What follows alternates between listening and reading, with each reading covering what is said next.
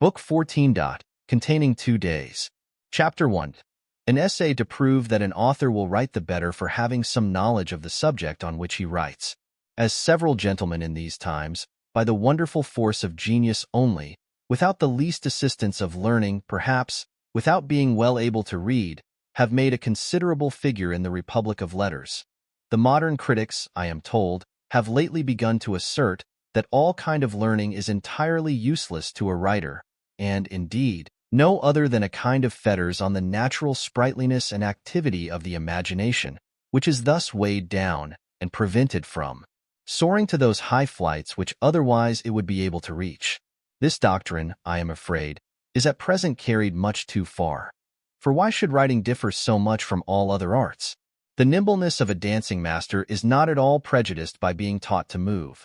Nor doth any mechanic, I believe, exercise his tools the worse by having learnt to use them. For my own part, I cannot conceive that Homer or Virgil would have writ with more fire, if instead of being masters of all the learning of their times, they had been as ignorant as most of the authors of the present day. Nor do I believe that all the imagination, fire, and judgment of Pitt could have produced those orations that have made the Senate of England, in these our times, a rival in eloquence to Greece and Rome, if he had not been so well read in the writings of Demosthenes and Cicero, as to have transferred their whole spirit into his speeches, and with their spirit, their knowledge too.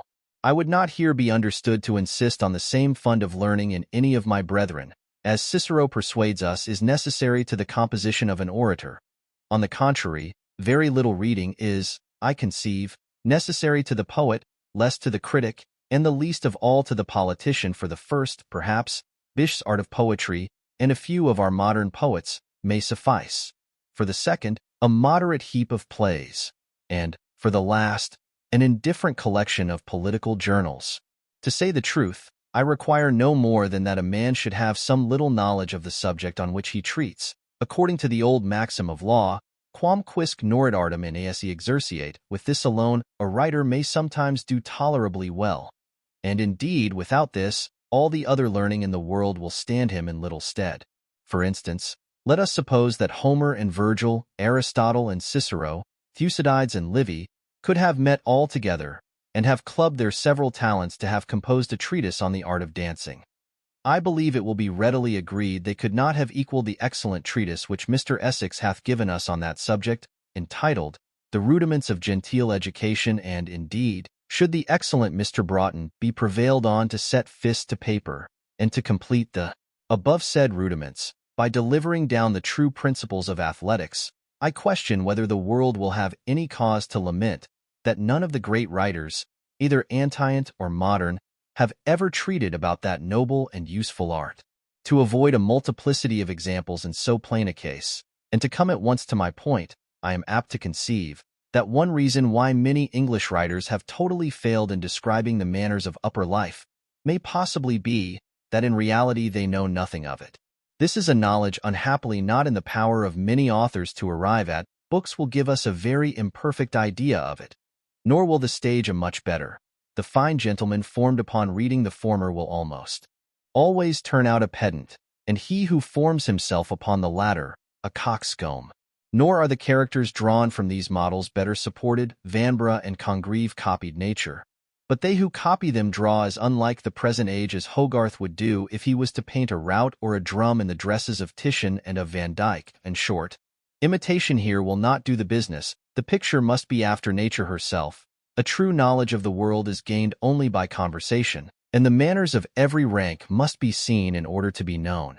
Now it happens that this higher order of mortals is not to be seen, like all the rest of the human species, for nothing, in the streets, shops, and coffee-houses. Nor are they shown, like the upper rank of animals, for so much a dash piece. In short, this is a sight to which no persons are admitted without one or other of these qualifications, viz., either birth or fortune, or, what is equivalent to both, the honorable profession of a gamester, and very unluckily for the world, persons so qualified very seldom care to take upon themselves the bad trade of writing, which is generally entered upon by the lower and poorer sort, as it is a trade which many think requires no kind of stock to set up with. Hence those strange monsters in lace and embroidery, in silks and brocades, with vast wigs and hoops, which, under the name of lords and ladies, strut the stage, to the great delight of attorneys and their clerks in the pit, and of the citizens and their apprentices in the galleries, and which are no more to be found in real life than the centaur, the chimera, or any other creature of mere fiction. But to let my reader into a secret, this knowledge of upper life, though very necessary for preventing mistakes, is no very great resource to a writer whose province is comedy, or that kind of novels which, like this I am writing, is of the comic class. What Mr. Pope says of women is very applicable to most in this station, who are, indeed, so entirely made up of form and affectation, that they have no character at all, at least none which appears. I will venture to say the highest life is much the dullest, and affords very little humor or entertainment. The various callings in lower spheres produce the great variety of humorous characters, whereas here, except among the few who are engaged in the pursuit of ambition, and the fewer still who have a relish for pleasure, all is vanity and servile imitation, dressing and cards, eating and drinking, bowing and courtesying, make up the business of their lives.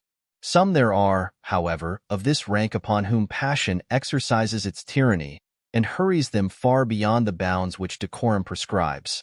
Of these the ladies are as much distinguished by their noble intrepidity, and a certain superior contempt of reputation, from the frail ones of meaner degree, as a virtuous woman of quality is by the elegance and delicacy of her sentiments from the honest wife of a yeoman and shopkeeper. Lady Bellaston was of this intrepid character.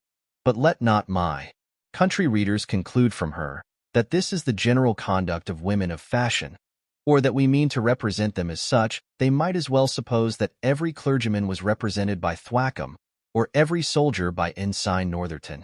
There is not, indeed, a greater error than that which universally prevails among the vulgar, who, borrowing their opinion from some ignorant satirists, have affixed the character of lewdness to these times. On the contrary, I am convinced there never was less of love intrigue carried on among persons of condition than now. Our present women have been taught by their mothers to fix their thoughts only on ambition and vanity, and to despise the pleasures of love as unworthy their regard, and being afterwards, by the care of such mothers, married without having husbands, they seem pretty well confirmed in the justness of those sentiments, whence they content themselves, for the dull remainder of life, with the pursuit of more innocent, but I am afraid more childish amusements, the bare mention of which would ill suit with the dignity of this history. In my humble opinion, the true characteristic of the present beau monde is rather folly than vice, and the only epithet which it deserves is that of frivolous. Chapter 2, containing letters and other matters which attend amours.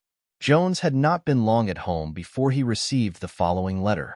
I was never more surprised than when I found you was gone. When you left the room, I little imagined you intended to have left the house without seeing me again. Your behavior is all of a piece, and convinces me how much I ought to despise a heart which can dote upon an idiot, though I know not whether I should not admire her cunning more than her simplicity. Wonderful both. For though she understood not a word of what passed between us, yet she had the skill, the assurance, what shall I call it, to deny to my face that she knows you, or ever saw you before.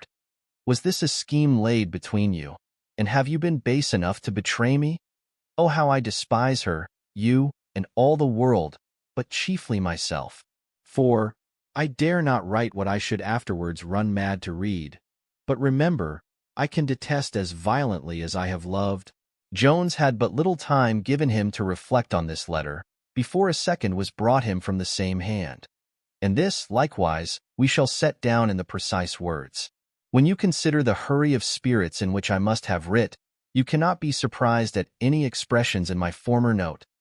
Yet, perhaps, on reflection, they were rather too warmed, at least I would, if possible, think all owing to the odious playhouse, and to the impertinence of a fool, which detained me beyond my appointment. How easy is it to think well of those we love! Perhaps you desire I should think so. I have resolved to see you tonight. So come to me immediately. P.S. I have ordered to be at home to none but yourself. P.S. Mr. Jones will imagine I shall assist him in his defense, for I believe he cannot desire to impose on me more than I desire to impose on myself. P.S. Come immediately.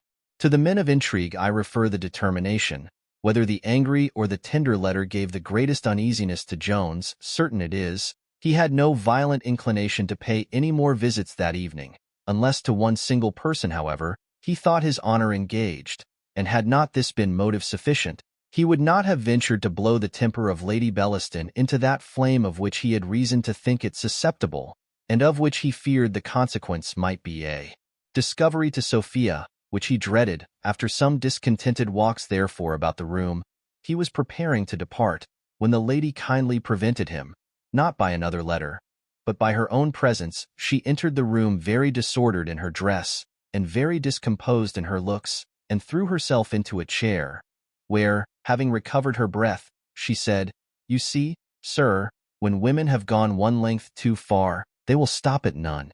If any person would have sworn this to me a week ago, I would not have believed it of myself." "I hope, madam," said Jones, "my charming Lady Bellaston will be as difficult to believe anything against one who is so sensible of the many obligations she hath conferred upon him." "Indeed," says she, "sensible of obligations.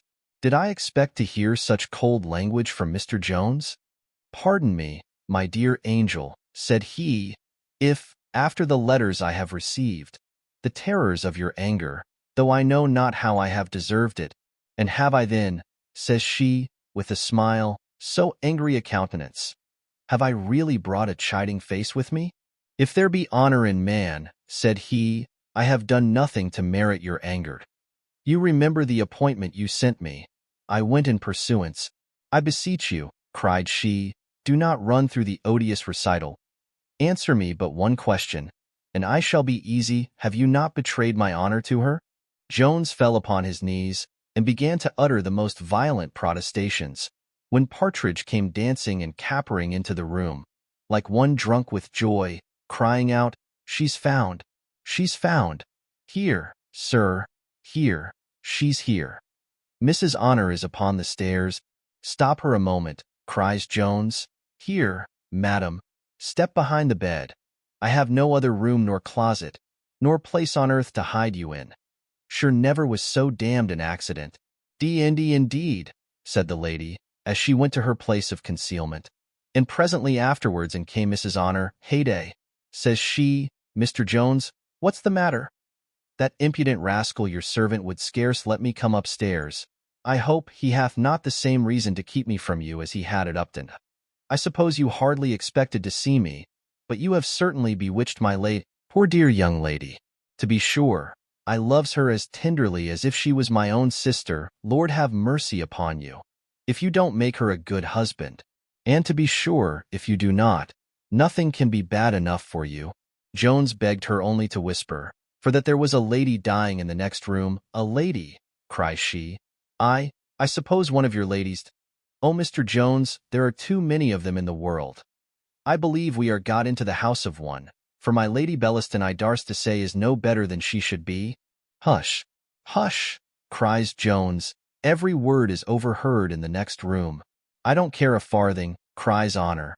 "I speaks no scandal of any one. But to be sure the servants make no scruple of saying as how her ladyship meets men at another place, where the house goes under the name of a poor gentlewoman, but her ladyship pays the rent, and many's the good thing besides, they say, she hath of her." Here Jones, after expressing the utmost uneasiness, offered to stop her mouth. "Heyday! Why sure, Mr. Jones, you will let me speak. I speaks no scandal, for I only says what I heard from others, and thinks I to myself, much good may it do the gentlewoman with her riches, if she comes by it in such a wicked manner. Though be sure it is better to be poor and honest. The servants are villains," cries Jones, "and abuse their lady unjustly." "Aye, to be sure, servants are always villains, and so my lady says, and won't hear a word of it." "No, I am convinced," says Jones, "my Sophia is above listening to such base scandal." "Nay, I believe it is no scandal neither," cries Honor, "for why should she meet men at another house? It can never be for any good. For if she had a lawful design of being courted, as to be sure any lady may lawfully give her company to men upon that account. Why, where can be the sense?" "I protest," cries Jones, "I can't hear all this of a lady of such honor, and a relation of Sophia. Besides, You will distract the poor lady in the next room. Let me entreat you to walk with me downstairs. Nay, sir, if you won't let me speak, I have done it. Here, sir, is a letter from my young lady. What would some men give to have this? But, Mr. Jones, I think you are not over and above generous, and yet I have heard some servants say, but I am sure you will do me the justice to own I never saw the color of your money. Here Jones hastily took the letter, and presently after slipped 5 pieces into her hand. He then returned 1,000 thanks to his dear Sophia in a whisper, and begged her to leave him to read her letter. She presently departed, not without expressing much grateful sense of his generosity. Lady Bellaston now came from behind the curtain. How shall I describe her rage? Her tongue was at first incapable of utterance, but streams of fire darted from her eyes, and well indeed they might, for her heart was all in a flame, and now as soon as her voice found way, instead of expressing any indignation against honor or her own servants, she began to attack poor Jones. You see, said she, what I have sacrificed to you. My reputation, my honor, gone forever. And what return have I found? Neglected, slighted for a country girl, for an idiot. What neglect, madam, or what slight, cries Jones, have I been guilty of? Mr. Jones, said she, it is in vain to dissemble.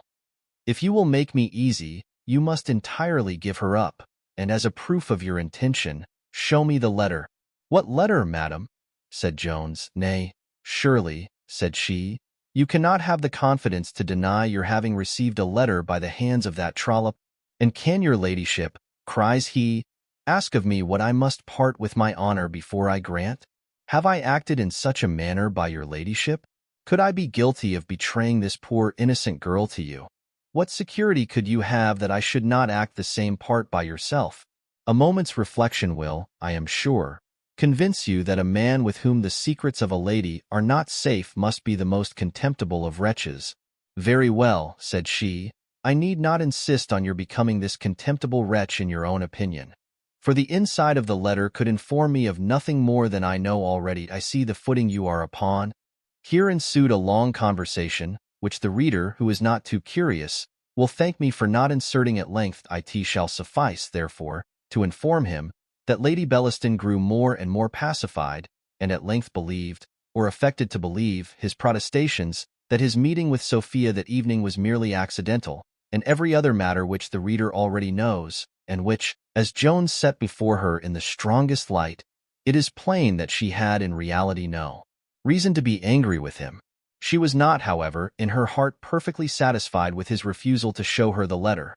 So deaf are we to the clearest reason, when it argues against our prevailing passions. She was, indeed, well convinced that Sophia possessed the first place in Jones's affections, and yet, haughty and amorous as this lady was, she submitted at last to bear the second place. Or, to express it more properly in a legal phrase, was contented with the possession of that of which another woman had the reversion. It was at length agreed that Jones should for the future visit at the house, for that Sophia, her maid, and all the servants would place these visits to the account of Sophia, and that she herself would be considered as the person imposed upon. This scheme was contrived by the lady, and highly relished by Jones, who was indeed glad to have a prospect of seeing his Sophia at any rate. And the lady herself was not a little pleased with the imposition on Sophia, which Jones, she thought, could not possibly discover to her for his own sake. The next day was appointed for the first visit, and then, after proper ceremonials, the Lady Bellaston returned home. Chapter 3. Containing various matters. Jones was no sooner alone than he eagerly broke open his letter, and read as follows. Sir, it is impossible to express what I have suffered since you left this house, and as I have reason to think you intend coming here again, I have sent Honor, though so late at night, as she tells me she knows your lodgings, to prevent you. I charge you, by all the regard you have for me, not to think of visiting here, for it will certainly be discovered. Nay, I almost doubt, from some things which have dropped from her ladyship, that she is not already without some suspicion something favorable perhaps may happen. We must wait with patience, but I once more entreat you, if you have any concern for my ease, do not think of returning hither. This letter administered the same kind of consolation to poor Jones, which Job formerly received from his friends, Besides disappointing all the hopes which he promised to himself from seeing Sophia, he was reduced to an unhappy dilemma with regard to Lady Bellaston. For there are some certain engagements which, as he well knew, do very difficultly admit of any excuse for the failure, and to go after the strict prohibition from Sophia, he was not to be forced by any human power to length. After much deliberation, which during that night supplied the place of sleep, he determined to feign himself sick. For this suggested itself as the only means of failing the appointed visit, without incensing Lady Bellaston, which he had more than one reason of desiring to avoid. The first thing, however, which he did in the morning, was to write an answer to Sophia, which he enclosed in one to Honor. He then dispatched another to Lady Bellaston, containing the above-mentioned excuse, and to this he soon received the following answer. I am vexed that I cannot see you here this afternoon, but more concerned for the occasion. Take great care of yourself, and have the best advice, and I hope there will be no danger. I am so tormented all this morning with fools, that I have scarce a moment's time to write to you adieu. P.S. I will endeavor to call on you this evening, at 9. Be sure to be alone. Mr. Jones now received a visit from Mrs. Miller, who, after some formal introduction, began the following speech. I am very sorry, sir, to wait upon you on such an occasion. But I hope you will consider the ill consequence which it must be to the reputation of my poor girls, if my house should once be talked of as a house of ill fame. I hope you won't think me, therefore, guilty of impertinence, if I beg you not to bring any more ladies in at that time of night. The clock had struck 2 before one of them went away. I do assure you, madam, said Jones, the lady who was here last night, and who stayed the latest, for the other only brought me a letter, is a woman of very great fashion and my near relation. I don't know what fashion she is of, answered Mrs. Miller, but I am sure no woman of virtue, unless a very near relation indeed, would visit a young gentleman at 10 at night, and stay 4 hours in his room with him alone. Besides, sir, the behavior of her chairmen shows what she was, for they did nothing but make jests all the evening in the entry, and asked Mr. Partridge, in the hearing of my own maid, if madam intended to stay with his master all night, with a great deal of stuff not proper to be repeated. I have really a great respect for you, Mr. Jones, upon your own account. Nay, I have a very high obligation to you for your generosity to my cousin indeed. I did not know how very good you had been till lately. Little did I imagine to what dreadful courses the poor man's distress had driven him. Little did I think, when you gave me the 10 guineas, that you had given them to a highwayman. O heavens! What goodness have you shown! How have you preserved this family! The character which Mr. Allworthy hath formerly given me of you was, I find, strictly true to, and indeed, if I had no obligation to you, my obligations to him are such, that, on his account, I should shew you the utmost respect in my power. Nay, believe me, dear Mr. Jones, if my daughter's and my own reputation were out of the case, I should, for your own sake, be sorry that so pretty a young gentleman should converse with these women. But if you are resolved to do it, I must beg you to take another lodging, for I do not myself like to have such things carried on under my roof, but more especially upon the account of my girls, who have little, heaven knows, besides their characters, to recommend them.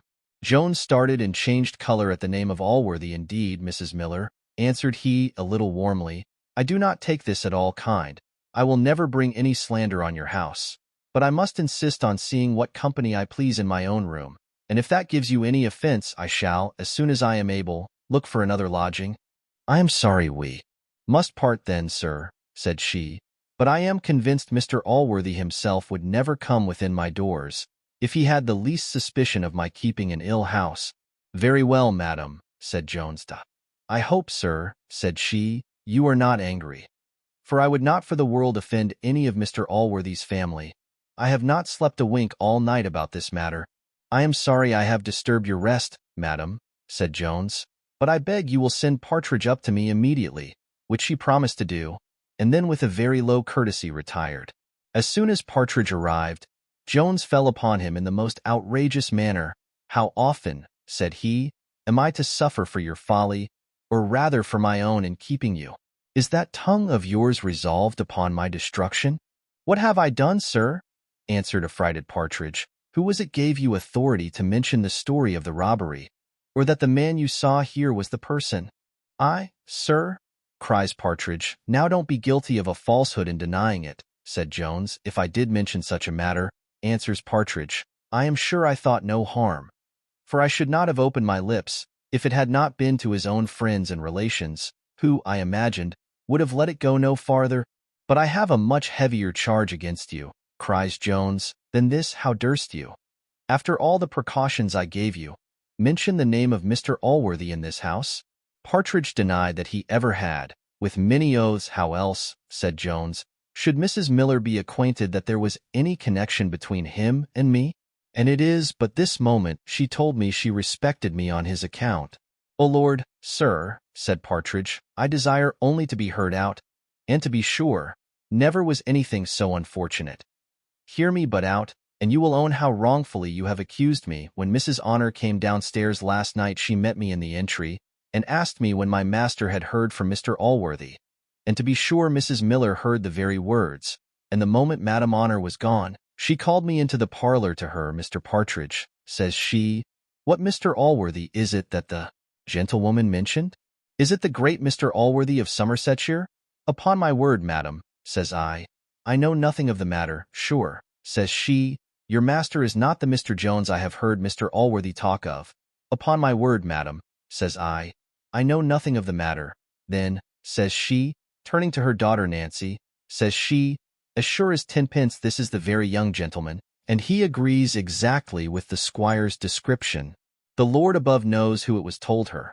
For I am the arrantest villain that ever walked upon two legs if ever it came out of my mouth. I promise you, sir, I can keep a secret when I am desired. Nay, sir, so far was I from telling her anything about Mr. Allworthy that I told her the very direct contrary. For, though I did not contradict it at that moment, yet, as second thoughts, they say, are best. So when I came to consider that somebody must have informed her, thinks I to myself, I will put an end to the story. And so I went back again into the parlor some time afterwards, and says I, upon my word, says I, whoever, says I, told you that this gentleman was Mr. Jones. That is, says I, that this Mr. Jones was that Mr. Jones, told you a confounded lie. And I beg, says I, you will never mention any such matter, says I. For my master, says I, will think I must have told you so, and I defy anybody in the house ever to say I mentioned any such word. Go be certain, sir, it is a wonderful thing, and I have been thinking with myself ever since, how it was she came to know it. Not but I saw an old woman here t'other day a-begging at the door, who looked as like her we saw in Warwickshire, that caused all that mischief to you. Though be sure it is never good to pass by an old woman without giving her something, especially if she looks at you. For all the world shall never persuade me but that they have a great power to do mischief, and to be sure I shall never see an old woman again. But I shall think to myself, infandum, Regina, ubes renover dolorem. The simplicity of Partridge set Jones a-laughing, and put a final end to his anger, which had indeed seldom any long duration in his mind. And, instead of commenting on his defense, he told him he intended presently to leave those lodgings, and ordered him to go and endeavor to get him others. Chapter 4, which we hope will be very attentively perused by young people of both sexes.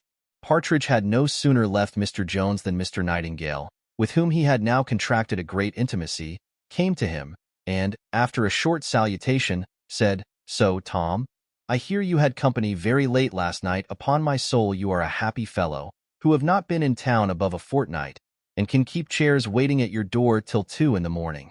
He then ran on with much commonplace raillery of the same kind, till Jones at last interrupted him, saying, I suppose you have received all this information from Mrs. Miller, who hath been up here a little while ago to give me warning. The good woman is afraid, it seems, of the reputation of her daughters.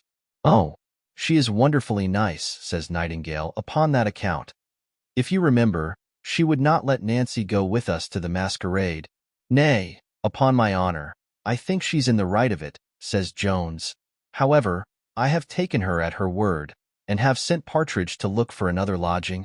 If you will, says Nightingale, we may, I believe, be again together. For, to tell you a secret, which I desire you won't mention in the family, I intend to quit the house today. What, hath Mrs. Miller given you warning too, my friend? Cries Jones. No, answered the other. But the rooms are not convenient enough besides. I am grown weary of this part of the town. I want to be nearer the places of diversion. So I am going to Pall Mall.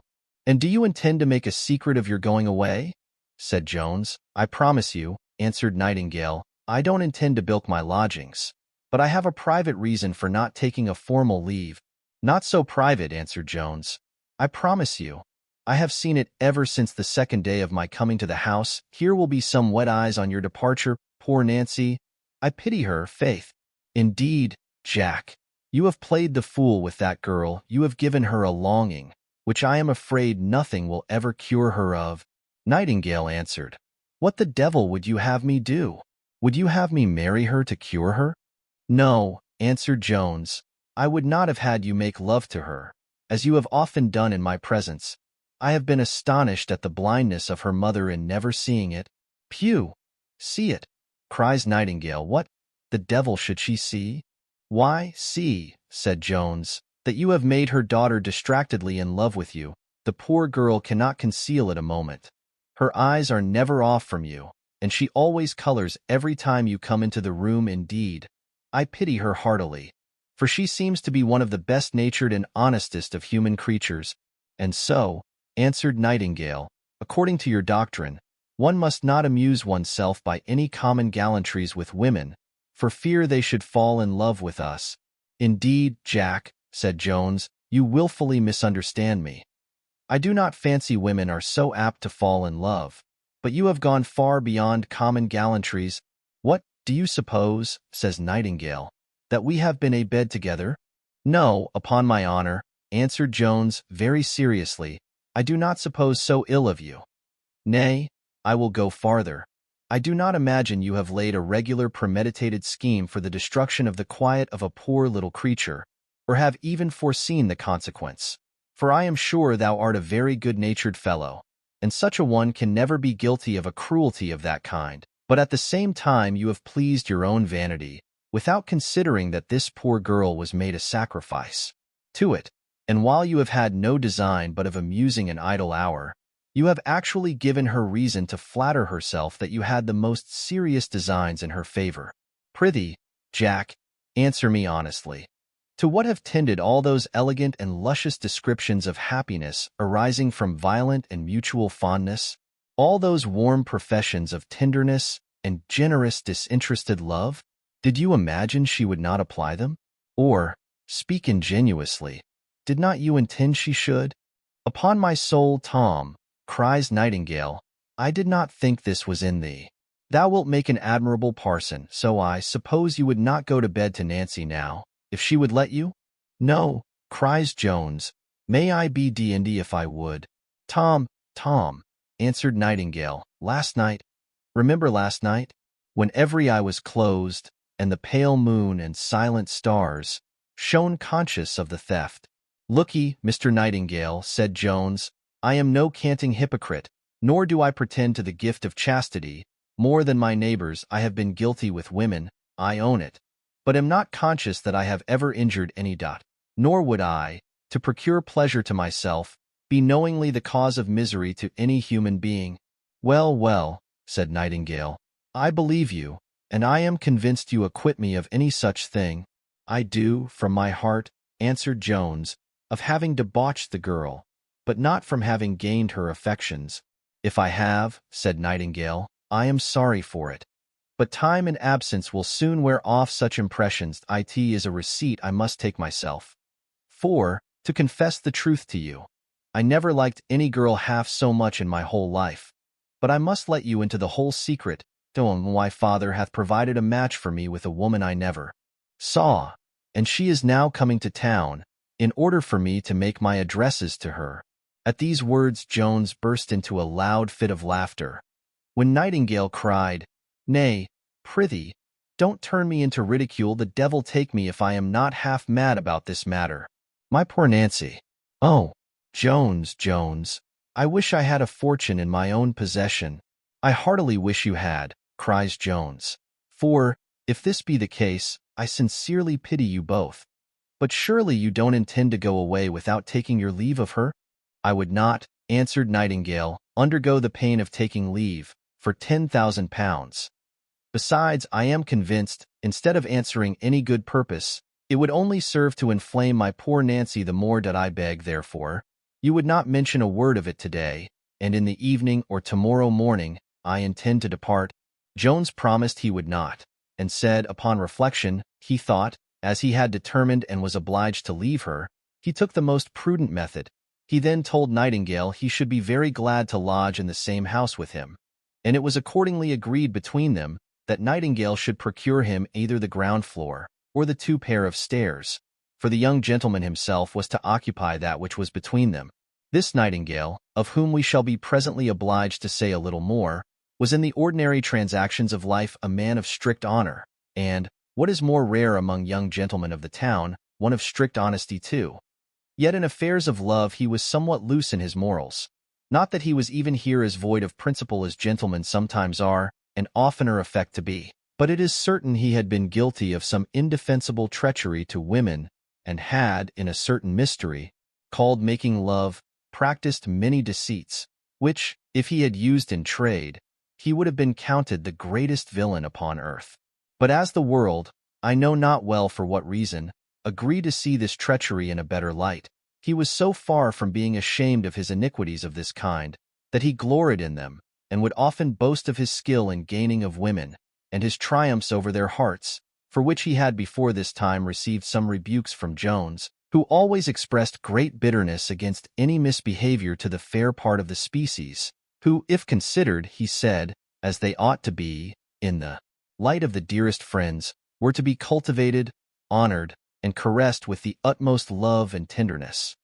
But, if regarded as enemies, were a conquest of which a man ought rather to be ashamed than to value himself upon it. Chapter 5. A short account of the history of Mrs. Miller. Jones this day eat a pretty good dinner for a sick man, that is to say, the larger half of a shoulder of mutton. In the afternoon he received an invitation from Mrs. Miller to drink tea. For that good woman, having learnt, either by means of Partridge, or by some other means natural or supernatural, that he had a connection with Mr. Allworthy, could not endure the thoughts of parting with him in an angry manner. Jones accepted the invitation, and no sooner was the tea-kettle removed, and the girls sent out of the room, than the widow, without much preface, began as follows. "Well, there are very surprising things happen in this world. But certainly it is a wonderful business that I should have a relation of Mr. Allworthy in my house, and never know anything of the matter. Alas! Sir, you little imagine what a friend that best of gentlemen hath been to me and mine. Yes, sir, I am not ashamed to own it. It is owing to his goodness that I did not long since perish for want, and leave my poor little wretches, 2 destitute, helpless, friendless orphans, to the care, or rather to the cruelty, of the world. You must know, sir, though I am now reduced to get my living by letting lodgings, I was born and bred a gentlewoman. My father was an officer of the army, and died in a considerable rank, but he lived up to his pay, and as that expired with him, his family, at his death, became beggars. We were 3 sisters. One of us had the good luck to die soon after of the smallpox. A lady was so kind as to take the second out of charity, as she said, to wait upon her. The mother of this lady had been a servant to my grandmother, and, having inherited a vast fortune from her father, which he had got by pawnbroking, was married to a gentleman of great estate and fashion. She used my sister so barbarously, often upbraiding her with her birth and poverty, calling her in derision a gentlewoman, that I believe she at length broke the heart of the poor girl. In short, she likewise died within a 12-month after my father. Fortune thought proper to provide better for me, and within a month from his decease I was married to a clergyman, who had been my lover a long time before, and who had been very ill used by my father on that account. For though my poor father could not give any of us a shilling, yet he bred us up as delicately, considered us, and would have had us consider ourselves, as highly as if we had been the richest heiresses. But my dear husband forgot all this usage, and the moment we were become fatherless he immediately renewed his addresses to me so warmly, that I, who always liked, and now more than ever esteemed him, soon complied. 5 years did I live in a state of perfect happiness with that best of men, till at last, oh, cruel, cruel fortune, that ever separated us, that deprived me of the kindest of husbands and my poor girls of the tenderest parent. Oh, my poor girls! You never knew the blessing which he lost. I am ashamed, Mr. Jones, of this womanish weakness, but I shall never mention him without tears. I ought rather, madam, said Jones, to be ashamed that I do not accompany you. Well, sir, continued she, I was now left a second time in a much worse condition than before. Besides the terrible affliction I was to encounter, I had now 2 children to provide for, and was, if possible, more penniless than ever. When that great, that good, that glorious man, Mr. Allworthy, who had some little acquaintance with my husband, accidentally heard of my distress, and immediately writ this letter to me. Here, sir, here it is. I put it into my pocket to shew it you. This is the letter, sir. I must and will read it to you.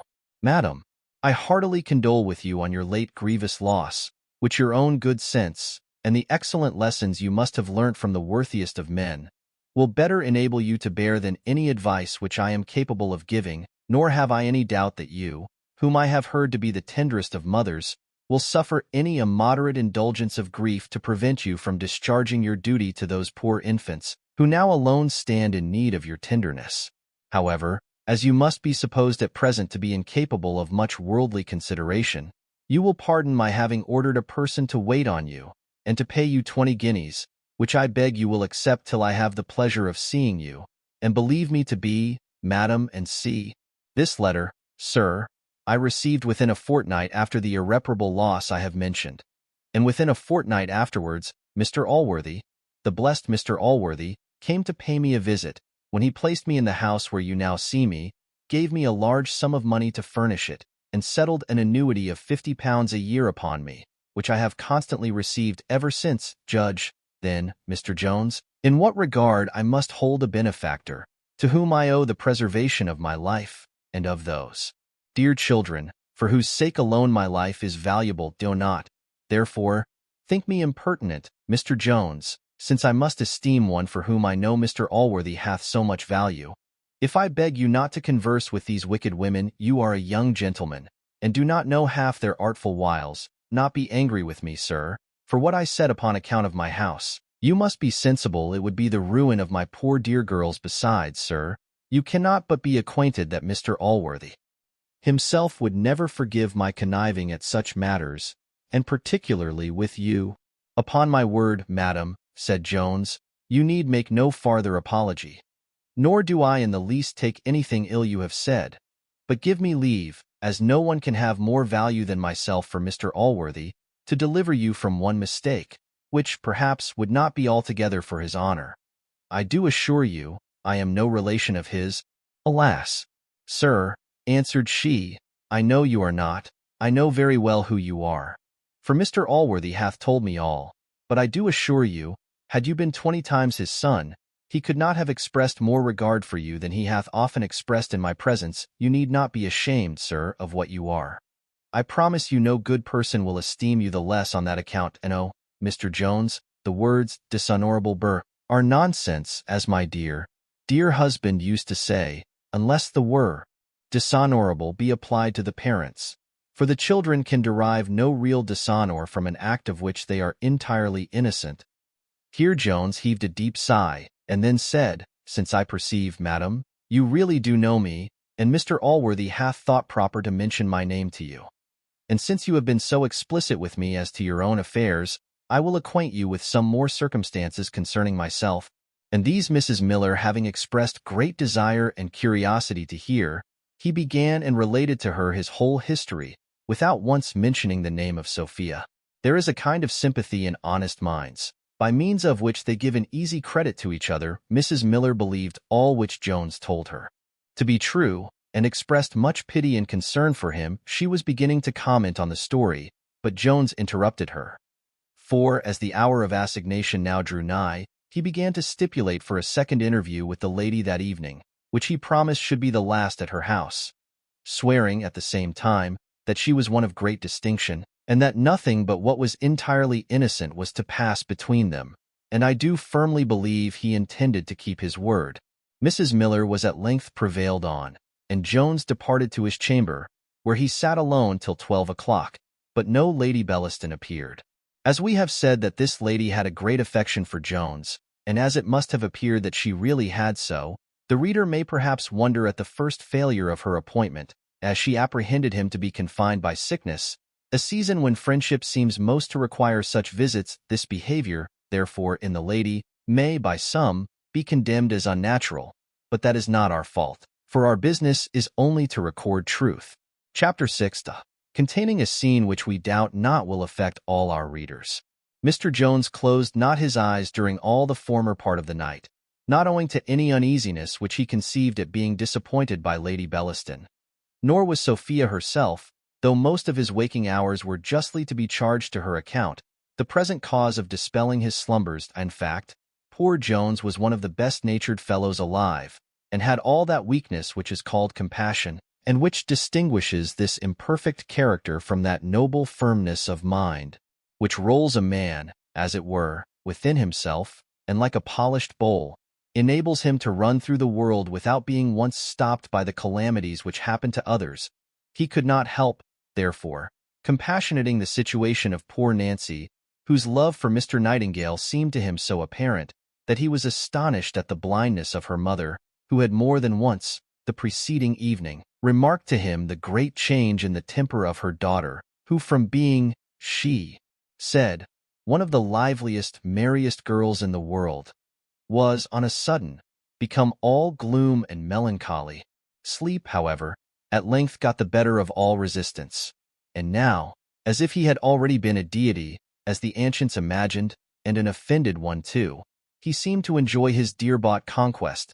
To speak simply, and without any metaphor, Mr. Jones slept till 11 the next morning, and would, perhaps, have continued in the same quiet situation much longer, had not a violent uproar awakened him.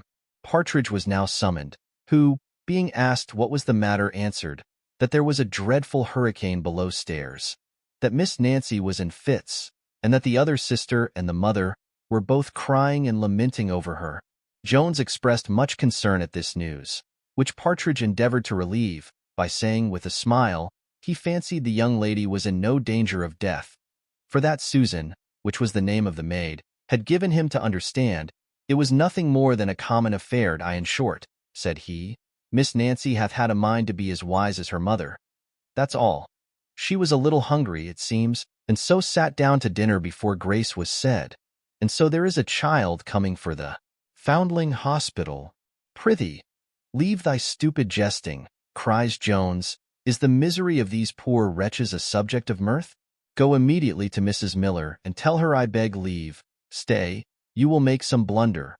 I will go myself, for she desired me to breakfast with her. He then rose and dressed himself as fast as he could, and while he was dressing, Partridge, notwithstanding many severe rebukes, could not avoid throwing forth certain pieces of brutality, commonly called jests. On this occasion, Jones was no sooner dressed than he walked downstairs, and knocking at the door, was presently admitted by the maid into the outward parlor, which was as empty of company as it was of any apparatus for eating. Mrs. Miller was in the inner room with her daughter, whence the maid presently brought a message to Mr. Jones that her mistress hoped he would excuse the disappointment, but an accident had happened, which made it impossible for her to have the pleasure of his company at breakfast that day, and begged his pardon for not sending him up notice sooner.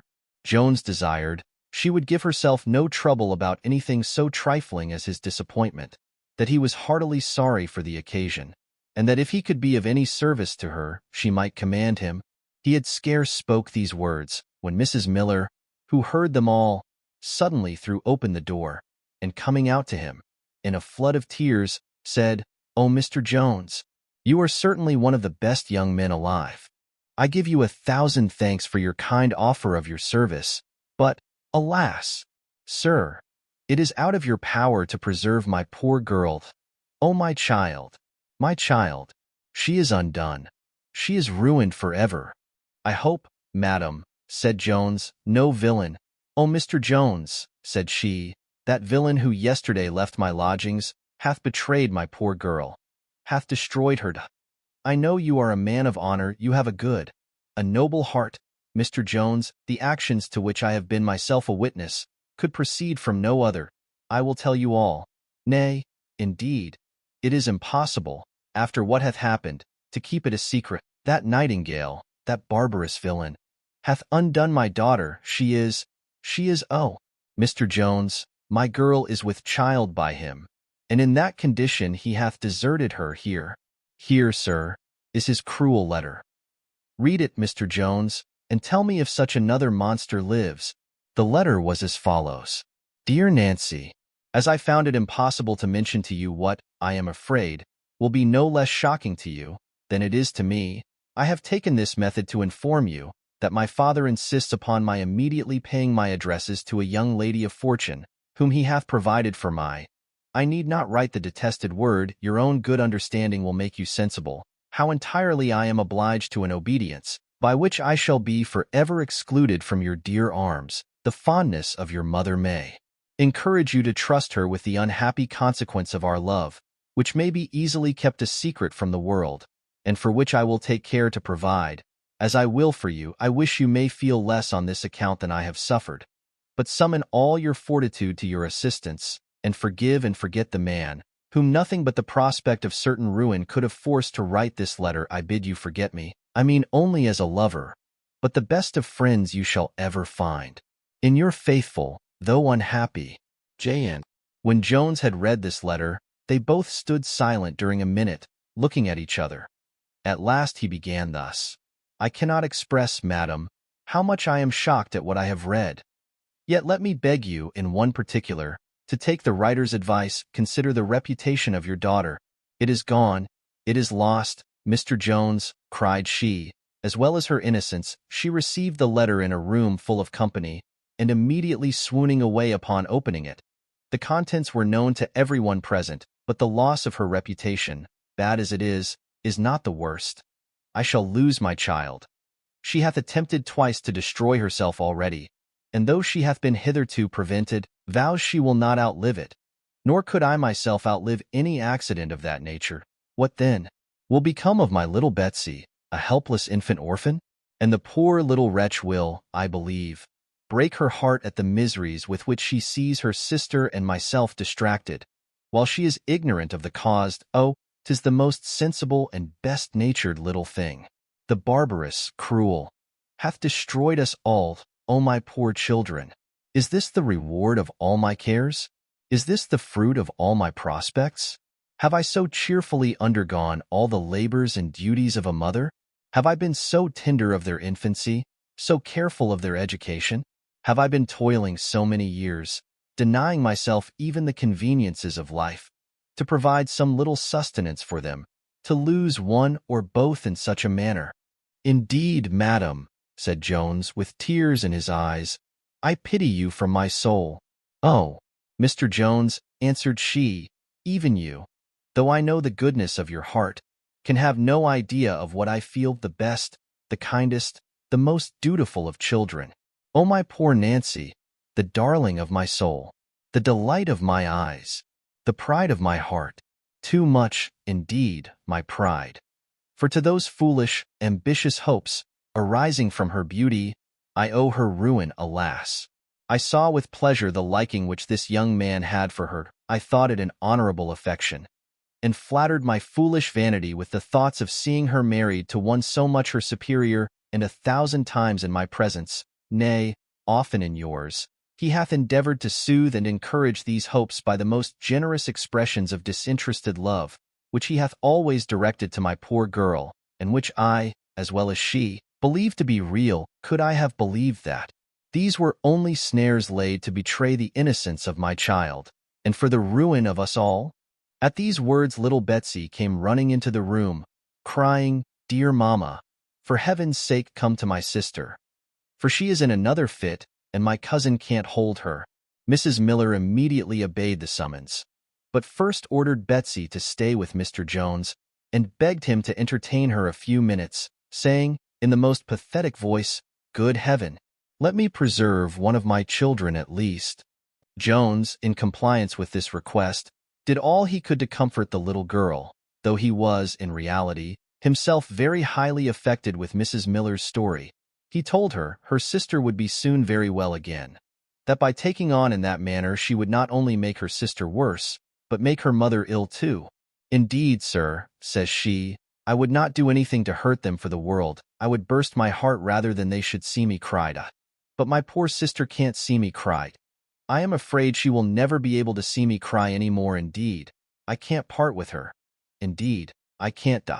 And then poor Mama too, what will become of her? She says she will die too and leave me. But I am resolved I won't be left behind.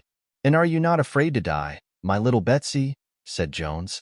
Yes, answered she, I was always afraid to die, because I must have left my mamma and my sister. But I am not afraid of going anywhere with those I love. Jones was so pleased with this answer that he eagerly kissed the child. And soon after Mrs. Miller returned, saying, she thanked heaven Nancy was now come to herself, and now, Betsy, says she, you may go in, for your sister is better, and longs to see you. She then turned to Jones, and began to renew her apologies for having disappointed him of his breakfast. I hope, madam, said Jones, I shall have a more exquisite repast than any you could have provided for me. This, I assure you, will be the case, if I can do any service to this little family of love. But whatever success may attend my endeavors, I am resolved to attempt it. I am very much deceived in Mr. Nightingale, if, notwithstanding what hath happened, he hath not much goodness of heart at the bottom, as well as a very violent affection for your daughter. If this be the case, I think the picture which I shall lay before him will affect him. Endeavor, madam, to comfort yourself and Miss Nancy, as well as you can. That I will go instantly in quest of Mr. Nightingale, and I hope to bring you good news. Mrs. Miller fell upon her knees and invoked all the blessings of heaven upon Mr. Jones, to which she afterwards added the most passionate expressions of gratitude. He then departed to find Mr. Nightingale, and the good woman returned to comfort her daughter, who was somewhat cheered at what her mother told her, and both joined in resounding the praises of Mr. Jones. Chapter 7.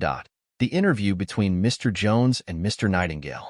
The good or evil we confer on others very often, I believe, recoils on ourselves, for as men of a benign disposition enjoy their own acts of beneficence equally with those to whom they are done, so there are scarce any natures so entirely diabolical as to be capable of doing injuries, without paying themselves some pangs for the ruin which they bring on their fellow creatures.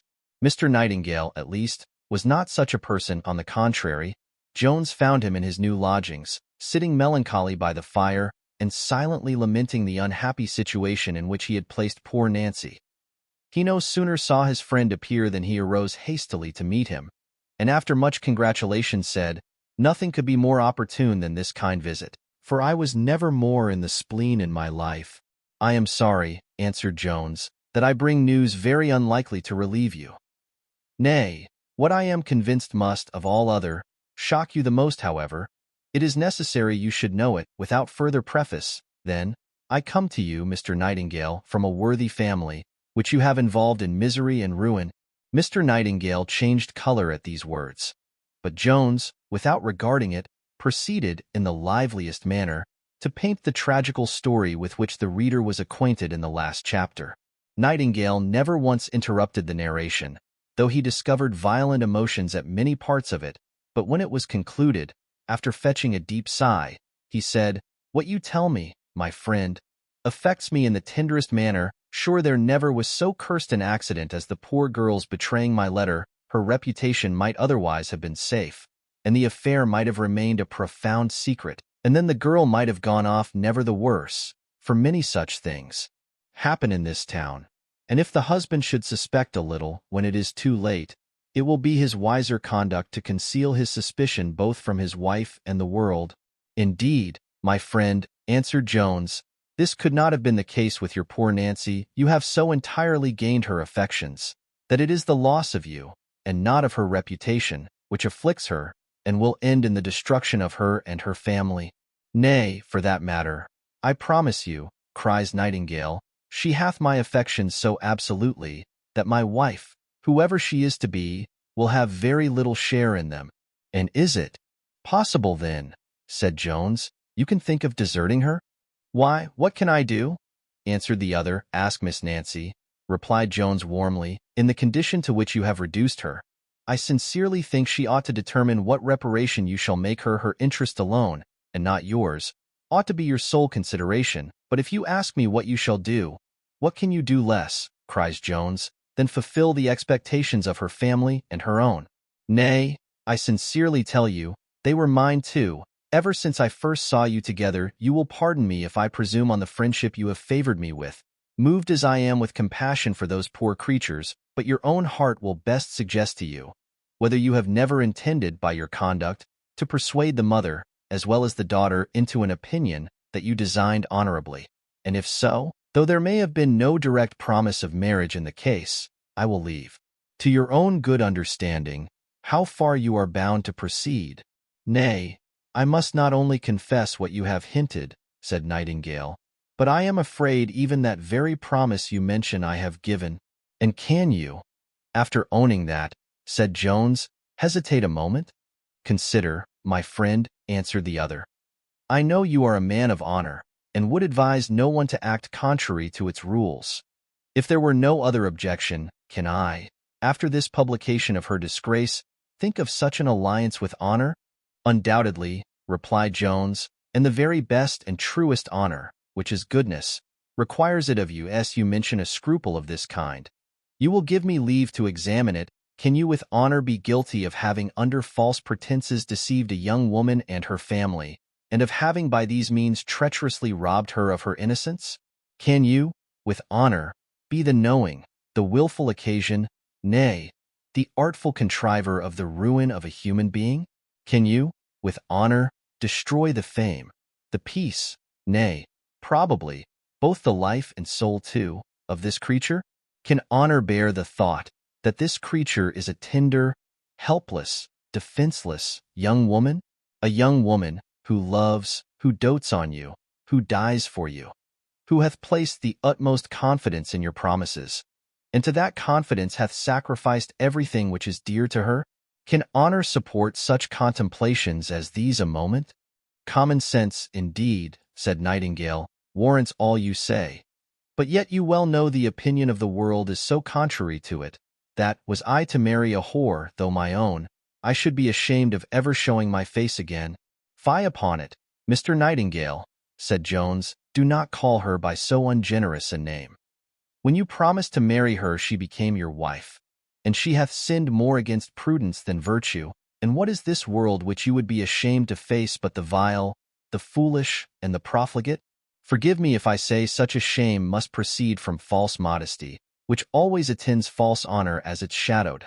But I am well assured there is not a man of real sense and goodness in the world who would not honor and applaud the action, but, admit no other would not your own heart, my friend, applaud it? And do not the warm, rapturous sensations, which we feel from the consciousness of an honest, noble, generous, benevolent action, convey more delight to the mind than the undeserved praise of millions? Set the alternative fairly before your eyes. On the one side, see this poor, unhappy, tender, believing girl, in the arms of her wretched mother, breathing her last.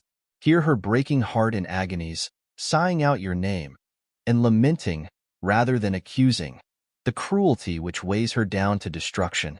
Paint to your imagination the circumstances of her fond, despairing parent, driven to madness, or, perhaps, to death, by the loss of her lovely daughter. View the poor, helpless, orphan infant, and when your mind hath dwelt a moment only on such ideas, consider yourself as the cause of all the ruin of this poor, little, worthy, defenseless family on the other side. Consider yourself as relieving them from their temporary sufferings. Think with what joy, with what transports that lovely creature will fly to your arms. See her blood returning to her pale cheeks, her fire to her languid eyes, and raptures to her tortured breast. Consider the exultations of her mother, the happiness of all. Think of this little family made by one act of yours completely happy. Think of this alternative. And sure I am mistaken in my friend if it requires any long deliberation whether he will sink these wretches down forever, or, by one generous, noble resolution, raise them all from the brink of misery and despair to the highest pitch of human happiness. Add to this but one consideration more, the consideration that it is your duty so to do, that the misery from which you will relieve these poor people is the misery which you yourself have willfully brought upon them. Oh, my dear friend, cries Nightingale, I wanted not your eloquence to rouse me. I pity poor Nancy from my soul, and would willingly give anything in my power that no familiarities had ever passed between us. Nay, believe me, I had many struggles with my passion before I could prevail with myself to write that cruel letter, which hath caused all the misery in that unhappy family. If I had no inclinations to consult but my own, I would marry her tomorrow morning. I would, by heaven. But you will easily imagine how impossible it would be to prevail on my father to consent to such a match. Besides, he hath provided another for me, and tomorrow, by his express command, I am to wait on the lady.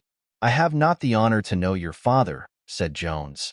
But, suppose he could be persuaded, would you yourself consent to the only means of preserving these poor people? As eagerly as I would pursue my happiness, answered Nightingale, for I never shall find it in any other woman. Oh, my dear friend, could you imagine what I have felt within these 12 hours for my poor girl? I am convinced she would not engross all your pity. Passion leads me only to her. And if I had any foolish scruples of honor, you have fully satisfied them. Could my father be induced to comply with my desires, nothing would be wanting to complete my own happiness or that of my Nancy. Then I am resolved to undertake it, said Jones. You must not be angry with me, in whatever light it may be necessary to set this affair, which, you may depend on it, could not otherwise be long hid from him. For things of this nature make a quick progress when once they get abroad, as this unhappily hath already. Besides, should any fatal accident follow, as upon my soul I am afraid will, unless immediately prevented, the public would ring of your name in a manner which, if your father hath common humanity, must offend him. If you will therefore tell me where I may find the old gentleman, I will not lose a moment in the business, which, while I pursue, you cannot do a more generous action than by paying a visit to the poor girl. You will find I have not exaggerated in the account I have given of the wretchedness of the family. Nightingale immediately consented to the proposal, and now, having acquainted Jones with his father's lodging, and the coffee-house where he would most probably find him, he hesitated a moment, and then said, My dear Tom, you are going to undertake an impossibility. If you knew my father, you would never think of obtaining his consent. Stay, there is one way.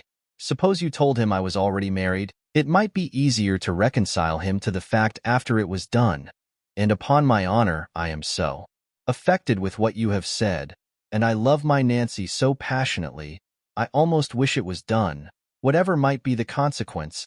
Jones greatly approved the hint, and promised to pursue it. They then separated, Nightingale to visit his Nancy, and Jones in quest of the old gentleman. Chapter 8. What passed between Jones and old Mr. Nightingale, with the arrival of a person not yet mentioned in this history. Notwithstanding the sentiment of the Roman satirist, which denies the divinity of fortune, and the opinion of Seneca to the same purpose, Cicero, who was, I believe, a wiser man than either of them, expressly holds the contrary. And certain it is, there are some incidents in life so very strange and unaccountable that it seems to require more than human skill and foresight in producing them.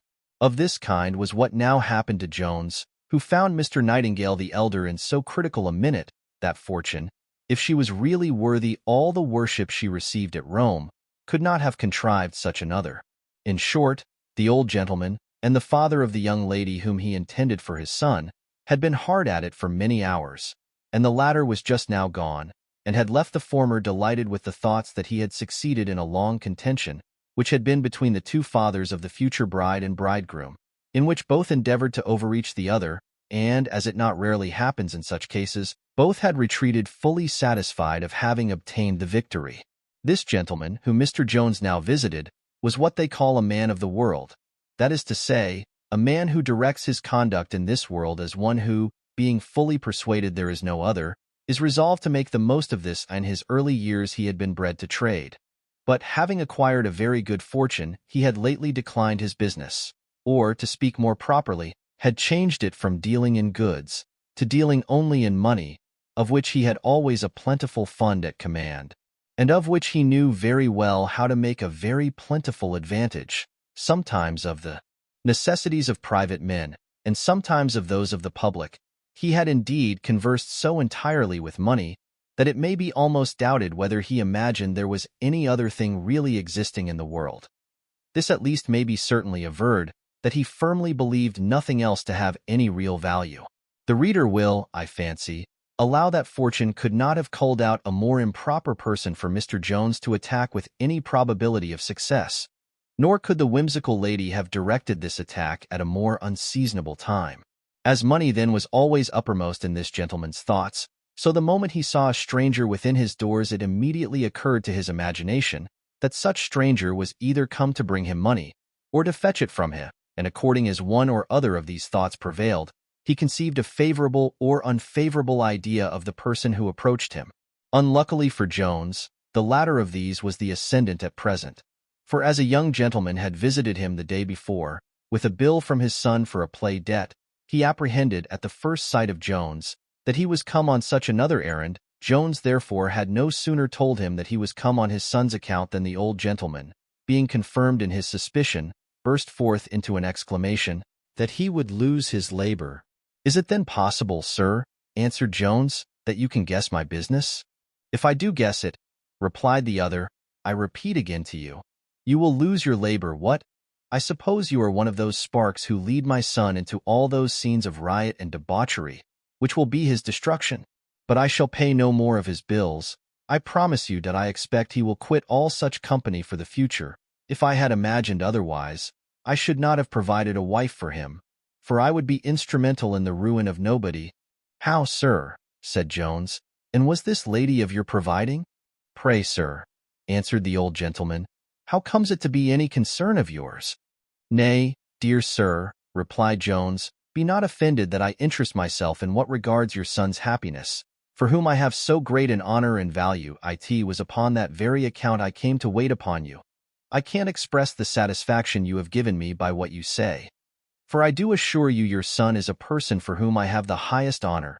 Nay, sir, it is not easy to express the esteem I have for you. Who could be so generous, so good, so kind, so indulgent to provide such a match for your son? A woman who, I dare swear, will make him one of the happiest men upon earth. There is scarce anything which so happily introduces men to our good liking, as having conceived some alarm at their first appearance. When once those apprehensions begin to vanish, we soon forget the fears which they occasioned, and look on ourselves as indebted for our present ease to those very persons who at first raised our fears. Thus it happened to Nightingale, who no sooner found that Jones had no demand on him, as he suspected, than he began to be pleased with his presence. "Pray, good sir," said he, "be pleased to sit down. I do not remember to have ever had the pleasure of seeing you before. But if you are a friend of my son, and have anything to say concerning this young lady, I shall be glad to hear you. As to her making him happy, it will be his own fault if she doth not. I have discharged my duty in taking care of the main article. She will bring him a fortune capable of making any reasonable, prudent, sober man happy."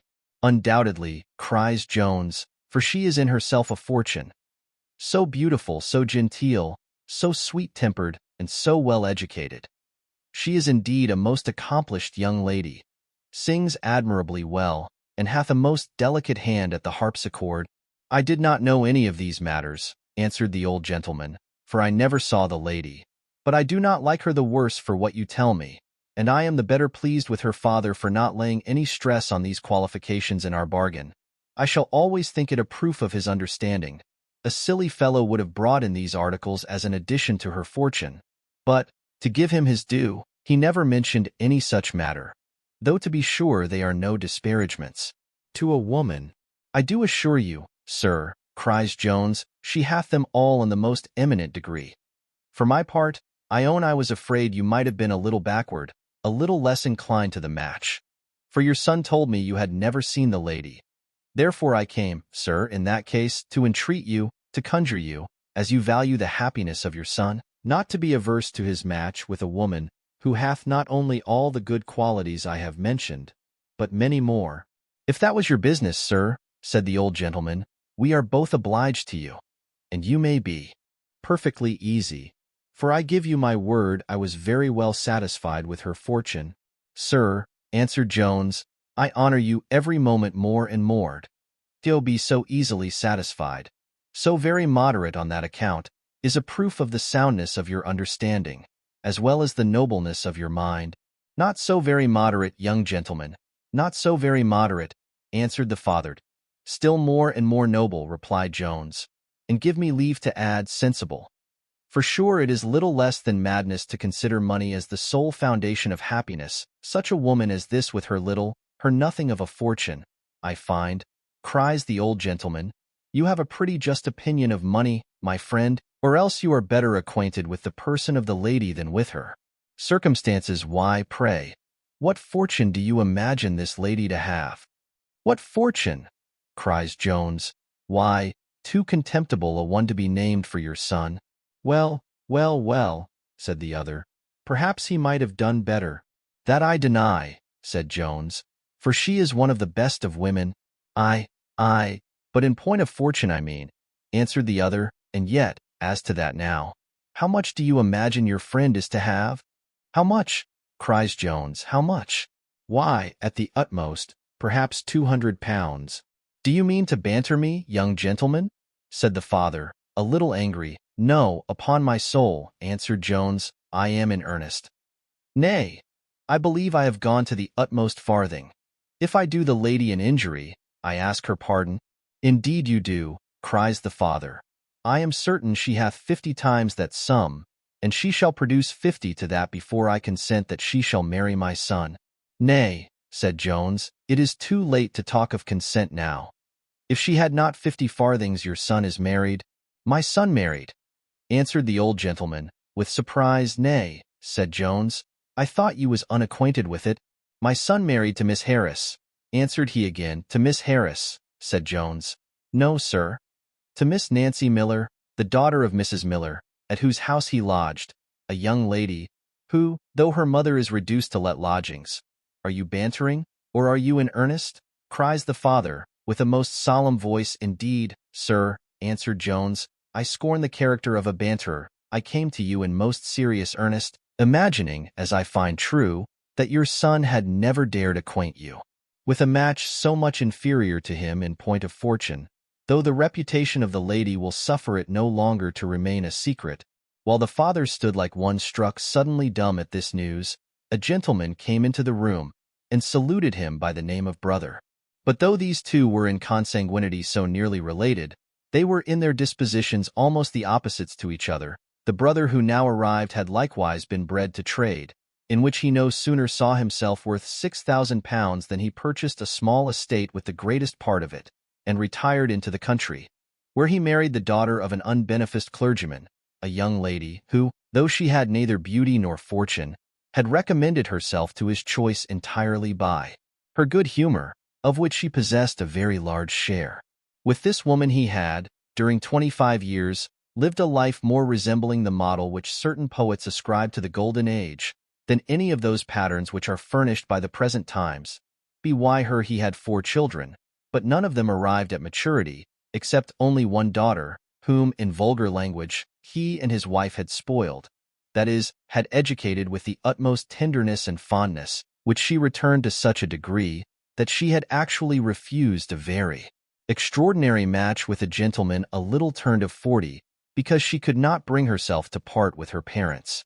The young lady whom Mr. Nightingale had intended for his son was a near neighbor of his brother, and an acquaintance of his niece, and in reality it was upon the account of his projected match that he was now come to town, not, indeed, to forward, but to dissuade his brother from a purpose which he conceived would inevitably ruin his nephew.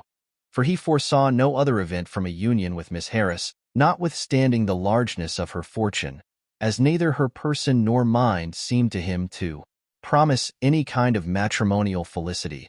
For she was very tall, very thin, very ugly, very affected, very silly, and very ill-natured. His brother, therefore, no sooner mentioned the marriage of his nephew with Miss Miller than he expressed the utmost satisfaction.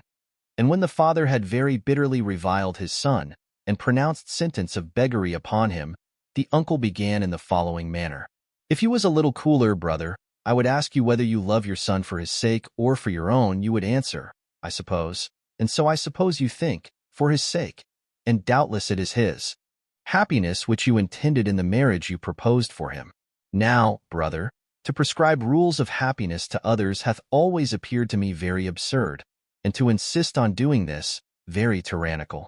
It is a vulgar error, I know, But it is, nevertheless, an error, and if this be absurd in other things, it is mostly so in the affair of marriage, the happiness of which depends entirely on the affection which subsists between the parties.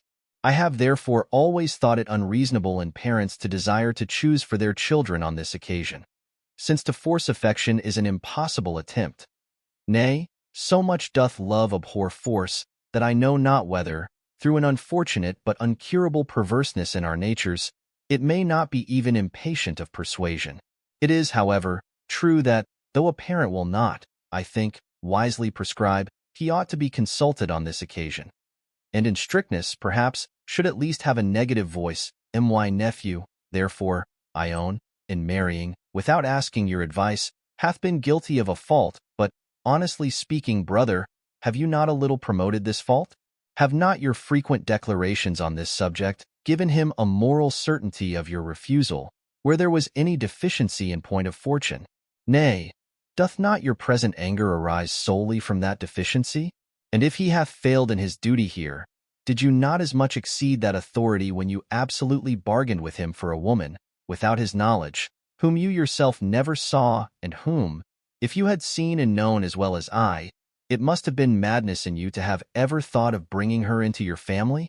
Still I own my nephew in a fault, but surely it is not an unpardonable fault. He hath acted indeed without your consent, in a matter in which he ought to have asked it, but it is in a matter in which his interest is principally concerned. You yourself must and will acknowledge that you consulted his interest only, and if he unfortunately differed from you, and hath been mistaken in his notion of happiness, will you, brother, if you love your son, carry him still wider from the point? Will you increase the ill consequences of his simple choice? Will you endeavor to make an event certain misery to him, which may accidentally prove so? In a word, brother, because he hath put it out of your power to make his circumstances as affluent as you would, will you distress them as much as you can? By the force of the true Catholic faith, St. Anthony won upon the fishes. Orpheus and Amphion went a little farther, and by the charms of music enchanted things merely inanimate, wonderful, both.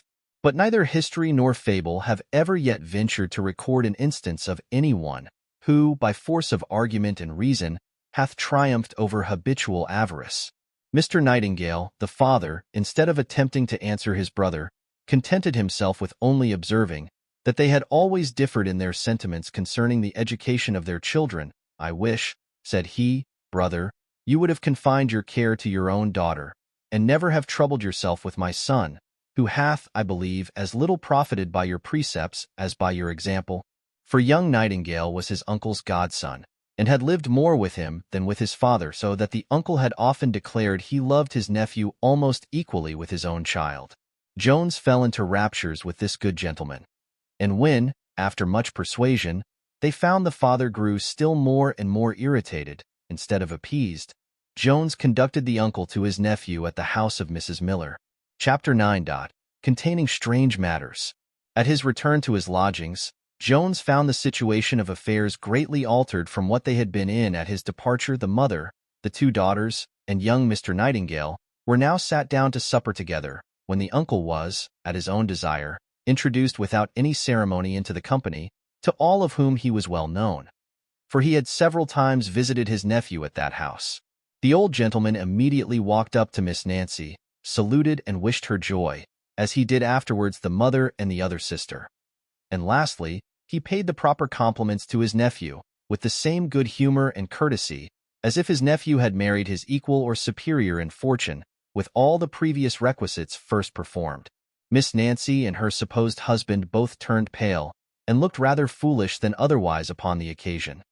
But Mrs. Miller took the first opportunity of withdrawing, and, having sent for Jones into the dining room, she threw herself at his feet, and in a most passionate flood of tears, called him her good angel, the preserver of her poor little family, with many other respectful and endearing appellations, and made him every acknowledgment which the highest benefit can extract from the most grateful heart.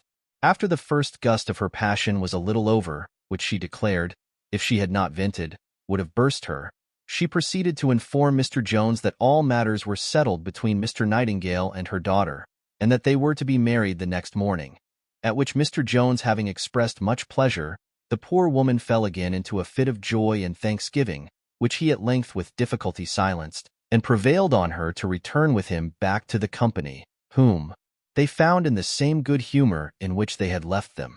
This little society now passed 2 or 3 very agreeable hours together, in which the uncle, who was a very great lover of his bottle, had so well plied his nephew, that this latter, though not drunk, began to be somewhat flustered. And now Mr. Nightingale, taking the old gentleman with him upstairs into the apartment he had lately occupied, unbosomed himself as follows. As you have been always the best and kindest of uncles to me, and as you have shown such unparalleled goodness in forgiving this match, which to be sure may be thought a little improvident, I should never forgive myself if I attempted to deceive you in anything. He then confessed the truth, and opened the whole affair. How, Jack? Said the old gentleman. And are you really then not married to this young woman? No, upon my honor, answered Nightingale. I have told you the simple truth. My dear boy, cries the uncle, kissing him, I am heartily glad to hear it. I never was better pleased in my life. If you had been married, I should have assisted you as much as was in my power to have made the best of a bad matter. But there is a great difference between considering a thing which is already done and irrecoverable, and that which is yet to do. Let your reason have fair play, Jack, and you will see this match in so foolish and preposterous a light that there will be no need of any dissuasive arguments.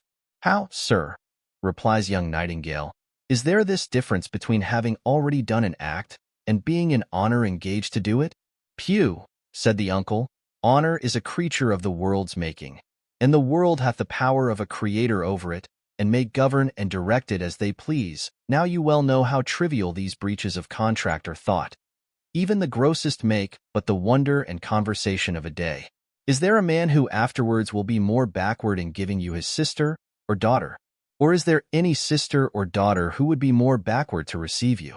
Honor is not concerned in these engagements. Pardon me, dear sir, cries Nightingale, I can never think so. And not only honor, but conscience and humanity are concerned. I am well satisfied that, was I now to disappoint the young creature, her death would be the consequence, and I should look upon myself as her murderer. Nay, as her murderer by the cruelest of all methods, by breaking her heart. Break her heart, indeed. No, no, Jack, cries the uncle. The hearts of women are not so soon broke. They are tough, boy, they are tough. But, sir, answered Nightingale, my own affections are engaged, and I never could be happy with any other woman. How often have I heard you say that children should be always suffered to choose for themselves, and that you would let my cousin Harriet do so? Why, aye, replied the old gentleman, so I would have them, but then I would have them choose wisely. Indeed, Jack, you must and shall leave the girl. Indeed, uncle, cries the other, I must and will have her. You will, young gentleman, said the uncle. I did not expect such a word from you. I should not wonder if you had used such language to your father, who hath always treated you like a dog, and kept you at the distance which a tyrant preserves over his subjects. But I, who have lived with you upon an equal footing, might surely expect better usage.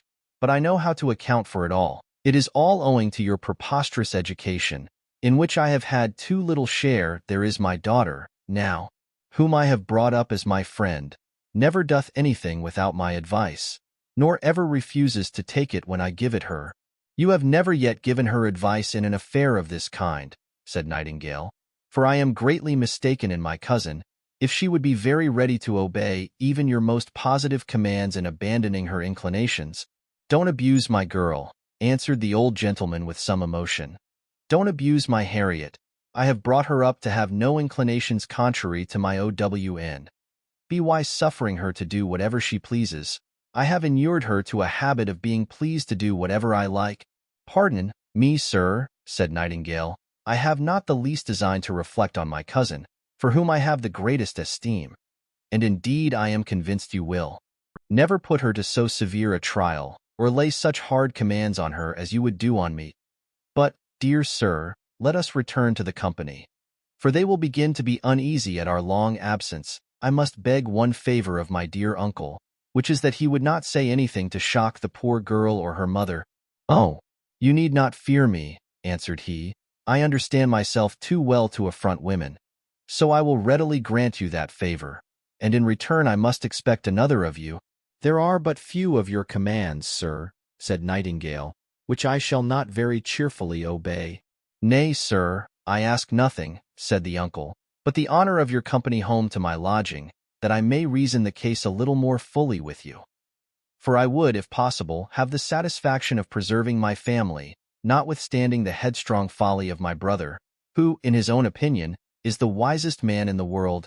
Nightingale, who well knew his uncle to be as headstrong as his father, submitted to attend him home, and then they both returned back into the room, where the old gentleman promised to carry himself with the same decorum which he had before maintained. Chapter 10. A short chapter, which concludes the book. The long absence of the uncle and nephew had occasioned some disquiet in the minds of all whom they had left behind them, and the more, as, during the preceding dialogue, the uncle had more than once elevated his voice, so as to be heard downstairs, which, though they could not distinguish what he said, had caused some evil foreboding in Nancy and her mother, and indeed, even in Jones himself. When the good company, therefore, again assembled, there was a visible alteration in all their faces, and the good humor which, at their last meeting, universally shone forth in every countenance, was now changed into a much less agreeable aspect. It was a change, indeed, common enough to the weather in this climate, from sunshine to clouds, from June to December. This alteration was not, however, greatly remarked by any present, for as they were all now endeavoring to conceal their own thoughts and to act a part, they became all too busily engaged in the scene to be spectators of it. Thus neither the uncle nor nephew saw any symptoms of suspicion in the mother or daughter, nor did the mother or daughter remark the overacted complacence of the old man, nor the counterfeit satisfaction which grinned in the features of the young one. Something like this, I believe, frequently happens, where the whole attention of two friends being engaged in the part which each is to act, in order to impose on the other, neither sees nor suspects the arts practiced against himself, and thus the thrust of both, to borrow no improper metaphor on the occasion, alike takes place.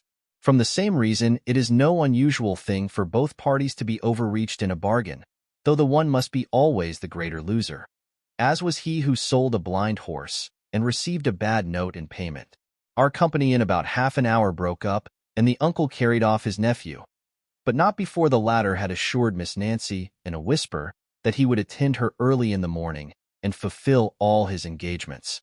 Jones, who was the least concerned in this scene, saw the most. He did indeed suspect the very fact. For, besides observing the great alteration in the behavior of the uncle, the distance he assumed, and his overstrained civility to Miss Nancy, the carrying off a bridegroom from his bride at that time of night was so extraordinary a proceeding that it could be accounted for only by imagining that young Nightingale had revealed the whole truth, which the apparent openness of his temper, and his being flustered with liquor, made too probable. While he was reasoning with himself, whether he should acquaint these poor people with his suspicion, the maid of the house informed him that a gentlewoman desired to speak with him. He went immediately out, and, taking the candle from the maid, ushered his visitant upstairs, who, in the person of Mrs. Honor, acquainted him with such dreadful news concerning his Sophia, that he immediately lost all consideration for every other person, and his whole stock of compassion was entirely swallowed up in reflections on his own misery, and on that of his unfortunate angel. What this dreadful matter was, the reader will be informed, after we have first related the many preceding steps which produced it, and those will be the subject of the following book. Book 15. In which the history advances about 2 days. Chapter 1. Too short to need a preface. There are a set of religious, or rather moral writers, who teach that virtue is the certain road to happiness, and vice to misery, in this world. A very wholesome and comfortable doctrine, and to which we have but one objection, namely, that it is not true. Indeed, if by virtue these writers mean the exercise of those cardinal virtues, which like good housewives stay at home, and mind only the business of their own family, I shall very readily concede the point. For so surely do all these contribute and lead to happiness, that I could almost wish, in violation of all the antient and modern sages, to call them rather by the name of wisdom than by that of virtue.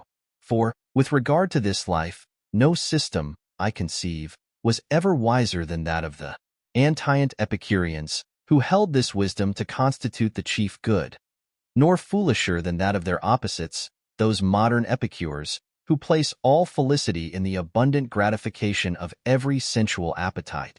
But if by virtue is meant, as I almost think it ought, a certain relative quality, which is always busying itself with outdoors, and seems as much interested in pursuing the good of others as its own, I cannot so easily agree that this is the surest way to human happiness, because I am afraid we must then include poverty and contempt, with all the mischiefs which backbiting, envy, and ingratitude can bring on mankind, in our idea of happiness.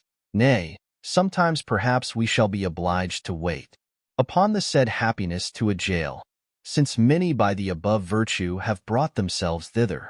I have not now leisure to enter upon so large a field of speculation, as here seems opening upon me. My design was to wipe off a doctrine that lay in my way, since, while Mr. Jones was acting the most virtuous part imaginable in laboring to preserve his fellow creatures from destruction, the devil, or some other evil spirit, one perhaps clothed in human flesh, was hard at work to make him completely miserable in the ruin of his Sophia.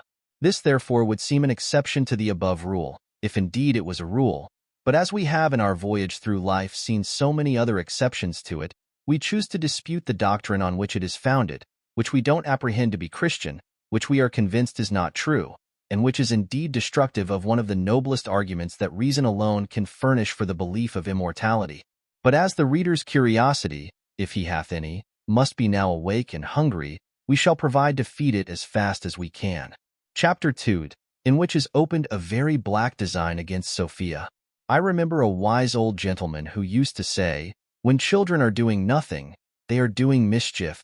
I will not enlarge this quaint saying to the most beautiful part of the creation in general, but so far I may be allowed, that when the effects of female jealousy do not appear openly in their proper colors of rage and fury, we may suspect that mischievous passion to be at work privately and attempting to undermine what it doth not attack above ground. This was exemplified in the conduct of Lady Bellaston, who, under all the smiles which she wore in her countenance, concealed much indignation against Sophia, and as she plainly saw that this young lady stood between her and the full indulgence of her desires, she resolved to get rid of her by some means or other.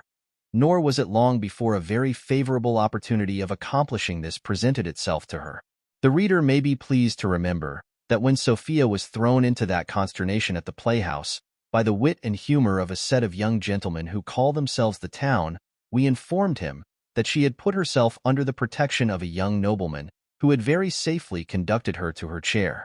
This nobleman, who frequently visited Lady Bellaston, had more than once seen Sophia there, since her arrival in town, and had conceived a very great liking to her, which liking, as beauty never looks more amiable than in distress, Sophia had in this fright so increased, that he might now, without any great impropriety, be said to be actually in love with her. It may easily be believed that he would not suffer so handsome an occasion of improving his acquaintance with the beloved object as now offered itself to elapse, when even good breeding alone might have prompted him to pay her a visit. The next morning, therefore, after this accident, he waited on Sophia, with the usual compliments, and hopes that she had received no harm from her last night's adventure. As love, like fire, when once thoroughly kindled, is soon blown into a flame, Sophia in a very short time complete her conquest. Time now flew away unperceived, and the noble lord had been 2 hours in company with the lady, before it entered into his head that he had made too long a visit, though this circumstance alone would have alarmed Sophia, who was somewhat more a mistress of computation at present. She had indeed much more pregnant evidence from the eyes of her lover of what passed within his bosom.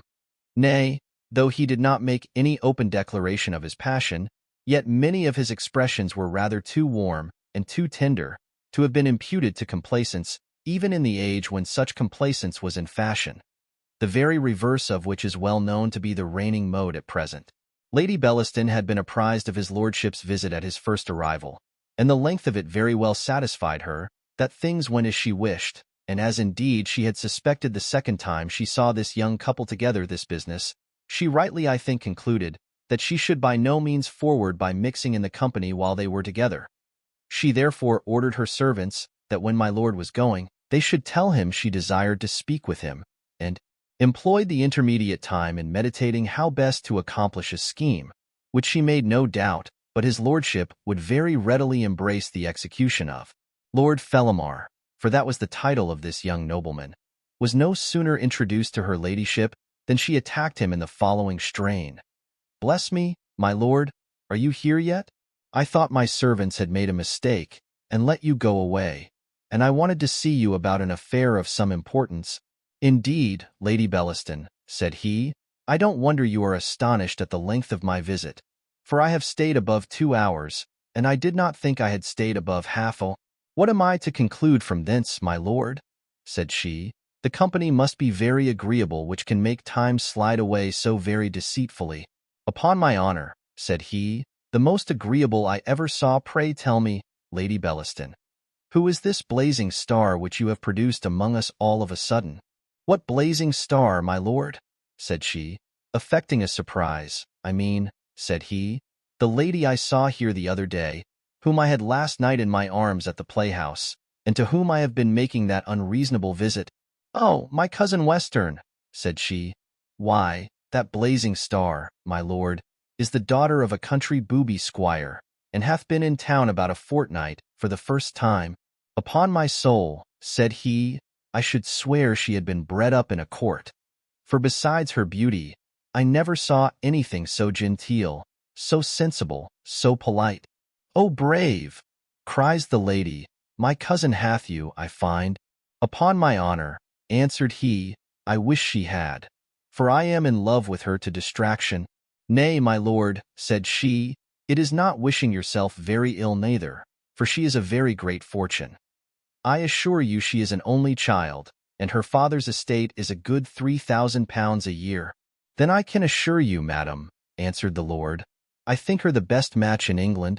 "Indeed, my lord," replied she, "if you like her, I heartily wish you had her." "If you think so kindly of me, madam," said he, "as she is a relation of yours, will you do me the honor to propose it to her father?" "And are you really then in earnest?" cries the lady, with an affected gravity. "I hope, madam," answered he, "you have a better opinion of me than to imagine I would jest with your ladyship in an affair of this kind."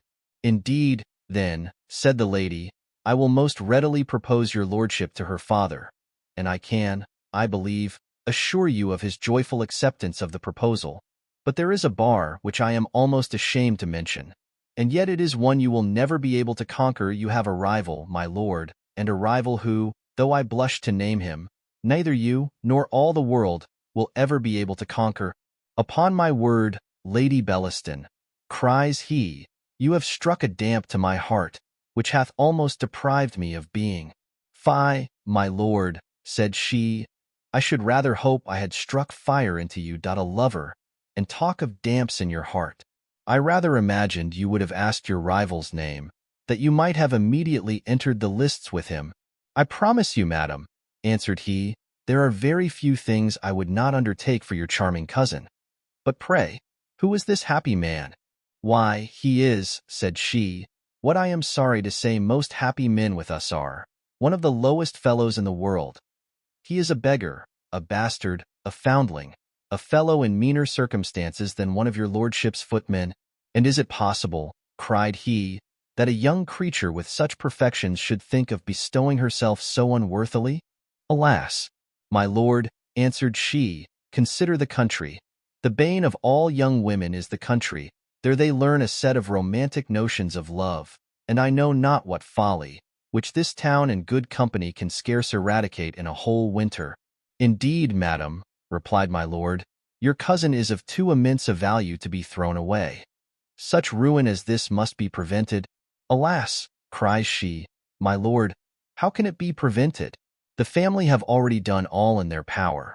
But the girl is, I think, intoxicated, and nothing less than ruin will content her, and to deal more openly with you, I expect every day to hear she has run away with him." "What you tell me, Lady Bellaston," answered his lordship, "affects me most tenderly, and only raises my compassion, instead of lessening my adoration of your cousin. Some means must be found to preserve so inestimable a jewel. Hath your ladyship endeavored to reason with her?" Here the lady affected a laugh, and cried, "My dear lord, Sure you know us better than to talk of reasoning a young woman out of her inclinations? These inestimable jewels are as deaf as the jewels they wear. Time, my lord, time is the only medicine to cure their folly. But this is a medicine which I am certain she will not take. Nay, I live in hourly horrors on her account. In short, nothing but violent methods will do. What is to be done? Cries my lord. What methods are to be taken? Is there any method upon earth? Oh, Lady Bellaston, there is nothing which I would not undertake for such a reward. I really know not, answered the lady, after a pause. And then pausing again, she cried out, upon my soul, I am at my wit's end on this girl's account. If she can be preserved, something must be done immediately. And as I say, nothing but violent methods will do to. If your lordship hath really this attachment to my cousin, and to do her justice, except in this silly inclination, of which she will soon see her folly, she is every way deserving. I think there may be one way, indeed, it is a very disagreeable one, and what I am almost afraid to think of. It requires a great spirit, I promise you. I am not conscious, madam, said he, of any defect there. Nor am I hope, suspected of any such. It must be an egregious defect indeed, which could make me backward on this occasion.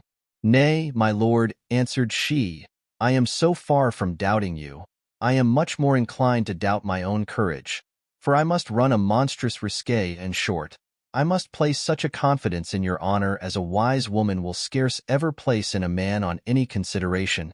In this point likewise my lord very well satisfied her, for his reputation was extremely clear, and common fame did him no more than justice, in speaking well of him. Well, then, said she, my lord, I vow, I can't bear the apprehension of it. No, it must not be. At least every other method shall be tried. Can you get rid of your engagements and dine here today? Your lordship will have an opportunity of seeing a little more of Miss Western. I promise you we have no time to lose. Here will be nobody but Lady Betty, and Miss Eagle, and Colonel Hampstead, and Tom Edwards. They will all go soon, and I shall be at home to nobody. Then your lordship may be a little more explicit. Nay, I will contrive some method to convince you of her attachment to this fellow. My lord made proper compliments, accepted the invitation, and then they parted to dress, it being now past 3 in the morning, or to reckon by the old style in the afternoon. Chapter 3. A further explanation of the foregoing design. Though the reader may have long since concluded Lady Bellaston to be a member, and no inconsiderable one, of the great world, she was in reality a very considerable member of the little world, by which appellation was distinguished a very worthy and honorable society which not long since flourished in this kingdom. Among other good principles upon which this society was founded, there was one very remarkable. For, as it was a rule of an honorable club of heroes, who assembled at the close of the late war, that all the members should every day fight once at least. So 'twas in this, that every member should, within the 24 hours, tell at least one merry fib, which was to be propagated by all the brethren and sisterhood. Many idle stories were told about this society, which from a certain quality may be, perhaps not unjustly, supposed to have come from the society themselves, that the devil was the president, and that he sat in person in an elbow chair at the upper end of the table. But upon very strict inquiry, I find there is not the least truth in any of those tales, and that the assembly consisted in reality of a set of very good sort of people, and the fibs which they propagated were of a harmless kind, intended only to produce mirth and good humor. Edwards was likewise a member of this comical society. To him therefore Lady Bellaston applied as a proper instrument for her purpose, and furnished him with a fib, which he was to vent whenever the lady gave him her cue. And this was not to be till the evening, when all the company but Lord Fellamar and himself were gone, and while they were engaged in a rubber at whist. To this time then, which was between 7 and 8 in the evening, we will convey our reader. When Lady Bellaston, Lord Fellamar, Miss Western, and Tom, being engaged at whist, and in the last game of their rubbers, Tom received his cue from Lady Bellaston, which was, I protest, Tom, you are grown intolerable lately. You used to tell us all the news of the town, and now you know no more of the world than if you lived out of it. Mr. Edwards then began as follows. The fault is not mine, madam. It lies in the dullness of the age, that doth nothing worth talking of. Oh la! Though now I think on't there hath a terrible accident befallen poor Colonel Wilcox. Poor Ned. You know him, my lord, everybody knows him. Faith, I am very much concerned for him. What is it, pray? Says Lady Bellaston.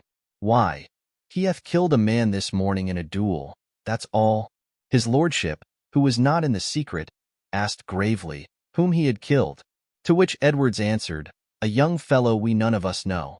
A Somersetshire lad just came to town, one Jones his name is, a near relation of one Mr. Allworthy, of whom your lordship, I believe, hath heard. I saw the lad lie dead in a coffee-house. Upon my soul, he is one of the finest corpses I ever saw in my life. Sophia, who had just began to deal as Tom had mentioned that a man was killed, stopped her hand and listened with attention, for all stories of that kind affected her. But no sooner had he arrived at the latter part of the story than she began to deal again. And having dealt 3 cards to one, and 7 to another, and 10 to a third, at last dropped the rest from her hand, and fell back in her chair. The company behaved as usually on these occasions. The usual disturbance ensued. The usual assistance was summoned, and Sophia at last, as it is usual, returned again to life, and was soon after, at her earnest desire, led to her own apartment, where, at my lord's request, Lady Bellaston acquainted her with the truth, attempted to carry it off as a jest of her own, and comforted her with repeated assurances that neither his lordship nor Tom, though she had taught him the story, were in the true secret of the affair. There was no farther evidence necessary to convince Lord Fellamar how justly the case had been represented to him by Lady Bellaston. And now, at her return into the room, a scheme was laid between these two noble persons, which, though it appeared in no very heinous light to his lordship, as he faithfully promised, and faithfully resolved too, to make the lady all the subsequent amends in his power by marriage, yet many of our readers, we doubt not, will see with just detestation. The next evening at 7 was appointed for the fatal purpose, when Lady Bellaston undertook that Sophia should be alone, and his lordship should be introduced to her. The whole family were to be regulated for the purpose, most of the servants dispatched out of the house, and for Mrs. Honor, who, to prevent suspicion, was to be left with her mistress till his lordship's arrival, Lady Bellaston herself was to engage her in an apartment as distant as possible from the scene of the intended mischief, and out of the hearing of Sophia. Matters being thus agreed on, his lordship took his leave, and her ladyship retired to rest, highly pleased with a project, of which she had no reason to doubt the success, and which promised so effectually to remove Sophia from being any further obstruction to her amour with Jones, by a means of which she should never appear to be guilty, even if the fact appeared to the world. But this she made no doubt of preventing by huddling up a marriage, to which she thought the ravished Sophia would easily be brought to consent, and at which all the rest of her family would rejoice. But affairs were not in so quiet a situation in the bosom of the other conspirator. His mind was tossed in all the distracting anxiety so nobly described by Shakespeare. Between the acting of a dreadful thing and the first motion, all the interim is like a phantasma or a hideous dream. The genius and the mortal instruments are then in council, and the state of man, like to a little kingdom, suffers then the nature of an insurrection. Though the violence of his passion had made him eagerly embrace the first hint of this design, especially as it came from a relation of the lady, yet when that friend to reflection, a pillow, had placed the action itself in all its natural black colors before his eyes, with all the consequences which must, and those which might probably attend it, his resolution began to abate, or rather indeed to go over to the other side. And after a long conflict, which lasted a whole night, between honor and appetite, the former at length prevailed, and he determined to wait on Lady Bellaston, and to relinquish the design. Lady Bellaston was in bed, though very late in the morning, and Sophia sitting by her bedside, when the servant acquainted her that Lord Fellamar was below in the parlour, upon which her ladyship desired him to stay, and that she would see him presently. But the servant was no sooner departed than poor Sophia began to entreat her cousin not to encourage the visits of that odious lord, so she called him, though a little unjustly, upon her account. I see his design, said she, for he made downright love to me yesterday morning. But as I am resolved never to admit it, I beg your ladyship not to leave us alone together any more, and to order the servants that, if he inquires for me, I may be always denied to him. La, child, says Lady Bellaston, you country girls have nothing but sweethearts in your head. You fancy every man who is civil to you is making love. He is one of the most gallant young fellows about town, and I am convinced means no more than a little gallantry, make love to you indeed. I wish with all my heart he would, and you must be an arrant mad woman to refuse him. But as I shall certainly be that mad woman, cries Sophia, I hope his visits shall not be intruded upon me. Oh, child, said Lady Bellaston, you need not be so fearful. If you resolve to run away with that Jones, I know no person who can hinder you. Upon my honor, madam, cries Sophia, your ladyship injures me. I will never run away with any man, nor will I ever marry contrary to my father's inclinations. Well, Miss Western, said the lady, if you are not in a humor to see company this morning, you may retire to your own apartment, for I am not frightened at his lordship, and must send for him up into my dressing-room. Sophia thanked her ladyship and withdrew, and presently afterwards Fellamar was admitted upstairs.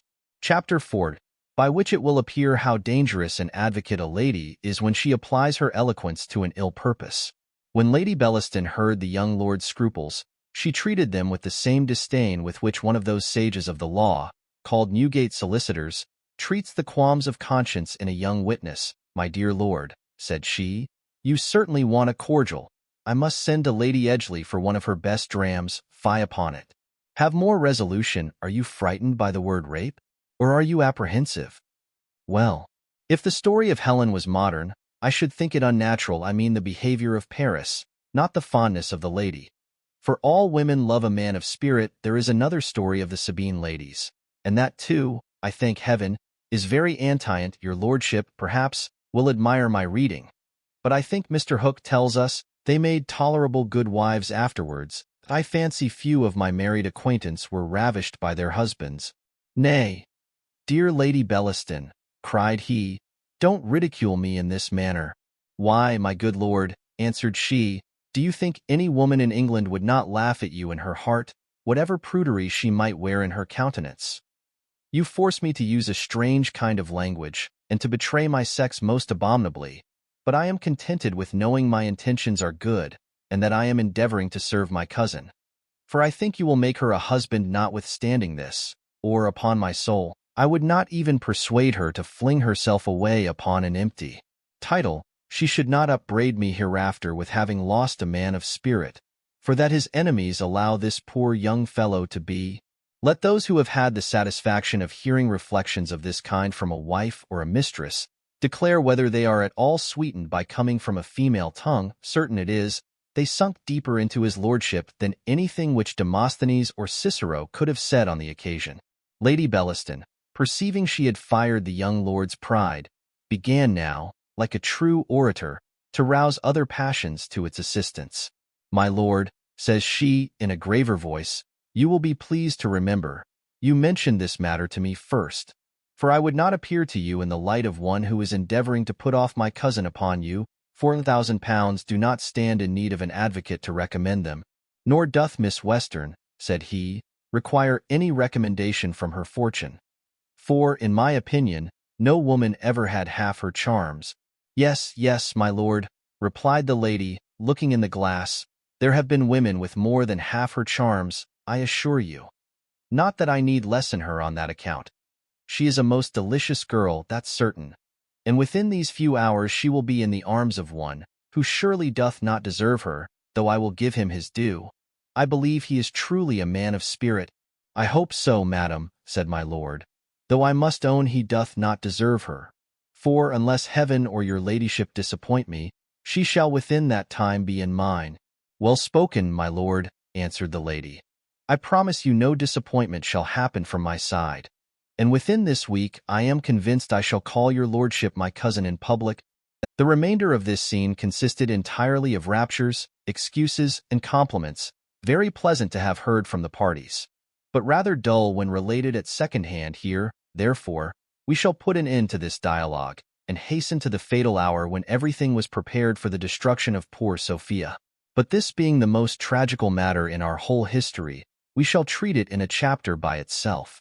Chapter 5, containing some matters which may affect, and others which may surprise the reader. The clock had now struck 7, and poor Sophia, alone and melancholy, sat reading a tragedy. It was the fatal marriage, and she was now come to that part where the poor distressed Isabella disposes of her wedding ring.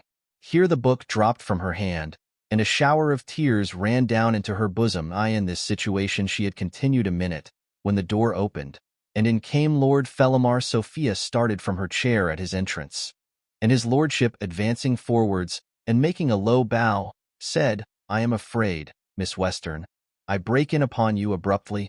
"Indeed, my lord," says she, "I must own myself a little surprised at this unexpected visit." "If this visit be unexpected, madam," answered Lord Fellamar, "my eyes must have been very faithless interpreters of my heart, when last I had the honor of seeing you. For surely you could not otherwise have hoped to detain my heart in your possession, without receiving a visit from its owner." Sophia, confused as she was, answered this bombast, and very properly, I think, with a look of inconceivable disdain. Why, Lord then made another and a longer speech of the same sort, upon which Sophia, trembling, said, "Am I really to conceive your lordship to be out of your senses? Sure, my lord, there is no other excuse for such behavior." "I am, indeed, madam, in the situation you suppose," cries his lordship, "and sure you will pardon the effects of a frenzy which you yourself have occasioned. For love hath so totally deprived me of reason, that I am scarce accountable for any of my actions." "Upon my word, my lord," said Sophia, "I neither understand your words nor your behavior." "Suffer me then, madam," cries he, "at your feet to explain both, by laying open my soul to you, and declaring that I dote on you to the highest degree of distraction. O most adorable, most divine creature! What language can express the sentiments of my heart?" "I do assure you, my lord," said Sophia, "I shall not stay to hear any more of this." "Do not," cries he, "think of leaving me thus cruelly. Could you know half the torments which I feel, that tender bosom must pity what those eyes have caused." Then fetching a deep sigh, and laying hold of her hand, he ran on for some minutes in a strain which would be little more pleasing to the reader than it was to the lady, and at last concluded with a declaration, that if he was master of the world, he would lay it at her feet. Sophia then, forcibly pulling away her hand from his, answered with much spirit, "I promise you, sir, your world and its master I should spurn from me with equal contempt." She then offered to go, and Lord Fellamar, again laying hold of her hand, said, "Pardon me, my beloved angel, freedoms which nothing but despair could have tempted me to take. Believe me, could I have had any hope that my title and fortune, neither of them inconsiderable, unless when compared with your worth, would have been accepted, I had, in the humblest manner, presented them to your acceptance. But I cannot lose you. By heaven, I will sooner part with my soul.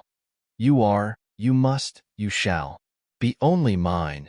"My lord," says she, "I entreat you to desist from a vain pursuit, for, upon my honor, I will never hear you on this subject. Let go my hand, my lord, for I am resolved to go from you this moment, nor will I ever see you more." "Then, madam," cries his lordship, "I must make the best use of this moment, for I cannot live, nor will I live without you." "What do you mean, my lord?" said Sophia. "I will raise the family." "I have no fear, madam," answered he, "but of losing you, and that I am resolved to prevent, the only way which despair points to me." He then caught her in his arms, upon which she screamed so loud, that she must have alarmed someone to her assistance, had not Lady Bellaston taken care to remove all ears. But a more lucky circumstance happened for poor Sophia.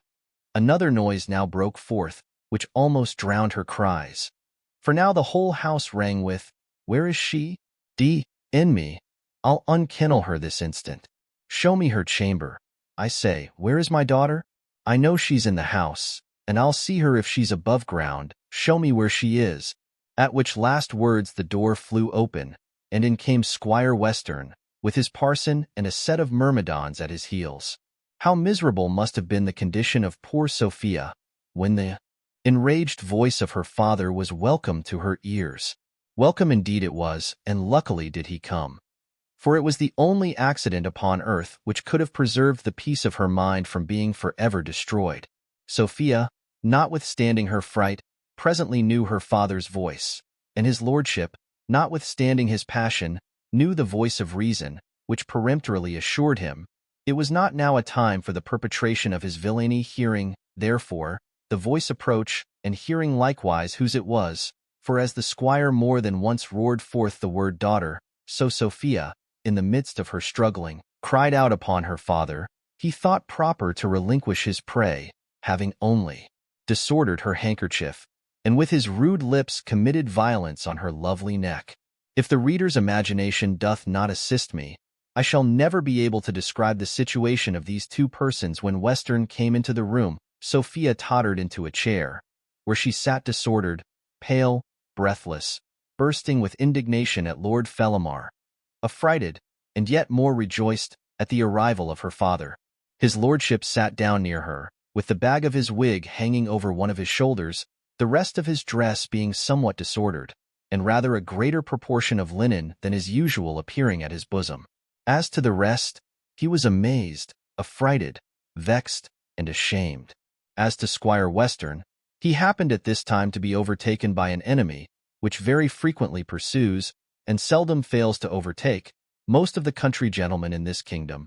He was, literally speaking, drunk, which circumstance, together with his natural impetuosity, could produce no other effect than his running immediately up to his daughter, upon whom he fell foul with his tongue in the most inveterate manner. Nay, he had probably committed violence with his hands, had not the parson interposed, saying, "For heaven's sake, sir, animadvert that you are in the house of a great lady, let me beg you to mitigate your wrath. It should minister a fullness of satisfaction that you have found your daughter. For as to revenge, it belongeth not unto us. I discern great contrition in the countenance of the young lady. I stand assured, if you will forgive her, she will repent her of all past offenses, and return unto her duty." The strength of the parson's arms had at first been of more service than the strength of his rhetoric. However, his last words wrought some effect, and the squire answered, "I'll forgie her if she will ha on. If what ha on, Sophie, I'll forgie thee all. Why dost not speak? Shat ha on. D in me, shat ha on. Why dost not answer? Was ever such a stubborn tuode? Let me entreat you, sir, to be a little more moderate," said the parson. "You frighten the young lady so, that you deprive her of all power of utterance." "Power of mine, answered the squire. "You take her part then, you do? A pretty parson, truly, to side with an undutiful child. Yes, yes, I will gee you a living with a pox. I'll gee unto the devil sooner." "I humbly crave your pardon," said the parson. "I assure your worship I meant no such matter." My Lady Bellaston now entered the room, and came up to the squire, who no sooner saw her, than, resolving to follow the instructions of his sister, he made her a very civil bow, in the rural manner, and paid her some of his best compliments. He then immediately proceeded to his complaints, and said, "There, my lady cousin, there stands the most undutiful child in the world. She hankers after a beggarly rascal, and won't marry one of the greatest matches in all England that we have provided for her." "Indeed, cousin Western," answered the lady, "I am persuaded you wrong my cousin. I am sure she hath a better understanding.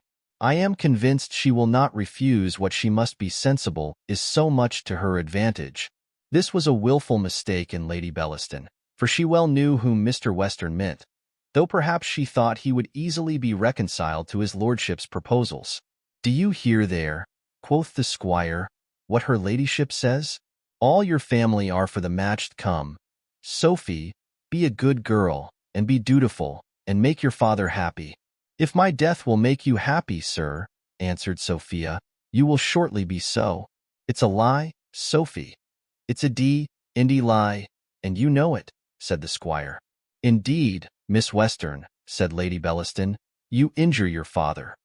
He hath nothing in view but your interest in this match, and I and all your friends must acknowledge the highest honor done to your family in the proposal." "Aye, all of us," quoth the squire. "Nay, it was no proposal of mine. She knows it was her aunt proposed it to me first. Come, Sophie, once more let me beg you to be a good girl, and gee me your consent before your cousin. Let me give him your hand, cousin, said the lady. It is the fashion nowadays to dispense with time and long courtships. Pew, said the squire, what signifies time? Won't they have time enough to court afterwards? People may court very well after they have been abed together. As Lord Fellamar was very well assured that he was meant by Lady Bellaston, so, never having heard nor suspected a word of Blifil, he made no doubt of his being meant by the father. Coming up, therefore, to the squire he said, "Though I have not the honor, sir, of being personally known to you, yet, as I find I have the happiness to have my proposals accepted, let me intercede, sir, in behalf of the young lady, that she may not be more solicited at this time." "You intercede, sir," said the squire. "Why, who the devil are you?" "Sir, I am Lord Fellamar," answered he, "and am the happy man whom I hope you have done the honor of accepting for a son-in-law." "You are a son of A.B.," replied the squire. "For all your laced coat, you my son-in-law, and B.D. to you." "I shall take more from you, sir, than from any man," answered the lord. "But I must inform you that I am not used to hear such language without resentment." "Resent my, quoth the squire. "Don't think I am afraid of such a fellow as thee art. Because hast got a spit there dangling at thy side, lay by your spit, and I'll give thee enough of meddling with what doth not belong to thee. I'll teach you to father-in-law me. I'll lick thy jacket." "It's very well, sir," said my lord. "I shall make no disturbance before the ladies. I am very well satisfied. Your humble servant, sir. Lady Bellaston, your most obedient." His lordship was no sooner gone than Lady Bellaston, coming up to Mr. Western, said, "Bless me, sir, what have you done? You know not whom you have affronted. He is a nobleman of the first rank and fortune, and yesterday made proposals to your daughter, and such as I am sure you must accept with the highest pleasure." "Answer for yourself, lady cousin," said the squire. "I will have nothing to do with any of your lords. My daughter shall have an honest country gentleman. I have pitched upon one for her, and she shall ha-un. I am sorry for the trouble she hath given your ladyship with all my heart." Lady Bellaston made a civil speech upon the word trouble, to which the squire answered, "Why, that's kind, and I would do as much for your ladyship. Theo, be sure relations should do for one another, so I wish your ladyship a good night. Come, madam, you must go along with me by fair means, or I'll have you carried down to the coach." Sophia said she would attend him without force, but begged to go in a chair, for she said she should not be able to ride any other way. "Prithee," cries the squire, "what unpersuade me canst not ride in a coach, wouldst? That's a pretty thing, surely." "No, no, I'll never let thee out of my sight any more till art married, that I promise thee," Sophia told him. She saw he was resolved to break her heart. "Oh, break thy heart and B.D. N.D., quoth he. "If a good husband will break it, I don't value a brass varden, not a halfpenny of any undutiful bee upon earth." He then took violent hold of her hand, upon which the parson once more interfered, begging him to use gentle methods. It's that the squire thundered out a curse, and bid the parson hold his tongue, saying, "Adn't he in pulpit now? When Arta got up there I never mind what dost say, but I won't be priest-ridden, nor taught how to behave myself by I wish your ladyship a good night. Come along, Sophie. Be a good girl, and all shall be well. Shat ha-on, in me, shat ha-on." Mrs. Honor appeared below stairs, and with a low courtesy to the squire offered to attend her mistress, but he pushed her away, saying, "Hold, madam, hold, you come no more near my house." "And will you take my maid away from me?" said Sophia. "Yes, indeed, madam, will I," cries the squire. "You need not fear being without a servant. I will get you another maid, and a better maid than this, who, I'd lay £5 to a crown, is no more a maid than my Granum. Oh, no, Sophie, she shall contrive no more escapes, I promise you." He then packed up his daughter and the parson into the hackney coach, after which he mounted himself, and ordered it to drive to his lodgings, and the way thither he suffered Sophia to be quiet, and entertained himself with reading a lecture to the parson on good manners, and a proper behavior to his betters. It is possible he might not so easily have carried off his daughter from Lady Bellaston, had that good lady desired to have detained her, but, in reality, she was not a little pleased with the confinement into which Sophia was going, and as her project with Lord Fellamar had failed of success, She was well contented that other violent methods were now going to be used in favor of another man. Chapter 6. By what means the squire came to discover his daughter. Though the reader, in many histories, is obliged to digest much more unaccountable appearances than this of Mr. Western, without any satisfaction at all, yet, as we dearly love to oblige him whenever it is in our power, we shall now proceed to shew by what method the squire discovered where his daughter was. In the 3rd chapter, then, of the preceding book, we gave a hint, for it is not our custom to unfold at any time more than is necessary for the occasion, that Mrs. Fitzpatrick, who was very desirous of reconciling her uncle and Aunt Western, thought she had a probable opportunity, by the service of preserving Sophia from committing the same crime which had drawn on herself the anger of her family. After much deliberation, therefore, she resolved to inform her Aunt Western where her cousin was, and accordingly she writ the following letter, which we shall give the reader at length, for more reasons than one. Honored Madam, the occasion of my writing this will perhaps make a letter of mine agreeable to my dear aunt, for the sake of one of her nieces, though I have little reason to hope it will be so on the account of another. Without more apology, as I was coming to throw my unhappy self at your feet, I met, by the strangest accident in the world, my cousin Sophie, whose history you are better acquainted with than myself, though, alas, I know infinitely too much. Enough indeed to satisfy me, that unless she is immediately prevented, she is in danger of running into the same fatal mischief, which, by foolishly and ignorantly refusing your most wise and prudent advice, I have unfortunately brought on myself. In short, I have seen the man, nay, I was most part of yesterday in his company, and a charming young fellow I promise you he is. Why what accident he came acquainted with me is too tedious to tell you now. But I have this morning changed my lodgings to avoid him, lest he should by my means discover my cousin. For he doth not yet know where she is, and it is advisable he should not, till my uncle hath secured her. No time therefore is to be lost, and I need only inform you, that she is now with Lady Bellaston, whom I have seen, and who hath, I find, a design of concealing her from her family. You know, madam, she is a strange woman. But nothing could misbecome me more than to presume to give any hint to one of your great understanding and great knowledge of the world, besides barely informing you of the matter of fact.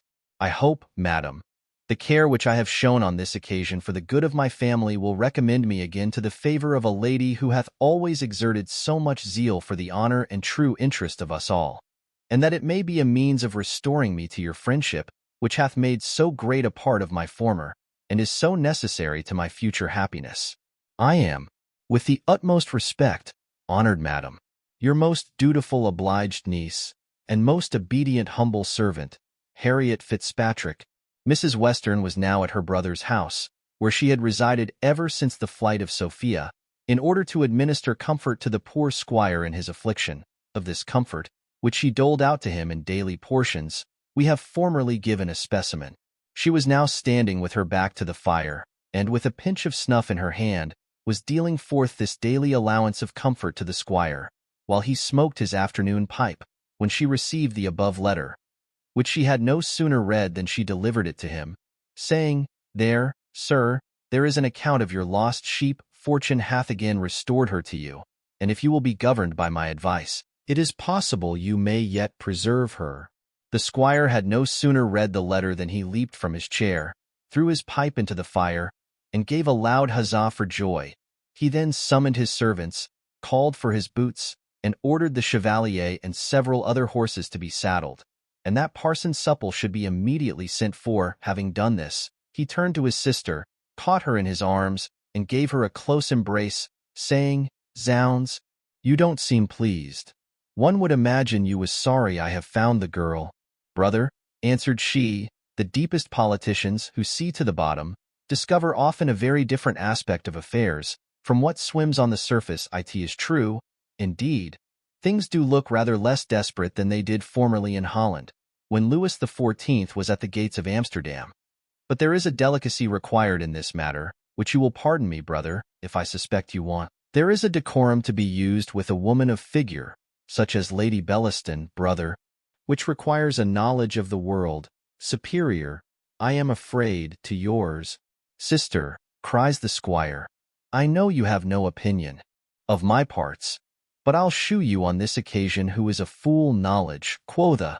I have not been in the country so long without having some knowledge of warrants and the law of the land. I know I may take my own wherever I can find it. Shew me my own daughter, and if I don't know how to come at her, I'll suffer you to call me a fool as long as I live. There be justices of peace in London, as well as in other places. I protest, cries she, you make me tremble for the event of this matter, which, if you will proceed by my advice, you may bring to so good an issue. Do you really imagine, brother, that the house of a woman of figure is to be attacked by warrants and brutal justices of the peace? I will inform you how to proceed as soon as you arrive in town, and have got yourself into a decent dress, for indeed, brother, you have none at present fit to appear in.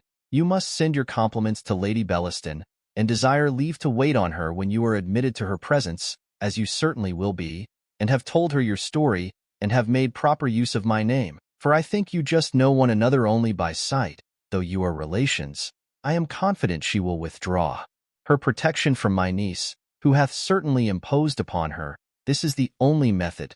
Justices of peace, indeed.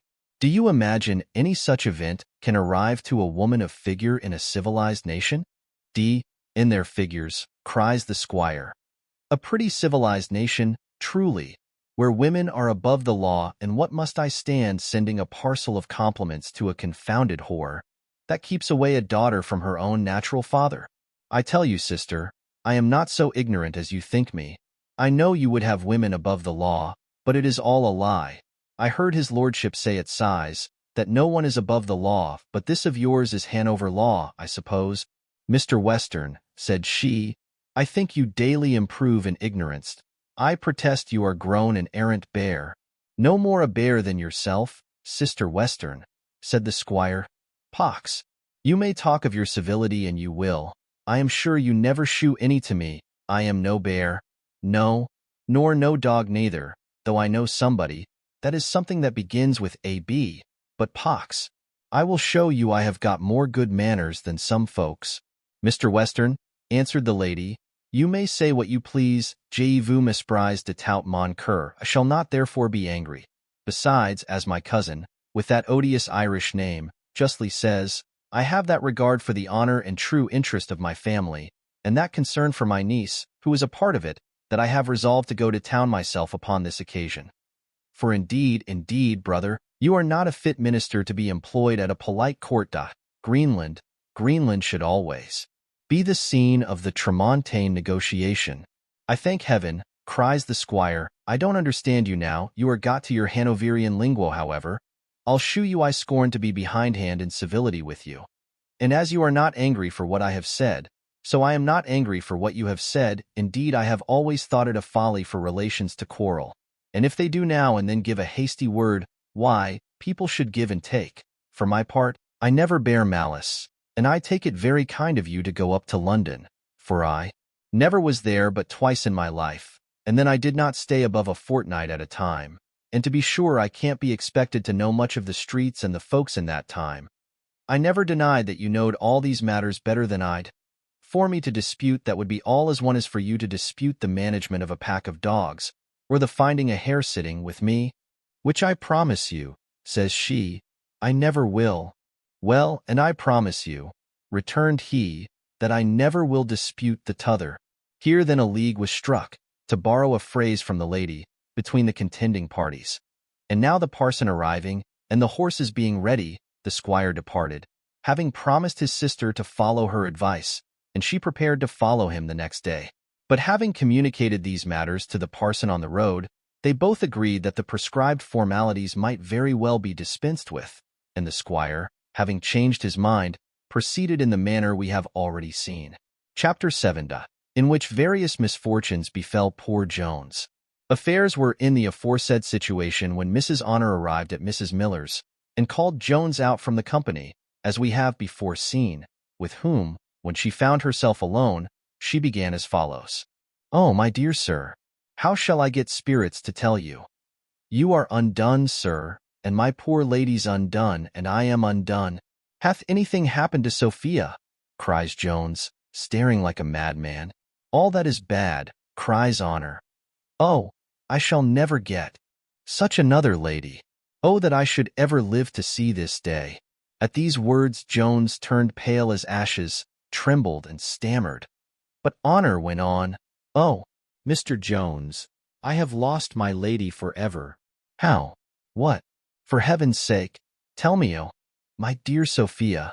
"You may well call her so," said Honor. "She was the dearest lady to me. I shall never have such another place." "North your place," cries Jones. "Where is, what has become of my Sophia?" "Ay, to be sure," cries she, "servants may be and it signifies nothing what becomes of them, though they are turned away, and ruined ever so much. Though be sure they are not flesh and blood like other people. No, to be sure, it signifies nothing what becomes of them. If you have any pity, any compassion," cries Jones, "I beg you will instantly tell me what hath happened to Sophia." "To be sure, I have more pity for you than you have for me," answered Honor. "I don't in you because you have lost the sweetest lady in the world. To be sure you are worthy to be pitied, and I am worthy to be pitied too. For, to be sure, if ever there was a good mistress—" "What hath happened?" cries Jones, in almost a raving fit. What?" said Honor. "Why, the worst that could have happened both for you and for me. Her father is come to town, and hath carried her away from us both."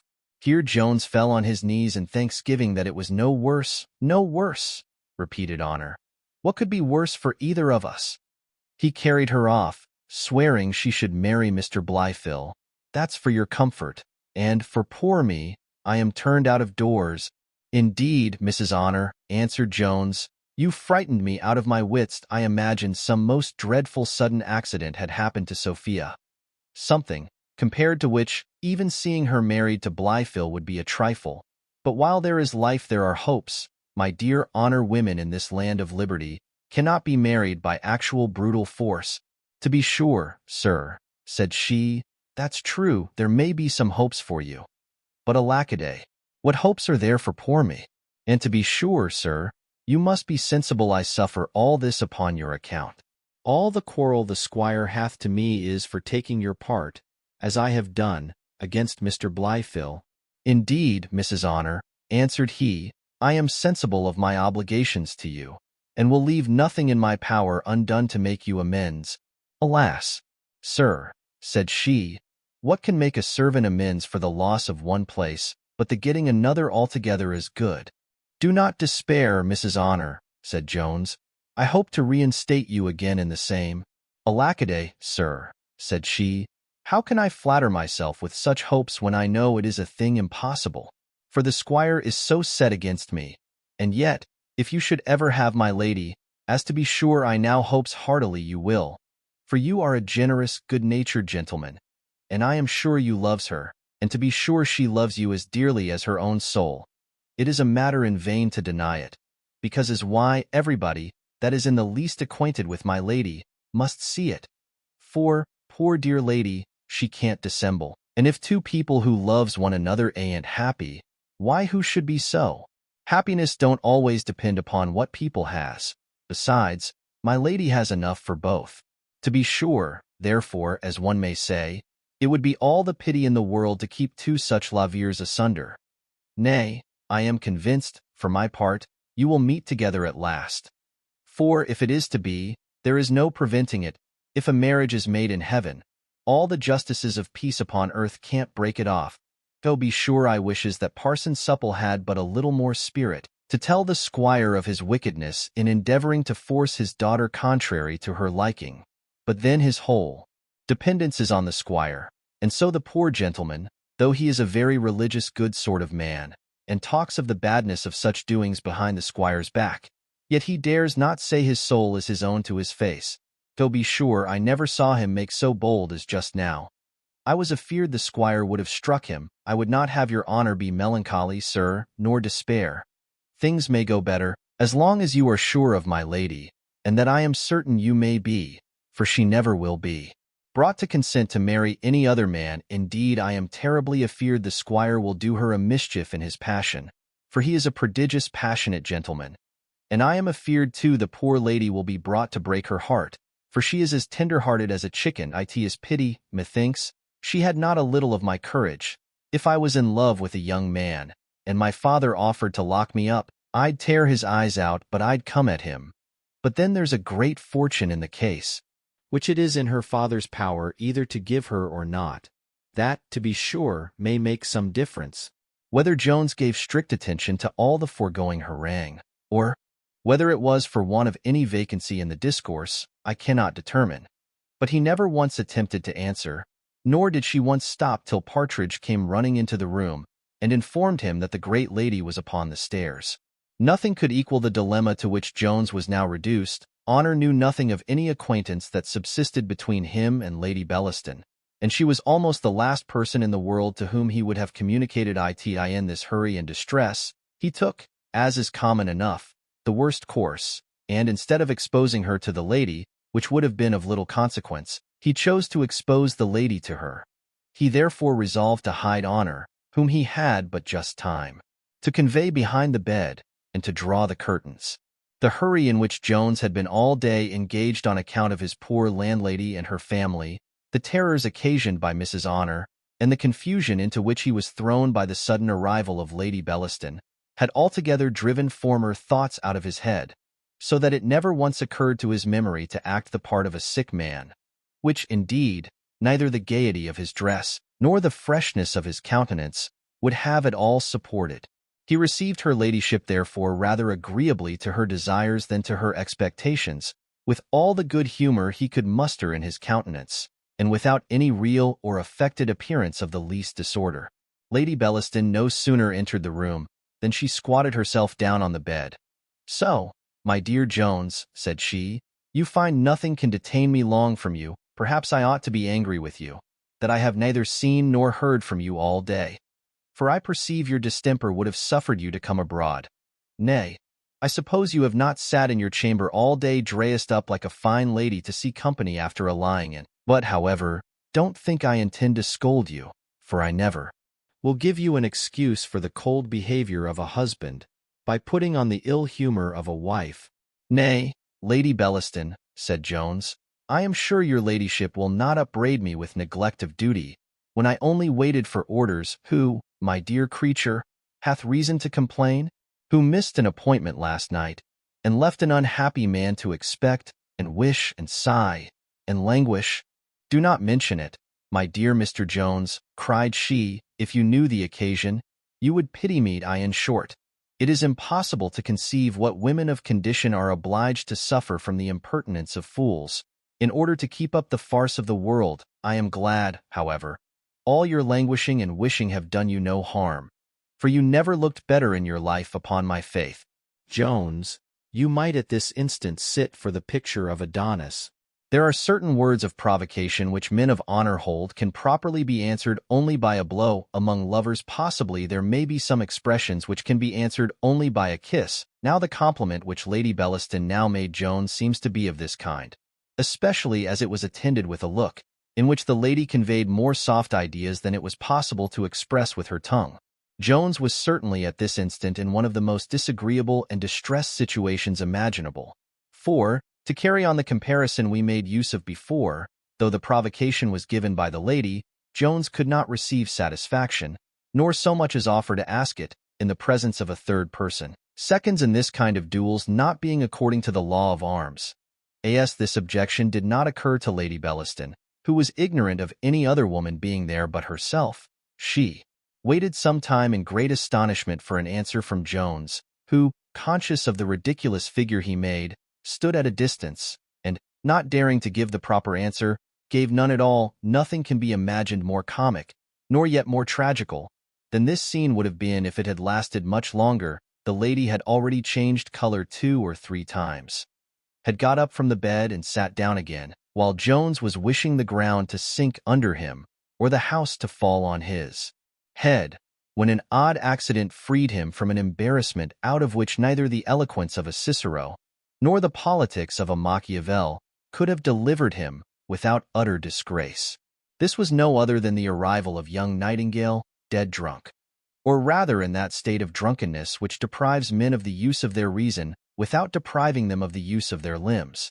Mrs. Miller and her daughters were in bed, and Partridge was smoking his pipe by the kitchen fire. So that he arrived at Mr. Jones's chamber door without any interruption. This he burst open, and was entering without any ceremony, when Jones started from his seat and ran to oppose him, which he did so effectually that Nightingale never came far enough within the door to see who was sitting on the bed. Nightingale had in reality mistaken Jones's apartment for that in which himself had lodged. He therefore strongly insisted on coming in, often swearing that he would not be kept from his own bed. Jones, however, prevailed over him, and delivered him into the hands of Partridge, whom the noise on the stairs soon summoned to his master's assistance. And now Jones was unwillingly obliged to return to his own apartment, where at the very instant of his entrance he heard Lady Bellaston venting an exclamation, though not a very loud one, and at the same time saw her flinging herself into a chair in a vast agitation, which in a lady of a tender constitution would have been an hysteric fit. In reality the lady, frightened with the struggle between the two men, of which she did not know what would be the issue, as she heard Nightingale swear many oaths he would come to his own bed, attempted to retire to her known place of hiding, which to her great confusion she found already occupied by another. "Is this usage to be borne, Mr. Jones?" cries the lady. "Basest of men! What wretch is this to whom you have exposed me?" "Wretch!" cries Honor, bursting in a violent rage from her place of concealment. "Marry, come up. Wretch, forsooth! As poor a wretch as I am honest. This is more than some folks who are richer can say." Jones, instead of applying himself directly to take off the edge of Mrs. Honor's resentment, as a more experienced gallant would have done, fell to cursing his stars and lamenting himself as the most unfortunate man in the world. And presently after, addressing himself to Lady Bellaston, he fell to some very absurd protestations of innocence. Why this time the lady, having recovered the use of her reason, which she had as ready as any woman in the world, especially on such occasions, calmly replied, "Sir, you need make no apologies. I see now who the person is. I did not at first know Mrs. Honor, but now I do. I can suspect nothing wrong between her and you, and I am sure she is a woman of too good sense to put any wrong constructions upon my visit to you. I have been always her friend, and it may be in my power to be much more hereafter." Mrs. Honor was altogether as placable as she was passionate. Hearing, therefore, Lady Bellaston assumed the soft tone, she likewise softened hers. "I'm sure, madam," says she, "I have been always ready to acknowledge your ladyship's friendships to me. Sure I never had so good a friend as your ladyship, and to be sure, now I see it is your ladyship that I spoke to, I could almost bite my tongue off for very mad constructions upon your ladyship. To be sure it doth not become a servant as I am to think about such a great lady. I mean I was a servant. For indeed I am nobody's servant now, the more miserable wretch is me. I have lost the best mistress." Here Honor thought fit to produce a shower of tears. "Don't cry, child," says the good lady. "Ways perhaps may be found to make you amends. Come to me tomorrow morning." She then took up her fan which lay on the ground, and without even looking at Jones walked very majestically out of the room.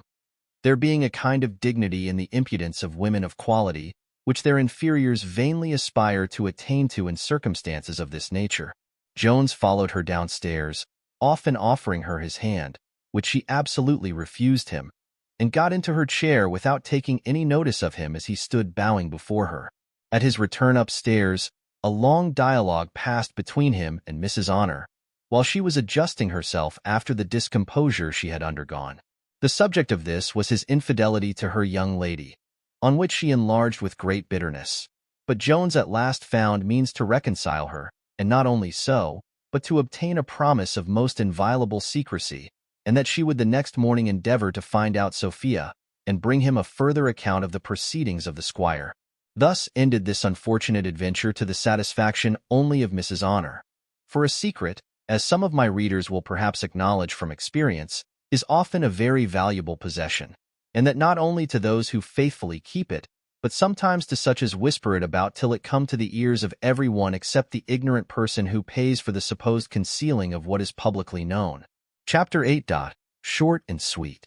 Notwithstanding all the obligations she had received from Jones, Mrs. Miller could not forbear in the morning some gentle remonstrances for the hurricane which had happened the preceding night in his chamber. These were, however, so gentle and so friendly, professing, and indeed truly, to aim at nothing more than the real good of Mr. Jones himself, that he, far from being offended, thankfully received the admonition of the good woman, expressed much concern for what had passed, excused it as well as he could, and promised never more to bring the same disturbances into the house.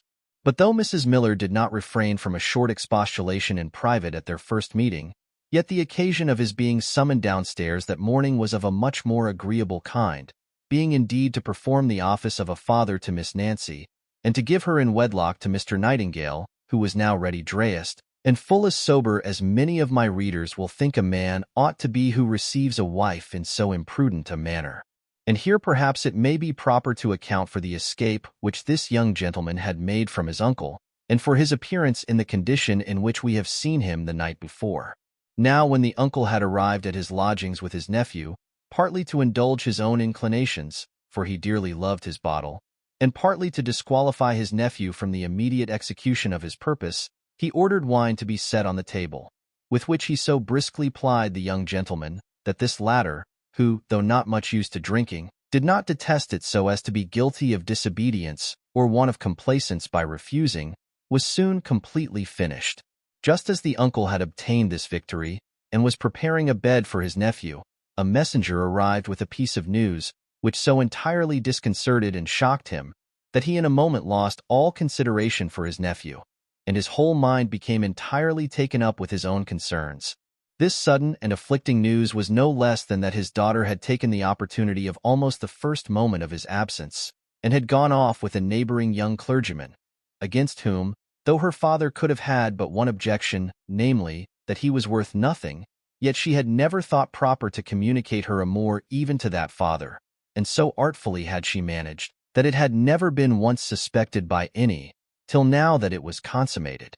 Old Mr. Nightingale no sooner received this account, than in the utmost confusion he ordered a post-chaise to be instantly got ready, and, having recommended his nephew to the care of a servant, he directly left the house, scarce knowing what he did, nor whither he went.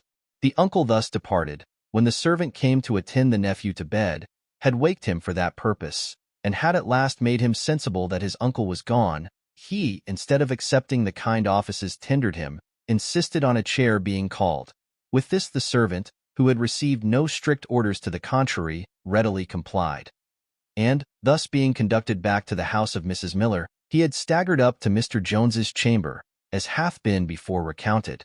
This bar of the uncle being now removed, though young Nightingale knew not as yet in what manner, and all parties being quickly ready, the mother, Mr. Jones, Mr. Nightingale, and his love, stepped into a hackney coach, which conveyed them to Doctors' Commons, where Miss Nancy was, in vulgar language, soon made an honest woman, and the poor mother became, in the purest sense of the word, one of the happiest of all human beings.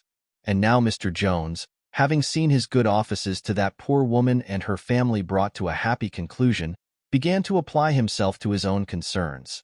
But here, lest many of my readers should censure his folly for thus troubling himself with the affairs of others, and lest some few should think he acted more disinterestedly than indeed he did, we think proper to assure our reader that he was so far from being unconcerned in this matter that he had indeed a very considerable interest in bringing it to that final consummation. To explain this seeming paradox at once, he was one who could truly say with him in Terence, homo sum, homini nihil a me alienum puto. He was never an indifferent spectator of the misery or happiness of anyone, and he felt either the one or the other in great proportion as he himself contributed to either. He could not, therefore, be the instrument of raising a whole family from the lowest state of wretchedness to the highest pitch of joy without conveying great felicity to himself, more perhaps, than worldly men often purchase to themselves by undergoing the most severe labor, and often by wading through the deepest iniquity.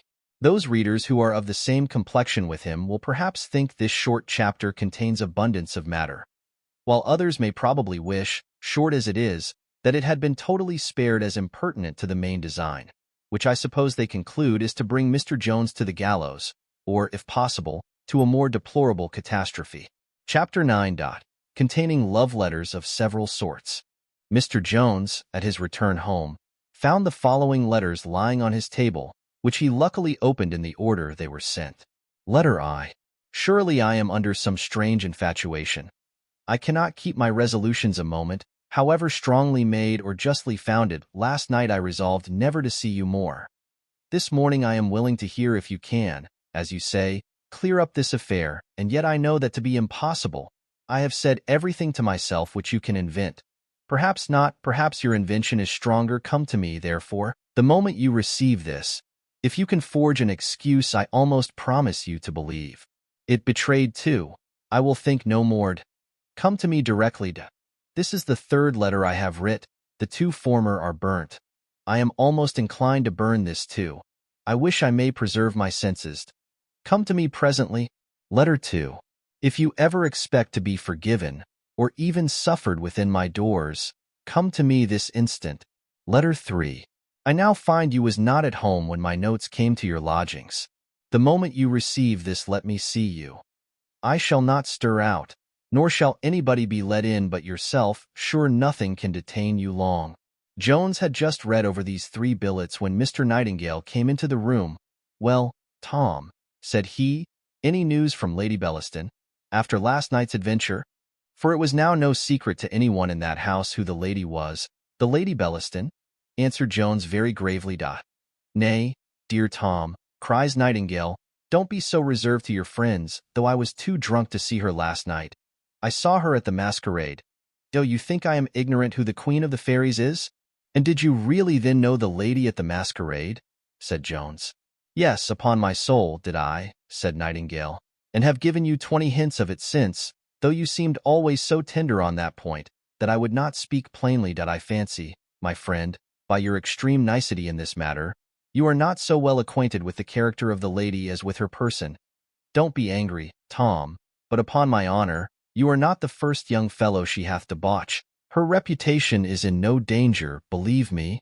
Though Jones had no reason to imagine the lady to have been of the vestal kind when his amour began, yet, as he was thoroughly ignorant of the town, and had very little acquaintance in it, he had no knowledge of that character which is vulgarly called a demirep, that is to say, a woman who intrigues with every man she likes, under the name and appearance of virtue, and who, though some overnice ladies will not be seen with her, is visited, as they term it, by the whole town, in short, whom everybody knows to be what nobody calls her.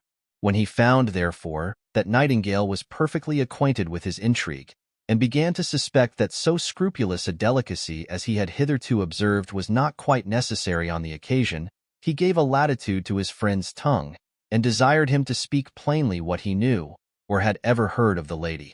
Nightingale, who, in many other instances, was rather too effeminate in his disposition, had a pretty strong inclination to tittle-tattle. He had no sooner, therefore, received a full liberty of speaking from Jones, than he entered upon a long narrative concerning the lady, which, as it contained many particulars highly to her dishonor, we have too great a tenderness for all women of condition to repeat. We would cautiously avoid giving an opportunity to the future commentators on our works, of making any malicious application, and of forcing us to be, against our will, the author of scandal, which never entered into our head. Jones, having very attentively heard all that Nightingale had to say, fetched a deep sigh, which the other, observing, cried, Heyday! Why, thou art not in love, I hope? Had I imagined my stories would have affected you, I promise you should never have heard them. Oh, my dear friend, cries Jones, I am so entangled with this woman, that I know not how to extricate myself. I in love, indeed. No, my friend, but I am under obligations to her, and very great ones, since you know so much. I will be very explicit with you. It is owing, perhaps, solely to her, that I have not, before this, wanted a bit of bread. How can I possibly desert such a woman?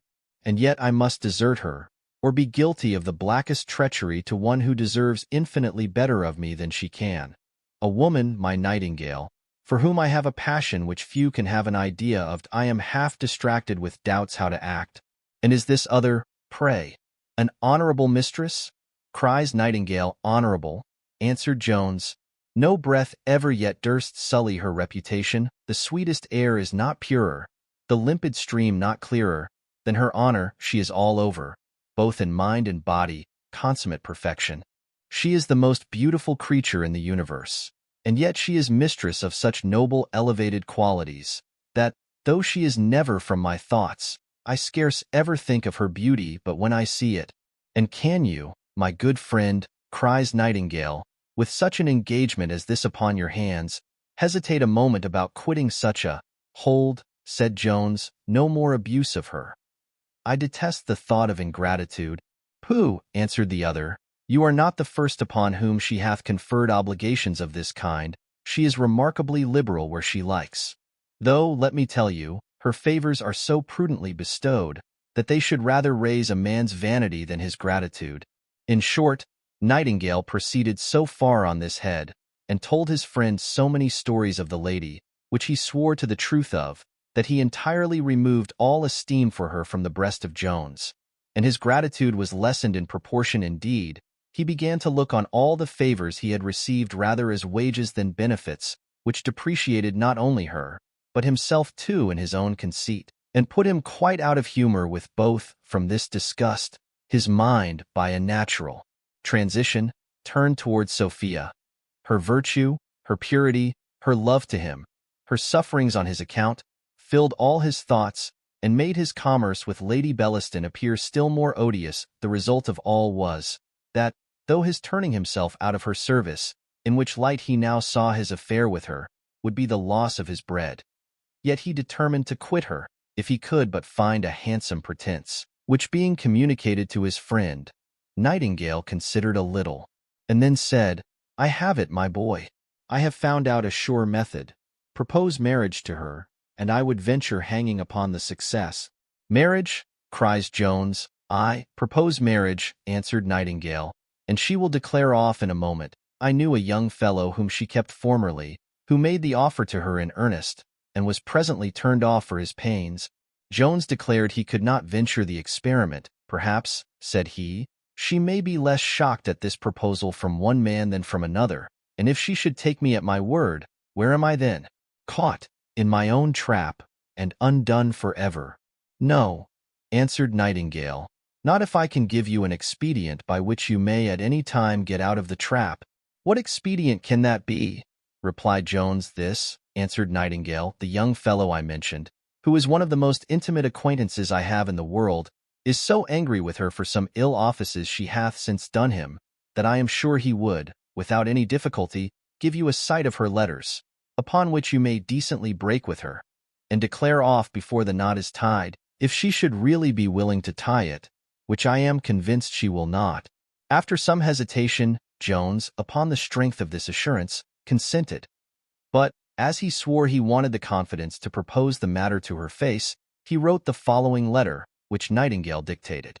Madam, I am extremely concerned that, by an unfortunate engagement abroad, I should have missed receiving the honor of your ladyship's commands the moment they came, and the delay which I must now suffer of vindicating myself to your ladyship greatly adds to this misfortune. O Lady Bellaston, what a terror have I been in for fear your reputation should be exposed by these perverse accidents.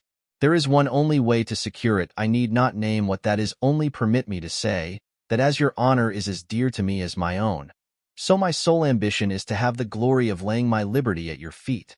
And believe me when I assure you, I can never be made completely happy without you generously bestow on me a legal right of calling you mine forever. I am, Madam, with most profound respect, your ladyship's most obliged, obedient, humble servant, Thomas Jones. To this she presently returned the following answer.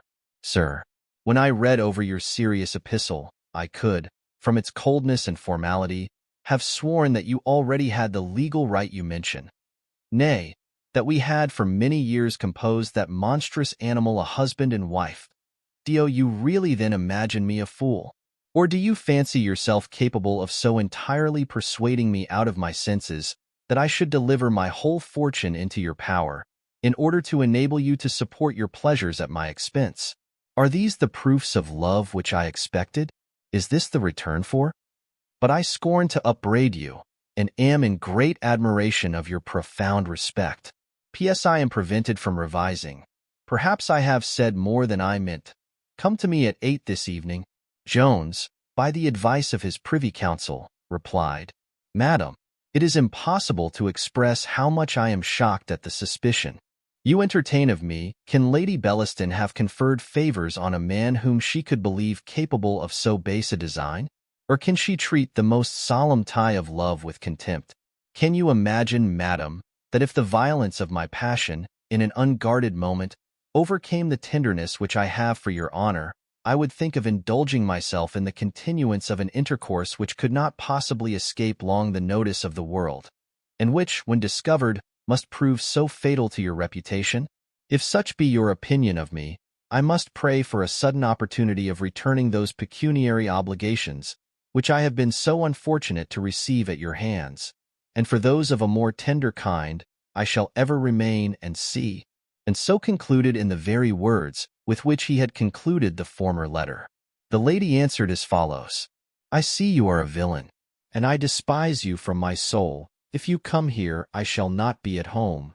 Though Jones was well satisfied with his deliverance from a thraldom which those who have ever experienced it will, I apprehend, allow to be none of the lightest, he was not, however, perfectly easy in his mind. There was in this scheme too much of fallacy to satisfy one who utterly detested every species of falsehood or dishonesty. Nor would he, indeed, have submitted to put it in practice, had he not been involved in a distressful situation, where he was obliged to be guilty of some dishonor, either to the one lady or the other. And surely the reader will allow that every good principle, as well as love, pleaded strongly in favor of Sophia. Nightingale highly exulted in the success of his stratagem, upon which he received many thanks and much applause from his friend. He answered, Dear Tom, we have conferred very different obligations on each other. To me you owe the regaining your liberty. To you I owe the loss of mine, but if you are as happy in the one instance as I am in the other, I promise you we are the two happiest fellows in England. The two gentlemen were now summoned down to dinner, where Mrs. Miller, who performed herself the office of cook, had exerted her best talents to celebrate the wedding of her daughter. This joyful circumstance she ascribed principally to the friendly behavior of Jones.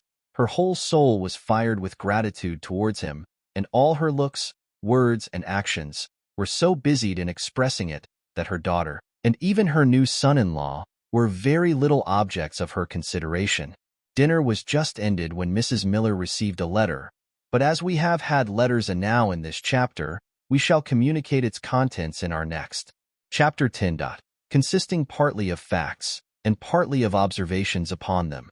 The letter then which arrived at the end of the preceding chapter was from Mr. Allworthy, and the purport of it was his intention to come immediately to town, with his nephew Blifil, and a desire to be accommodated with his usual lodgings, which were the first floor for himself, and the second for his nephew. The cheerfulness which had before displayed itself in the countenance of the poor woman was a little clouded on this occasion. This news did indeed a good deal disconcert her. Theo requite so disinterested a match with her daughter, by presently turning her new son-in-law out of doors, appeared to her very unjustifiable on the one hand, and on the other, she could scarce bear the thoughts of making any excuse to Mr. Allworthy, after all the obligations received from him, for depriving him of lodgings which were indeed strictly his due.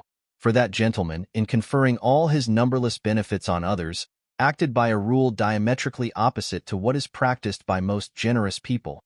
He contrived, on all occasions, to hide his beneficence, not only from the world, but even from the object of it. He constantly used the words lend and pay instead of give, and by every other method he could invent, always lessened with his tongue the favors he conferred, while he was heaping them with both his hands. When he settled the annuity of £50 a year therefore on Mrs. Miller, he told her, it was in consideration of always having her first floor when he was in town, which he scarce ever intended to be, but that she might let it at any other time, for that he would always send her a month's warning. He was now, however, hurried to town so suddenly, that he had no opportunity of giving such notice, and this hurry probably prevented him, when he wrote for his lodgings, adding, if they were then empty, for he would most certainly have been well satisfied to have relinquished them, on a less sufficient excuse than what Mrs. Miller could now have made.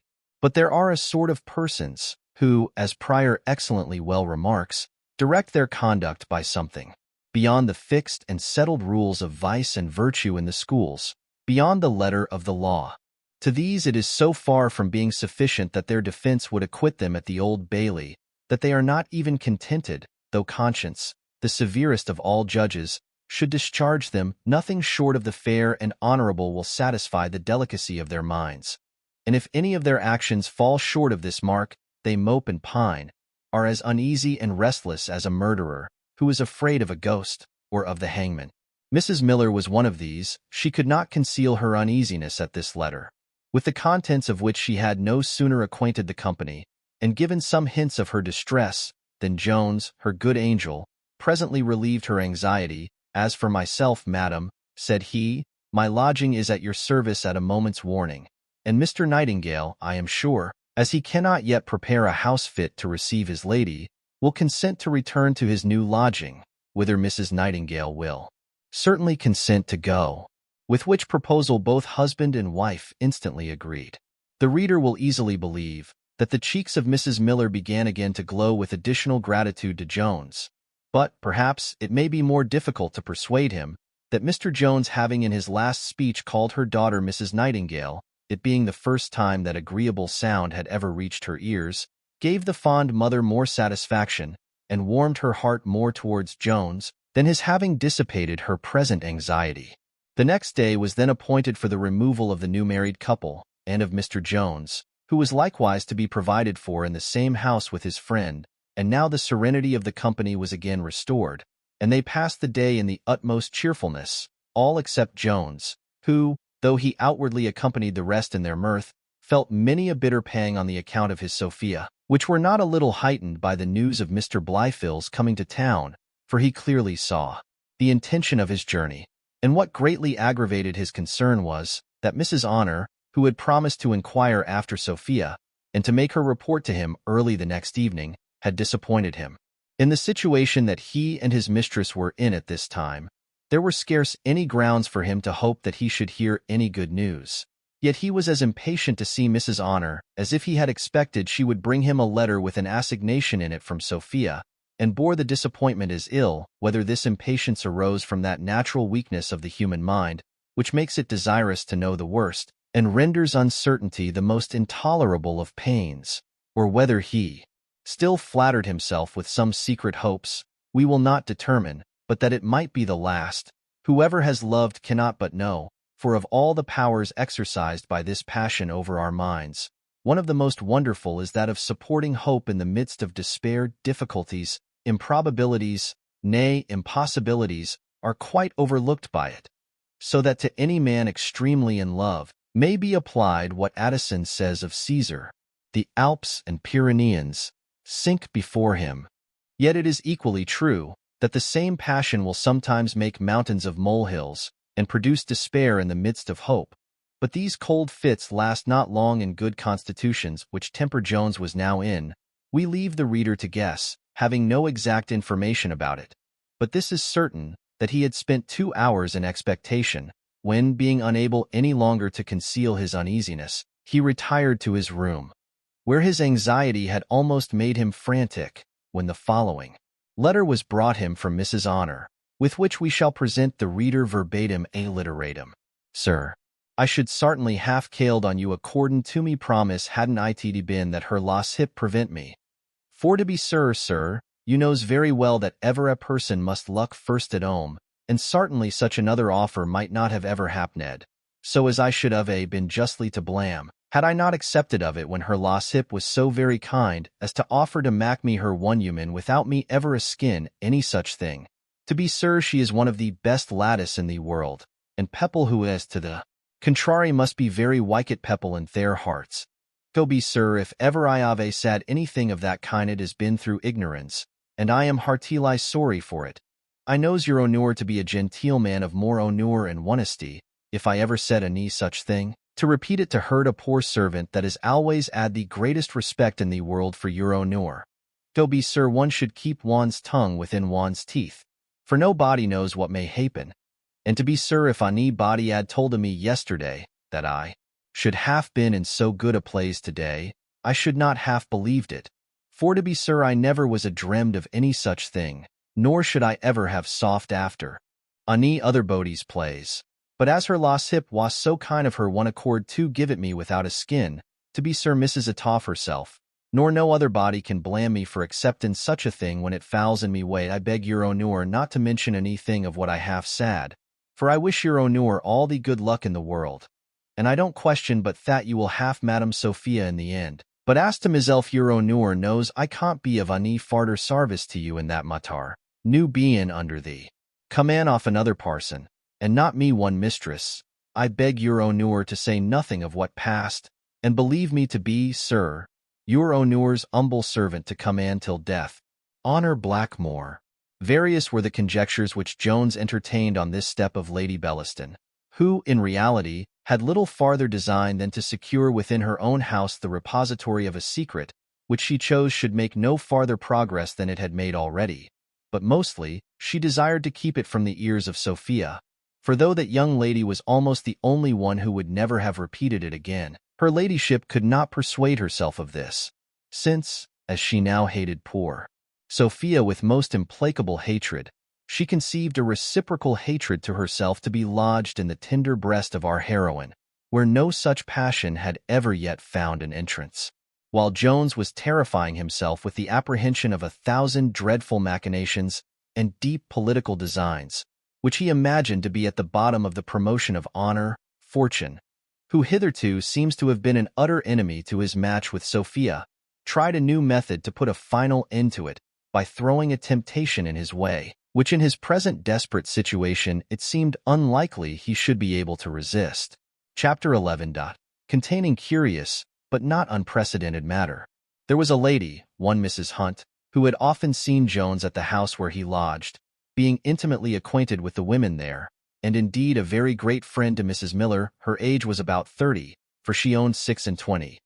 Her face and person very good, only inclining a little too much to be fat. She had been married young by her relations to an old Turkey merchant, who, having got a great fortune, had left off trade. With him she lived without reproach, but not without pain, in a state of great self-denial, for about 12 years. And her virtue was rewarded by his dying and leaving her very rich. The first year of her widowhood was just at an end, and she had passed it in a good deal of retirement, seeing only a few particular friends, and dividing her time between her devotions and novels, of which she was always extremely fond. Very good health, a very warm constitution, and a good deal of religion made it absolutely necessary for her to marry again. And she resolved to please herself in her second husband, as she had done her friends in the first. From her the following billet was brought to Jones. Sir, from the first day I saw you, I doubt my eyes have told you too plainly that you were not indifferent to me.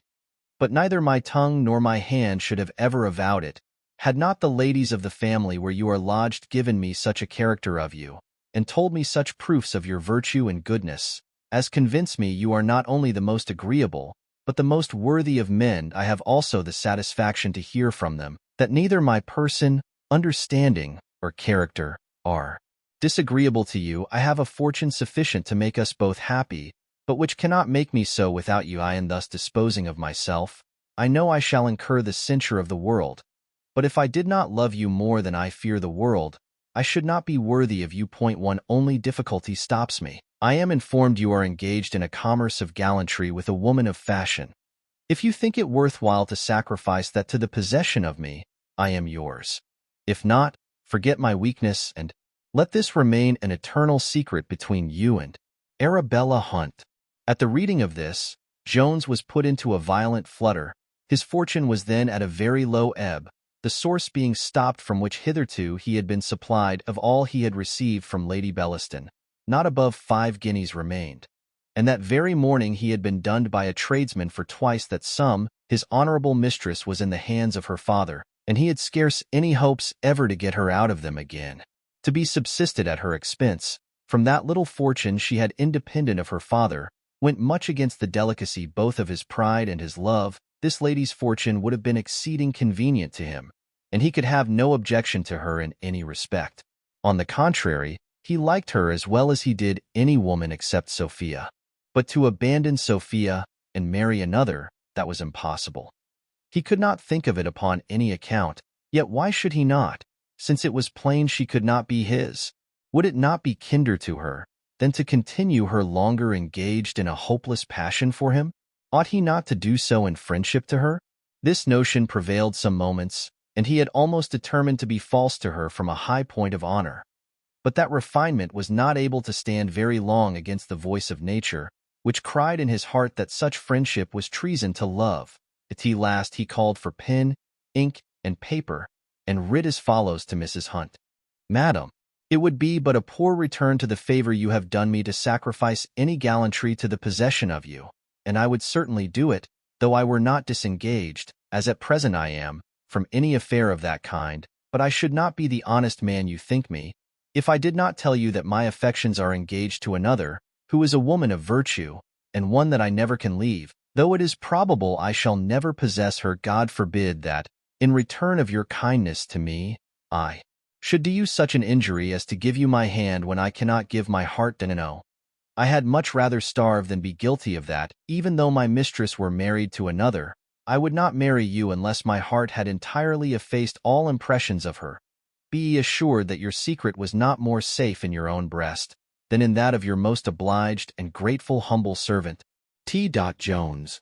When our hero had finished and sent this letter, he went to his scrutor, took out Miss Western's muff, kissed it several times, and then strutted some turns about his room, with more satisfaction of mind than ever any Irishman felt in carrying off a fortune of £50,000. Chapter 12. A discovery made by Partridge. While Jones was exulting in the consciousness of his integrity, Partridge came capering into the room, as was his custom when he brought, or fancied he brought, any good tidings. He had been dispatched that morning by his master, with orders to endeavor, by the servants of Lady Bellaston, or by any other means, to discover whither Sophia had been conveyed, and he now returned, and with a joyful countenance told our hero that he had found the lost bird. I have seen, sir, says he, Black George, the gamekeeper, who is one of the servants whom the squire hath brought with him to town. I knew him presently, though I have not seen him these several years. But you know, sir, he is a very remarkable man, or, to use a purer phrase, he hath a most remarkable beard, the largest and blackest I ever saw. It was some time, however, before Black George could recollect me. Well, but what is your good news? Cries Jones. What do you know of my Sophia? You shall know presently, sir, answered Partridge. I am coming to it as fast as I can. You are so impatient, sir. You would come at the infinitive mood before you can get to the imperative. As I was saying, sir, it was some time before he recollected my face. Confound your face, cries Jones. What of my Sophia? Nay, sir, answered Partridge, I know nothing more of Madame Sophia than what I am going to tell you. And I should have told you all before this if you had not interrupted me.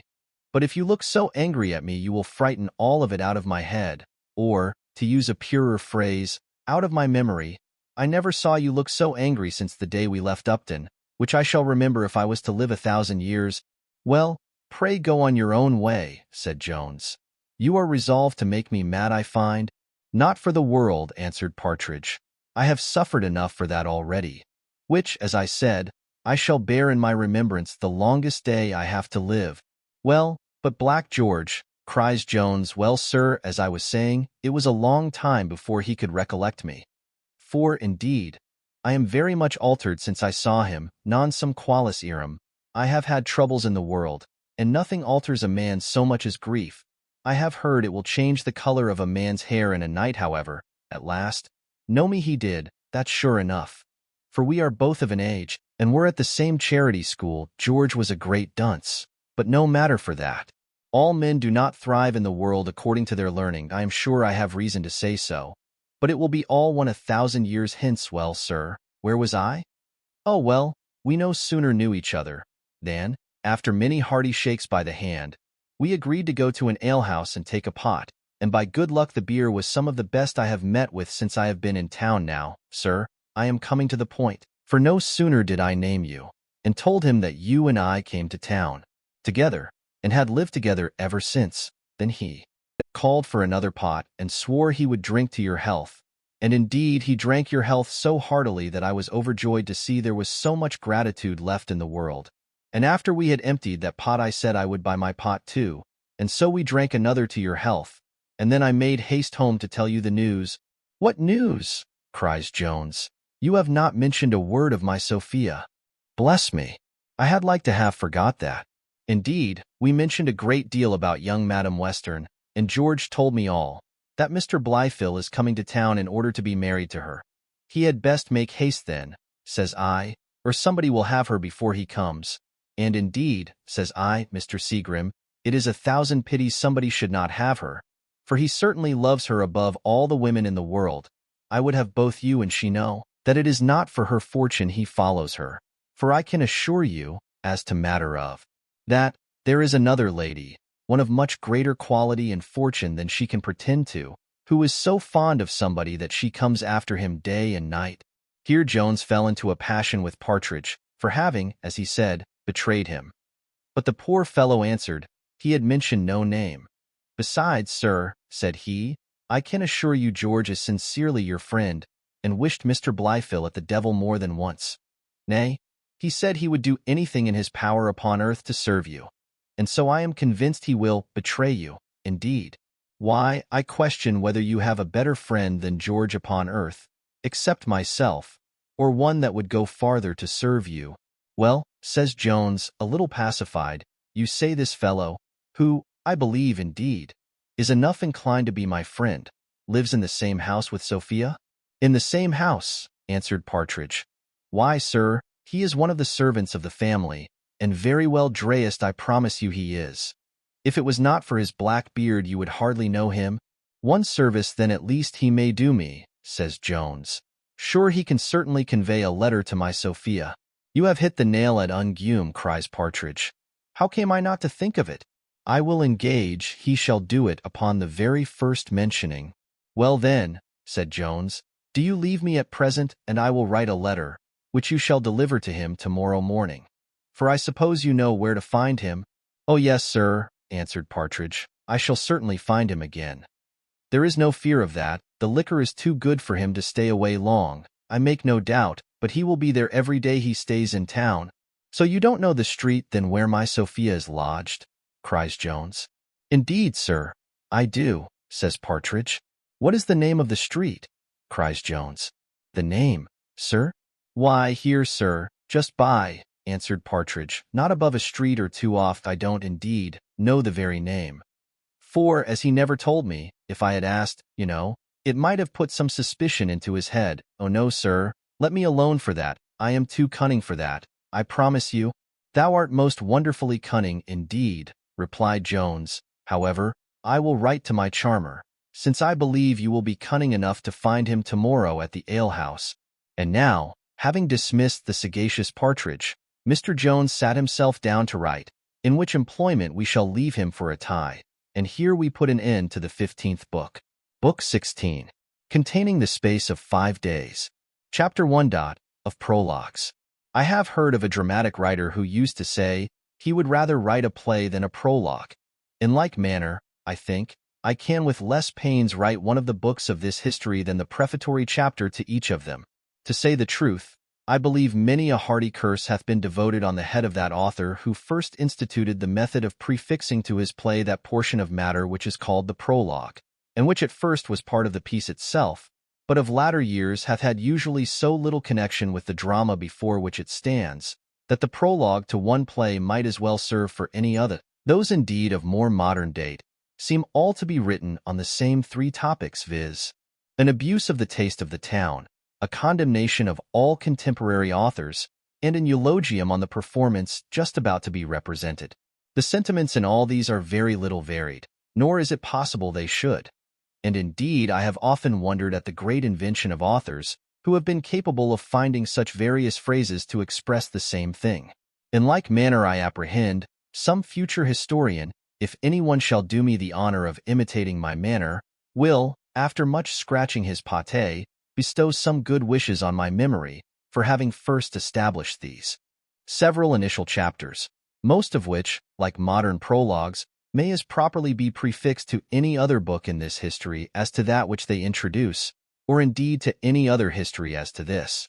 But however authors may suffer by either of these inventions, the reader will find sufficient emolument in the one as the spectator hath long found in the other. First, It is well known that the prologue serves the critic for an opportunity to try his faculty of hissing and to tune his catcall to the best advantage, by which means I have known those musical instruments so well prepared that they have been able to play in full concert at the first rising of the curtain. The same advantages may be drawn from these chapters, in which the critic will be always sure of meeting with something that may serve as a whetstone to his noble spirit, so that he may fall with a more hungry appetite for censure on the history itself, and here his sagacity must make it needless to observe how artfully these chapters are calculated for that excellent purpose. For in these we have always taken care to intersperse somewhat of the sour or acid kind, in order to sharpen and stimulate the said spirit of criticism. Again, the indolent reader, as well as spectator, finds great advantage from both these. For, as they are not obliged either to see the one or read the others, and both the play and the book are thus protracted, by the former they have a quarter of an hour longer allowed them to sit at dinner, and by the latter they have the advantage of beginning to read at the 4th or 5th page instead of the first, a matter by no means of trivial consequence to persons who read books with no other view than to say they have read them, a more general motive to reading than is commonly imagined, and from which not only law books and good books, but the pages of Homer and Virgil, of Swift and Cervantes, have been often turned over. Many other are the emoluments which arise from both these, but they are for the most part so obvious that we shall not at present stay to enumerate them, especially since it occurs to us that the principal merit of both the prologue and the preface is that they be short. Chapter 2. A whimsical adventure which befell the squire, with the distressed situation of Sophia. We must now convey the reader to Mr. Western's lodgings, which were in Piccadilly, where he was placed by the recommendation of the landlord at the Hercules Pillars at Hyde Park Corner. For at the inn, which was the first he saw on his arrival in town, he placed his horses, and in those lodgings, which were the first he heard of, he deposited himself. Here, when Sophia alighted from the hackney coach, which brought her from the house of Lady Bellaston, she desired to retire to the apartment provided for her, to which her father very readily agreed, and whither he attended her himself. A short dialogue, neither very material nor pleasant to relate minutely, then passed between them, in which he pressed her vehemently to give her consent to the marriage with Blifil, who, as he acquainted her, was to be in town in a few days. But, instead of complying, she gave a more peremptory and resolute refusal than she had ever done before. This so incensed her father, that after many bitter vows, that he would force her to have him whether she would or no, he departed from her with many hard words and curses, locked the door, and put the key into his pocket, while Sophia was left with no other company than what attend the closest state prisoner, namely, fire and candle. The squire sat down to regale himself over a bottle of wine, with his parson and the landlord of the Hercules Pillars, who, as the squire said, would make an excellent third man, and could inform them of the news of the town, and how affairs went. For to be sure, says he knows a great deal, since the horses of many of the quality stand at his house. In this agreeable society Mr. Western passed that evening and great part of the succeeding day, during which period nothing happened of sufficient consequence to find a place in this history. All this time Sophia passed by herself, for her father swore she should never come out of her chamber alive, unless she first consented to marry Blifil, nor did he ever suffer the door to be unlocked, unless to convey her food, on which occasions he always attended himself. The second morning after his arrival, while he and the parson were at breakfast together on a toast and tankard, he was informed that a gentleman was below to wait on him. A gentleman, quoth the squire. Who the devil can he be? Do, doctor, go down and see who 'tis. Blifil can hardly be come to town yet. Go down, do, and know what his business is. The doctor returned with an account that it was a very well-dressed man, and by the ribbon in his hat he took him for an officer of the army, that he said he had some particular business, which he could deliver to none but Mr. Western himself. An officer, cries the squire. What can any such fellow have to do with me? If he wants an order for baggage wagons, I am no justice of peace here, nor can I grant a warrant. Let un come up then, if he must speak to me.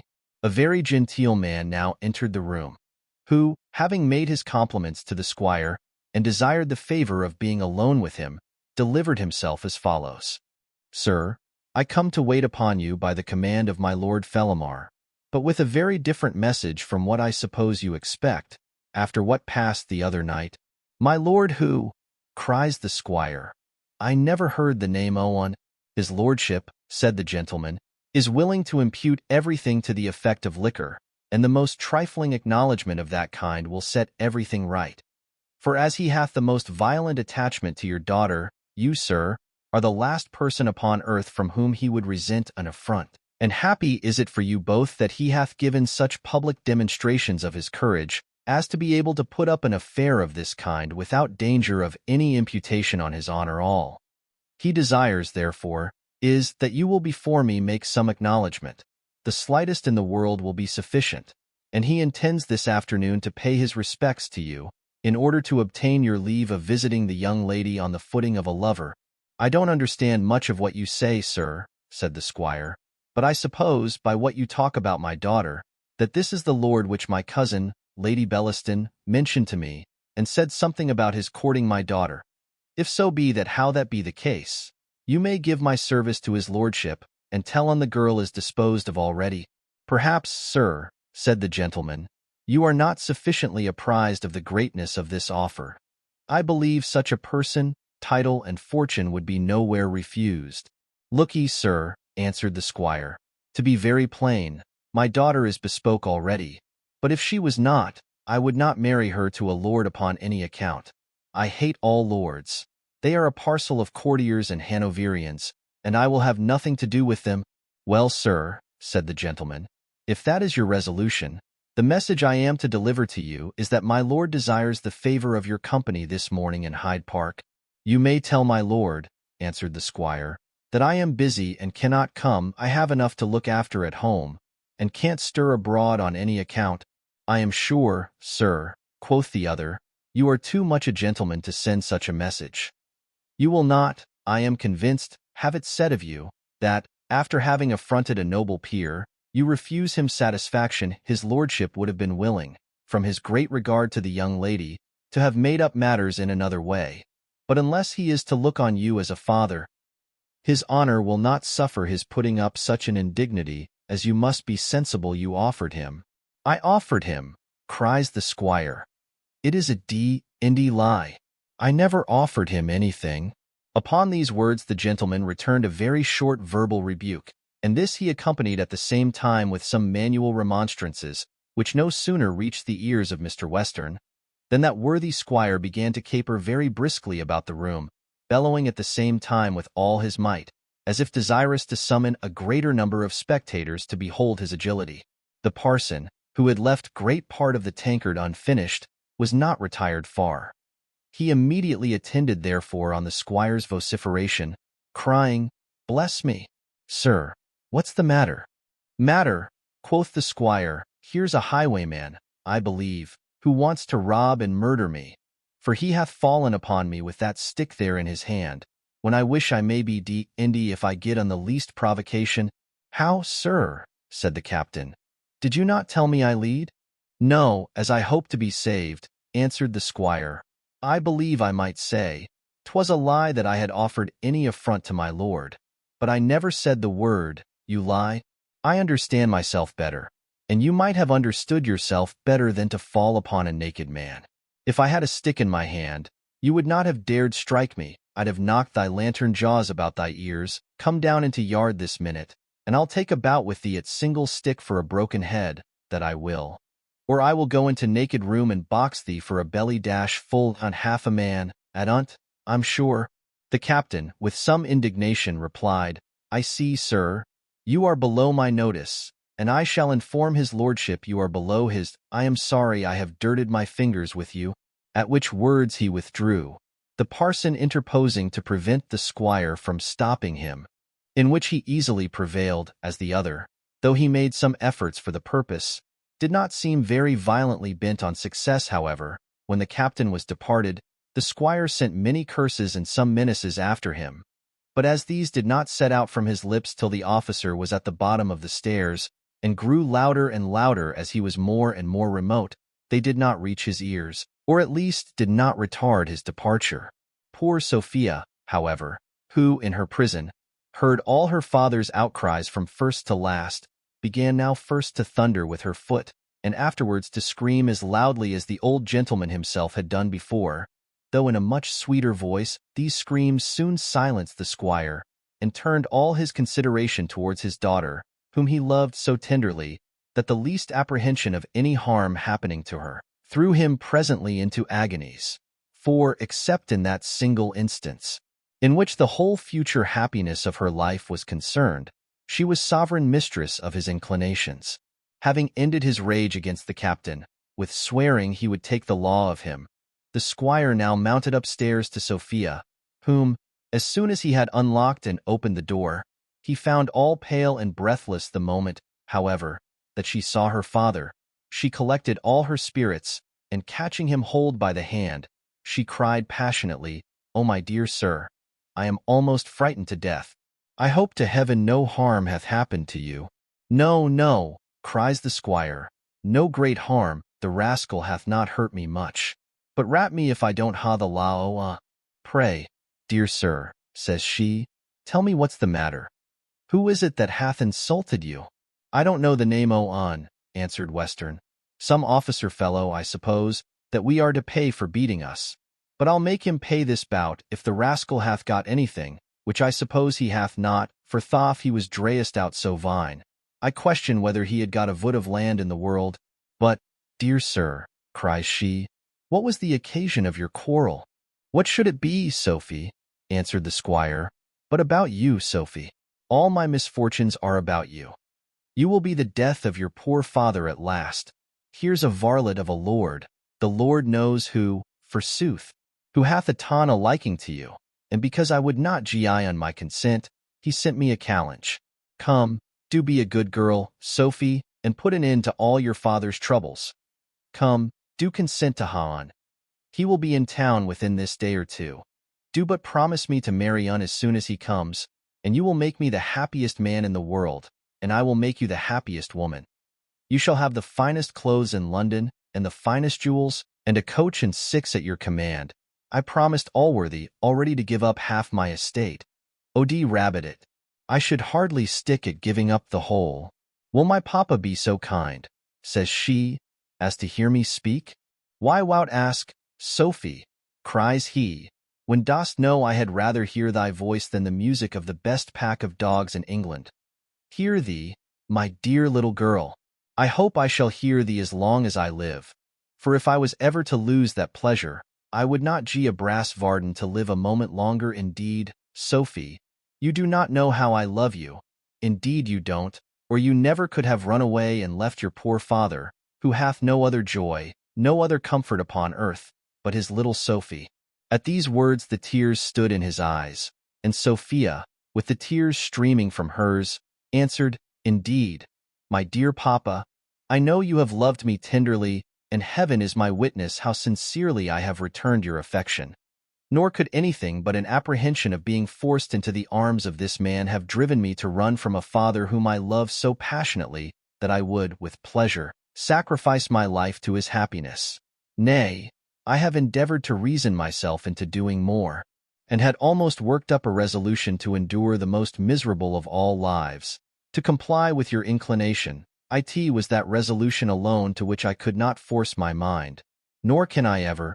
Here the squire began to look wild, and the foam appeared at his lips, which Sophia, observing, begged to be heard out, and then proceeded, "If my father's life, his health, or any real happiness of his was at stake, here stands your resolved daughter.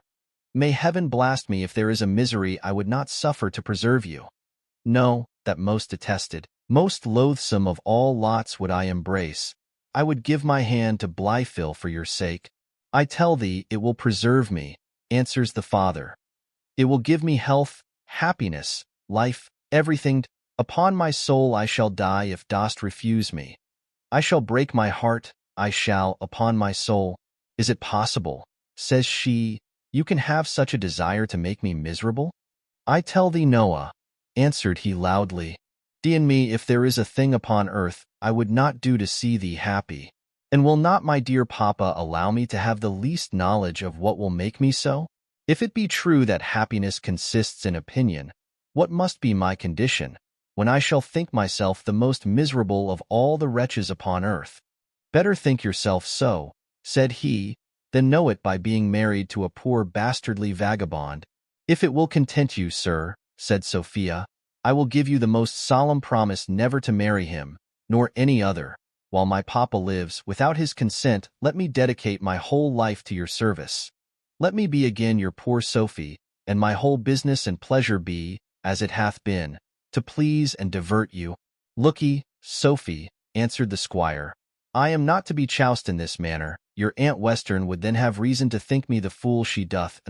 No, Sophie, I'd have you to know I have got more wisdom, and no more of the world, than to take the word of a woman in a matter where a man is concerned. How, sir, have I deserved this want of confidence? Said she. Have I ever broke a single promise to you? Or have I ever been found guilty of a falsehood from my cradle? Look'ee, Sophie, cries he, that's neither here nor there. I am determined upon this match, and have him you shall, d me if shat unt, thou dost hang thyself the next morning. At repeating which words he clenched his fist, knit his brows, bit his lips, and thundered so loud, that the poor afflicted, terrified Sophia sunk trembling into her chair, and, had not a flood of tears come immediately to her relief, perhaps worse had followed. Western beheld the deplorable condition of his daughter with no more contrition or remorse than the turnkey of Newgate feels at viewing the agonies of a tender wife, when taking her last farewell of her condemned husband. Or rather he looked down on her with the same emotions which arise in an honest fair tradesman, who sees his debtor dragged to prison for £10, which, though a just debt, the wretch is wickedly unable to pay. Or, to hit the case still more nearly, he felt the same compunction with a bawd, when some poor innocent, whom she hath ensnared into her hands, falls into fits at the first proposal of what is called seeing company. Indeed, this resemblance would be exact, was it not that the bawd hath an interest in what she doth, and the father, though perhaps he may blindly think otherwise, can, in reality, have none in urging his daughter to almost an equal prostitution. In this condition he left his poor Sophia, and, departing with a very vulgar observation on the effect of tears, he locked the room, and returned to the parson, who said everything he durst in behalf of the young lady, which, though perhaps it was not quite so much as his duty required, yet was it sufficient to throw the squire into a violent rage, and into many indecent reflections on the whole body of the clergy, which we have too great an honor for that sacred function to commit to paper. Chapter 3. What happened to Sophia during her confinement. The landlady of the house where the squire lodged had begun very early to entertain a strange opinion of her guests. However, as she was informed that the squire was a man of vast fortune, and as she had taken care to exact a very extraordinary price for her rooms, she did not think proper to give any offense. For, though she was not without some concern for the confinement of poor Sophia, of whose great sweetness of temper and affability the maid of the house had made so favorable a report, which was confirmed by all the squire's servants, yet she had much more concern for her own interest than to provoke one, whom, as she said, she perceived to be a very hastish kind of a gentleman. Though Sophia eat but little, yet she was regularly served with her meals. Indeed, I believe, if she had liked any one rarity, that the squire, however angry, would have spared neither pains nor cost to have procured it for her. Since, however strange it may appear to some of my readers, he really doted on his daughter, and to give her any kind of pleasure was the highest satisfaction of his life. The dinner hour being arrived, Black George carried her up a pullet, the squire himself, for he had sworn not to part with the key, attending the door as George deposited the dish. Some compliments passed between him and Sophia, for he had not seen her since she left the country, and she treated every servant with more respect than some persons shew to those who are in a very slight degree their inferiors.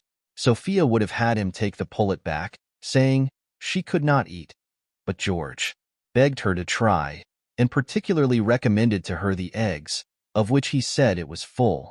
All this time the squire was waiting at the door, but George was a great favorite with his master, as his employment was in concerns of the highest nature, namely about the game, and was accustomed to take many liberties. He had officiously carried up the dinner, being, as he said, very desirous to see his young lady. He made therefore no scruple of keeping his master standing above 10 minutes, while civilities were passing between him and Sophia. for which he received only a good-humored rebuke at the door when he returned. The eggs of pullets, partridges, pheasants, and were, as George well knew, the most favorite dainties of Sophia. It was therefore no wonder that he, who was a very good-natured fellow, should take care to supply her with this kind of delicacy, at a time when all the servants in the house were afraid she would be starved, for she had scarce swallowed a single morsel in the last 40 hours. Though vexation hath not the same effect on all persons as it usually hath on a widow, whose appetite it often renders sharper than it can be rendered by the air on Banstead Downs or Salisbury Plain. Yet the sublimest grief, notwithstanding what some people may say to the contrary, will eat at last, and Sophia, herself, after some little consideration, began to dissect the fowl, which she found to be as full of eggs as George had reported it. But, if she was pleased with these, it contained something which would have delighted the Royal Society much more. For if a fowl with 3 legs be so invaluable a curiosity, when perhaps time hath produced 1,000 such, at what price shall we esteem a bird which so totally contradicts all the laws of animal economy, as to contain a letter in its belly? Ovid tells us of a flower into which Hyacinthus was metamorphosed, that bears letters on its leaves, which Virgil recommended as a miracle to the Royal Society of his day. But no age nor nation hath ever recorded a bird with a letter in its maw.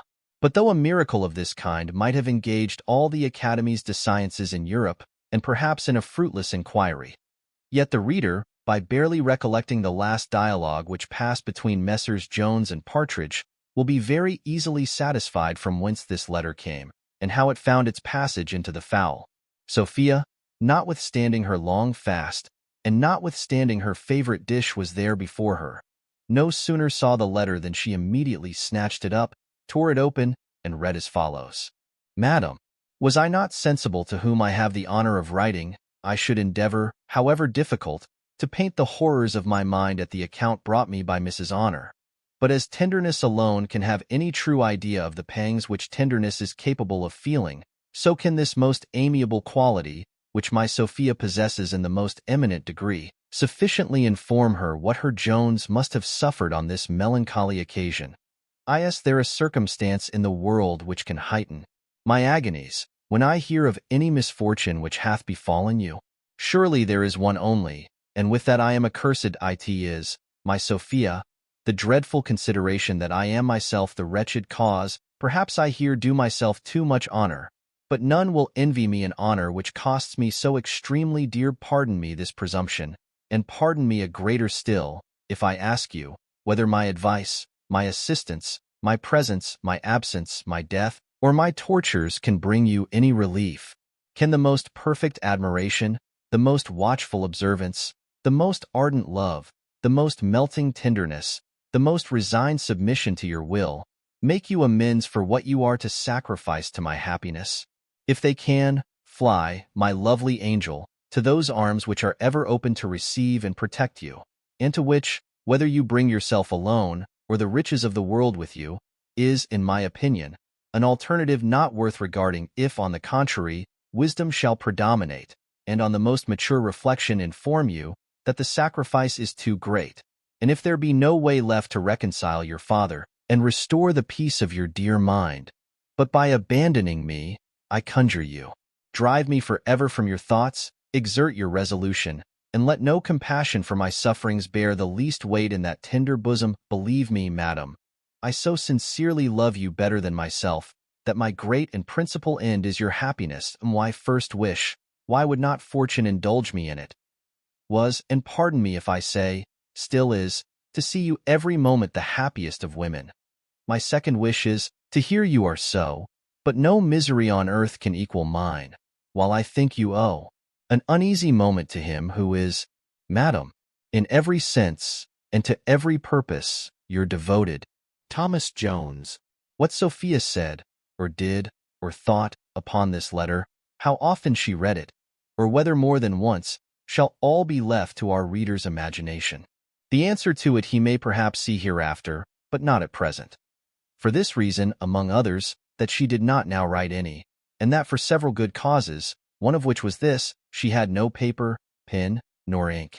In the evening, while Sophia was meditating on the letter she had received, or on something else, A violent noise from below disturbed her meditations. This noise was no other than a round-bouted altercation between two persons. One of the combatants, by his voice, she immediately distinguished to be her father, but she did not so soon discover the shriller pipes to belong to the organ of her Aunt Western, who was just arrived in town, where having, by means of one of her servants, who stopped at the Hercules Pillars, learned where her brother lodged, she drove directly to his lodgings. We shall therefore take our leave at present of Sophia, and, with our usual good breeding, attend her ladyship. Chapter 4, in which Sophia is delivered from her confinement. The squire and the parson, for the landlord was now otherwise engaged, were smoking their pipes together. When the arrival of the lady was first signified, the squire no sooner heard her name than he immediately ran down to usher her upstairs. For he was a great observer of such ceremonials, especially to his sister, of whom he stood more in awe than of any other human creature, though he never would own this, nor did he perhaps know it himself. Mrs. Western, on her arrival in the dining-room, having flung herself into a chair, began thus to harangue. Well, surely, no one ever had such an intolerable journey. I think the roads, since so many turnpike acts, are grown worse than ever. Brother, how could you get into this odious place? No person of condition, I dare swear, ever set foot here before. I don't know, cries the squire. I think they do well enough. It was landlord recommended them that I thought, as he knew most of the quality, he could best shew me where to get among. Well, and where's my niece? Says the lady. Have you been to wait upon Lady Bellaston yet? Aye, cries the squire. Your niece is safe enough. She is upstairs in chamber. How? Answered the lady. Is my niece in this house, and does she not know of my being here? No, nobody can well get to her, says the squire, for she is under lock and key. I have her safe. I fetched her from my lady cousin the first night I came to town, and I have taken care o' her ever since. She is as secure as a fox in a bag, I promise you. Good heaven, returned Mrs. Western, what do I hear? I thought what a fine piece of work would be the consequence of my consent to your coming to town yourself. Nay, it was indeed your own headstrong will, nor can I charge myself with having ever consented to it. Did not you promise me, brother, that you would take none of these headstrong measures? Was it not by these headstrong measures that you forced my niece to run away from you in the country? Have you a mind to oblige her to take such another step? Z.D.S. and the devil, cries the squire, dashing his pipe on the ground. Did ever mortal hear the like? When I expected you would have commended me for all I have done, to be fallen upon in this manner. How, brother, said the lady, have I ever given you the least reason to imagine I should commend you for locking up your daughter? Have I not often told you that women in a free country are not to be treated with such arbitrary power?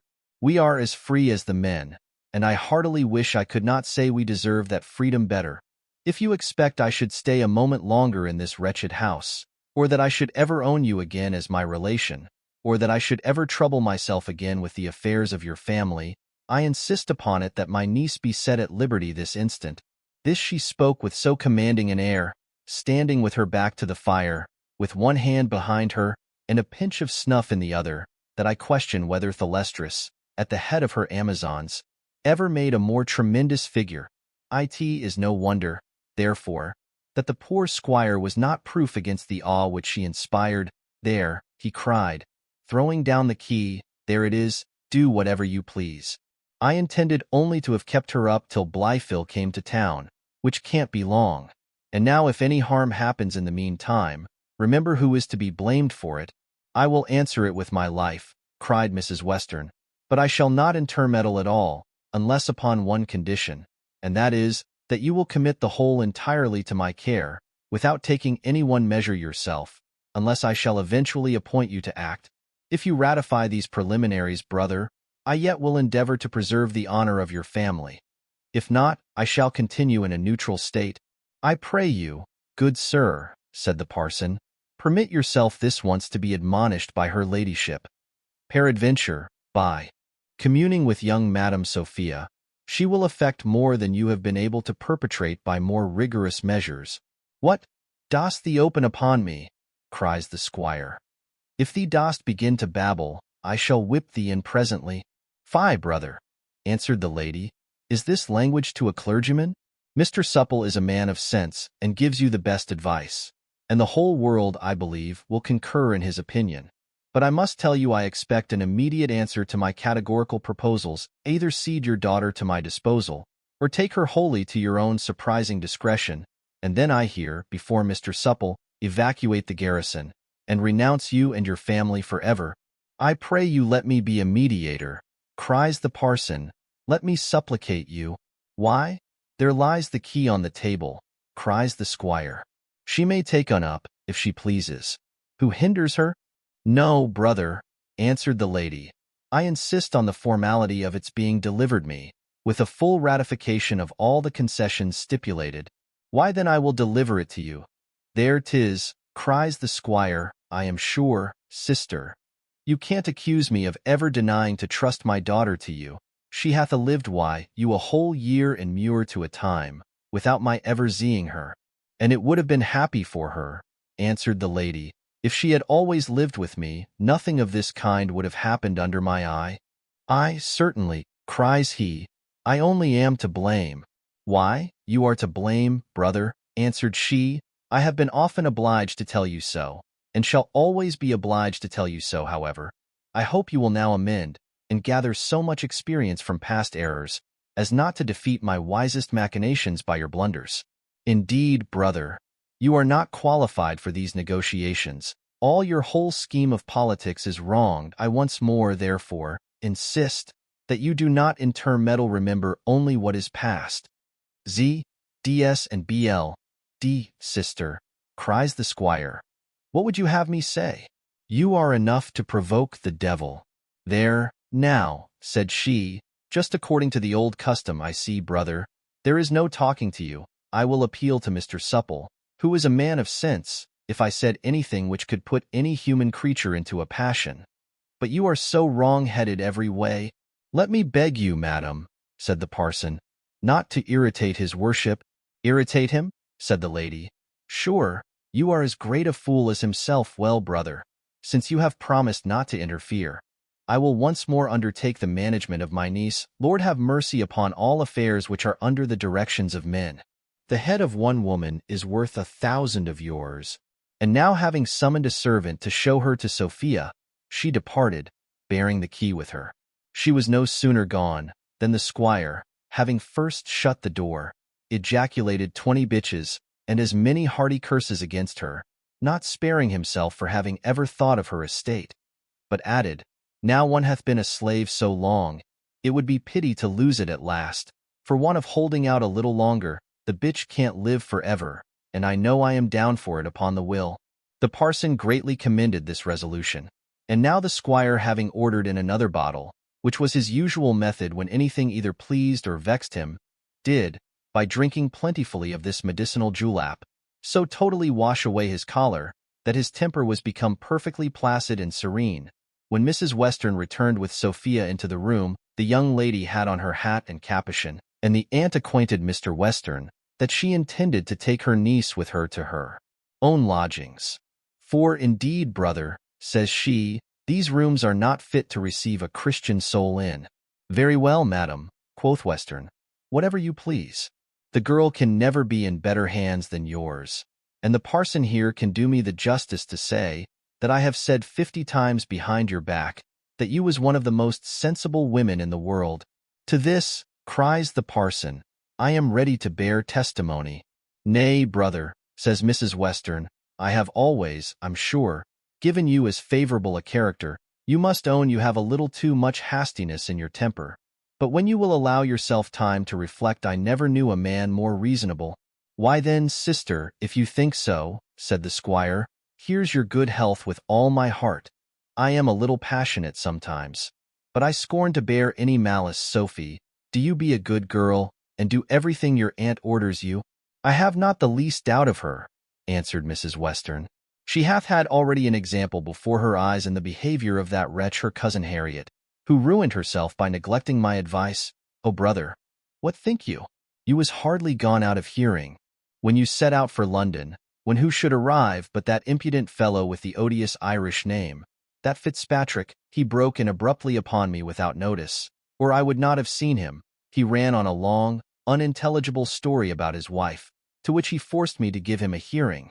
But I made him very little answer, and delivered him the letter from his wife, which I bid him answer himself. I suppose the wretch will endeavor to find us out, but I beg you will not see her, for I am determined I will not. I see her, answered the squire. You need not fear me.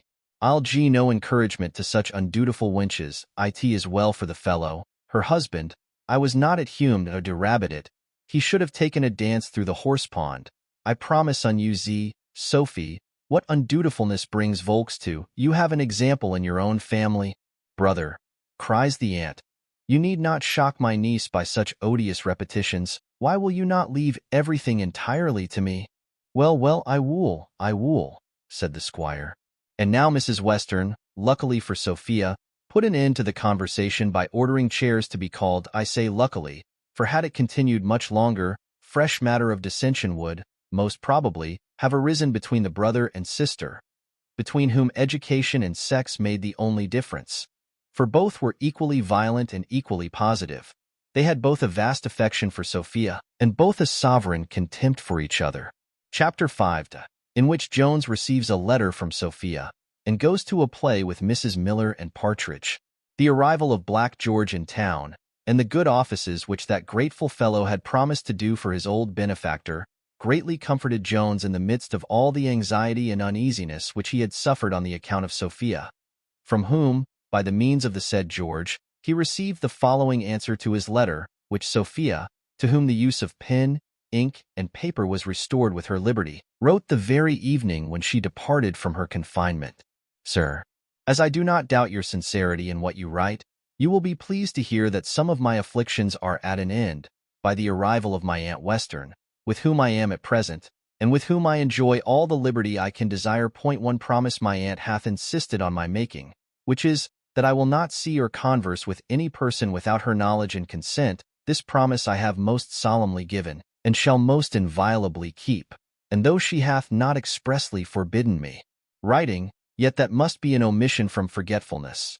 Or this, perhaps, is included in the word conversing. However, as I cannot but consider this as a breach of her generous confidence in my honor, you cannot expect that I shall, after this, continue to write myself or to receive letters without her knowledge. A promise is with me a very sacred thing, and to be extended to everything understood from it, as well as to what is expressed by it.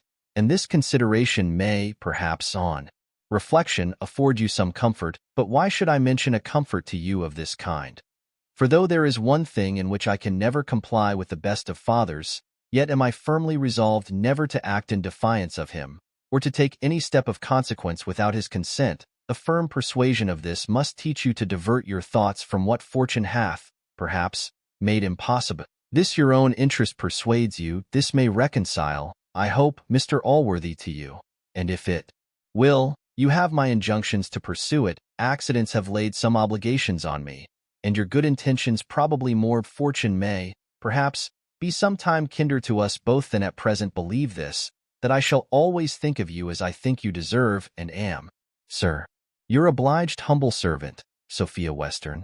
I charge you write to me no more, at present at least, and accept this, which is now of no service to me, which I know you must want, and think you owe the trifle only to that fortune by which you found it.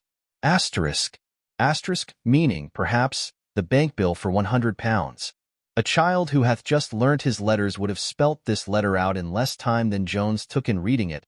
The sensations it occasioned were a mixture of joy and grief, somewhat like what divide the mind of a good man when he peruses the will of his deceased friend, in which a large legacy, which his distresses make the more welcome, is bequeathed to him. Upon the whole, however, he was more pleased than displeased, and indeed, the reader may probably wonder that he was displeased at all, but the reader is not quite so much in love as was poor Jones, and love is a disease which, though it may, in some instances, resemble a consumption, which it sometimes causes, in others proceeds in direct opposition to it, and particularly in this, that it never flatters itself, or sees any one symptom in a favorable light. One thing gave him complete satisfaction, which was, that his mistress had regained her liberty, and was now with a lady where she might at least assure herself of a decent treatment. Another comfortable circumstance was the reference which she made to her promise of never marrying any other man. For however disinterested he might imagine his passion, and notwithstanding all the generous overtures made in his letter, I very much question whether he could have heard a more afflicting piece of news than that Sophia was married to another, though the match had been never so great, and never so likely to end in making her completely happy. That refined degree of platonic affection which is absolutely detached from the flesh, and is, indeed, entirely and purely spiritual, is a gift confined to the female part of the creation.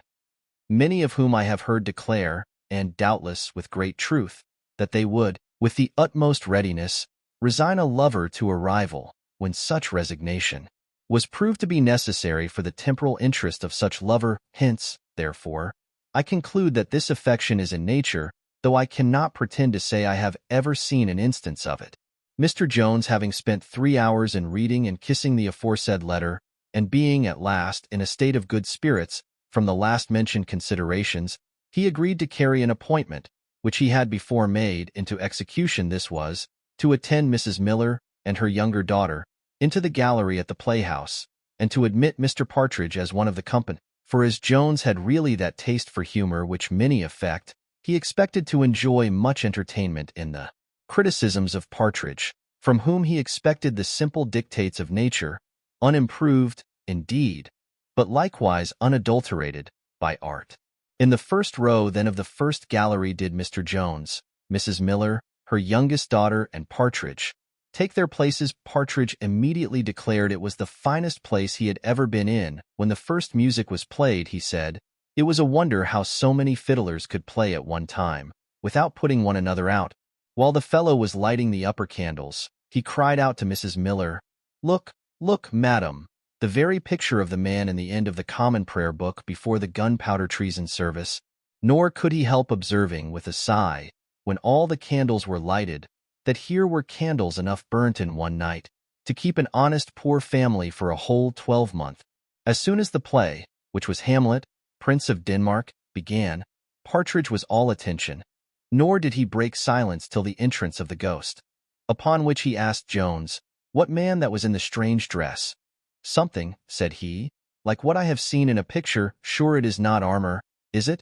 Jones answered, "That is the ghost." To which Partridge replied with a smile, "Persuade me to that, sir, if you can, though I can't say I ever actually saw a ghost in my life. Yet I am certain I should know one, if I saw him. Better than that comes to dot. No, sir, ghosts don't appear in such dresses as that, neither." In this mistake, which caused much laughter in the neighborhood of Partridge, he was suffered to continue, till the scene between the ghost and Hamlet, when Partridge gave that credit to Mr. Garrick, which he had denied to Jones, and fell into so violent a trembling, that his knees knocked against each other. Jones asked him what was the matter, and whether he was afraid of the warrior upon the stage. "Hola, sir," said he, "I perceive now it is what you told me. I am not afraid of anything. For I know it is but a play, and if it was really a ghost, it could do one no harm at such a distance, and in so much company. And yet if I was frightened, I am not the only person." "Why, who," cries Jones, "dost thou take to be such a coward here besides thyself?" "Nay, you may call me coward if you will, but if that little man there upon the stage is not frightened, I never saw any man frightened in my life. I go along with you? I, to be sure. Whose fool then? Will you? Lud have mercy upon such foolhardiness. Whatever happens, it is good enough for you to follow you. I'd follow the devil as soon. Nay, perhaps it is the devil, for they say he can put on what likeness he pleases. Oh, here he is again. No farther. No, you have gone far enough already, farther than I'd have gone for all the king's dominions." Jones offered to speak, but Partridge cried, "Hush, hush, dear sir, don't you hear him?" And during the whole speech of the ghost, he sat with his eyes fixed partly on the ghost and partly on Hamlet, and with his mouth open, the same passions which succeeded each other in Hamlet, succeeding likewise in him. When the scene was over, Jones said, "Why, Partridge, you exceed my expectations. You enjoy the play more than I conceived possible." "Nay, sir," answered Partridge, "if you are not afraid of the devil, I can't help it. But to be sure, it is natural to be surprised at such things. though I know there is nothing in them. Not that it was the ghost that surprised me, neither, for I should have known that to have been only a man in a strange dress. But when I saw the little man so frightened himself, it was that which took hold of me. And dost thou imagine, then, Partridge, cries Jones, that he was really frightened? Nay, sir, said Partridge, did not you yourself observe afterwards, when he found it was his own father's spirit, and how he was murdered in the garden, how his fear forsook him by degrees, and he was struck dumb with sorrow, as it were, just as I should have been, had it been my own case. But hush! Hola! What noise is that? There he is again. Well, to be certain, though I know there is nothing at all in it, I am glad I am not down yonder where those men are.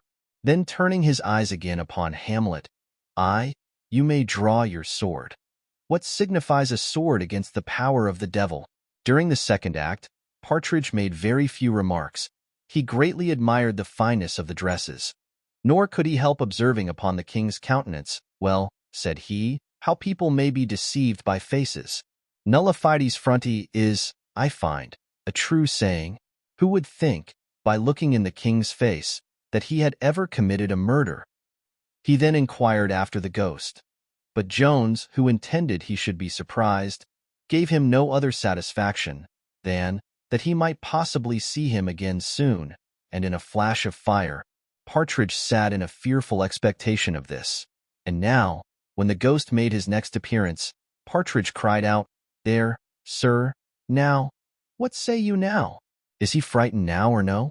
As much frightened as you think me, and, to be sure, nobody can help some fears. I would not be in so bad a condition as what's his name, Squire Hamlet, is there, for all the world, bless me. What's become of the spirit? As I am a living soul, I thought I saw him sink into the earth. Indeed, you saw right, answered Jones. Well, well, cries Partridge, I know it is only a play. And besides, if there was anything in all this, Madam Miller would not laugh so. For as to you, sir, you would not be afraid, I believe, if the devil was here in person. There, there. No wonder you are in such a passion. Shake the vile, wicked wretch to pieces. If she was my own mother, I would serve her so. To be sure all duty to a mother is forfeited by such wicked doings. Go about your business. I hate the sight of you. Our critic was now pretty silent till the play, which Hamlet introduces before the king, this he did not at first understand, till Jones explained it to him. But he no sooner entered into the spirit of it, than he began to bless himself that he had never committed murder. Then turning to Mrs. Miller, he asked her, if she did not imagine the king looked as if he was touched, though he is, said he, a good actor, and doth all he can to hide it well. I would not have so much to answer for as that wicked man there hath, to sit upon a much higher chair than he sits upon, and a wonder he ran away. For your sake I'll never trust an innocent face again. The grave-digging scene next engaged the attention of Partridge, who expressed much surprise at the number of skulls thrown upon the stage. To which Jones answered, that it was one of the most famous burial places about town. No wonder then, cries Partridge, that the place is haunted, but I never saw in my life a worse grave-digger. I had a sexton, when I was clerk, that should have dug 3 graves while he is digging one. The fellow handles a spade as if it was the first time he had ever had one in his hand. You may sing. You had rather sing than work, I believe. Upon Hamlet's taking up the skull, he cried out, Well, it is strange to see how fearless some men are. I never could bring myself to touch anything belonging to a dead man, on any account. He seemed frightened enough, too, at the ghost.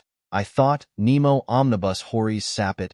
Little more worth remembering occurred during the play, at the end of which Jones asked him which of the players he had liked best.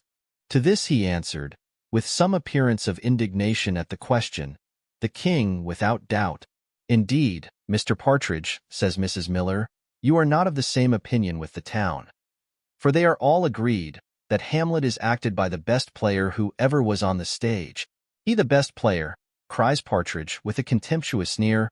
Why, I could act as well as he myself. I am sure, if I had seen a ghost, I should have looked in the very same manner, and done just as he did. And then, to be sure, in that scene, as you called it, between him and his mother, where you told me he acted so Fine, why, Lord help me, any man, that is, any good man, that had such a mother, would have done exactly the same. I know you are only joking with me. But indeed, madam, though I was never at a play in London, yet I have seen acting before in the country, and the king for my money. He speaks all his words distinctly, half as loud again as the other. Anybody may see he is an actor. While Mrs. Miller was thus engaged in conversation with Partridge, a lady came up to Mr. Jones, whom he immediately knew to be Mrs. Fitzpatrick. She said she had seen him from the other part of the gallery, and had taken that opportunity of speaking to him, as she had something to say, which might be of great service to himself. She then acquainted him with her lodgings, and made him an appointment the next day in the morning, which, upon recollection, she presently changed to the afternoon, at which time Jones promised to attend her. Thus ended the adventure at the playhouse, where Partridge had afforded great mirth, not only to Jones and Mrs. Miller, but to all who sat within hearing, who were more attentive to what he said than to anything that passed on the stage. He durst not go to bed all that night, for fear of the ghost, and for many nights after sweated 2 or 3 hours before he went to sleep, with the same apprehensions, and waked several times in great horrors, crying out, Lord have mercy upon us. There it is. Chapter 6. In which the history is obliged to look back. It is almost impossible for the best parent to observe an exact impartiality to his children, even though no superior merit should bias his affection. But sure, a parent can hardly be blamed when that superiority determines his preference. As I regard all the personages of this history in the light of my children, so I must confess the same inclination of partiality to Sophia, and for that I hope the reader will allow me the same excuse from the superiority of her character. This extraordinary tenderness which I have for my heroine never suffers me to quit her any long time without the utmost reluctance. I could now, therefore, return impatiently to inquire what hath happened to this lovely creature since her departure from her father's, but that I am obliged first to pay a short visit to Mr. Blifil. Mr. Western, in the first confusion into which his mind was cast upon the sudden news he received of his daughter, and in the first hurry to go after her, had not once thought of sending any account of the discovery to Blifil. He had not gone far, however, before he recollected himself, and accordingly stopped at the very first inn he came to, and dispatched away a messenger to acquaint Blifil with his having found Sophia, and with his firm resolution to marry her to him immediately, if he would come up after him to town. As the love which Blifil had for Sophia was of that violent kind, which nothing but the loss of her fortune, or some such accident, could lessen, his inclination to the match was not at all altered by her having run away, though he was obliged to lay this to his own account. He very readily, therefore, embraced this offer. Indeed, he now proposed the gratification of a very strong passion besides avarice, by marrying this young lady, and this was hatred, for he concluded that matrimony afforded an equal opportunity of satisfying either hatred or love, and this opinion is very probably verified by much experience. To say the truth, if we are to judge by the ordinary behavior of married persons to each other, we shall perhaps be apt to conclude that the generality seek the indulgence of the former passion only, in their union of everything but of hearts. There was one difficulty, however, in his way, and this arose from Mr. Allworthy, that good man, when he found by the departure of Sophia, for neither that, nor the cause of it, could be concealed from him, the great aversion which she had for his nephew, began to be seriously concerned that he had been deceived into carrying matters so far. He by no means concurred with the opinion of those parents, who think it as immaterial to consult the inclinations of their children in the affair of marriage, as to solicit the good pleasure of their servants when they intend to take a journey, and who are by law, or decency at least, withheld often from using absolute force. On the contrary, as he esteemed the institution to be of the most sacred kind, he thought every preparatory caution necessary to preserve it holy and inviolate, and very wisely concluded that the surest way to effect this was by laying the foundation in previous affection. Blifil indeed soon cured his uncle of all anger on the score of deceit, by many vows and protestations that he had been deceived himself, with which the many declarations of Western very well tallied. But now to persuade Allworthy to consent to the renewing his addresses was a matter of such apparent difficulty that the very appearance was sufficient to have deterred a less enterprising genius. But this young gentleman so well knew his own talents that nothing within the province of cunning seemed to him hard to be achieved. Here then he represented the violence of his own affection, and the hopes of subduing aversion in the lady by perseverance. He begged that, in an affair on which depended all his future repose, he might at least be at liberty to try all fair means for success. Heaven forbid, he said, that he should ever think of prevailing by any other than the most gentle methods. Besides, sir, said he, if they fail, you may then, which will be surely time enough, deny your consent. He urged the great and eager desire which Mr. Western had for the match, and lastly, he made great use of the name of Jones, to whom he imputed all that had happened, and from whom, he said, to preserve so valuable a young lady was even an act of charity. All these arguments were well seconded by Thwackum, who dwelt a little stronger on the authority of parents than Mr. Blifil himself had done.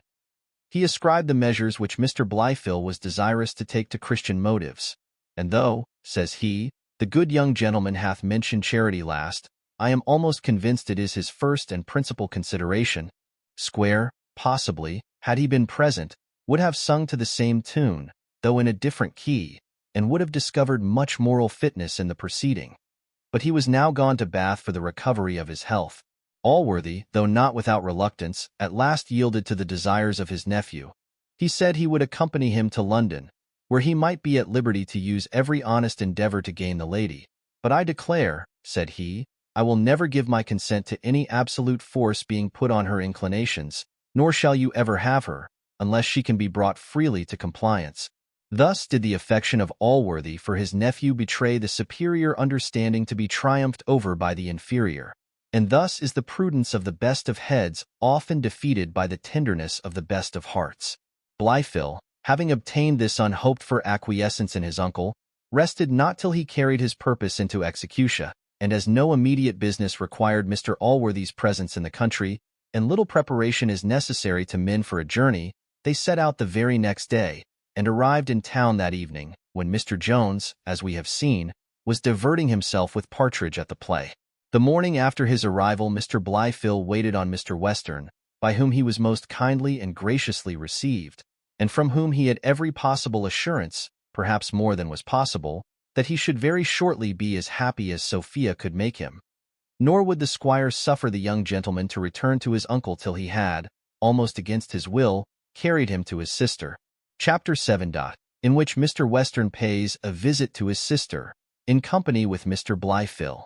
Mrs. Western was reading a lecture on prudence and matrimonial politics to her niece, when her brother and Blifil broke in with less ceremony than the laws of visiting require. Sophia no sooner saw Blifil than she turned pale, and almost lost the use of all her faculties. But her aunt, on the contrary, waxed red, and, having all her faculties at command, began to exert her tongue on the squire. Brother, said she, I am astonished at your behavior. Will you never learn any regard to decorum? Will you still look upon every apartment as your own, or as belonging to one of your country tenants? Do you think yourself at liberty to invade the privacies of women of condition, without the least decency or notice?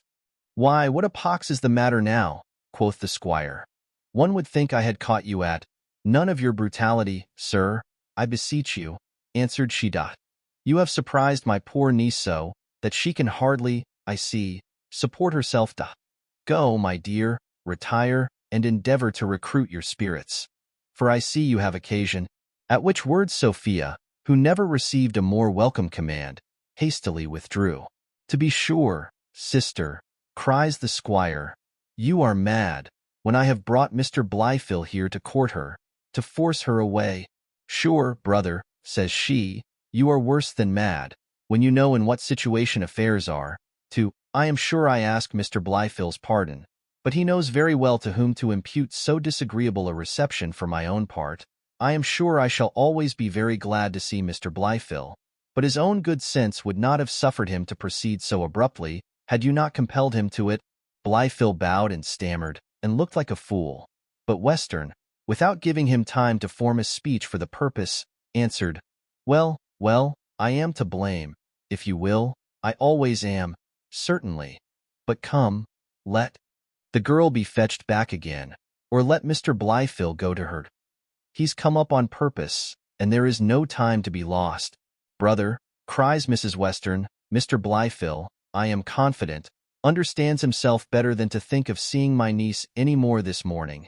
After what hath happened, women are of a nice contexture, and our spirits, when disordered, are not to be recomposed in a moment. Had you suffered Mr. Blyfill to have sent his compliments to my niece, and to have desired the favor of waiting on her in the afternoon, I should possibly have prevailed on her to have seen him, but now I despair of bringing about any such matter.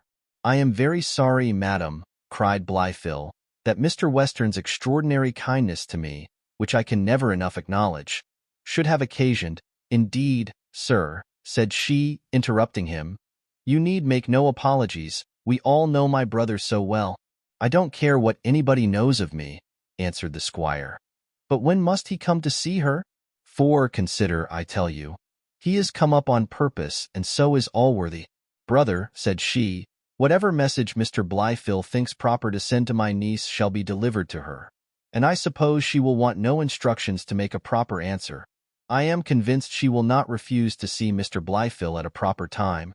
The devil she won't, answered the squire. Oddsbud, don't we know? I say nothing, but some folk are wiser than all the world. If I might have had my will, she had not run away before. And now I expect to hear every moment she is gone again, for as great a fool as some folk think me, I know very well she hates. No matter, brother, replied Mrs. Western, I will not hear my niece abused. It is a reflection on my family. She is an honor to it, and she will be an honor to it. I promise you, I will pawn my whole reputation in the world on her conduct. I shall be glad to see you, brother, in the afternoon, for I have somewhat of importance to mention to you. At present, Mr. Blyfill, as well as you, must excuse me, for I am in haste to dress.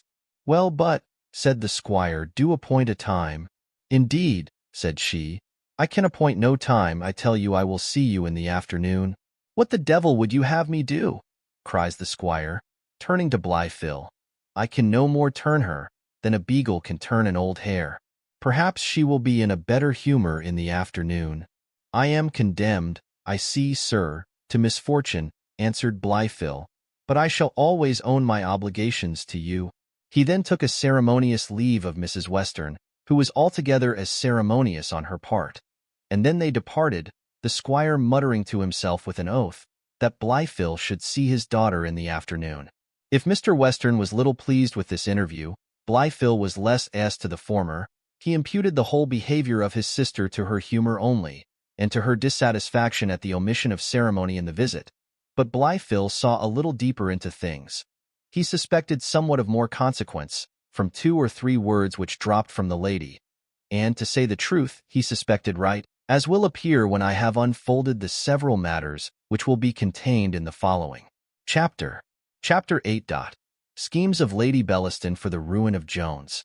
Love had taken too deep a root in the mind of Lord Fellamar to be plucked up by the rude hands of Mr. Western, and the heat of resentment he had, indeed, given a commission to Captain Egglane, which the captain had far exceeded in the execution.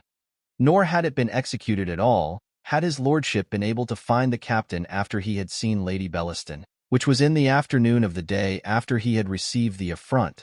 But so industrious was the captain in the discharge of his duty, that, having after long inquiry found out the squire's lodgings very late in the evening, he sat up all night at a tavern, that he might not miss the squire in the morning, and by that means miss the revocation which my lord had sent to his lodgings. In the afternoon then next after the intended rape of Sophia, his lordship, as we have said, made a visit to Lady Bellaston, who laid open so much of the character of the squire, that his lordship plainly saw the absurdity he had been guilty of in taking any offense at his words, especially as he had those honorable designs on his daughter. He then unbosomed the violence of his passion to Lady Bellaston, who readily undertook the cause, and encouraged him with certain assurance of a most favorable reception from all the elders of the family, and from the father himself when he should be sober, and should be made acquainted with the nature of the offer made to his daughter. The only danger, she said, lay in the fellow she had formerly mentioned, who, though a beggar and a vagabond, had, by some means or other, she knew not what, procured himself tolerable clothes, and passed for a gentleman. Now, says she, as I have, for the sake of my cousin, made it my business to inquire after this fellow, I have luckily found out his lodgings, with which she then acquainted his lordship. I am thinking, my lord, added she, for this fellow is too mean for your personal resentment, whether it would not be possible for your lordship to contrive some method of having him pressed and sent on board a ship. Neither law nor conscience forbid this project. For the fellow, I promise you, however well dressed, is but a vagabond, and as proper as any fellow in the streets to be pressed into the service. And as for the conscientious part, surely the preservation of a young lady from such ruin is a most meritorious act. Nay, with regard to the fellow himself, unless he could succeed, which heaven forbid, with my cousin, it may probably be the means of preserving him from the gallows, and perhaps may make his fortune in an honest way.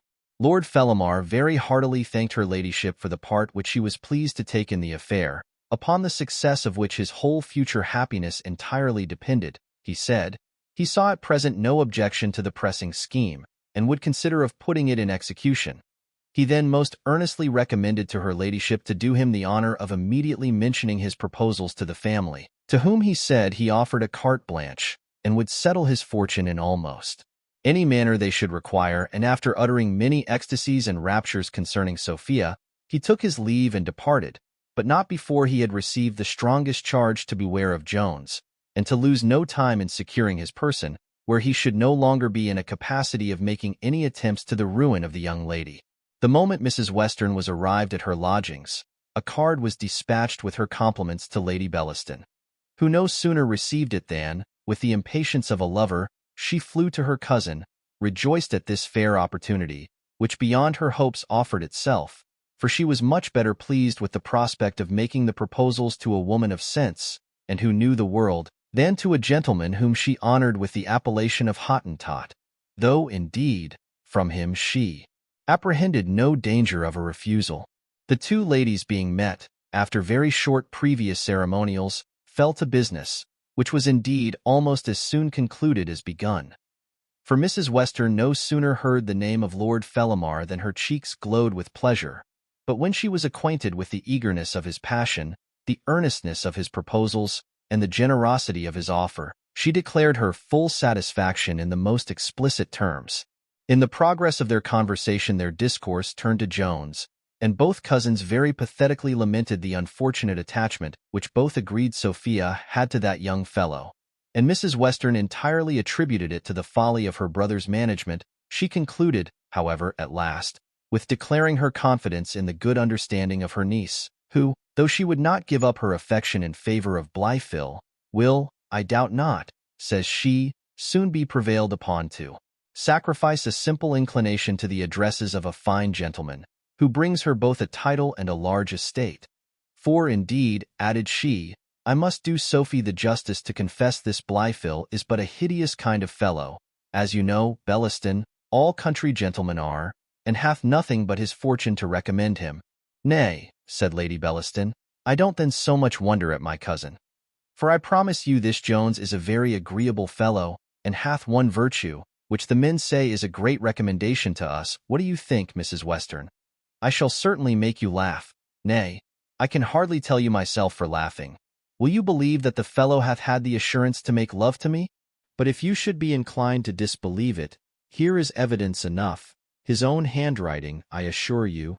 She then delivered her cousin the letter with the proposals of marriage, which, if the reader hath a desire to see, he will find already on record in the XVIII book of this history. Upon my word I am astonished, said Mrs. Western. This is, indeed, a masterpiece of assurance. With your leave I may possibly make some use of this letter. You have my full liberty, cries Lady Bellaston, to apply it to what purpose you please. However, I would not have it shown to any but Miss Western, nor to her unless you find occasion. Well, and how did you use the fellow? Returned Mrs. Western. Not as a husband, said the lady. I am not married, I promise you, my dear. You know, Belle, I have tried the comforts once already, and once, I think, is enough for any reasonable woman. This letter Lady Bellaston thought would certainly turn the balance against Jones in the mind of Sophia, and she was emboldened to give it up, partly by her hopes of having him instantly dispatched out of the way, and partly by having secured the evidence of honor, who, upon sounding her, she saw sufficient reason to imagine was prepared to testify whatever she pleased.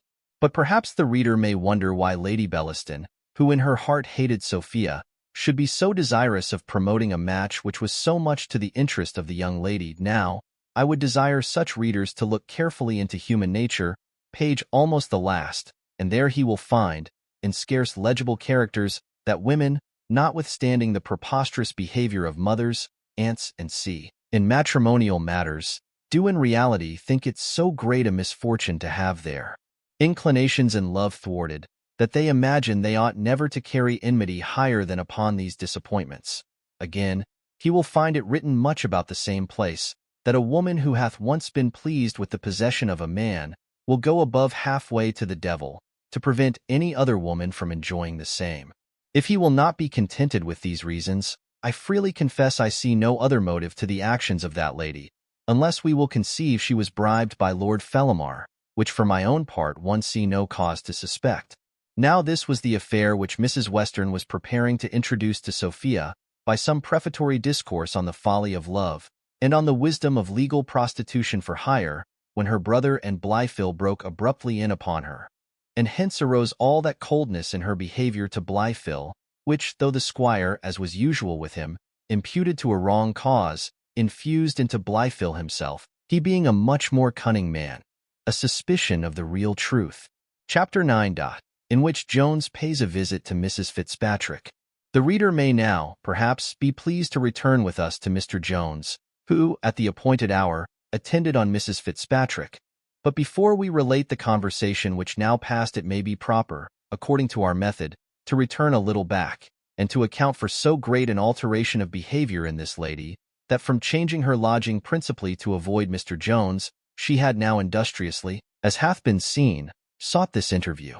And here we shall need only to resort to what happened the preceding day, when, hearing from Lady Bellaston that Mr. Western was arrived in town, she went to pay her duty to him, at his lodgings at Piccadilly, where she was received with many scurvy compilations too coarse to be repeated, and was even threatened to be kicked out of doors from hence. An old servant of her Aunt Western, with whom she was well acquainted, conducted her to the lodgings of that lady, who treated her not more kindly, but more politely, or, to say the truth, with rudeness in another way. And short, she returned from both, plainly convinced, not only that her scheme of reconciliation had proved abortive, but that she must forever give over all thoughts of bringing it about by any means whatever. From this moment desire of revenge only filled her mind, and in this temper meeting Jones at the play, an opportunity seemed to her to occur of effecting this purpose. The reader must remember that he was acquainted by Mrs. Fitzpatrick, in the account she gave of her own story, with the fondness Mrs. Western had formerly shown for Mr. Fitzpatrick at Bath, from the disappointment of which Mrs. Fitzpatrick derived the great bitterness her aunt had expressed toward her. She had, therefore, no doubt but that the good lady would as easily listen to the addresses of Mr. Jones as she had before done to the other, for the superiority of charms was clearly on the side of Mr. Jones, and the advance which her aunt had since made in age, she concluded, how justly I will not say, was an argument rather in favor of her project than against it. Therefore, when Jones attended, after a previous declaration of her desire of serving him, arising, as she said, from a firm assurance how much she should by so doing oblige Sophia, and after some excuses for her former disappointment, and after acquainting Mr. Jones in whose custody his mistress was, of which she thought him ignorant, she very explicitly mentioned her scheme to him, and advised him to make sham addresses to the older lady, in order to procure an easy access to the younger, informing him at the same time of the success which Mr. Fitzpatrick had formerly owed to the very same stratagem.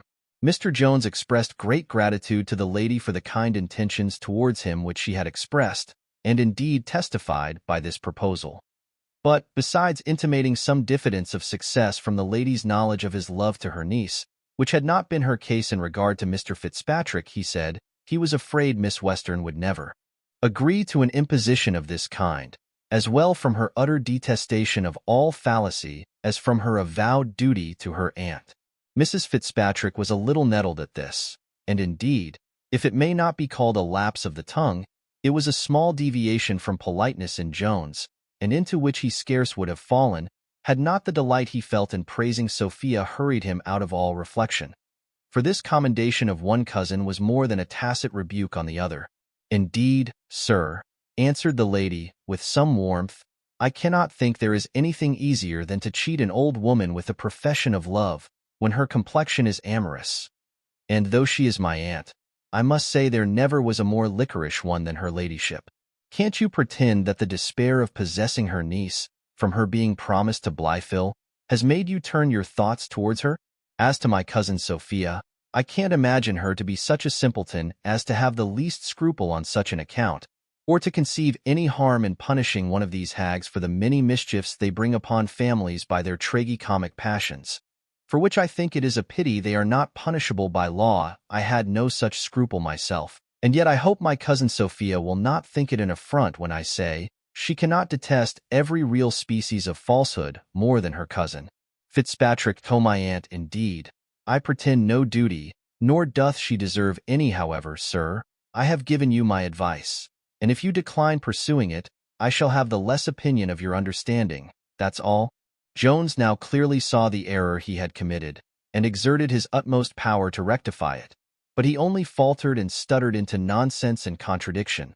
To say the truth, it is often safer to abide by the consequences of the first blunder than to endeavor to rectify it, for by such endeavors we generally plunge deeper instead of extricating ourselves, and few persons will on such occasions have the good nature which Mrs. Fitzpatrick displayed to Jones, by saying, with a smile, "You need attempt no more excuses, for I can easily forgive a real lover, whatever is the effect of fondness for his mistress."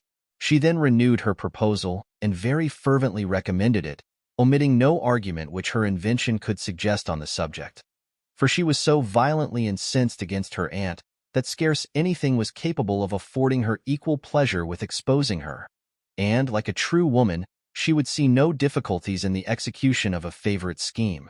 Jones, however, persisted in declining the undertaking, which had not, indeed, the least probability of success. He easily perceived the motives which induced Mrs. Fitzpatrick to be so eager in pressing her advice. He said he would not deny the tender and passionate regard he had for Sophia, but was so conscious of the inequality of their situations, that he could never flatter himself so far as to hope that so divine a young lady would condescend to think on so unworthy a man. Nay, he protested, he could scarce bring himself to wish she should. He concluded with a profession of generous sentiments, which we have not at present leisure to insert. There are some fine women, for I dare not here speak in too general terms, with whom self is so predominant that they never detach it from any subject, and as vanity is with them a ruling principle, they are apt to lay hold of whatever praise they meet with, and, though the property of others, convey it to their own use. In the company of these ladies, it is impossible to say anything handsome of another woman which they will not apply to themselves. Nay, they often improve the praise they seize. As, for instance, if her beauty, her wit, her gentility, her good humor deserve so much commendation, what do I deserve, who possess those qualities in so much more eminent a degree? To these ladies a man often recommends himself while he is commending another woman, and, while he is expressing ardor and generous sentiments for his mistress, they are considering what a charming lover this man would make to them, who can feel all this tenderness for an inferior degree of merit. Of this, strange as it may seem, I have seen many instances besides Mrs. Fitzpatrick, to whom all this really happened, and who now began to feel a somewhat for Mr. Jones, the symptoms of which she much sooner understood than poor Sophia had formerly done. To say the truth, perfect beauty in both sexes is a more irresistible object than it is generally thought. For, notwithstanding some of us are contented with more homely lots, and learn by rote, as children, to repeat what gives them no idea, to despise outside, and to value more solid charms, yet I have always observed at the approach of consummate beauty that these more solid charms only shine with that kind of luster which the stars have after the rising of the sun. When Jones had finished his exclamations, many of which would have become the mouth of Arundates himself, Mrs. Fitzpatrick heaved a deep sigh, and, taking her eyes off from Jones, on whom they had been some time fixed, and dropping them on the ground, she cried, "Indeed, Mr. Jones, I pity you. But it is the curse of such tenderness to be thrown away on those who are insensible of it. I know my cousin better than you, Mr. Jones, and I must say, any woman who makes no return to such a passion, and such a person, is unworthy of both. Sure, madam, said Jones, you can't mean, cries Mrs. Fitzpatrick. I know not what I mean. There is something, I think, in true tenderness bewitching. Few women ever meet with it in men, and fewer still know how to value it when they do. I never heard such truly noble sentiments, and I can't tell how it is, but you force one to believe you. Sure, she must be the most contemptible of women who can overlook such merit. The manner and look with which all this was spoke infused a suspicion into Jones which we don't care to convey in direct words to the reader. Instead of making any answer, he said, I am afraid, madam, I have made too tiresome a visit, and offered to take his leave. Not at all, sir, answered Mrs. Fitzpatrick. Indeed, I pity you, Mr. Jones. Indeed, I do. But if you are going, consider of the scheme I have mentioned. I am convinced you will approve it, and let me see you again as soon as you can. Tomorrow morning if you will, or at least sometime tomorrow. I shall be at home all day. Jones, then, after many expressions of thanks, very respectfully retired. Nor could Mrs. Fitzpatrick forbear making him a present of a look at parting, by which if he had understood nothing, he must have had no understanding in the language of the eyes. In reality, it confirmed his resolution of returning to her no more.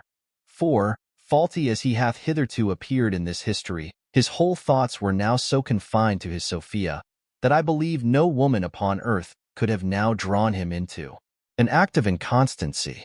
Fortune, however, who was not his friend, resolved, as he intended to give her no second opportunity, to make the best of this, and accordingly produced the tragical incident which we are now in sorrowful notes to record. Chapter 10. The consequence of the preceding visit.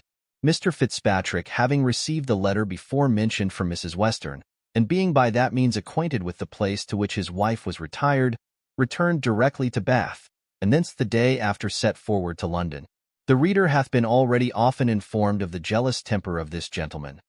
He may likewise be pleased to remember the suspicion which he had conceived of Jones at Upton, upon his finding him in the room with Mrs. Waters, and, though sufficient reasons had afterwards appeared entirely to clear up that suspicion, yet now the reading so handsome a character of Mr. Jones from his wife caused him to reflect that she likewise was in the inn at the same time, and jumbled together such a confusion of circumstances in a head which was naturally none of the clearest, that the whole produced that green-eyed monster mentioned by Shakespeare in his tragedy of Othello. And now, as he was inquiring in the street after his wife, and had just received directions to the door, unfortunately Mr. Jones was issuing from it. Fitzpatrick did not yet recollect the face of Jones. However, seeing a young, well-dressed fellow coming from his wife, he made directly up to him, and asked him what he had been doing in that house. For I am sure, said he, you must have been in it, as I saw you come out of it.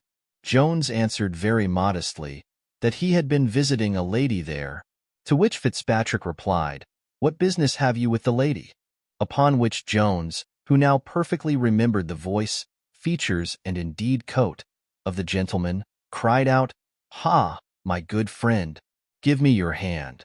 I hope there is no ill blood remaining between us, upon a small mistake which happened so long ago. Upon my soul, sir, said Fitzpatrick, I don't know your name nor your face.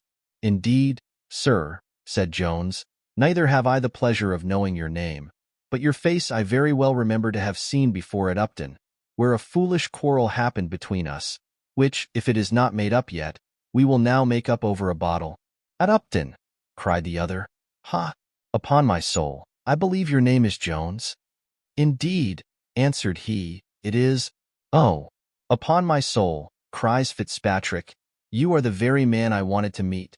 Upon my soul I will drink a bottle with you presently, but first I will give you a great knock over the pate there is for you, you rascal. Upon my soul, if you do not give me satisfaction for that blow, I will give you another.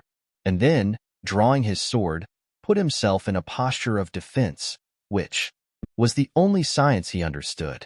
Jones was a little staggered by the blow, which came somewhat unexpectedly, but presently recovering himself he also drew, and though he understood nothing of fencing, pressed on so boldly upon Fitzpatrick that he beat down his guard, and sheathed one half of his sword in the body of the said gentleman, who had no sooner received it than he stepped backwards, dropped the point of his sword, and leaning upon it, cried, I have satisfaction enough. I am a dead man. I hope not, cries Jones, but whatever be the consequence, you must be sensible you have drawn it upon yourself.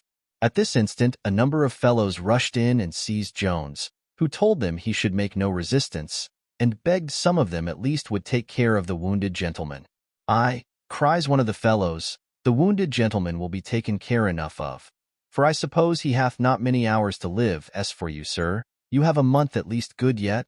"Dean me, Jack," said another, "he hath prevented his voyage. He's bound to another port now." And many other such jests was our poor Jones made the subject of by these fellows, who were indeed the gang employed by Lord Fellamar, and had dogged him into the house of Mrs. Fitzpatrick, waiting for him at the corner of the street when this unfortunate accident happened. The officer who commanded this gang very wisely concluded that his business was now to deliver his prisoner into the hands of the civil magistrate. He ordered him, therefore, to be carried to a public house, where, having sent for a constable, he delivered him to his custody. The constable, seeing Mr. Jones very well dressed, and hearing that the accident had happened in a duel, treated his prisoner with great civility, and at his request dispatched a messenger to inquire after the wounded gentleman, who was now at a tavern under the surgeon's hands. The report brought back was, that the wound was certainly mortal, and there were no hopes of life. Upon which the constable informed Jones that he must go before a justice. He answered, "Wherever you please. I am indifferent as to what happens to me, for though I am convinced I am not guilty of murder in the eye of the law, yet the weight of blood I find intolerable upon my mind." Jones was now conducted before the justice, where the surgeon who dressed Mr. Fitzpatrick appeared, and deposed that he believed the wound to be mortal, upon which the prisoner was committed to the gatehouse. It was very late at night, so that Jones would not send for Partridge till the next morning, and, as he never shut his eyes till 7, so it was near 12 before the poor fellow, who was greatly frightened at not hearing from his master so long, received a message which almost deprived him of his being when he heard it. He went to the gatehouse with trembling knees and a beating heart, and was no sooner arrived in the presence of Jones than he lamented the misfortune that had befallen him with many tears, looking all the while frequently about him in great terror. For as the news now arrived that Mr. Fitzpatrick was dead, the poor fellow apprehended every minute that his ghost would enter the room. Alas, he delivered him a letter, which he had like to have forgot, and which came from Sophia by the hands of Black George. Jones presently dispatched every one out of the room, and, having eagerly broke open the letter, read as follows. "You owe the hearing from me again to an accident which I own surprises me. My aunt hath just now shown me a letter from you to Lady Bellaston, which contains a proposal of marriage. I am convinced it is your own hand. And what more surprises me is, that it is dated at the very time when you would have me imagine you was under such concern on my account. I leave you to comment on this fact. All I desire is, that your name may never more be mentioned to S.W. Of the present situation of Mr. Jones's mind, and of the pangs with which he was now tormented, we cannot give the reader a better idea than by saying, his misery was such that even Thwackum would almost have pitied him, but, bad as it is, we shall at present leave him in it, as his good genius, if he really had any, seems to have done, and here we put an end to the 16th book of our history. Book 17, containing 3 days. Chapter 1. Containing a portion of introductory writing. When a comic writer hath made his principal characters as happy as he can, or when a tragic writer hath brought them to the highest pitch of human misery, they both conclude their business to be done, and that their work is come to a period. Had we been of the tragic complexion, the reader must now allow we were very nearly arrived at this period, since it would be difficult for the devil, or any of his representatives on earth, to have contrived much greater torments for poor Jones than those in which we left him in the last chapter. And as for Sophia, a good-natured woman would hardly wish more uneasiness to a rival than what she must at present be supposed to feel. What then remains to complete the tragedy but a murder or two and a few moral sentences? But to bring our favorites out of their present anguish and distress, and to land them at last on the shore of happiness, seems a much harder task. A task indeed so hard that we do not undertake to execute it in regard to Sophia. It is more than probable that we shall somewhere or other provide a good husband for her in the end, either Blifil or my lord or somebody else. But as to poor Jones, such are the calamities in which he is at present involved, owing to his imprudence, by which if a man doth not become felon to the world, he is at least a fellow to se. So destitute is he now of friends, and so persecuted by enemies, that we almost despair of bringing him to any good. And if our reader delights in seeing executions, I think he ought not to lose any time in taking a first row at Tyburn. This I faithfully promise, that, notwithstanding any affection which we may be supposed to have for this rogue, whom we have unfortunately made our hero, we will lend him none of that supernatural assistance with which we are entrusted, upon condition that we use it only on very important occasions. If he doth not therefore find some natural means of fairly extricating himself from all his distresses, we will do no violence to the truth and dignity of history for his sake, for we had rather relate that he was hanged at Tyburn, which may very probably be the case, than forfeit our integrity or shock the faith of our reader. In this the ancients had a great advantage over the moderns. Their mythology, which was at that time more firmly believed by the vulgar than any religion is at present, gave them always an opportunity of delivering a favorite hero. Their deities were always ready at the writer's elbow to execute any of his purposes, and the more extraordinary the invention was, the greater was the surprise and delight of the credulous reader. Those writers could with greater ease have conveyed a hero from one country to another, nay, from one world to another, and have brought him back again, than a poor circumscribed modern can deliver him from a jail. The Arabians and Persians had an equal advantage in writing their tales from the genii and fairies, which they believe in as an article of their faith, upon the authority of the Quran itself, but we have none of these helps. To natural means alone we are confined. Let us try therefore what, by these means, may be done for poor Jones, though to confess the truth, something whispers me in the ear that he doth not yet know the worst of his fortune, and that a more shocking piece of news than any he hath yet heard remains for him in the unopened leaves of fate. Chapter 2. The generous and grateful behavior of Mrs. Miller. Mr. Allworthy and Mrs. Miller were just sat down to breakfast, when Blifil, who had gone out very early that morning, returned to make one of the company. He had not been long seated before he began as follows. Good Lord, my dear uncle, what do you think hath happened? I vow I am afraid of telling it you, for fear of shocking you with the remembrance of ever having shown any kindness to such a villain. What is the matter, child? Said the uncle. I fear I have shown kindness in my life to the unworthy more than once, but charity doth not adopt the vices of its objects. Oh, sir, returned Blifil, it is not without the secret direction of Providence that you mention the word adoption. Your adopted son, sir, that Jones, that wretch whom you nourished in your bosom, hath proved one of the greatest villains upon earth. By all that's sacred, 'tis false, cries Mrs. Miller. Mr. Jones is no villain. He is one of the worthiest creatures breathing.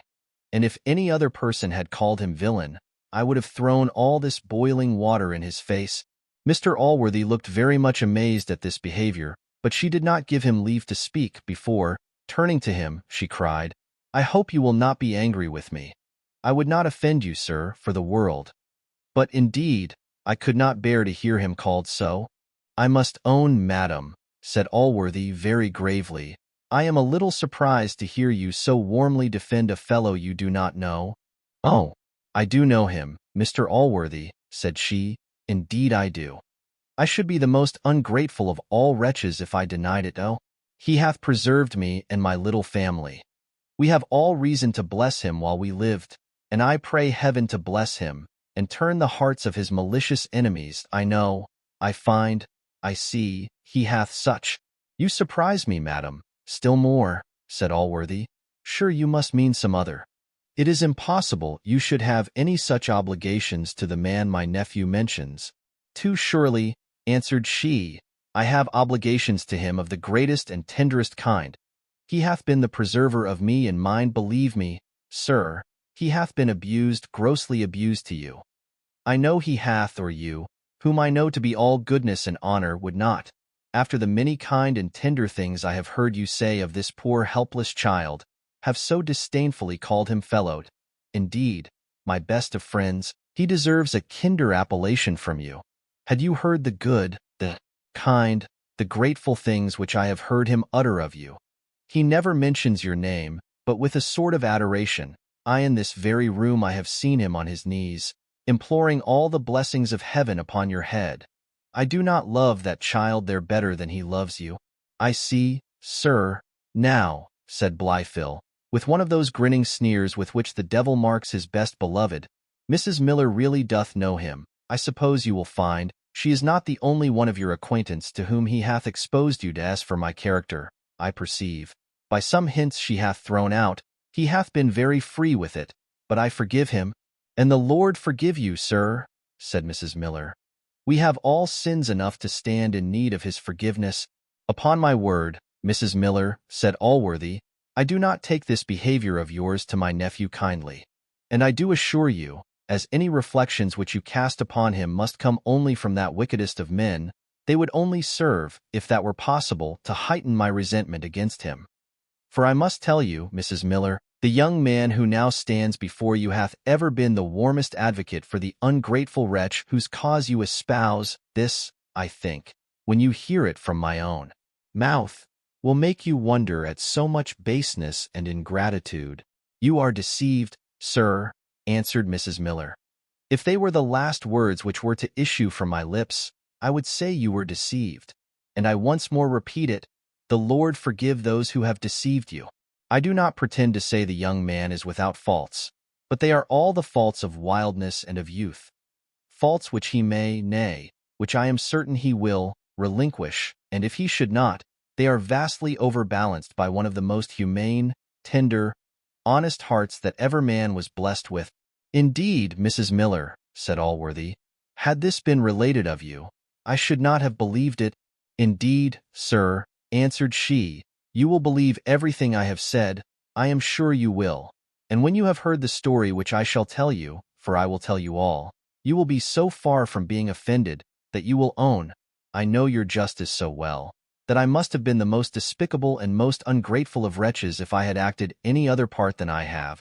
Well, madam, said Allworthy, I shall be very glad to hear any good excuse for a behavior which, I must confess, I think wants an excuse. And now, madam, will you be pleased to let my nephew proceed in his story without interruption?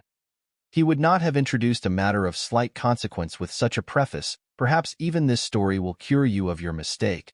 Mrs. Miller gave tokens of submission, and then Mr. Blifil began thus.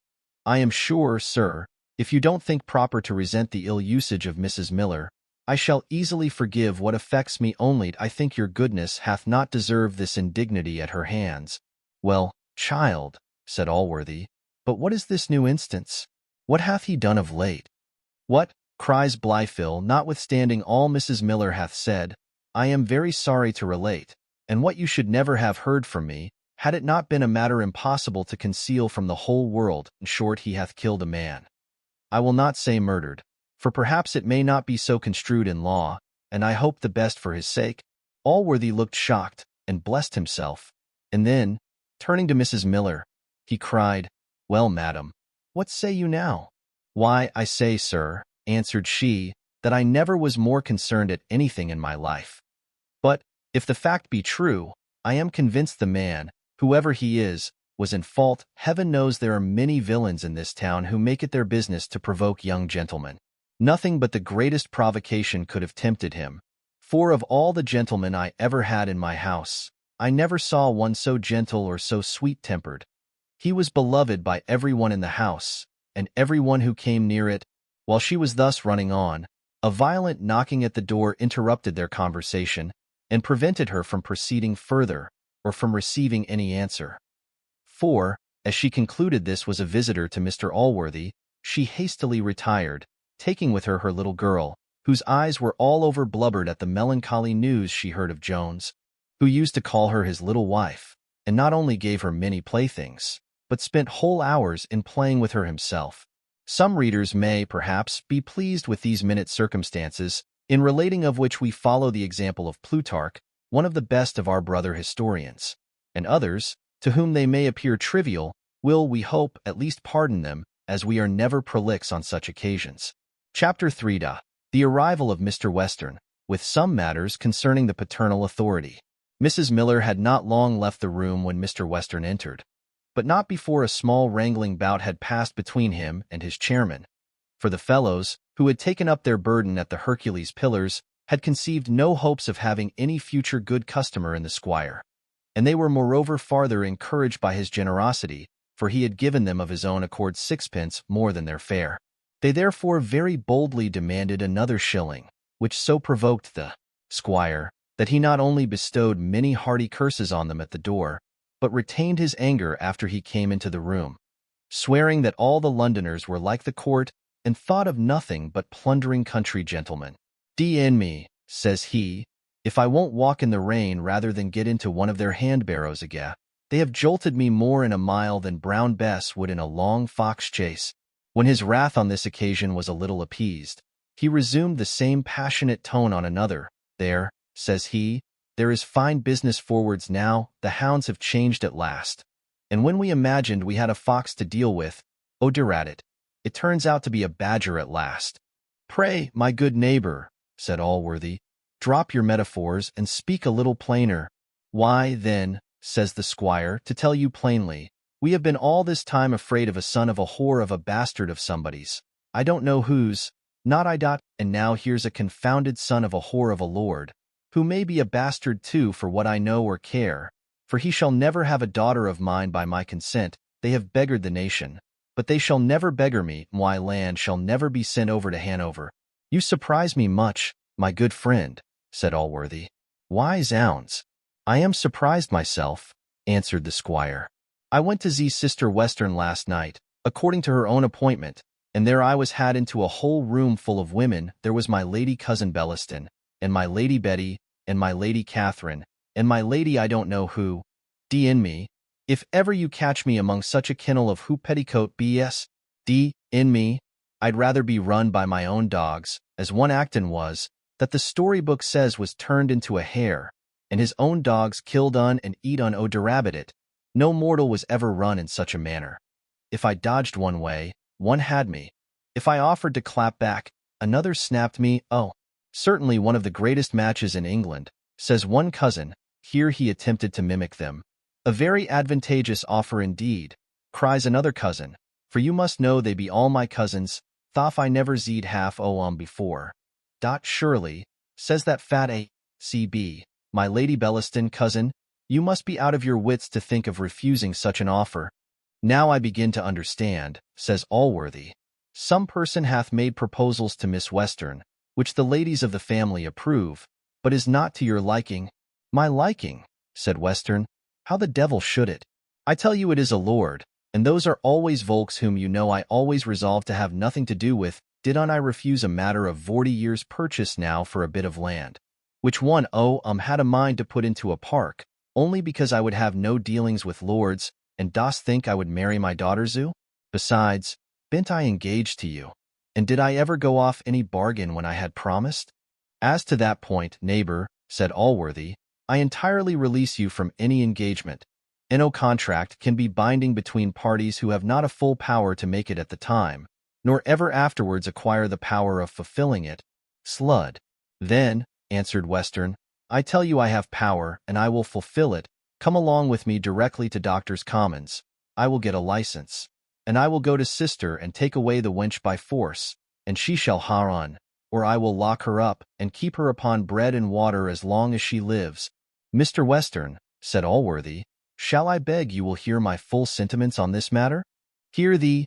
Aye, to be sure I will, answered he. Why, then, sir, cries Allworthy, I can truly say, without a compliment either to you or the young lady, that when this match was proposed, I embraced it very readily and heartily, from my regard to you both, an alliance between two families so nearly neighbors, and between whom there had always existed so mutual an intercourse and good harmony, I thought a most desirable event.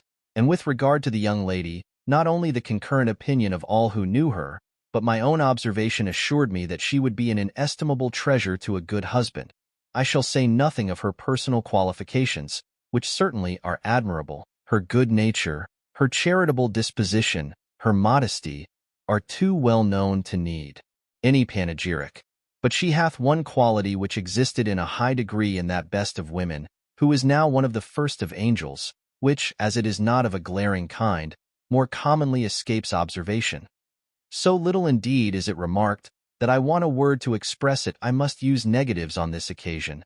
I never heard anything of pertness, or what is called repartee, out of her mouth. No pretense to wit, much less to that kind of wisdom which is the result only of great learning and experience, the affectation of which, in a young woman, is as absurd as any of the affectations of an AP. No dictatorial sentiments, no judicial opinions, no profound criticisms. Whenever I have seen her in the company of men, she hath been all attention, with the modesty of a learner, not the forwardness of a teacher. You'll pardon me for it, but I once, to try her only, desired her opinion on a point which was controverted between Mr. Thwackum and Mr. Square, which she answered, with much sweetness, "You will pardon me, good Mr. Allworthy.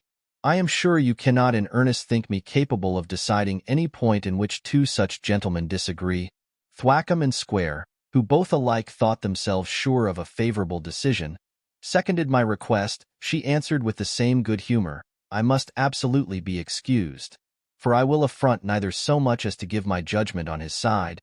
Indeed, she always shewed the highest deference to the understandings of men, a quality absolutely essential to the making a good wife. I shall only add, that as she is most apparently void of all affectation, this deference must be certainly real. Here Blifil sighed bitterly, upon which Western, whose eyes were full of tears at the praise of Sophia, blubbered out, "Don't be chicken-hearted, for shat ha her, d—n me, shat ha her, if she was 20 times as good." "Remember your promise, sir," cried Allworthy. "I was not to be interrupted." "Well, shat unt," answered the squire. "I won't speak another word." "Now, my good friend," continued Allworthy, "I have dwelt so long on the merit of this young lady, partly as I really am in love with her character, and partly that fortune, for the match in that light is really advantageous on my nephew's side, might not be imagined to be my principal view in having so eagerly embraced the proposal. Indeed, I heartily wish to receive so great a jewel into my family. But though I may wish for many good things, I would not, therefore, steal them, or be guilty of any violence or injustice to possess myself of them. Now to force a woman into a marriage contrary to her consent or approbation is an act of such injustice and oppression that I wish the laws of our country could restrain it. But a good conscience is never lawless in the worst regulated state, and will provide those laws for itself, which the neglect of legislators hath forgotten to supply. This is surely a case of that kind. For, is it not cruel, nay, impious, to force a woman into that state against her will, for her behavior in which she is to be accountable to the highest and most dreadful court of judicature, and to answer at the peril of her soul? To discharge the matrimonial duties in an adequate manner is no easy task. And shall we lay this burthen upon a woman, while we at the same time deprive her of all that assistance which may enable her to undergo it? Shall we tear her very heart from her, while we enjoin her duties to which a whole heart is scarce equal? I must speak very plainly here.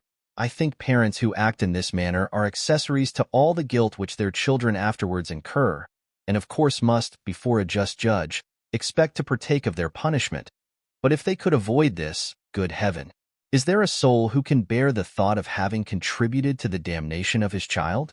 For these reasons, my best neighbor, as I see the inclinations of this young lady are most unhappily averse to my nephew, I must decline any further thoughts of the honor you intended him, though I assure you I shall always retain the most grateful sense of it." "Well, sir," said Western, the froth bursting forth from his lips the moment they were uncorked, "you cannot say but I have heard you out, and now I expect you'll hear me. And if I don't answer every word on't, why then I'll consent to gee the matter up first. Then I desire you to answer me one question. Did not I beget her? Did not I beget her? Answer me that. They say, indeed, it is a wise father that knows his own child. But I am sure I have the best title to her, for I bred her up. But I believe you will allow me to be her father, and if I be, am I not to govern my own child? I ask you that. Am I not to govern my own child? And if I am to govern her in other matters, surely I am to govern her in this, which concerns her most. And what am I desiring all this while? Am I desiring her to do anything for me? To give me anything? Zo much on t'other side, that I am only desiring her to take away half my estate now, and t'other half when I die. Well, and what is it all for? Why, Is it to make her happy? It's enough to make one mad to hear Volks talk. If I was going to marry myself, then she would ha reason to cry and to blubber. But, on the contrary, I offered to bind down my land in such a manner that I could not marry if I would. Seeing as narrow woman upon earth would ha me, what the devil in hell can I do more? I contribute to her damnation. Zounds! I'd see all the world d&d bevor her little finger should be hurt indeed. Mr. Allworthy, you must excuse me, but I am surprised to hear you talk in such a manner, and I must say, take it how you will, that I thought you had more sense. Allworthy resented this reflection only with a smile, nor could he, if he would have endeavored it, have conveyed into that smile any mixture of malice or contempt. His smiles at folly were indeed such as we may suppose the angels bestow on the absurdities of mankind. Blifil now desired to be permitted to speak a few words. As to using any violence on the young lady, I am sure I shall never consent to it. My conscience will not permit me to use violence on anyone, much less on a lady for whom, however cruel she is to me, I shall always preserve the purest and sincerest affection. But yet I have read that women are seldom proof against perseverance. Why may I not hope then by such perseverance at last to gain those inclinations, in which for the future I shall, perhaps, have no rival? For as for this lord, Mr. Western is so kind to prefer me to him, and sure, sir, you will not deny but that a parent hath at least a negative voice in these matters. Nay, I have heard this very young lady herself say so more than once, and declare that she thought children inexcusable who married in direct opposition to the will of their parents. Besides, though the other ladies of the family seem to favor the pretensions of my lord, I do not find the lady herself is inclined to give him any countenance. Alas! I am too well assured she is not. I am too sensible that wickedest of men remains uppermost in her heart. So he does, cries Western. But surely, says Blifil, when she hears of this murder which he hath committed, if the law should spare his life. What's that? Cries Western. Murder. Hath he committed a murder, and is there any hopes of seeing him hanged? Toll de roll, toll de roll. Here he fell a-singing and capering about the room. Child, says Allworthy, this unhappy passion of yours distresses me beyond measure. I heartily pity you, and would do every fair thing to promote your success. I desire no more, cries Blifil. I am convinced my dear uncle hath a better opinion of me than to think that I myself would accept of more. Look'ee, says Allworthy, you have my leave to write, to visit, if she will permit it. But I insist on no thoughts of violence. I will have no confinement, nothing of that kind attempted. Well, cries the squire, nothing of that kind shall be attempted. We will try a little longer what fair means will effect, and if this fellow be but hanged out of the way, toll de roll. I never heard better news in my life. I warrant everything goes to my mind. Do, prithee, dear Allworthy, come and dine with me at the Hercules Pillars. I have bespoke a shoulder of mutton roasted, and a spare rib of pork, and a fowl and egg sauce. There will be nobody but ourselves, unless we have a mind to have the landlord. For I have sent Parson Supple down to Basingstoke after my tobacco box, which I left at an inn there, and I would not lose it for the world. For it is an old acquaintance of above 20 years' standing. I can tell you landlord is a vast comical bitch. You will like hugely. Mr. Allworthy at last agreed to this invitation, and soon after the squire went off, singing and capering at the hopes of seeing the speedy tragical end of poor Jones. When he was gone, Mr. Allworthy resumed the aforesaid subject with much gravity. He told his nephew, he wished with all his heart he would endeavor to conquer a passion, in which I cannot, says he, flatter you with any hopes of succeeding. It is certainly a vulgar error, that aversion in a woman may be conquered by perseverance. Indifference may, perhaps, sometimes yield to it, but the usual triumphs gained by perseverance in a lover are over caprice, prudence, affectation, and often an exorbitant degree of levity, which excites women not over-warm in their constitutions to indulge their vanity by prolonging the time of courtship, even when they are well enough pleased with the object, and resolve, if they ever resolve at all, to make him a very pitiful amends in the end. But a fixed dislike, as I am afraid this is, will rather gather strength than be conquered by time. Besides, my dear, I have another apprehension which you must excuse. I am afraid this passion which you have for this fine young creature hath her beautiful person too much for its object, and is unworthy of the name of that love which is the only foundation of matrimonial felicity, to admire, to like, and to long for the possession of a beautiful woman, without any regard to her sentiments towards us, is, I am afraid, too natural. But love, I believe, is the child of love only. At least, I am pretty confident that to love the creature who we are assured hates us is not in human nature. Examine your heart, therefore, thoroughly, my good boy, and if, upon examination, you have but the least suspicion of this kind, I am sure your own virtue and religion will impel you to drive so vicious a passion from your heart, and your good sense will soon enable you to do it without pain. The reader may pretty well guess Blifil's answer, but, if he should be at a loss, we are not at present at leisure to satisfy him, as our history now hastens on to matters of higher importance, and we can no longer bear to be absent from Sophia. Chapter 4. An extraordinary scene between Sophia and her aunt. The lowing heifer and the bleating ewe, in herds and flocks, may ramble safe and unregarded through the pastures. These are, indeed, hereafter doomed to be the prey of man. Yet many years are they suffered to enjoy their liberty undisturbed. But if a plump doe be discovered to have escaped from the forest, and to repose herself in some field or grove, the whole parish is presently alarmed. Every man is ready to set his dogs after her, and, if she is preserved from the rest by the good squire, it is only that he may secure her for his own eating. I have often considered a very fine young woman of fortune and fashion, when first found strayed from the pale of her nursery, to be in pretty much the same situation with this doe. The town is immediately in an uproar. She is hunted from park to play, from court to assembly, from assembly to her own chamber, and rarely escapes a single season from the jaws of some devourer or other.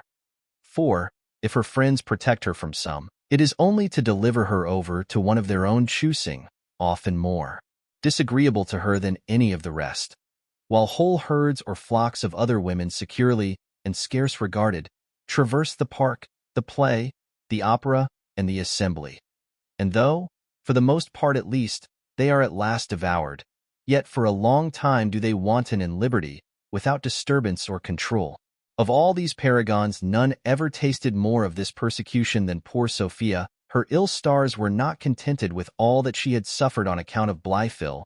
They now raised her another pursuer, who seemed likely to torment her no less than the other had done. For though her aunt was less violent, she was no less assiduous in teasing her than her father had been before. The servants were no sooner departed after dinner than Mrs. Western, who had opened the matter to Sophia, informed her that she expected his lordship that very afternoon, and intended to take the first opportunity of leaving her alone with him. "If you do, madam," answered Sophia with some spirit, "I shall take the first opportunity of leaving him by himself." "How, madam?" cries the aunt. "Is this the return you make me for my kindness in relieving you from your confinement at your father's?" "You know, madam," said Sophia, "the cause of that confinement was a refusal to comply with my father in accepting a man I detested. And will my dear aunt, who hath relieved me from that distress, involve me in another equally bad?" "And do you think then, madam," answered Mrs. Western, "that there is no difference between my Lord Fellamar and Mr. Blifil?" "Very little, in my opinion," cries Sophia, "and if I must be condemned to one, I would certainly have the merit of sacrificing myself to my father's pleasure." "Then my pleasure, I find," said the aunt, "hath very little weight with you. But that consideration shall not move me. I act from nobler motives. The view of aggrandizing my family, of ennobling yourself, is what I proceed upon. Have you no sense of ambition? Are there no charms in the thoughts of having a coronet on your coach?" "None, upon my honor," said Sophia. "A pincushion upon my coach would please me just as well." "Never mention honor," cries the aunt. "It becomes not the mouth of such a wretch. I am sorry, niece, you force me to use these words, but I cannot bear your groveling temper. You have none of the blood of the Westerns in you, but, however mean and base your own ideas are, you shall bring no imputation on mine. I will never suffer the world to say of me that I encouraged you in refusing one of the best matches in England, a match which, besides its advantage in fortune, would do honor to almost any family and hath, indeed, in title, the advantage of ours. Surely, says Sophia, I am born deficient, and have not the senses with which other people are blessed. There must be certainly some sense which can relish the delights of sound and show, which I have not. For surely mankind would not labor so much, nor sacrifice so much for the obtaining, nor would they be so elate and proud with possessing what appeared to them, as it doth to me, the most insignificant of all trifles. No, no, miss, cries the aunt. You are born with as many senses as other people. But I assure you, you are not born with a sufficient understanding to make a fool of me, or to expose my conduct to the world. So I declare this to you, upon my word, and you know, I believe, how fixed my resolutions are. Unless you agree to see his lordship this afternoon, I will, with my own hands, deliver you tomorrow morning to my brother, and will never henceforth interfere with you, nor see your face again. Sophia stood a few moments silent after this speech, which was uttered in a most angry and peremptory tone. And then, bursting into tears, she cried, Do with me, madam, whatever you please. I am the most miserable undone wretch upon earth. If my dear aunt forsakes me, where shall I look for a protector? My dear niece, cries she, you will have a very good protector in his lordship, a protector whom nothing but a hankering after that vile fellow Jones can make you decline. Indeed, madam, said Sophia, you wrong me. How can you imagine, after what you have shown me, if I had ever any such thoughts, that I should not banish them forever? If it will satisfy you, I will receive the sacrament upon it never to see his face again. But, child, dear child, said the aunt, be reasonable. Can you invent a single objection? I have already, I think, told you a sufficient objection, answered Sophia. What? Cries the aunt. I remember none. Sure, madam, said Sophia. I told you he had used me in the rudest and vilest manner. Indeed, child, answered she, I never heard you, or did not understand you. But what do you mean by this rude, vile manner? Indeed, madam, said Sophia, I am almost ashamed to tell you. He caught me in his arms, pulled me down upon the settee, and thrust his hand into my bosom, and kissed it with such violence that I have the mark upon my left breast at this moment. Indeed, said Mrs. Western. Yes, indeed, madam, answered Sophia. My father luckily came in at that instant, or heaven knows what rudeness he intended to have proceeded to. I am astonished and confounded, cries the aunt. No woman of the name of Western hath been ever treated so since we were a family. I would have torn the eyes of a prince out, if he had attempted such freedoms with me. It is impossible. Sure, Sophia, you must invent this to raise my indignation against him. I hope, madam, said Sophia, you have too good an opinion of me to imagine me capable of telling an untruth. Upon my soul it is true. I should have stabbed him to the heart, had I been present, returned the aunt, yet surely he could have no dishonorable design. It is impossible. He durst not. Besides, his proposals shew he hath not. For they are not only honorable, but generous. I don't know. The age allows too great freedoms. A distant salute is all I would have allowed before the ceremony. I have had lovers formerly, not so long ago neither. Several lovers, though I never would consent to marriage, and I never encourage the least freedom. It is a foolish custom, and what I never would agree to. And no man kissed more of me than my cheek. It is as much as one can bring oneself to give lips up to a husband, and indeed, could I ever have been persuaded to marry, I believe I should not have soon been brought to endure so much. You will pardon me, dear madam, said Sophia, if I make one observation. You own you have had many lovers, and the world knows it. Even if you should deny it, you refuse them all, and, I am convinced, one coronet at least among them. You say true, dear Sophie, answered she. I had once the offer of a title. Why then, said Sophia, will you not suffer me to refuse this once? It is true, child, said she, I have refused the offer of a title, but it was not so good an offer. That is, not so very, very good an offer. Yes, madam, said Sophia, but you have had very great proposals from men of vast fortunes. It was not the first, nor the second, nor the third advantageous match that offered itself. I own it was not, said she. Well, madam, continued Sophia, and why may not I expect to have a second? perhaps better than this. You are now but a young woman, and I am convinced would not promise to yield to the first lover of fortune, nay, or of title too. I am a very young woman, and sure I need not despair. Well, my dear, dear Sophie, cries the aunt, what would you have me say? Why, I only beg that I may not be left alone, at least this evening. Grant me that, and I will submit if you think, after what is past, I ought to see him in your company. Well, I will grant it, cries the aunt. Sophie, you know I love you, and can deny you nothing. You know the easiness of my nature. I have not always been so easy. I have been formerly thought cruel, by the men. I mean I was called the cruel Parthenissa. I have broke many a window that has had verses to the cruel Parthenissa in it. Sophie, I was never so handsome as you, and yet I had something of you formerly. I am a little altered. Kingdoms and states, as Tully Cicero says in his epistles, undergo alterations, and so must the human form. Thus runs she on for near half an hour upon herself, and her conquests, and her cruelty, till the arrival of my lord, who, after a most tedious visit, during which Mrs. Western never once offered to leave the room, retired, not much more satisfied with the aunt than with the niece.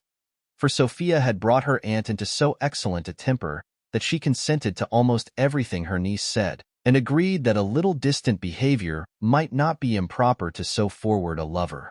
Thus Sophia, by a little well-directed flattery, for which surely none will blame her, obtained a little ease for herself, and at least put off the evil day. And now we have seen our heroine in a better situation than she hath been for a long time before, we will look a little after Mr. Jones, whom we left in the most deplorable situation that can be well imagined. Chapter 5. Mrs. Miller and Mr. Nightingale visit Jones in the prison. When Mr. Allworthy and his nephew went to meet Mr. Western, Mrs. Miller set forwards to her son-in-law's lodgings, in order to acquaint him with the accident which had befallen his friend Jones. But he had known it long before from Partridge, for Jones, when he left Mrs. Miller, had been furnished with a room in the same house with Mr. Nightingale. The good woman found her daughter under great affliction on account of Mr. Jones, whom having comforted as well as she could, she set forwards to the gatehouse, where she heard he was, and where Mr. Nightingale was arrived before her. The firmness and constancy of a true friend is a circumstance so extremely delightful to persons in any kind of distress, that the distress itself, if it be only temporary and admits of relief, is more than compensated by bringing this comfort with it. Nor are instances of this kind so rare as some superficial and inaccurate observers have reported. To say the truth, want of compassion is not to be numbered among our general faults. The black ingredient which fouls our disposition is envy. Hence, our eye is seldom, I am afraid, turned upward to those who are manifestly greater, better, wiser, or happier than ourselves, without some degree of malignity, while we commonly look downwards on the mean and miserable with sufficient benevolence and pity. In fact, I have remarked that most of the defects which have discovered themselves in the friendships within my observation have arisen from envy only, a hellish vice, and yet one from which I have known very few absolutely exempt, but enough, of a subject which, if pursued, would lead me too far. Whether it was that fortune was apprehensive lest Jones should sink under the weight of his adversity, and that she might thus lose any future opportunity of tormenting him, or whether she really abated somewhat of her severity towards him, she seemed a little to relax her persecution, by sending him the company of two such faithful friends, and what is perhaps more rare, a faithful servant. For Partridge, though he had many imperfections, wanted not fidelity, and though fear would not suffer him to be hanged for his master, yet the world, I believe, could not have bribed him to desert his cause. While Jones was expressing great satisfaction in the presence of his friends, Partridge brought an account that Mr. Fitzpatrick was still alive, though the surgeon declared that he had very little hopes, upon which, Jones fetching a deep sigh, Nightingale said to him, "My dear Tom, why should you afflict yourself so upon an accident, which, whatever be the consequence, can be attended with no danger to you, and in which your conscience cannot accuse you of having been the least to blame? If the fellow should die, what have you done more than taken away the life of a ruffian in your own defense? So will the coroner's inquest certainly find it, and then you will be easily admitted to bail, and though you must undergo the form of a trial, yet it is a trial which many men would stand for you for a shilling. Come, "Come, Mr. Jones," says Mrs. Miller. "Cheer yourself up. I knew you could not be the aggressor. And so I told Mr. Allworthy. And so he shall acknowledge, too, before I have done with him." Jones gravely answered, that whatever might be his fate, he should always lament the having shed the blood of one of his fellow creatures, as one of the highest misfortunes which could have befallen him. "But I have another misfortune of the tenderest kind. Oh, Mrs. Miller, I have lost what I held most dear upon earth." "That must be a mistress," said Mrs. Miller. "But come, come, I know more than you imagine," for indeed Partridge had blabbed all. "And I have heard more than you know. Matters go better, I promise you, than you think, and I would not give Blifil sixpence for all the chance which he hath of the lady." "Indeed, my dear friend, indeed," answered Jones, "you are an entire stranger to the cause of my grief. If you was acquainted with the story, you would allow my case admitted of no comfort. I apprehend no danger from Blifil. I have undone myself." "Don't despair," replied Mrs. Miller. "You know not what a woman can do. And if anything be in my power, I promise you I will do it to serve you. It is my duty to my son, my dear Mr. Nightingale, who is so kind to tell me he hath obligations to you on the same account, knows it is my duty. Shall I go to the lady myself? I will say anything to her you would have me say." "Thou best of women," cries Jones, taking her by the hand, "talk not of obligations to me. But as you have been so kind to mention it, there is a favor which, perhaps, may be in your power. I see you are acquainted with the lady. How you came by your information I know not, who sits, indeed, very near my heart. If you could contrive to deliver this," giving her a paper from his pocket, "I shall forever acknowledge your goodness." "Give it me," said Mrs. Miller. "If I see it not in her own possession before I sleep, may my next sleep be my last. Comfort yourself, my good young man. Be wise enough to take warning from past follies, and I warrant all shall be well, and I shall yet see you happy with the most charming young lady in the world, for I so hear from every one she is."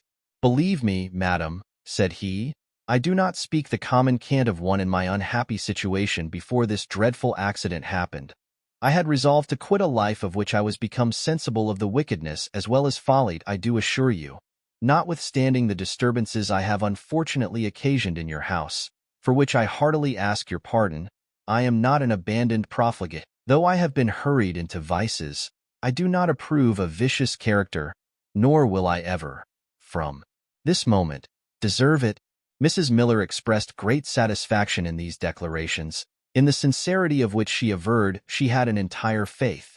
And now the remainder of the conversation passed in the joint attempts of that good woman and Mr. Nightingale to cheer the dejected spirits of Mr. Jones, in which they so far succeeded as to leave him much better comforted and satisfied than they found him, to which happy alteration nothing so much contributed as the kind undertaking of Mrs. Miller to deliver his letter to Sophia, which he despaired of finding any means to accomplish. For when Black George produced the last from Sophia, he informed Partridge that she had strictly charged him, on pain of having it communicated to her father, not to bring her any answer. He was, moreover, not a little pleased to find he had so warm an advocate to Mr. Allworthy himself in this good woman, who was, in reality, one of the worthiest creatures in the world. After about an hour's visit from the lady, for Nightingale had been with him much longer, they both took their leave, promising to return to him soon, during which Mrs. Miller said she hoped to bring him some good news from his mistress, and Mr. Nightingale promised to inquire into the state of Mr. Fitzpatrick's wound, and likewise to find out some of the persons who were present at the rencounter. The former of these went directly in quest of Sophia, whither we likewise shall now attend her. Chapter 6. In which Mrs. Miller pays a visit to Sophia. Access to the young lady was by no means difficult, for, as she lived now on a perfect friendly footing with her aunt, she was at full liberty to receive what visitants she pleased. Sophia was dressing when she was acquainted that there was a gentlewoman below to wait on her. As she was neither afraid nor ashamed to see any of her own sex, Mrs. Miller was immediately admitted. Curtsies and the usual ceremonials between women who are strangers to each other being passed, Sophia said, "I have not the pleasure to know you, madam." "No, madam," answered Mrs. Miller, "and I must beg pardon for intruding upon you. But when you know what has induced me to give you this trouble, I hope, pray, what is your business, madam?" said Sophia, with a little emotion. "Madam," "We are not alone," replied Mrs. Miller in a low voice. "Go out, Betty," said Sophia. When Betty was departed, Mrs. Miller said, "I was desired, madam, by a very unhappy young gentleman, to deliver you this letter." Sophia changed color when she saw the direction, well knowing the hand, and after some hesitation, said, "I could not conceive, madam, from your appearance, that your business had been of such a nature. Whomever you brought this letter from, I shall not open it. I should be sorry to entertain an unjust suspicion of anyone. But you are an utter stranger to me." "If you will have patience, madam," answered Mrs. Miller, "I will acquaint you who I am, and how I came by that letter." "I have no curiosity, madam, to know anything," cries Sophia, "but I must insist on your delivering that letter back to the person who gave it you." Mrs. Miller then fell upon her knees, and in the most passionate terms implored her compassion. To which Sophia answered, "Sure, madam, it is surprising you should be so very strongly interested in the behalf of this person. I would not think, madam." "No, madam," says Mrs. Miller, "you shall not think anything but the truth. I will tell you all, and you will not wonder that I am interested. He is the best-natured creature that ever was born." She then began and related the story of Mr. Anderson. After this she cried, "This, madam, this is his goodness, but I have much more tender obligations to him. He hath preserved my child." Here, after shedding some tears, she related everything concerning that fact, suppressing only those circumstances which would have most reflected on her daughter, and concluded with saying, "Now, madam, you shall judge whether I can ever do enough for so kind, so good, so generous a young man. And sure he is the best and worthiest of all human beings." The alterations in the countenance of Sophia had hitherto been chiefly to her disadvantage, and had inclined her complexion to too great paleness, but she now waxed redder, if possible, than vermilion, and cried, "I know not what to say. Certainly what arises from gratitude cannot be blamed. But what service can my reading this letter do your friend, since I am resolved never—" Mrs. Miller fell again to her entreaties, and begged to be forgiven. But she could not. She said, "Carry it back." "Well, madam," says Sophia, "I cannot help it, if you will force it upon me. Certainly you may leave it whether I will or no." What Sophia meant, or whether she meant anything, I will not presume to determine. But Mrs. Miller actually understood this as a hint, and presently laying the letter down on the table, took her leave, having first begged permission to wait again on Sophia, which request had neither assent nor denial. The letter lay upon the table no longer than till Mrs. Miller was out of sight, for then Sophia opened and read it. This letter did very little service to his cause, for it consisted of little more than confessions of his own unworthiness and bitter lamentations of despair, together with the most solemn protestations of his unalterable fidelity to Sophia, of which, he said, he hoped to convince her, if he had ever more the honor of being admitted to her presence, and that he could account for the letter to Lady Bellaston in such a manner, that, though it would not entitle him to her forgiveness, he hoped, at least, to obtain it from her mercy, and concluded with vowing that nothing was ever less in his thoughts than to marry Lady Bellaston. Though Sophia read the letter twice over with great attention, his meaning still remained a riddle to her. Nor could her invention suggest to her any means to excuse Jones. She certainly remained very angry with him, though indeed Lady Bellaston took up so much of her resentment that her gentle mind had but little left to bestow on any other person. That lady was most unluckily to dine this very day with her Aunt Western, and in the afternoon they were all three, by appointment, to go together to the opera, and thence to Lady Thomas Hatchett's drum. Sophia would have gladly been excused from all, but would not disoblige her aunt. And as to the arts of counterfeiting illness, she was so entirely a stranger to them that it never once entered into her head when she was dressed. Therefore, down she went, resolved to encounter all the horrors of the day, and a most disagreeable one it proved. For Lady Bellaston took every opportunity very civilly and slyly to insult her, to all which her dejection of spirits disabled her from making any return. And indeed, to confess the truth, she was at the very best but an indifferent mistress of repartee. Another misfortune which befell poor Sophia was the company of Lord Fellamar, whom she met at the opera, and who attended her to the drum, and, though both places were too public to admit of any particularities, and she was farther relieved by the music at the one place, and by the cards at the other, she could not, however, enjoy herself in his company. For there is something of delicacy in women, which will not suffer them to be even easy in the presence of a man whom they know to have pretensions to them which they are disinclined to favor. Having in this chapter twice mentioned a drum, a word which our posterity, it is hoped, will not understand in the sense it is here applied, we shall, notwithstanding our present haste, stop a moment to describe the entertainment here meant, and the rather as we can in a moment describe it. A drum, then, is an assembly of well-dressed persons of both sexes, most of whom play at cards, and the rest do nothing at all. While the mistress of the house performs the part of the landlady at an inn, and like the landlady of an inn prides herself in the number of her guests, though she doth not always, like her, get anything by it. No wonder, then, as so much spirits must be required to support any vivacity in these scenes of dullness, that we hear persons of fashion eternally complaining of the want of them. A complaint confined entirely to upper life, how insupportable must we imagine this round of impertinence to have been to Sophia at this time? How difficult must she have found it to force the appearance of gaiety into her looks, when her mind dictated nothing but the tenderest sorrow, and when every thought was charged with tormenting ideas.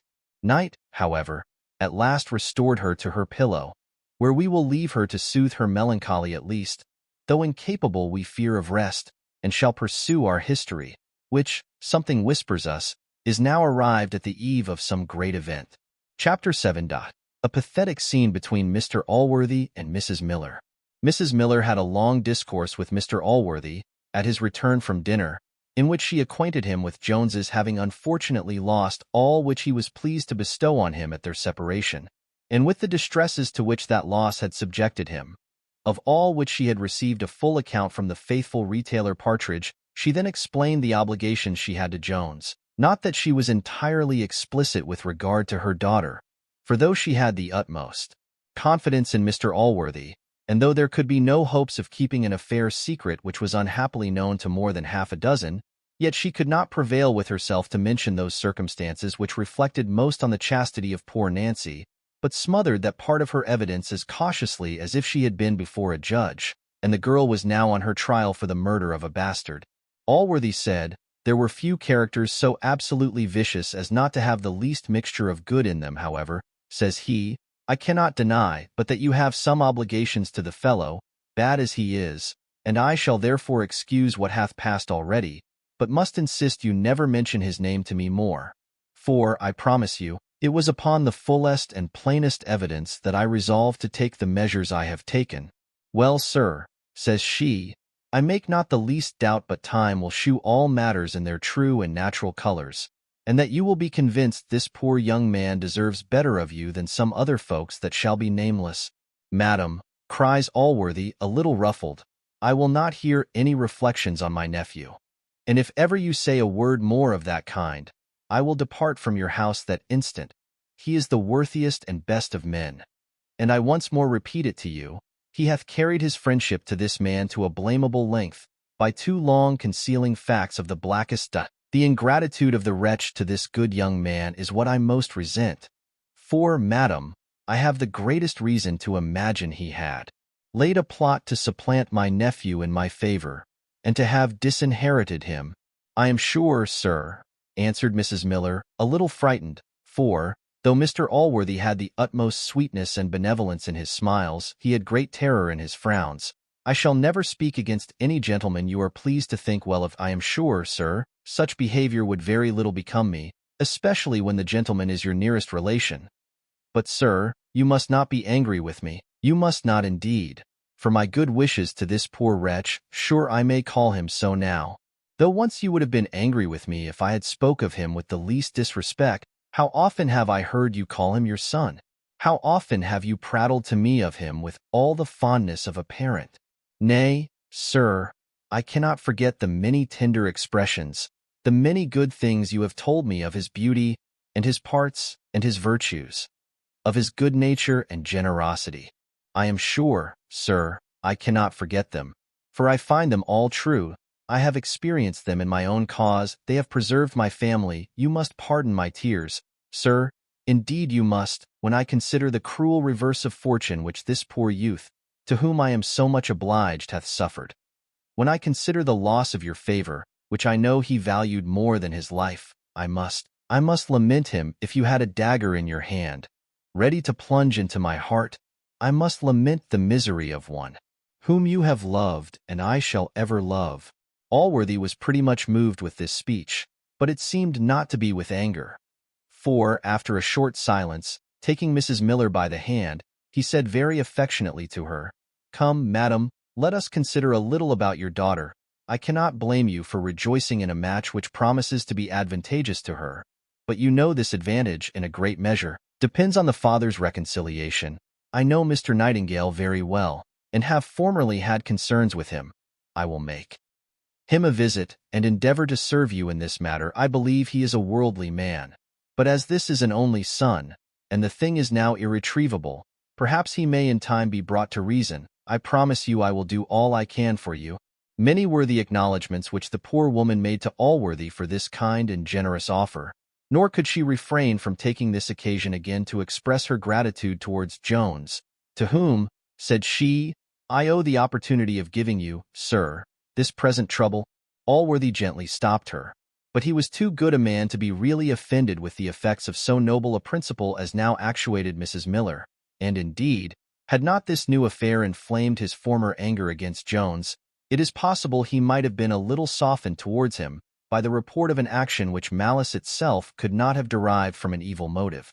Mr. Allworthy and Mrs. Miller had been above an hour together, when their conversation was put an end to by the arrival of Blifil and another person, which other person was no less than Mr. Dowling, the attorney, who was now become a great favorite with Mr. Blifil, and whom Mr. Allworthy, at the desire of his nephew, had made his steward, and had likewise recommended him to Mr. Western, from whom the attorney received a promise of being promoted to the same office upon the first vacancy, and in the meantime was employed in transacting some affairs which the squire then had in London in relation to a mortgage. This was the principal affair which then brought Mr. Dowling to town. Therefore he took the same opportunity to charge himself with some money for Mr. Allworthy, and to make a report to him of some other business.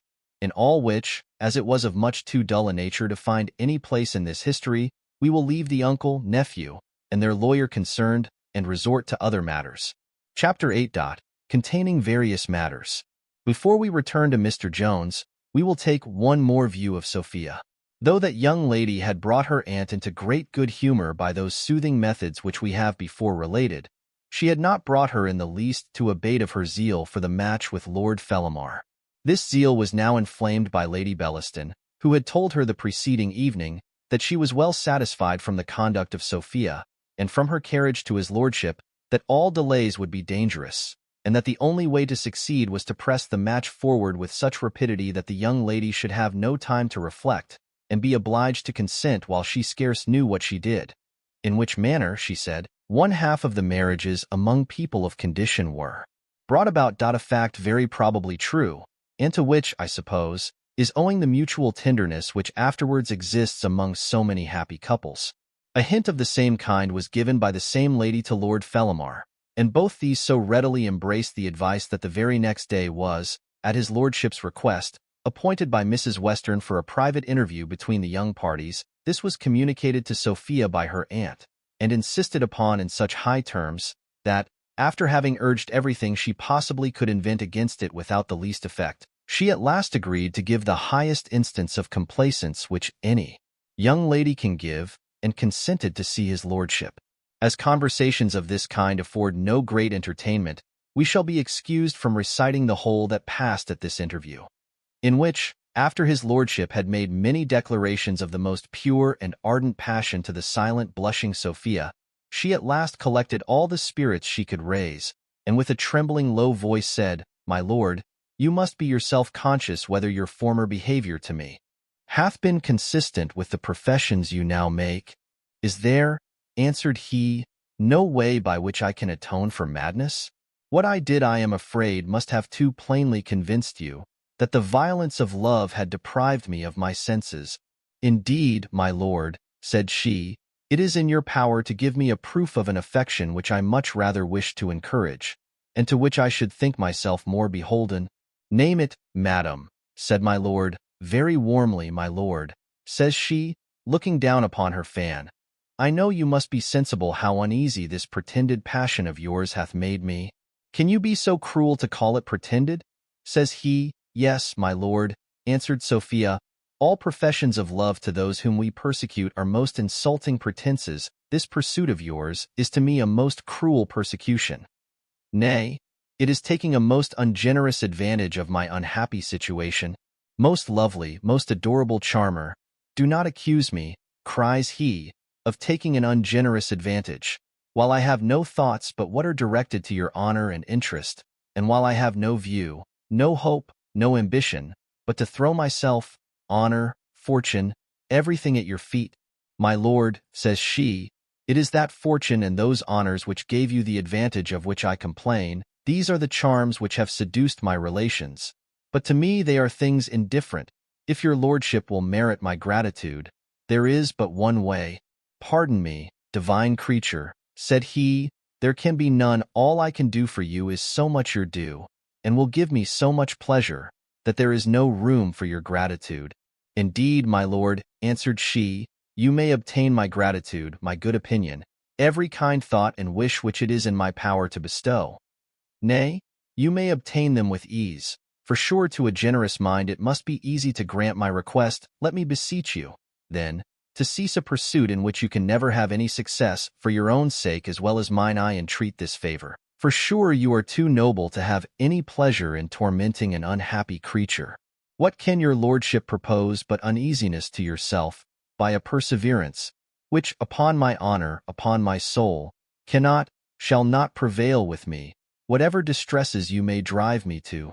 Here my lord fetched a deep sigh, and then said, Is it then, madam, that I am so unhappy to be the object of your dislike and scorn? Or will you pardon me if I suspect there is some other? Here he hesitated, and Sophia answered with some spirit, My lord, I shall not be accountable to you for the reasons of my conduct. I am obliged to your lordship for the generous offer you have made. I own it is beyond either my deserts or expectations. Yet I hope, my lord, you will not insist on my reasons, when I declare I cannot accept it.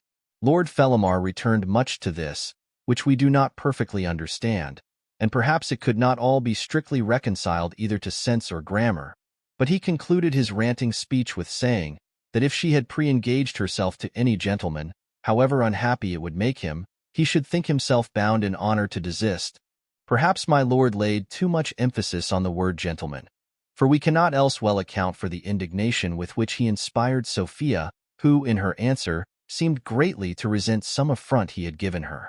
While she was speaking, with her voice more raised than usual, Mrs. Western came into the room, the fire glaring in her cheeks, and the flames bursting from her eyes. I am ashamed, says she, my lord, of the reception which you have met with. I assure your lordship we are all sensible of the honor done us. And I must tell you, Miss Western, the family expect a different behavior from you. Here my lord interfered on behalf of the young lady, but to no purpose. The aunt proceeded till Sophia pulled out her handkerchief, threw herself into a chair, and burst into a violent fit of tears. The remainder of the conversation between Mrs. Western and his lordship, till the latter withdrew, consisted of bitter lamentations on his side, and on hers of the strongest assurances that her niece should and would consent to all he wished. Indeed, my lord, says she, the girl hath had a foolish education, neither adapted to her fortune nor her family. Her father, I am sorry to say it, is to blame for everything. The girl hath silly country notions of bashfulness, nothing else, my lord, upon my honor. I am convinced she hath a good understanding at the bottom, and will be brought to reason. This last speech was made in the absence of Sophia, for she had some time before left the room, with more appearance of passion than she had ever shown on any occasion. And now his lordship, after many expressions of thanks to Mrs. Western, many ardent professions of passion which nothing could conquer, and many assurances of perseverance, which Mrs. Western highly encouraged, took his leave for this time. Before we relate what now passed between Mrs. Western and Sophia, it may be proper to mention an unfortunate accident which had happened, and which had occasioned the return of Mrs. Western with so much fury, as we have seen. The reader then must know that the maid who at present attended on Sophia was recommended by Lady Bellaston, with whom she had lived for some time in the capacity of a comb-brush. She was a very sensible girl, and had received the strictest instructions to watch her young lady very carefully. These instructions, we are sorry to say, were communicated to her by Mrs. Honor, into whose favor Lady Bellaston had now so ingratiated herself that the violent affection which the good waiting-woman had formerly borne to Sophia was entirely obliterated by that great attachment which she had to her new mistress. Now, when Mrs. Miller was departed, Betty, for that was the name of the girl, returning to her young lady, found her very attentively engaged in reading a long letter, and the visible emotions which she betrayed on that occasion might have well accounted for some suspicions which the girl entertained. But indeed they had yet a stronger foundation, for she had overheard the whole scene which passed between Sophia and Mrs. Miller. Mrs. Western was acquainted with all this matter by Betty, who, after receiving many commendations and some rewards for her fidelity, was ordered that, if the woman who brought the letter came again, she should introduce her to Mrs. Western herself. Unluckily, Mrs. Miller returned at the very time when Sophia was engaged with his lordship. Betty, according to order, sent her directly to the aunt, who, being mistress of so many circumstances relating to what had passed the day before, easily imposed upon the poor woman to believe that Sophia had communicated the whole affair, and so pumped everything out of her which she knew relating to the letter and relating to Jones. This poor creature might, indeed, be called simplicity itself. She was one of that order of mortals who are apt to believe everything which is said to them, to whom nature hath neither indulged the offensive nor defensive weapons of deceit, and who are consequently liable to be imposed upon by anyone who will only be at the expense of a little falsehood. For that purpose Mrs. Western, having drained Mrs. Miller of all she knew, which, indeed, was but little, but which was sufficient to make the aunt suspect a great deal, dismissed her with assurances that Sophia would not see her, that she would send no answer to the letter, nor ever receive another. Nor did she suffer her to depart without a handsome lecture on the merits of an office to which she could afford no better name than that of procurist. This discovery had greatly discomposed her temper, when, coming into the apartment next to that in which the lovers were, she overheard Sophia very warmly protesting against his lordship's addresses. At which the rage already kindled burst forth, and she rushed in upon her niece in a most furious manner, as we have already described, together with what passed at that time till his lordship's departure. No sooner was Lord Fellamar gone than Mrs. Western returned to Sophia, whom she upbraided in the most bitter terms for the ill use she had made of the confidence reposed in her, and for her treachery in conversing with a man with whom she had offered but the day before to bind herself in the most solemn oath never more to have any conversation. Sophia protested she had maintained no such conversation. How? Miss Western, said the aunt, will you deny your receiving a letter from him yesterday? A letter, madam, answered Sophia, somewhat surprised. It is not very well bred, miss, replies the aunt.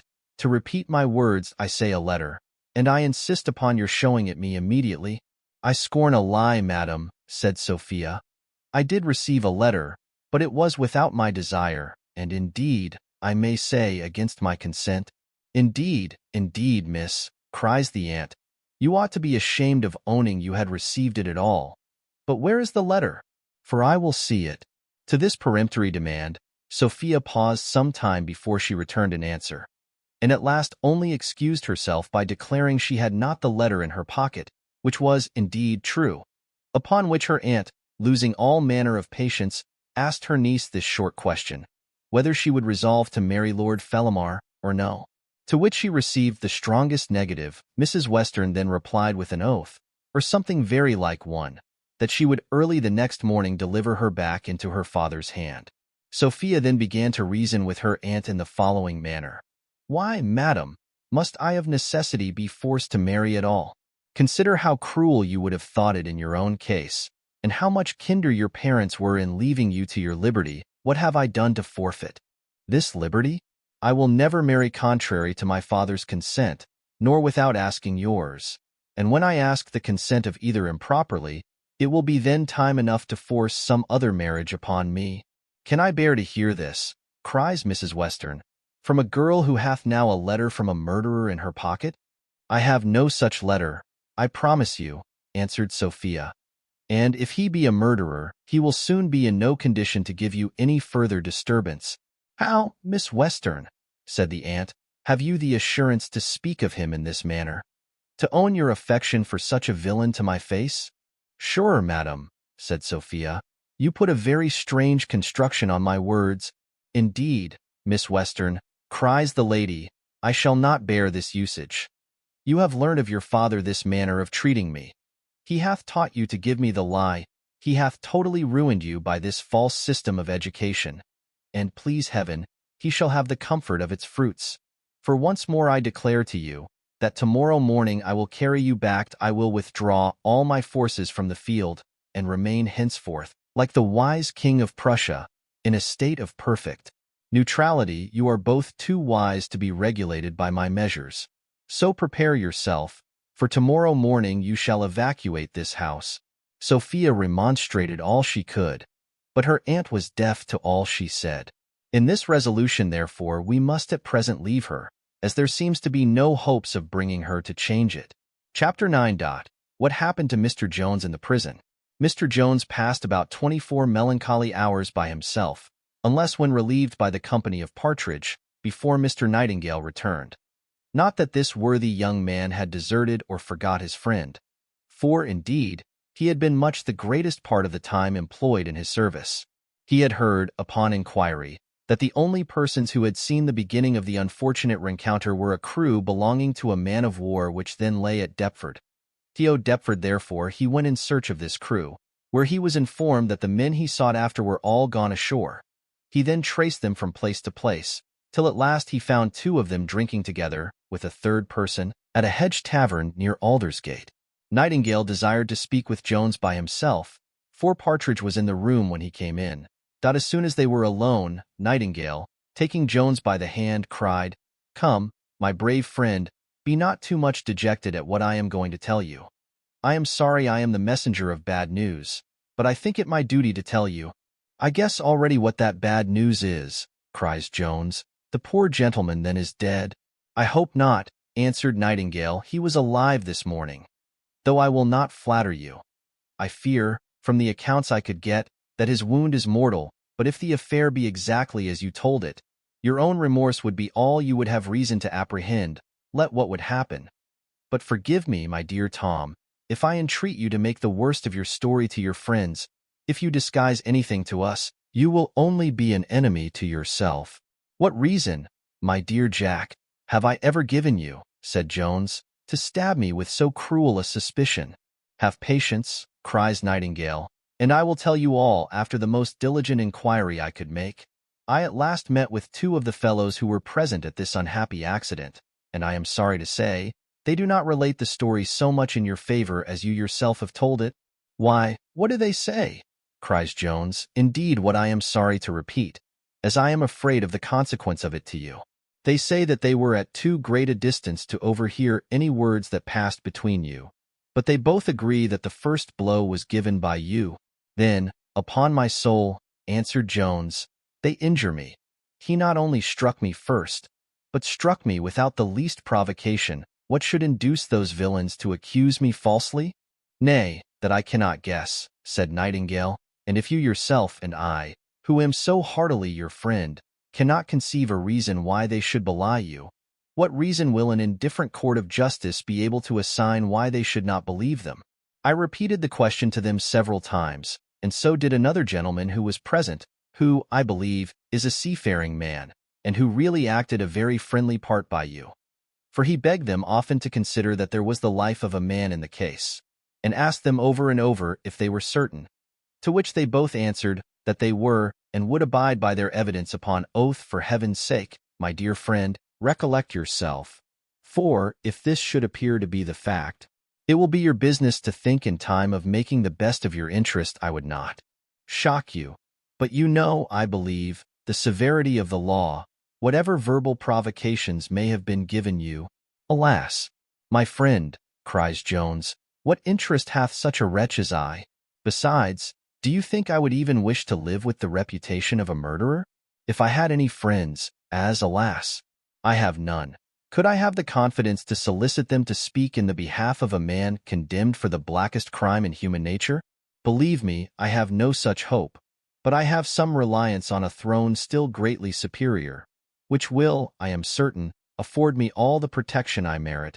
He then concluded with many solemn and vehement protestations of the truth of what he had at first asserted.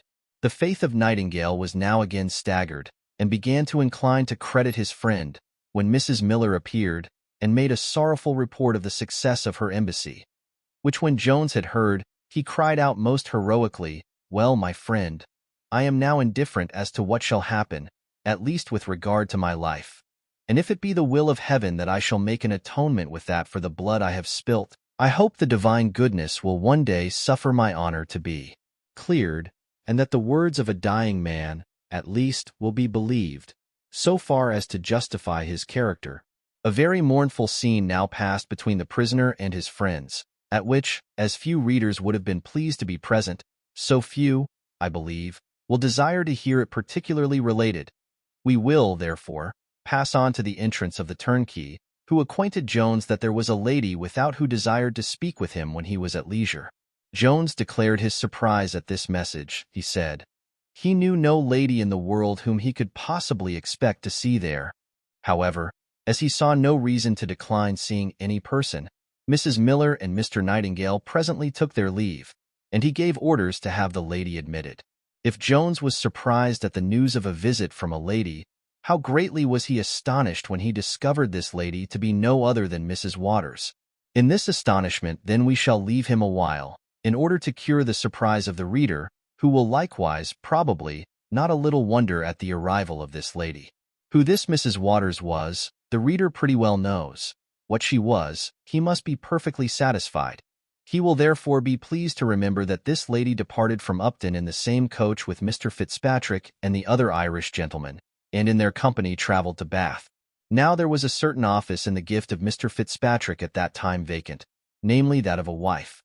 For the lady who had lately filled that office had resigned, or at least deserted her duty. Mr. Fitzpatrick therefore, having thoroughly examined Mrs. Waters on the road, found her extremely fit for the place, which, on their arrival at Bath, he presently conferred upon her, and she without any scruple accepted. As husband and wife this gentleman and lady continued together all the time they stayed at Bath, and as husband and wife they arrived together in town. Whether Mr. Fitzpatrick was so wise a man as not to part with one good thing till he had secured another, which he had at present only a prospect of regaining, or whether Mrs. Waters had so well discharged her office that he intended still to retain her as principal, and to make his wife, as is often the case, only her deputy, I will not say. But certain it is, he never mentioned his wife to her, never communicated to her the letter given him by Mrs. Western, nor ever once hinted his purpose of repossessing his wife.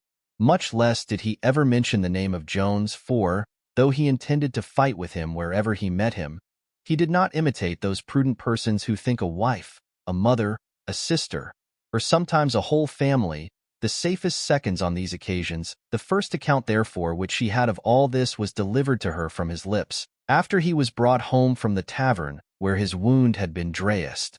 As Mr. Fitzpatrick, however, had not the clearest way of telling a story at any time, and was now, perhaps, a little more confused than usual, it was some time before she discovered that the gentleman who had given him this wound was the very same person from whom her heart had received a wound, which, though not of a mortal kind, was yet so deep that it had left a considerable scar behind it. But no sooner was she acquainted that Mr. Jones himself was the man who had been committed to the gatehouse for this supposed murder, than she took the first opportunity of committing Mr. Fitzpatrick to the care of his nurse, and hastened away to visit the conqueror.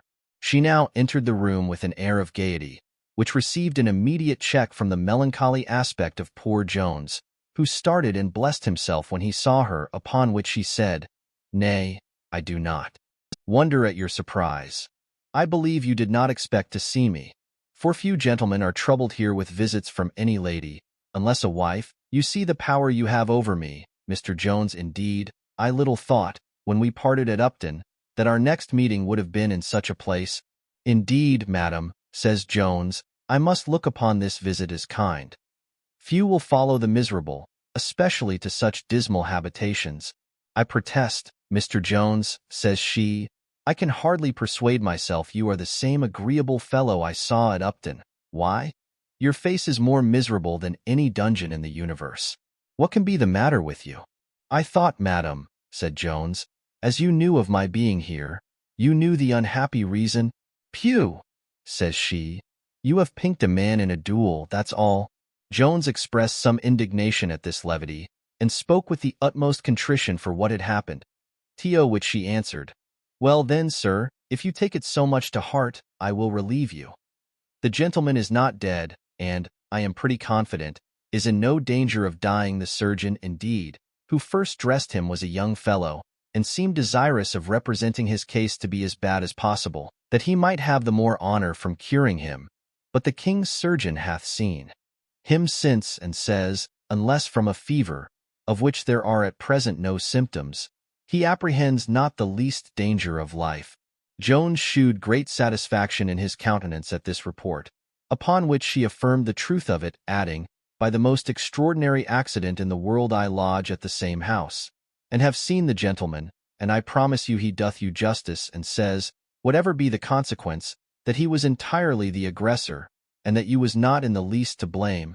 Jones expressed the utmost satisfaction at the account which Mrs. Waters brought him.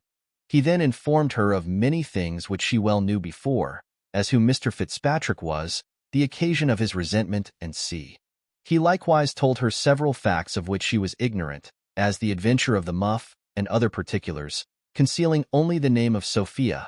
He then lamented the follies and vices of which he had been guilty, every one of which, he said, had been attended with such ill consequences, that he should be unpardonable if he did not take warning, and quit those vicious courses for the future. He lastly concluded with assuring her of his resolution to sin no more, lest a worse thing should happen to him. Mrs. Waters with great pleasantry ridiculed all this, as the effects of low spirits and confinement. She repeated some witticisms about the devil when he was sick, and told him, she doubted not but shortly to see him at liberty, and as lively a fellow as ever. And then, says she, I don't question but your conscience will be safely delivered of all these qualms that it is now so sick in breeding. Many more things of this kind she uttered, some of which it would do her no great honor, in the opinion of some readers, to remember. Nor are we quite certain, but that the answers made by Jones would be treated with ridicule by others. We shall therefore suppress the rest of this conversation, and only observe that it ended at last with perfect innocence, and much more to the satisfaction of Jones than of the lady, for the former was greatly transported with the news she had brought him.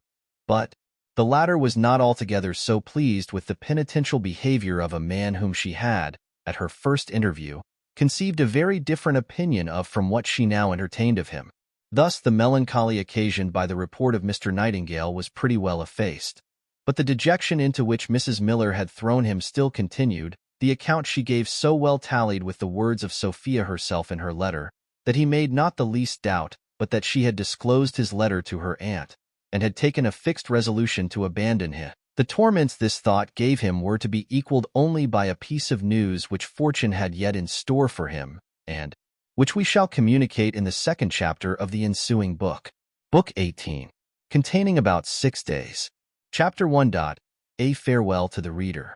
We are now, reader, arrived at the last stage of our long journey. As we have, therefore, traveled together through so many pages, let us behave to one another like fellow travelers in a stage coach, who have passed several days in the company of each other, and who, notwithstanding any bickerings or little animosities which may have occurred on the road, generally make all up at last and mount, for the last time, into their vehicle with cheerfulness and good humor, since after this one stage, it may possibly happen to us, as it commonly happens to them, never to meet more.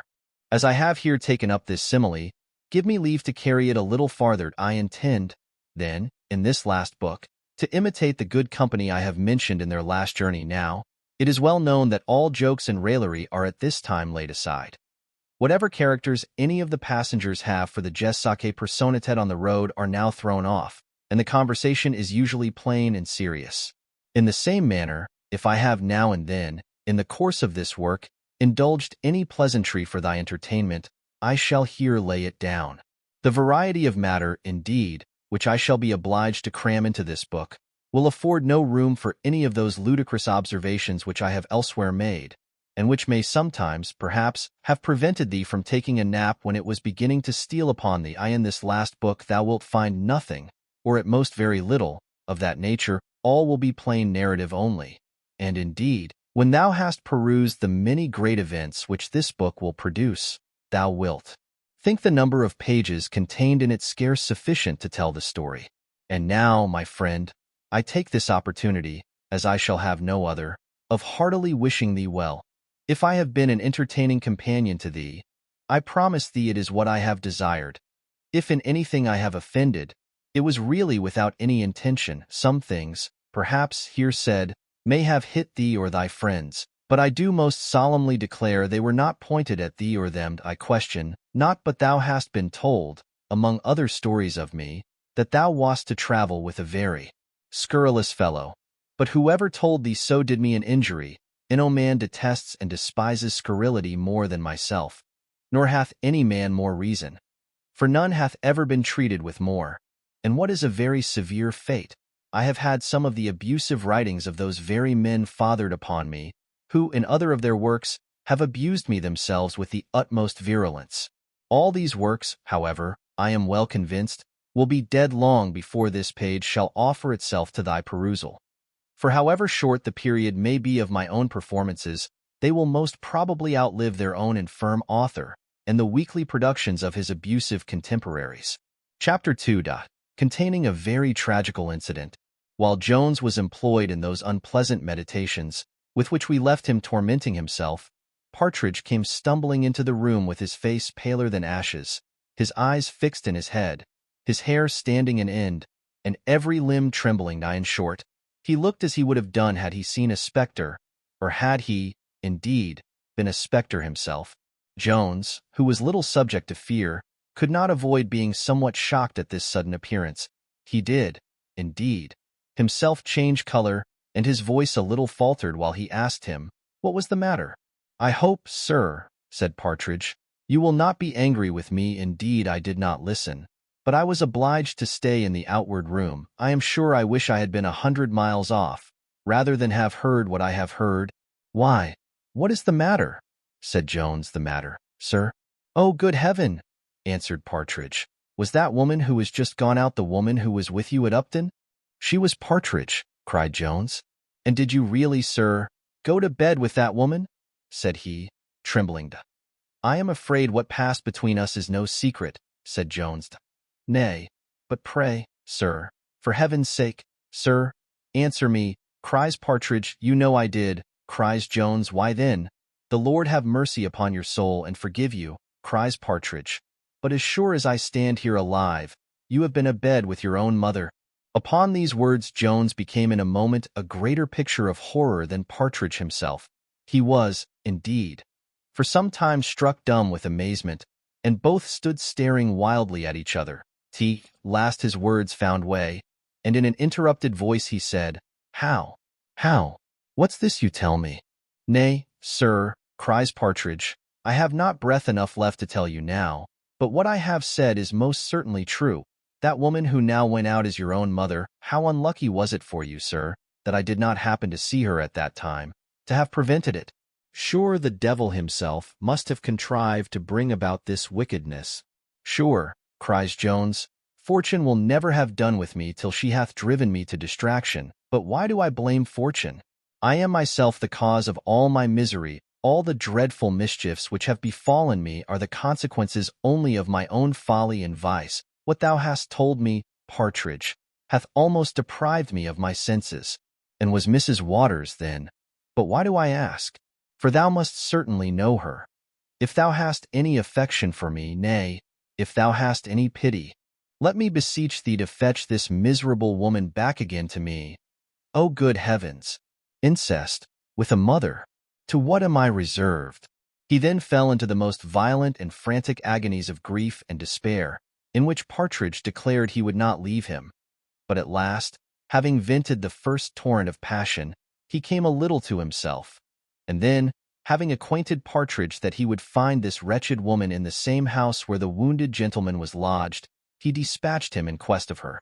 If the reader will please to refresh his memory, by turning to the scene at Upton, in the 9th book, he will be apt to admire the many strange accidents which unfortunately prevented any interview between Partridge and Mrs. Waters. when she spent a whole day there with Mr. Jones. Instances of this kind we may frequently observe in life, where the greatest events are produced by a nice train of little circumstances, and more than one example of this may be discovered by the accurate eye in this, our history. After a fruitless search of 2 or 3 hours, Partridge returned back to his master, without having seen Mrs. Waters. Jones, who was in a state of desperation at his delay, was almost raving mad when he brought him his account. He was not long, however, in this condition before he received the following letter.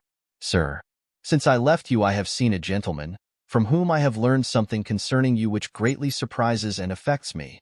But as I have not at present leisure to communicate a matter of such high importance, you must suspend your curiosity till our next meeting, which shall be the first moment I am able to see you. Oh, Mr. Jones, little did I think, when I passed that happy day at Upton, the reflection upon which is like to embitter all my future life, who it was to whom I owed such perfect happiness. Believe me to be ever sincerely your unfortunate J. Waters. P.S. I would have you comfort yourself as much as possible, for Mr. Fitzpatrick is in no manner of danger, so that whatever other grievous crimes you may have to repent of, the guilt of blood is not among the number. Jones, having read the letter, let it drop, for he was unable to hold it, and indeed had scarce the use of any one of his faculties. Partridge took it up, and having received consent by silence, read it likewise.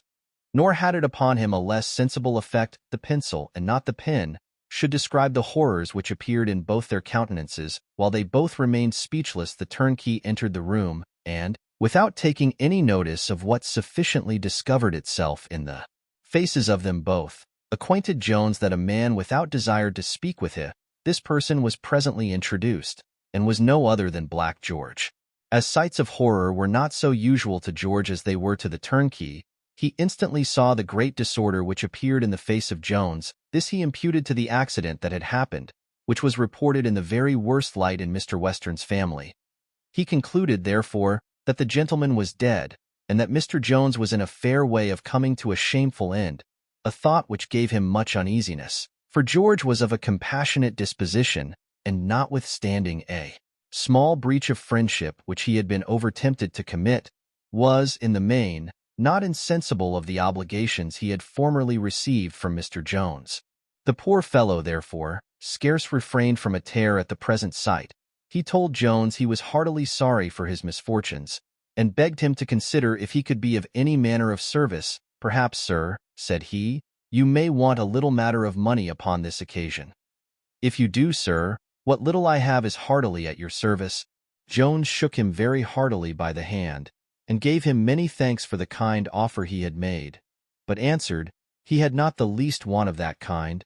Upon which George began to press his services more eagerly than before. Jones again thanked him, with assurances that he wanted nothing which was in the power of any man living to give. Come, my good master, answered George, do not take the matter so much to heart. Things may end better than you imagine. To be sure you ain't the first gentleman who hath killed a man, and yet come off. You are wide of the matter, George, said Partridge. The gentleman is not dead, nor like to die. It don't disturb my master at present, for he is troubled about a matter in which it is not in your power to do him any good. You don't know what I may be able to do, Mr. Partridge, answered George. If his concern is about my young lady, I have some news to tell my master. What do you say, Mr. George? Cried Jones. Hath anything lately happened in which my Sophia is concerned? My Sophia? How dares such a wretch as I mention her so profanely? I hope she will be yours yet, answered George.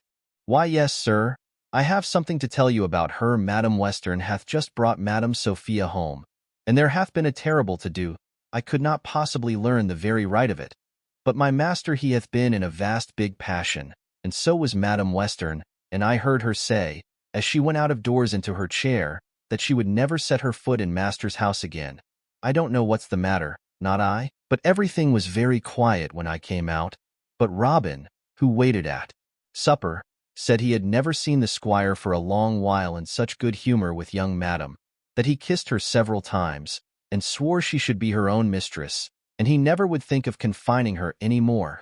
I thought this news would please you, and so I slipped out, though it was so late, to inform you of it. Mr. Jones assured George that it did greatly please him. For though he should never more presume to lift his eyes toward that incomparable creature, nothing could so much relieve his misery as the satisfaction he should always have in hearing of her welfare. The rest of the conversation which passed at the visit is not important enough to be here related. The reader will, therefore, forgive us this abrupt breaking off, and be pleased to hear how this great goodwill of the squire towards his daughter was brought about.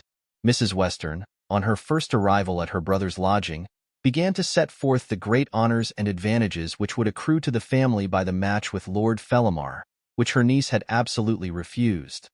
In which refusal, when the squire took the part of his daughter, she fell immediately into the most violent passion, and so irritated and provoked the squire, that neither his patience nor his prudence could bear it any longer, upon which there ensued between them both so warm a bout at altercation, that perhaps the regions of Billingsgate never equaled it. In the heat of this scolding Mrs. Western departed, and had consequently no leisure to acquaint her brother with the letter which Sophia received, which might have possibly produced ill effects. But, to say truth, I believe it never once occurred to her memory at this time.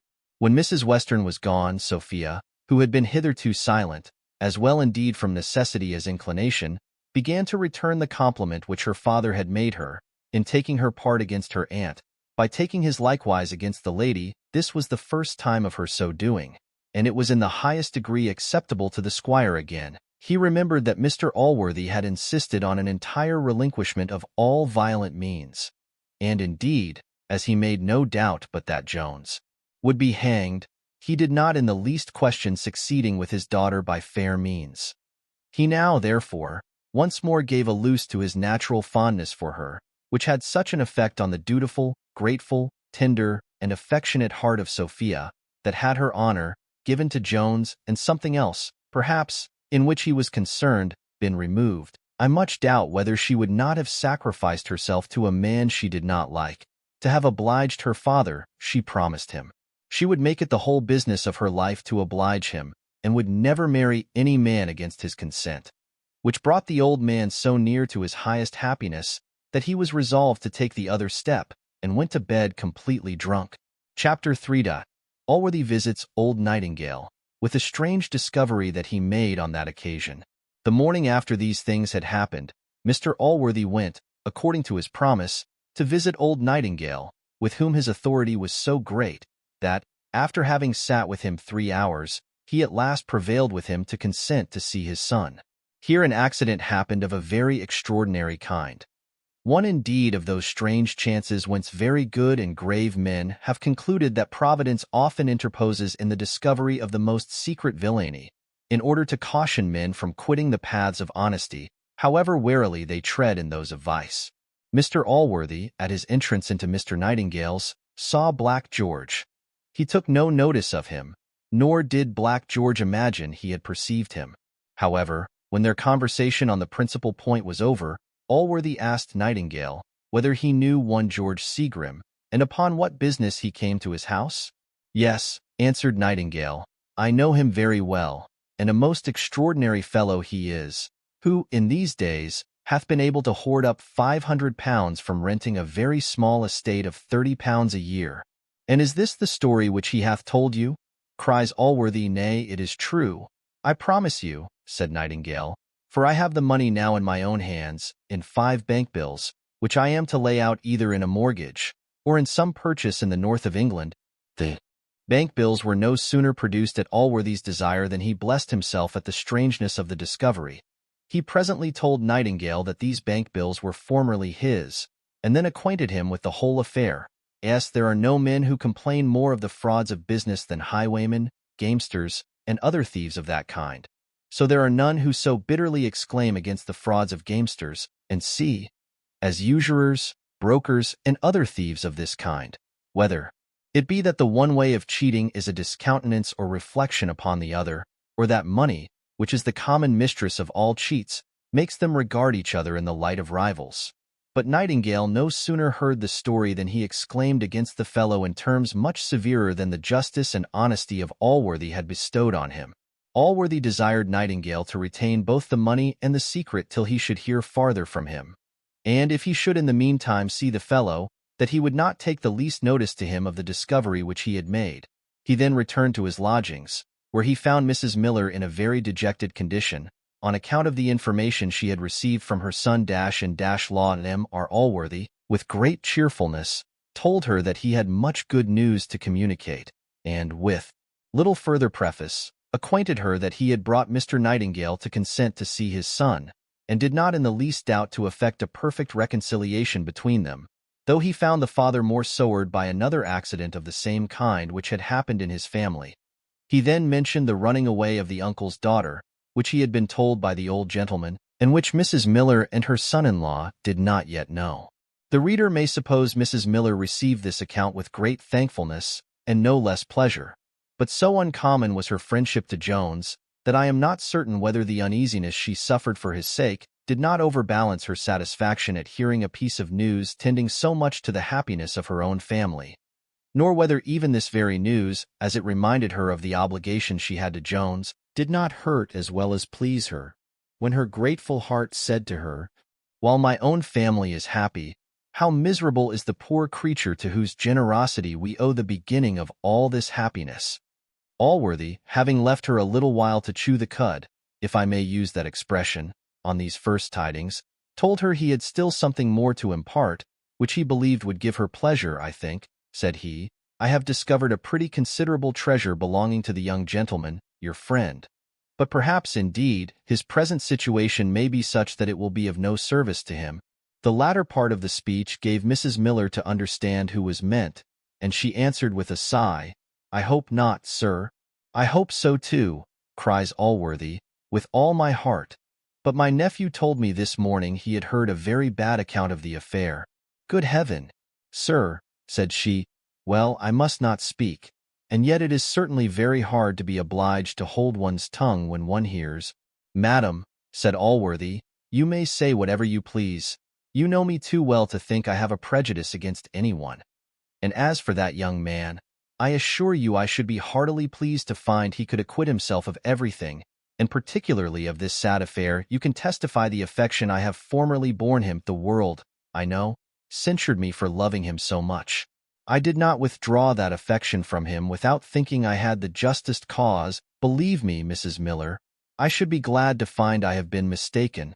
Mrs. Miller was going eagerly to reply, when a servant acquainted her that a gentleman without desired to speak with her immediately. Allworthy then inquired for his nephew, and was told that he had been for some time in his room with the gentleman who used to come to him, and whom Mr. Allworthy guessing rightly to be Mr. Dowling, he desired presently to speak with him. When Dowling attended, Allworthy put the case of the banknotes to him, without mentioning any name, and asked in what manner such a person might be punished. To which Dowling answered, he thought he might be indicted on the Black Act, but said, as it was a matter of some nicety, it would be proper to go to counsel. He said he was to attend counsel presently upon an affair of Mr. Western's, and if Mr. Allworthy pleased, he would lay the case before them. This was agreed to, and then Mrs. Miller, opening the door, cried, "I ask pardon. I did not know you had company." But Allworthy desired her to come in, saying he had finished his business, upon which Mr. Dowling withdrew, and Mrs. Miller introduced Mr. Nightingale the younger, to return thanks for the great kindness done him by Allworthy. But she had scarce patience to let the young gentleman finish his speech before she interrupted him, saying, "Oh, sir, Mr. Nightingale brings great news about poor Mr. Jones.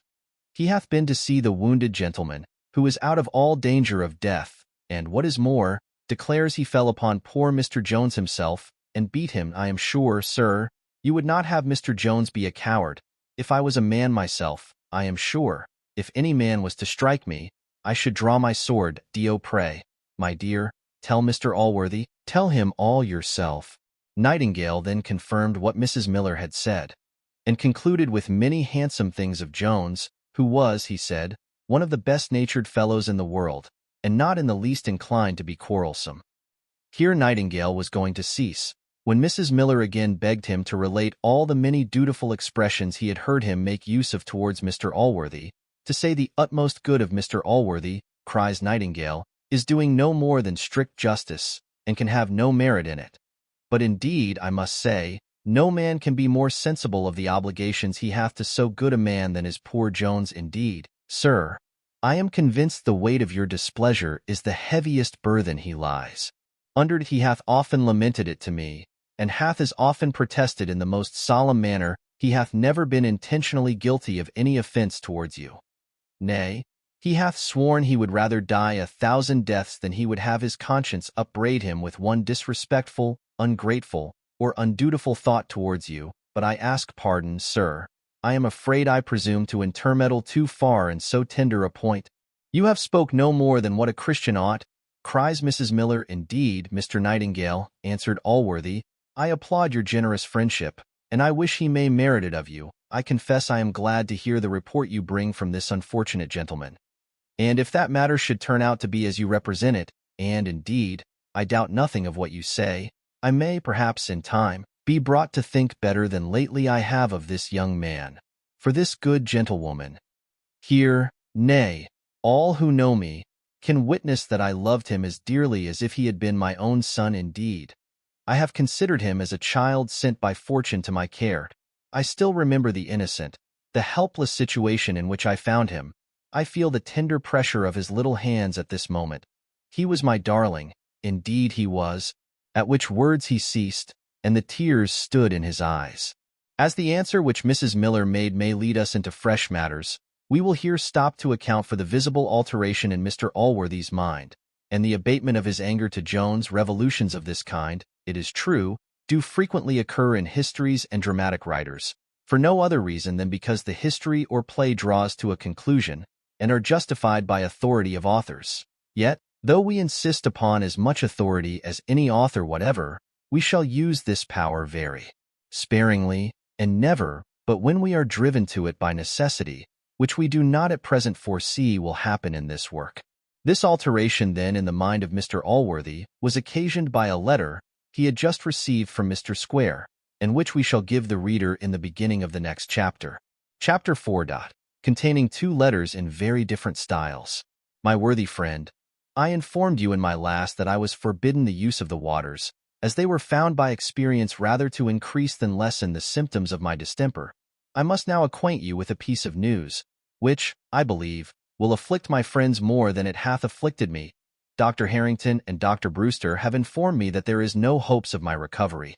I have somewhere read that the great use of philosophy is to learn to die. I will not therefore so far disgrace mine as to shew any surprise at receiving a lesson which I must be thought to have so long studied. Yet, to say the truth, 1 page of the Gospel teaches this lesson better than all the volumes of antient or modern philosopher. The assurance it gives us of another life is a much stronger support to a good mind than all the consolations that are drawn from the necessity of nature, the emptiness or satiety of our enjoyments here, or any other topic of those declamations which are sometimes capable of arming our minds with a stubborn patience in bearing the thoughts of death, but never of raising them to a real contempt of it, and much less of making us think it is a real good. I would not here be understood to throw the horrid censure of atheism, or even the absolute denial of immortality, on all who are called philosophers. Many of that sect, as well antient as modern, have, from the light of reason, discovered some hopes of a future state, but in reality that light was so faint and glimmering, and the hopes were so uncertain and precarious, that it may be justly doubted on which side their belief turned. Plato himself concludes his Phaedon with declaring that his best arguments amount only to raise a probability, and Cicero himself seems rather to profess an inclination to believe than any actual belief in the doctrines of immortality. As to myself, to be very sincere with you, I never was much in earnest in this faith, till I was in earnest a Christian. You will perhaps wonder at the latter expression, but I assure you it hath not been till very lately that I could, with truth, call myself so. The pride of philosophy had intoxicated my reason, and the sublimest of all wisdom appeared to me, as it did to the Greeks of old, to be foolishness. God hath, however, been so gracious to shew me my error in time, and to bring me into the way of truth, before I sunk into utter darkness forever. I find myself beginning to grow weak. I shall therefore hasten to the main purpose of this letter. When I reflect on the actions of my past life, I know of nothing which sits heavier upon my conscience than the injustice I have been guilty of to that poor wretch your adopted son. I have, indeed, not only connived at the villainy of others, but been myself active in injustice towards him. Believe me, my dear friend, when I tell you, on the word of a dying man, he hath been basely injured as to the principal fact, upon the misrepresentation of which you discarded him, I solemnly assure you he is innocent. When you lay upon your supposed deathbed, he was the only person in the house who testified any real concern. And what happened afterwards arose from the wildness of his joy on your recovery, and, I am sorry to say it, from the baseness of another person, but it is my desire to justify the innocent, and to accuse none. Believe me, my friend, this young man hath the noblest generosity of heart, the most perfect capacity for friendship, the highest integrity, and indeed every virtue, which can ennoble a man. He hath some faults, but among them is not to be numbered the least one of duty or gratitude towards you. On the contrary, I am satisfied, when you dismissed him from your house, his heart bled for you more than for himself. Worldly motives were the wicked and base reasons of my concealing this from you so long. To reveal it now I can have no inducement but the desire of serving the cause of truth, of doing right to the innocent, and of making all the amends in my power for a past offense. I hope this declaration, therefore, will have the effect desired, and will restore this deserving young man to your favor, the hearing of which, while I am yet alive, will afford the utmost consolation to, Sir, your most obliged, obedient humble servant, Thomas Square. The reader will, after this, scarce wonder at the revolution so visibly appearing in Mr. Allworthy, notwithstanding he received from Thwackum, by the same post, another letter of a very different kind, which we shall here add, as it may possibly be the last time we shall have occasion to mention the name of that gentleman. Sir, I am not at all surprised at hearing from your worthy nephew a fresh instance of the villainy of Mr. Square, the atheist's young pupil. I shall not wonder at any murders he may commit, and I heartily pray that your own blood may not seal up his final commitment to the place of wailing and gnashing of teeth, though you cannot want sufficient calls to repentance for the many unwarrantable weaknesses exemplified in your behavior to this wretch, so much to the prejudice of your own lawful family and of your character.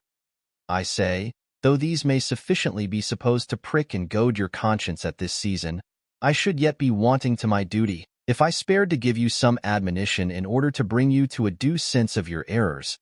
I therefore pray you seriously to consider the judgment, which is likely to overtake this wicked villain, and let it serve at least as a warning to you, that you may not for the future despise the advice of one who is so indefatigable in his prayers for your welfare. Had not my hand been withheld from due correction, I had scourged much of this diabolical spirit out of a boy, of whom from his infancy I discovered the devil had taken such entire possession, but reflections of this kind now come too late. I am sorry you have given away the living of Westerton so hastily. I should have applied on that occasion earlier, had I thought you would not have acquainted me previous to the disposition. Your objection to pluralities is being righteous overmuch. If there were any crime in the practice, so many godly men would not agree to it. If the vicar of Aldergrove should die, as we hear he is in a declining way, I hope you will think of me, since I am certain you must be convinced of my most sincere attachment to your highest welfare, a welfare to which all worldly considerations are as trifling as the small tithes mentioned in Scripture are, when compared to the weighty matters of the law. I am, sir, your faithful humble servant, Roger Thwackum. This was the first time Thwackum ever wrote in this authoritative style to Allworthy, and of this he had afterwards sufficient reason to repent, as in the case of those who mistake the highest degree of goodness for the lowest degree of weakness. Allworthy had indeed never liked this man. He knew him to be proud and ill-natured. He also knew that his divinity itself was tinctured with his temper, and such as in many respects he himself did by no means approve. But he was at the same time an excellent scholar, and most indefatigable in teaching the two lads. Add to this the strict severity of his life and manners, an unimpeached honesty, and a most devout attachment to religion, so that, upon the whole, though Allworthy did not esteem nor love the man, yet he could never bring himself to part with a tutor to the boys, who was, both by learning and industry, extremely well qualified for his office, and he hoped that as they were bred up in his own house, and under his own eye, he should be able to correct whatever was wrong in Thwackham's instructions. Chapter 5. In which the history is continued.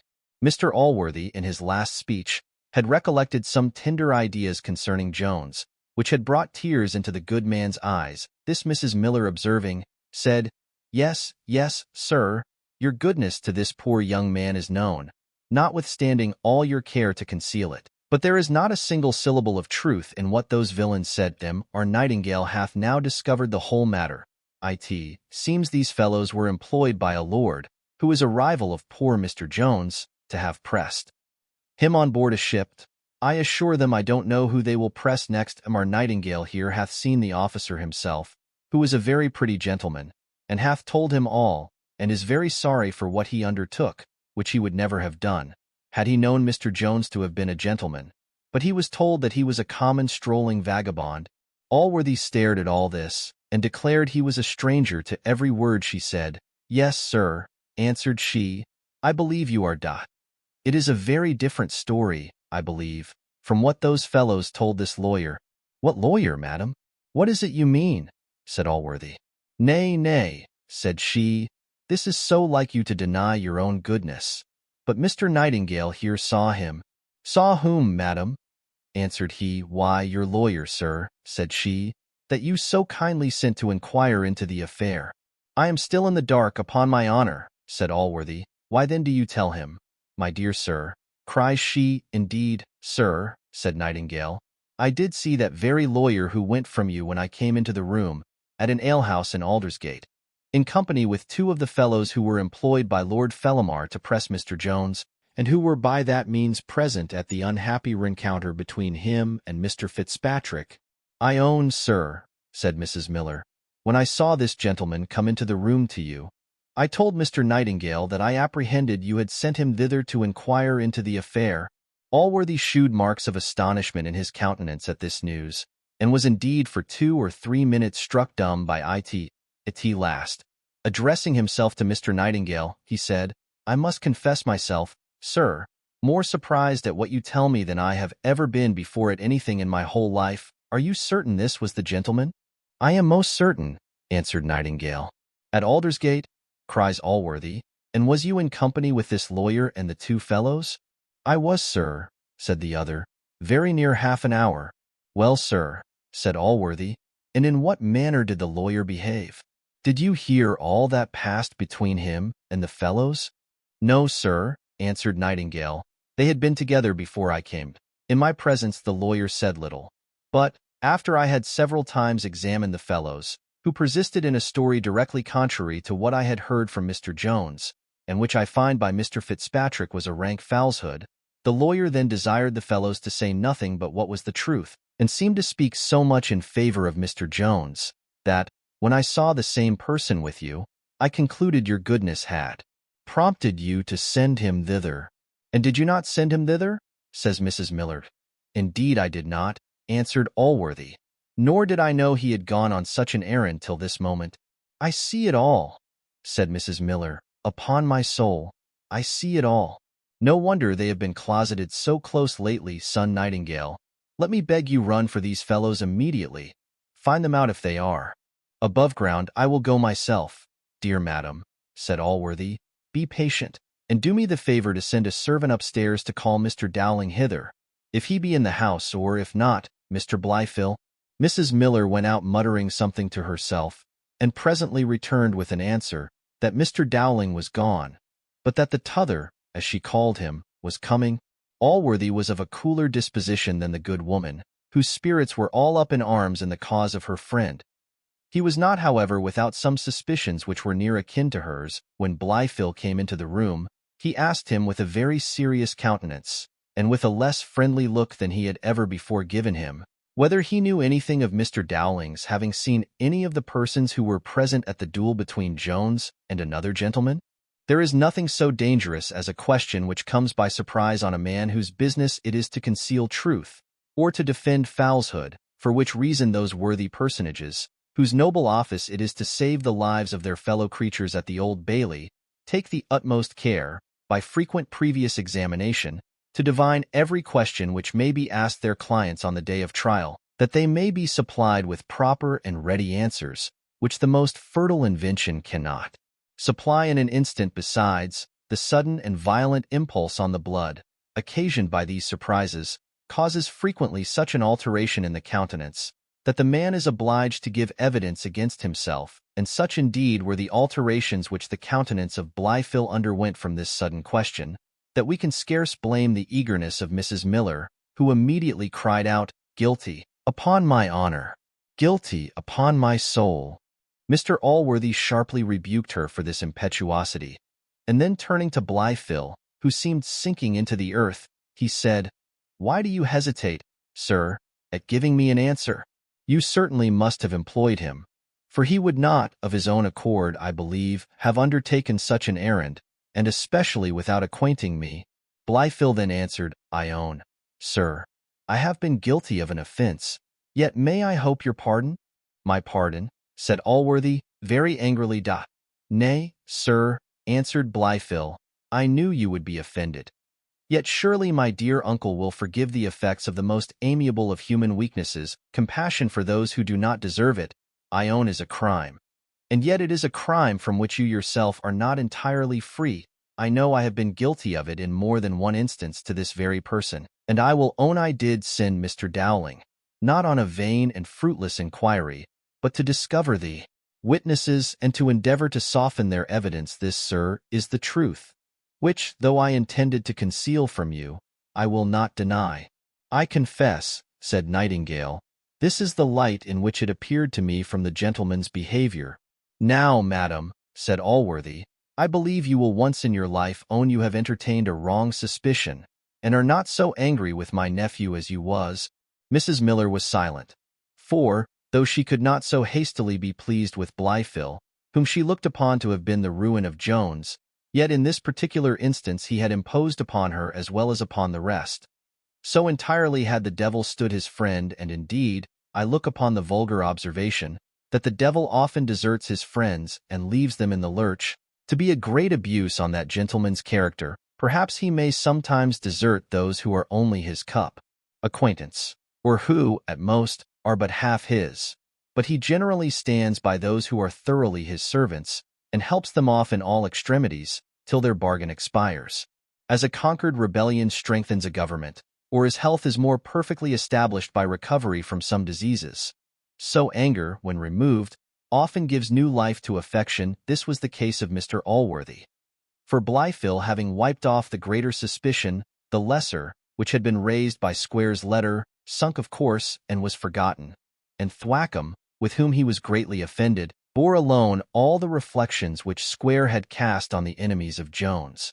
As for that young man, the resentment of Mr. Allworthy began more and more to abate towards him. He told Blifil he did not only forgive the extraordinary efforts of his good nature, but would give him the pleasure of following his example.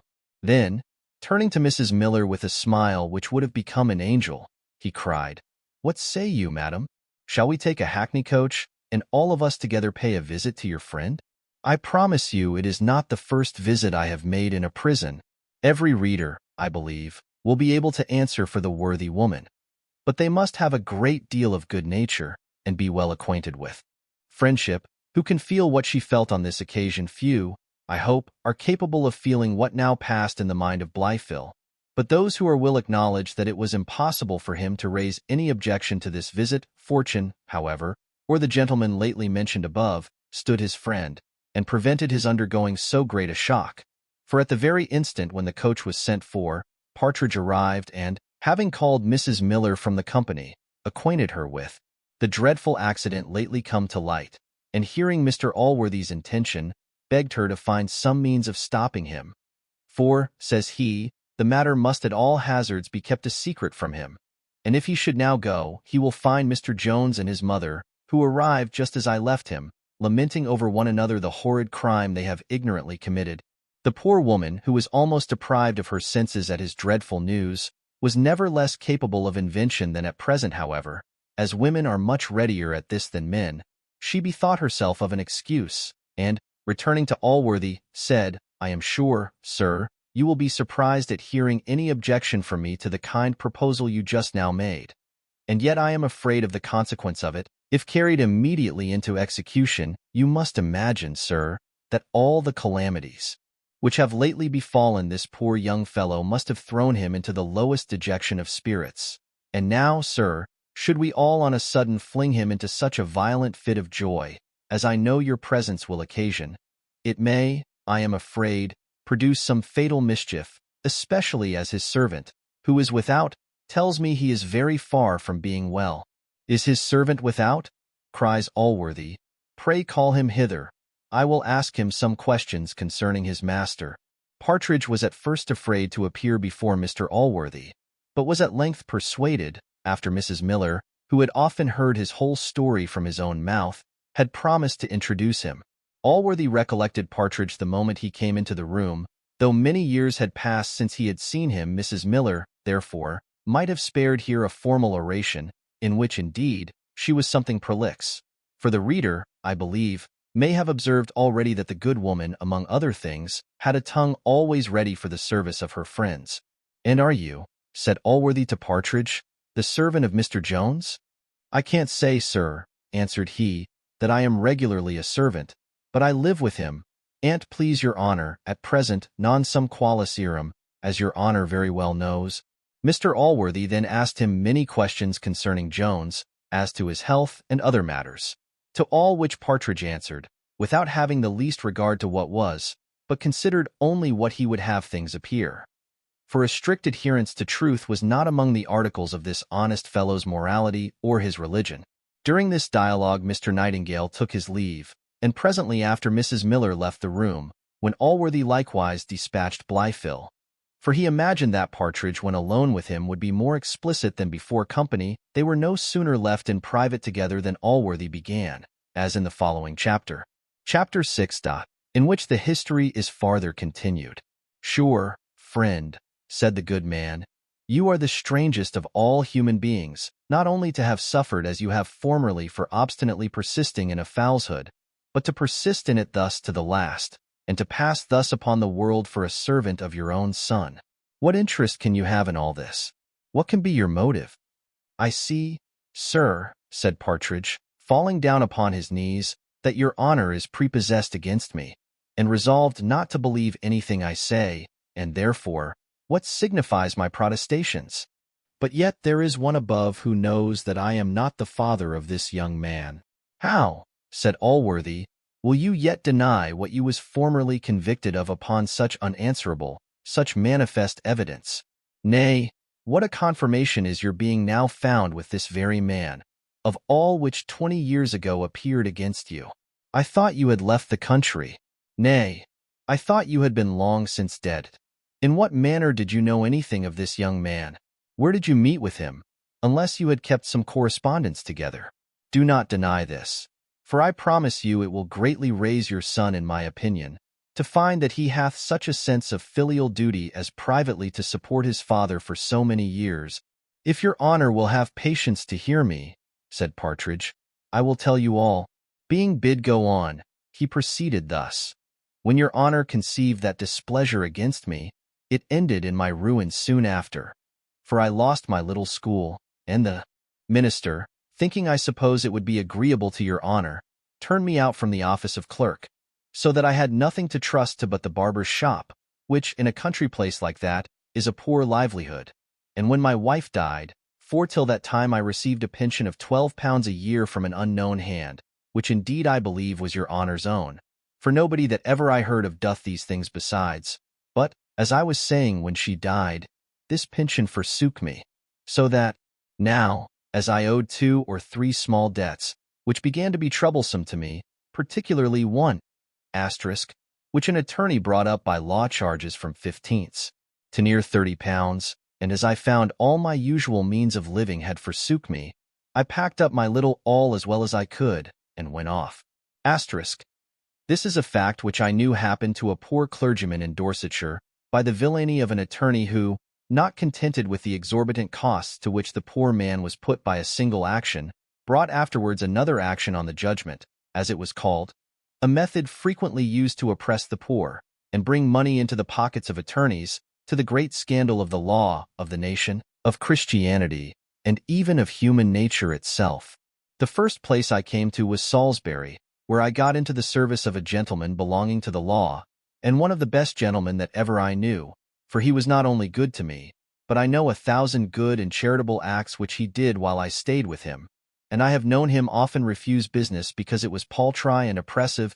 You need not be so particular, said Allworthy. I know this gentleman, and a very worthy man he is, and an honor to his profession. Well, sir, continued Partridge, from hence I removed to Lymington, where I was above 3 years in the service of another lawyer, who was likewise a very good sort of a man, and to be sure one of the merriest gentlemen in England. Well, sir, at the end of the 3 years I set up a little school, and was likely to do well again. Had it not been for a most unlucky accident, here I kept a pig, and one day, as ill fortune would have it, this pig broke out and did a trespass, I think they call it, in a garden belonging to one of my neighbors, who was a proud, revengeful man, and employed a lawyer I can't think of his name, but he sent for a writ against me, and had me to size when I came there, Lord have mercy upon me, to hear what the counsellors said. There was one that told my lord a parcel of the confoundedest lies about me. He said that I used to drive my hogs into other folks' gardens, and a great deal more. And at last he said, he hoped I had at last brought my hogs to a fair market. Though be sure, one would have thought that, instead of being owner only of one poor little pig, I had been the greatest hog merchant in England. Well, pray, said Allworthy, do not be so particular. I have heard nothing of your son yet. Oh, it was a great many years, answered Partridge, before I saw my son, as you are pleased to call him. I went over to Ireland after this, and taught school at Cork, for that one suit ruined me again, and I lay 7 years in Winchester jail. Well, said Allworthy, pass that over till your return to England. Then, sir, said he, it was about half a year ago that I landed at Bristol, where I stayed some time, and not finding it do there, and hearing of a place between that and Gloucester where the barber was just dead, I went thither, and there I had been about 2 months when Mr. Jones came thither. He then gave Allworthy a very particular account of their first meeting, and of everything, as well as he could remember, which had happened from that day to this, frequently interlarding his story with panegyrics on Jones, and not forgetting to insinuate the great love and respect which he had for Allworthy. He concluded with saying, Now, sir, I have told your honor the whole truth, and then repeated a most solemn protestation that he was no more the father of Jones than of the Pope of Rome, and imprecated the most bitter curses on his head, if he did not speak truth. What am I to think of this matter? Cries Allworthy. For what purpose should you so strongly deny a fact which I think it would be rather your interest to own? Nay, sir, answered Partridge, for he could hold no longer. If your honor will not believe me, you are like soon to have satisfaction enough. I wish you had mistaken the mother of this young man, as well as you have his father.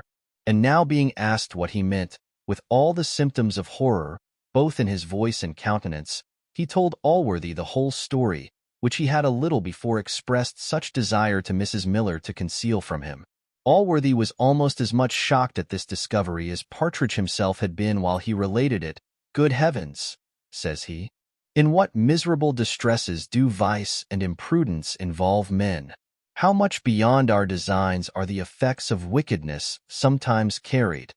He had scarce uttered these words, when Mrs. Waters came hastily and abruptly into the room. Partridge no sooner saw her than he cried, Here, sir, here is the very woman herself. This is the unfortunate mother of Mr. Jones.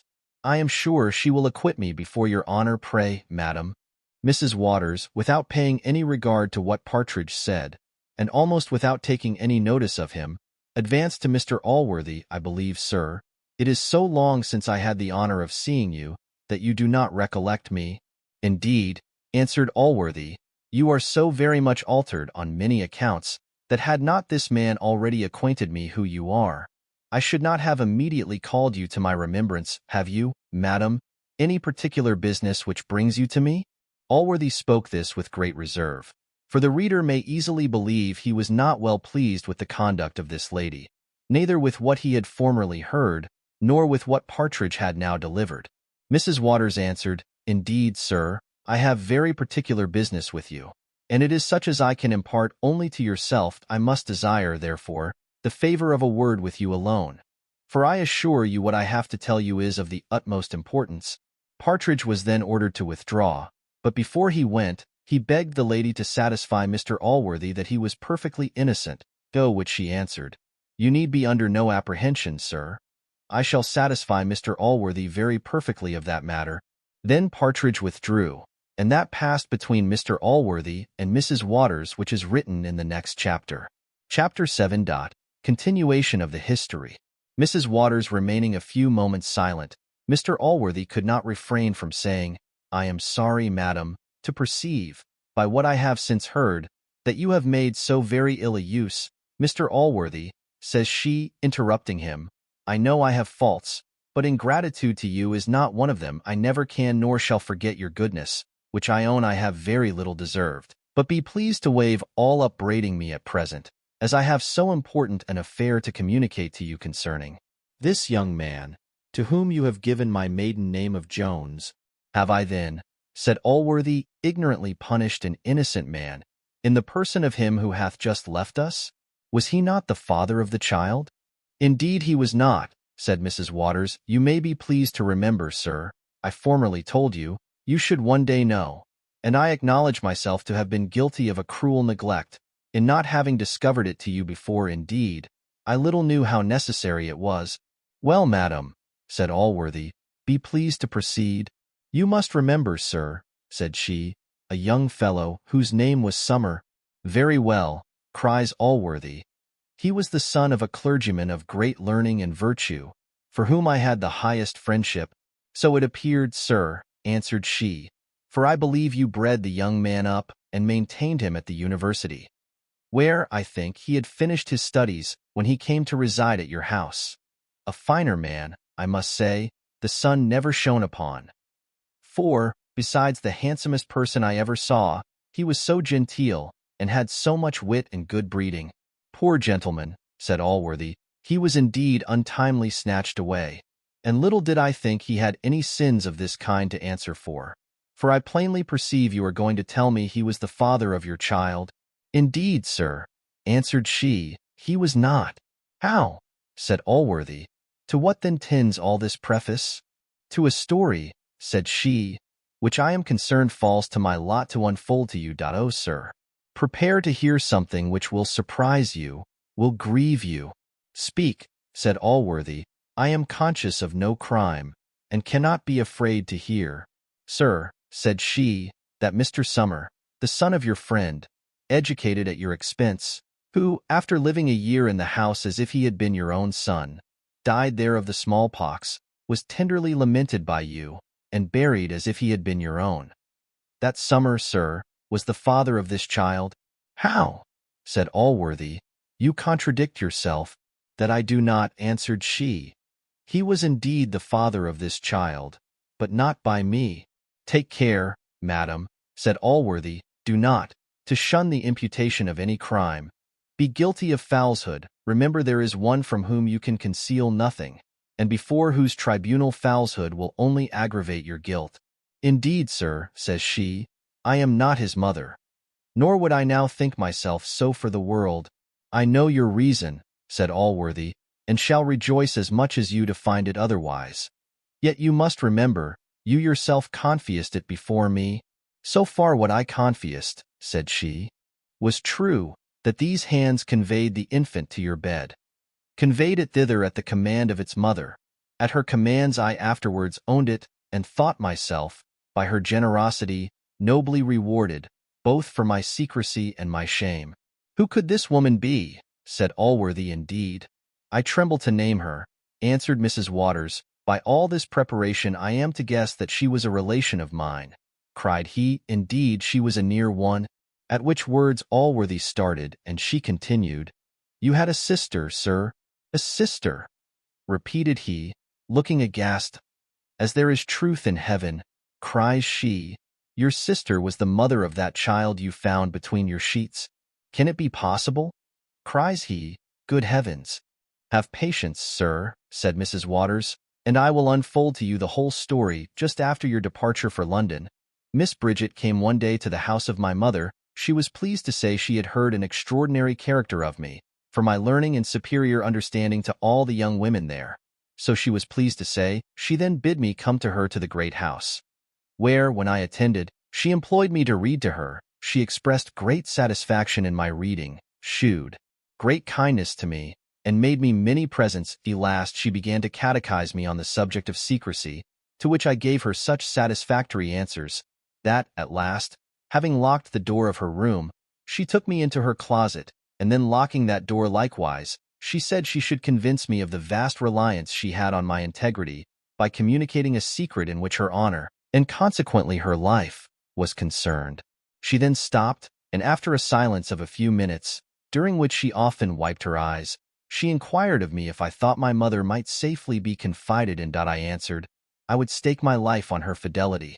She then imparted to me the great secret which labored in her breast, and which, I believe, was delivered with more pains than she afterwards suffered in child-birth. It was then contrived that my mother and myself only should attend at the time, and that Mrs. Wilkins should be sent out of the way, as she accordingly was, to the very furthest part of Dorsetshire, to inquire the character of a servant, for the lady had turned away her own maid near 3 months before, during all which time I officiated about her person upon trial, as she said, though, as she afterwards declared, I was not sufficiently handy for the place. This, and many other such things which she used to say of me, were all thrown out to prevent any suspicion which Wilkins might hereafter have, when I was to own the child.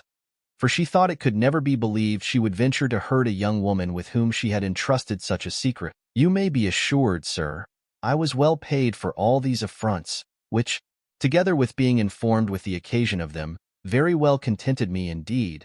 The lady had a greater suspicion of Mrs. Wilkins than of any other person. Not that she had the least aversion to the gentlewoman, but she thought her incapable of keeping a secret, especially from you, sir. For I have often heard Miss Bridget say, that, if Mrs. Wilkins had committed a murder, she believed she would acquaint you with it. Last the expected day came, and Mrs. Wilkins, who had been kept a week in readiness and put off from time to time, upon some pretense or other, that she might not return too soon, was dispatched. Then the child was born, in the presence only of myself and my mother, and was by my mother conveyed to her own house, where it was privately kept by her till the evening of your return, when I, by the command of Miss Bridget, conveyed it into the bed where you found it, and all suspicions were afterwards laid asleep by the artful conduct of your sister, in pretending ill will to the boy, and that any regard she shewed him was out of mere complaisance to you. Mrs. Waters then made many protestations of the truth of this story, and concluded by saying, Thus, sir, you have at last discovered your nephew. For so I am sure you will hereafter think him, and I question not but he will be both an honor and a comfort to you under that appellation. I need not, madam, said Allworthy, express my astonishment at what you have told me. And yet surely you would not, and could not, have put together so many circumstances to evidence an untruth. I confess I recollect some passages relating to that summer, which formerly gave me a conceit that my sister had some liking to him. I mentioned it to her. For I had such a regard to the young man, as well on his own account as on his father's, that I should willingly have consented to a match between them. But she expressed the highest disdain of my unkind suspicion, as she called it, so that I never spoke more on the subject. Good heavens! Well, the Lord disposeth all things, yet sure it was a most unjustifiable conduct in my sister to carry this secret with her out of the world. I promise you, sir, said Mrs. Waters, she always professed a contrary intention, and frequently told me she intended one day to communicate it to you. She said, indeed, she was highly rejoiced that her plot had succeeded so well, and that you had of your own accord taken such a fancy to the child, that it was yet unnecessary to make any express declaration. No, sir, had that lady lived to have seen this poor young man turned like a vagabond from your house. Nay, sir, could she have lived to hear that you had yourself employed a lawyer to prosecute him for a murder of which he was not guilty. Forgive me, Mr. Allworthy, I must say it was unkind. Indeed, you have been abused. He never deserved it of you. Indeed, madam, said Allworthy, I have been abused by the person, whoever he was, that told you so. Nay, sir, said she, I would not be mistaken. I did not presume to say you were guilty of any wrong. The gentleman who came to me proposed no such matter. He only said, taking me for Mr. Fitzpatrick's wife, that, if Mr. Jones had murdered my husband, I should be assisted with any money I wanted to carry on the prosecution, by a very worthy gentleman, who, he said, was well apprised what a villain I had to deal with. It was by this man I found out who Mr. Jones was, And this man, whose name is Dowling, Mr. Jones tells me, is your steward. I discovered his name by a very odd accident, for he himself refused to tell it me. But Partridge, who met him at my lodgings the second time he came, knew him formerly at Salisbury. And did this Mr. Dowling, says Allworthy, with great astonishment in his countenance, tell you that I would assist in the prosecution? No, sir, answered she, I will not charge him wrongfully. He said I should be assisted, but he mentioned no name. Yet you must pardon me, sir, if from circumstances I thought it could be no other. Indeed, madam, says Allworthy, from circumstances I am too well convinced it was another. Good heaven! By what wonderful means is the blackest and deepest villainy sometimes discovered? Shall I beg you, madam, to stay till the person you have mentioned comes, for I expect him every minute. Nay, he may be, perhaps, already in the house. Allworthy then stepped to the door, in order to call a servant, when in came, not Mr. Dowling, but the gentleman who will be seen in the next chapter. Chapter 8. Further continuation. The gentleman who now arrived was no other than Mr. Western. He no sooner saw Allworthy than, without considering in the least the presence of Mrs. Waters, he began to vociferate in the following manner. Fine doings at my house. A rare kettle of fish I have discovered at last. Who the devil would be plagued with a daughter? What's the matter, neighbor? Said Allworthy. Matter enough, answered Western. When I thought she was just a-coming to, nay, when she had in a manner promised me to do as I would ha her, and when I was a hope to have had nothing more to do than to have sent for the lawyer, and finished all. What do you think I have found out? That the little bee hath been playing tricks with me all the while, and carrying on a correspondence with that bastard of yours, Sister Western, whom I have quarrelled with upon her account, sent me word o't, and I ordered her pockets to be searched when she was asleep, and here I have got unsigned with the son of a whore's own name. I have not had patience to read half o't, for 'tis longer than one of Parson Supple's sermons, but I find plainly it is all about love, and indeed what should it be else? I have packed her up in chamber again, and tomorrow morning down she goes into the country, unless she consents to be married directly, and there she shall live in a garret upon bread and water all her days. And the sooner such a bee breaks her heart the better, though, d—n her, that I believe is too tough, she will live long enough to plague me. Mr. Western, answered Allworthy, you know I have always protested against force, and you yourself consented that none should be used. Aye, cries he, that was only upon condition that she would consent. Without, what the devil and Dr. Faustus, shan't I do what I will with my own daughter, especially when I desire nothing but her own good? Well, neighbor, answered Allworthy, if you will give me leave, I will undertake once to argue with the young lady. Will you? Said Western. Why, that is kind now, and neighborly, and mayhap you will do more than I have been able to do with her, for I promise you she hath a very good opinion of you. Well, sir, said Allworthy, if you will go home, and release the young lady from her captivity, I will wait upon her within this half hour. But suppose, said Western, she should run away with in the meantime? For Lawyer Dowling tells me there is no hopes of hanging the fellow at last, for that the man is alive and like to do well, and that he thinks Jones will be out of prison again presently. How? Said Allworthy. What, did you employ him then to inquire, or to do anything in that matter? Not I, answered Western. He mentioned it to me just now of his own accord. Just now, cries Allworthy. Why, where did you see him then? I want much to see Mr. Dowling. Why, you may see and you will presently at my lodgings, for there is to be a meeting of lawyers there this morning about a mortgage icod. I shall lose 2,000 or 3,000 pounds, I believe, by that honest gentleman, Mr. Nightingale. Well, sir, said Allworthy, I will be with you within the half hour. And do for once, cries the squire, take a fool's advice. Never think of dealing with her by gentle methods. Take my word for it, those will never do. I have tried, long enough, she must be frightened into it. There is no other way. Tell her I'm her father, and of the horrid sin of disobedience, and of the dreadful punishment of it in t'other world, and then tell her about being locked up all her life in a garret in this, and being kept only on bread and water. I will do all I can, said Allworthy, for I promise you there is nothing I wish for more than an alliance with this amiable creature. Nay, "The girl is well enough for matter o' that," cries the squire. "A man may go farther and meet with worse meat, that I may declare o' her, thof she be my own daughter, and if she will but be obedient to me, there is narrow a father within 100 miles o' the place that loves a daughter better than I do. But I see you are busy with the lady here, so I will go home and expect you, and so your humble servant." As soon as Mr. Western was gone, Mrs. Waters said, "I see, sir, the squire hath not the least remembrance of my face. I believe, Mr. Allworthy, you would not have known me neither. I am very considerably altered since that day when you so kindly gave me that advice, which I had been happy had I followed." "Indeed, madam," cries Allworthy, "it gave me great concern when I first heard the contrary."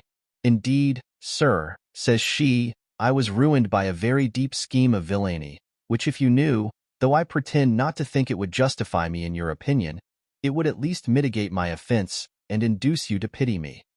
You are not now at leisure to hear my whole story, but this I assure you, I was betrayed by the most solemn promises of marriage. Nay, in the eye of heaven I was married to him. For, after much reading on the subject, I am convinced that particular ceremonies are only requisite to give a legal sanction to marriage, and have only a worldly use in giving a woman the privileges of a wife, but that she who lives constant to one man, after a solemn private affiance, whatever the world may call her, hath little to charge on her own conscience." "I am sorry, madam," said Allworthy, "you made so ill a use of your learning. Indeed, it would have been well that you had been possessed of much more, or had remained in a state of ignorance. And yet, madam, I am afraid you have more than this sin to answer for." "During his life," answered she, "which was above a dozen years, I most solemnly assure you I had not. And consider, sir, on my behalf, what is in the power of a woman stripped of her reputation and left destitute. Whether the good-natured world will suffer such a stray sheep to return to the road of virtue, even if she was never so desirous. I protest, then, I would have chose it had it been in my power. But necessity drove me into the arms of Captain Waters, with whom, though still unmarried, I lived as a wife for many years, and went by his name. I parted with this gentleman at Worcester, on his march against the rebels, and it was then I accidentally met with Mr. Jones, who rescued me from the hands of a villain. Indeed, he is the worthiest of any, and a young gentleman of his age is, I believe, freer from vice, and few have the 20th part of his virtues. Nay, whatever vices he hath had, I am firmly persuaded he hath now taken a resolution to abandon them." "I hope he hath," cries Allworthy, "and I hope he will preserve that resolution. I must say, I have still the same hopes with regard to yourself. The world, I do agree, are apt to be too unmerciful on these occasions. Yet time and perseverance will get the better of this their disinclination, as I may call it, to pity. For though they are not, like heaven, ready to receive a penitent sinner, yet a continued repentance will at length obtain mercy even with the world. This you may be assured of, Mrs. Waters, that whenever I find you are sincere in such good intentions, you shall want no assistance in my power to make them effectual." Mrs. Waters fell now upon her knees before him, in a flood of tears, made him many most passionate acknowledgments of his goodness, which, as she truly said, savored more of the divine than human nature. Allworthy raised her up, and spoke in the most tender manner, making use of every expression which his invention could suggest to comfort her, when he was interrupted by the arrival of Mr. Dowling, who, upon his first entrance, seeing Mrs. Waters, started, and appeared in some confusion, from which he soon recovered himself as well as he could, and then said he was in the utmost haste to attend counsel at Mr. Western's lodgings, but, however, thought it his duty to call and acquaint him with the opinion of counsel upon the case which he had before told him, which was that the conversion of the moneys in that case could not be questioned in a criminal cause, but that an action of trover might be brought, and if it appeared to the jury to be the moneys of plaintiff, that plaintiff would recover a verdict for the value. Allworthy, without making any answer to this, bolted the door, and then, advancing with a stern look to Dowling, he said, "Whatever be your haste, sir, I must first receive an answer to some questions. Do you know this lady?" "That lady, sir," answered Dowling, with great hesitation. Allworthy then, with the most solemn voice, said, "Look you, Mr. Dowling, as you value my favor, or your continuance a moment longer in my service, do not hesitate nor prevaricate. but answer faithfully and truly to every question I ask. Do you know this lady?" "Yes, sir," said Dowling. "I have seen the lady." "Where, sir?" "At her own lodgings." "Upon what business did you go thither, sir? And who sent you?" "I went, sir, to inquire, sir, about Mr. Jones." "And who sent you to inquire about him?" "Who, sir?" "Why, sir, Mr. Blyfill sent me." "And what did you say to the lady concerning that matter?" "Nay, sir, it is impossible to recollect every word. Will you please, oh madam, to assist the gentleman's memory?" "He told me, sir," said Mrs. Waters, "that if Mr. Jones had murdered my husband, I should be assisted by any money I wanted to carry on the prosecution, by a very worthy gentleman, who was well apprised what a villain I had to deal with. These, I can safely swear, were the very words he spoke." "Were these the words, sir?" said Allworthy. "I cannot charge my memory exactly," cries Dowling, "but I believe I did speak to that purpose." "And did Mr. Blyfill order you to say so?" "I am sure, sir, I should not have gone on my own accord, nor have willingly exceeded my authority in matters of this kind. If I said so, I must have so understood Mr. Blyfill's instructions." "Look you, Mr. Dowling," said Allworthy, "I promise you before this lady, that whatever you have done in this affair by Mr. Blyfill's order I will forgive, provided you now tell me strictly the truth. For I believe what you say, that you would not have acted of your own accord and without authority in this matter. Mr. Blyfill then likewise sent you to examine the two fellows at Aldersgate?" "He did, sir." "Well, and what instructions did he then give you? Recollect as well as you can, and tell me, as near as possible, the very words he used." "Why, sir, Mr. Blyfill sent me to find out the persons who were eye-witnesses of this fight," he said. "He feared they might be tampered with by Mr. Jones, or some of his friends. He said, blood required blood, and that not only all who concealed a murderer, but those who omitted anything in their power to bring him to justice, were sharers in his guilt. He said, he found you was very desirous of having the villain brought to justice, though it was not proper you should appear in it." "He did so?" says Allworthy. "Yes, sir," cries Dowling. "I should not, I am sure, have proceeded such lengths for the sake of any other person living but your worship." "What lengths, sir?" said Allworthy. "Nay, sir," cries Dowling, "I would not have your worship think I would, on any account, be guilty of subornation of perjury. But there are two ways of delivering evidence. I told them, therefore, that if any offers should be made them on the other side, they should refuse them, and that they might be assured they should lose nothing by being honest men, and telling the truth. I said, we were told that Mr. Jones had assaulted the gentleman first, and that, if that was the truth, they should declare it. And I did give them some hints that they should be no losers." "I think you went lengths indeed," cries Allworthy. "Nay, sir," answered Dowling, "I am sure I did not desire them to tell an untruth. Nor should I have said what I did, unless it had been to oblige you." "You would not have thought, I believe," says Allworthy, "to have obliged me, had you known that this Mr. Jones was my own nephew."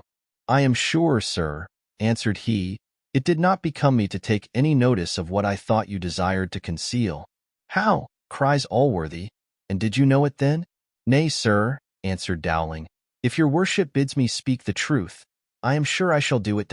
Indeed, sir, I did know it, for they were almost the last words which Madam Blyfill ever spoke, which she mentioned to me as I stood alone by her bedside, when she delivered me the letter I brought your worship from her."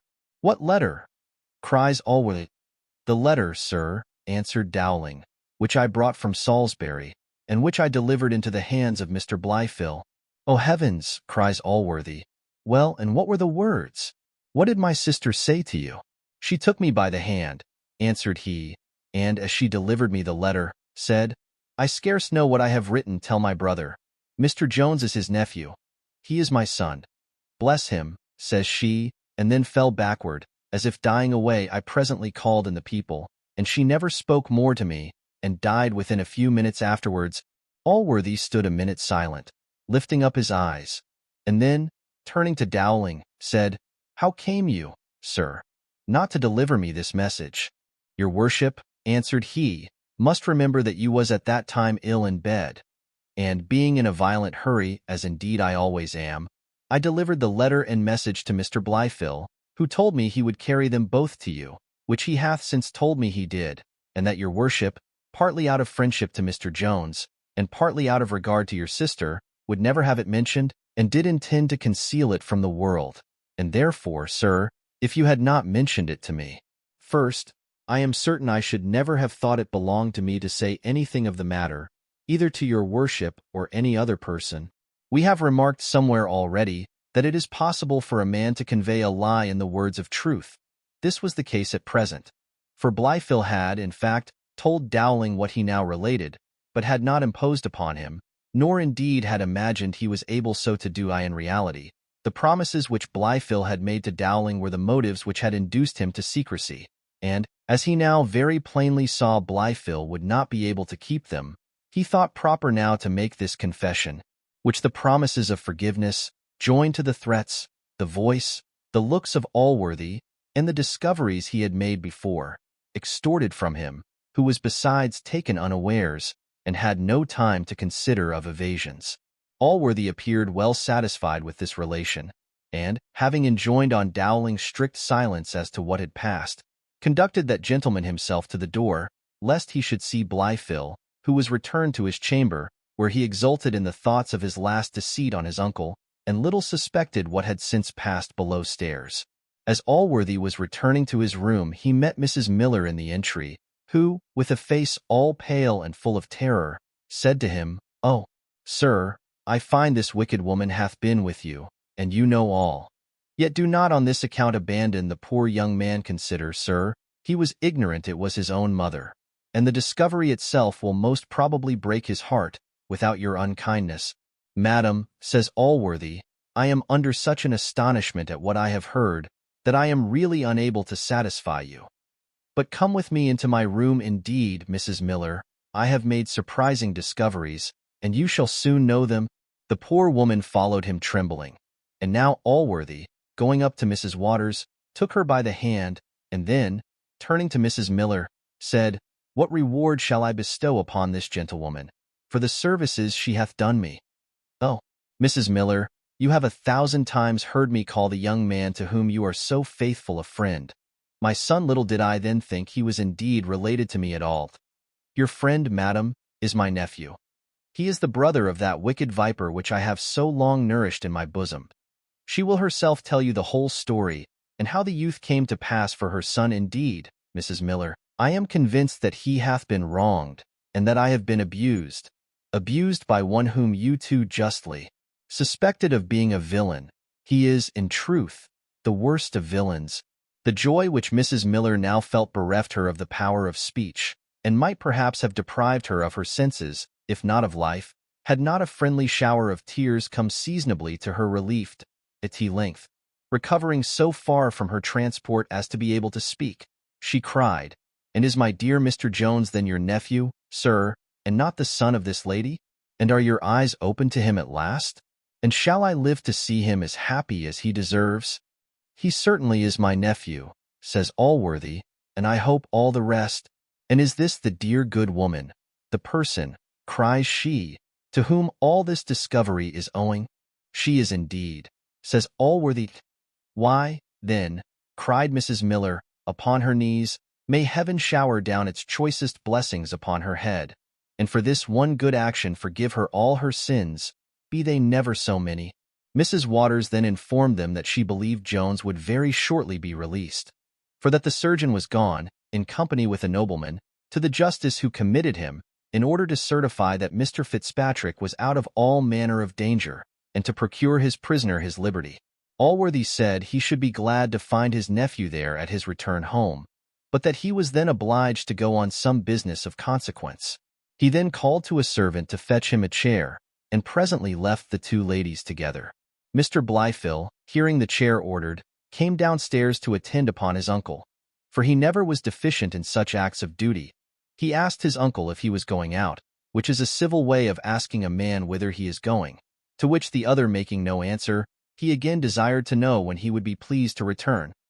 Allworthy made no answer to this neither, till he was just going into his chair, and then, turning about, he said, "Harkye, sir, do you find out, before my return, the letter which your mother sent me on her deathbed?" Allworthy then departed, and left Blifil in a situation to be envied only by a man who is just going to be hanged. Chapter 9. A further continuation. Allworthy took an opportunity, whilst he was in the chair, of reading the letter from Jones to Sophia, which Western delivered him. And there were some expressions in it concerning himself which drew tears from his eyes. At length he arrived at Mr. Western's, and was introduced to Sophia. When the first ceremonies were past, and the gentleman and lady had taken their chairs, a silence of some minutes ensued, during which the latter, who had been prepared for the visit by her father, sat playing with her fan, and had every mark of confusion both in her countenance and behavior. At length Allworthy, who was himself a little disconcerted, began thus: "I am afraid, Miss Western, my family hath been the occasion of giving you some uneasiness, to which, I fear, I have innocently become more instrumental than I intended. Be assured, madam, had I at first known how disagreeable the proposals had been, I should not have suffered you to have been so long persecuted. I hope, therefore, you will not think the design of this visit is to trouble you with any further solicitations of that kind, but entirely to relieve you from them." "Sir," said Sophia, with a little modest hesitation, "this behavior is most kind and generous, and such as I could expect only from Mr. Allworthy.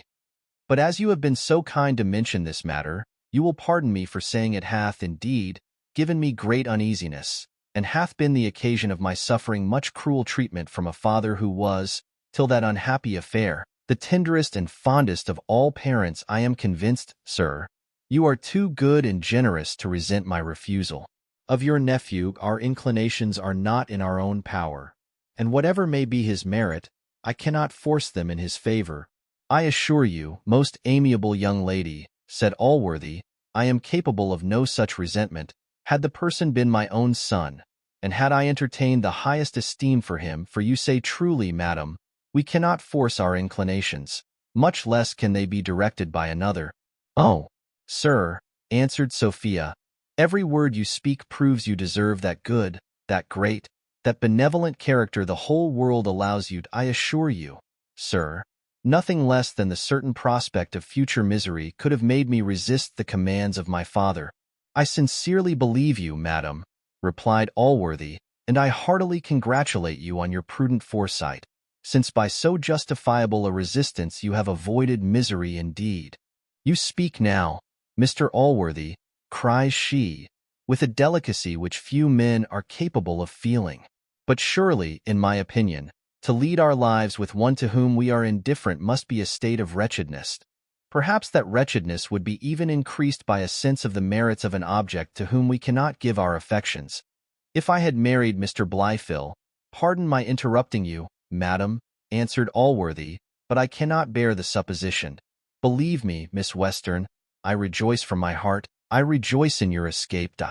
I have discovered the wretch for whom you have suffered all this cruel violence from your father to be a villain." "How, sir?" cries Sophia. "You must believe this surprises me." "It hath surprised me, madam," answered Allworthy, "and so it will the world. But I have acquainted you with the real truth." "Nothing but truth," says Sophia, "can, I am convinced, come from the lips of Mr. Allworthy. Yet, sir, such sudden, such unexpected news. Discovered, you say? May villainy be ever so. You will soon enough hear the story," cries Allworthy. "At present let us not mention so detested a name. I have another matter of a very serious nature to propose. Oh, Miss Western, I know your vast worth, nor can I so easily part with the ambition of being allied to it. I have a near relation, madam, a young man whose character is, I am convinced, the very opposite to that of this wretch, and whose fortune I will make equal to what his was to have been, could I, madam, hope you would admit a visit from him."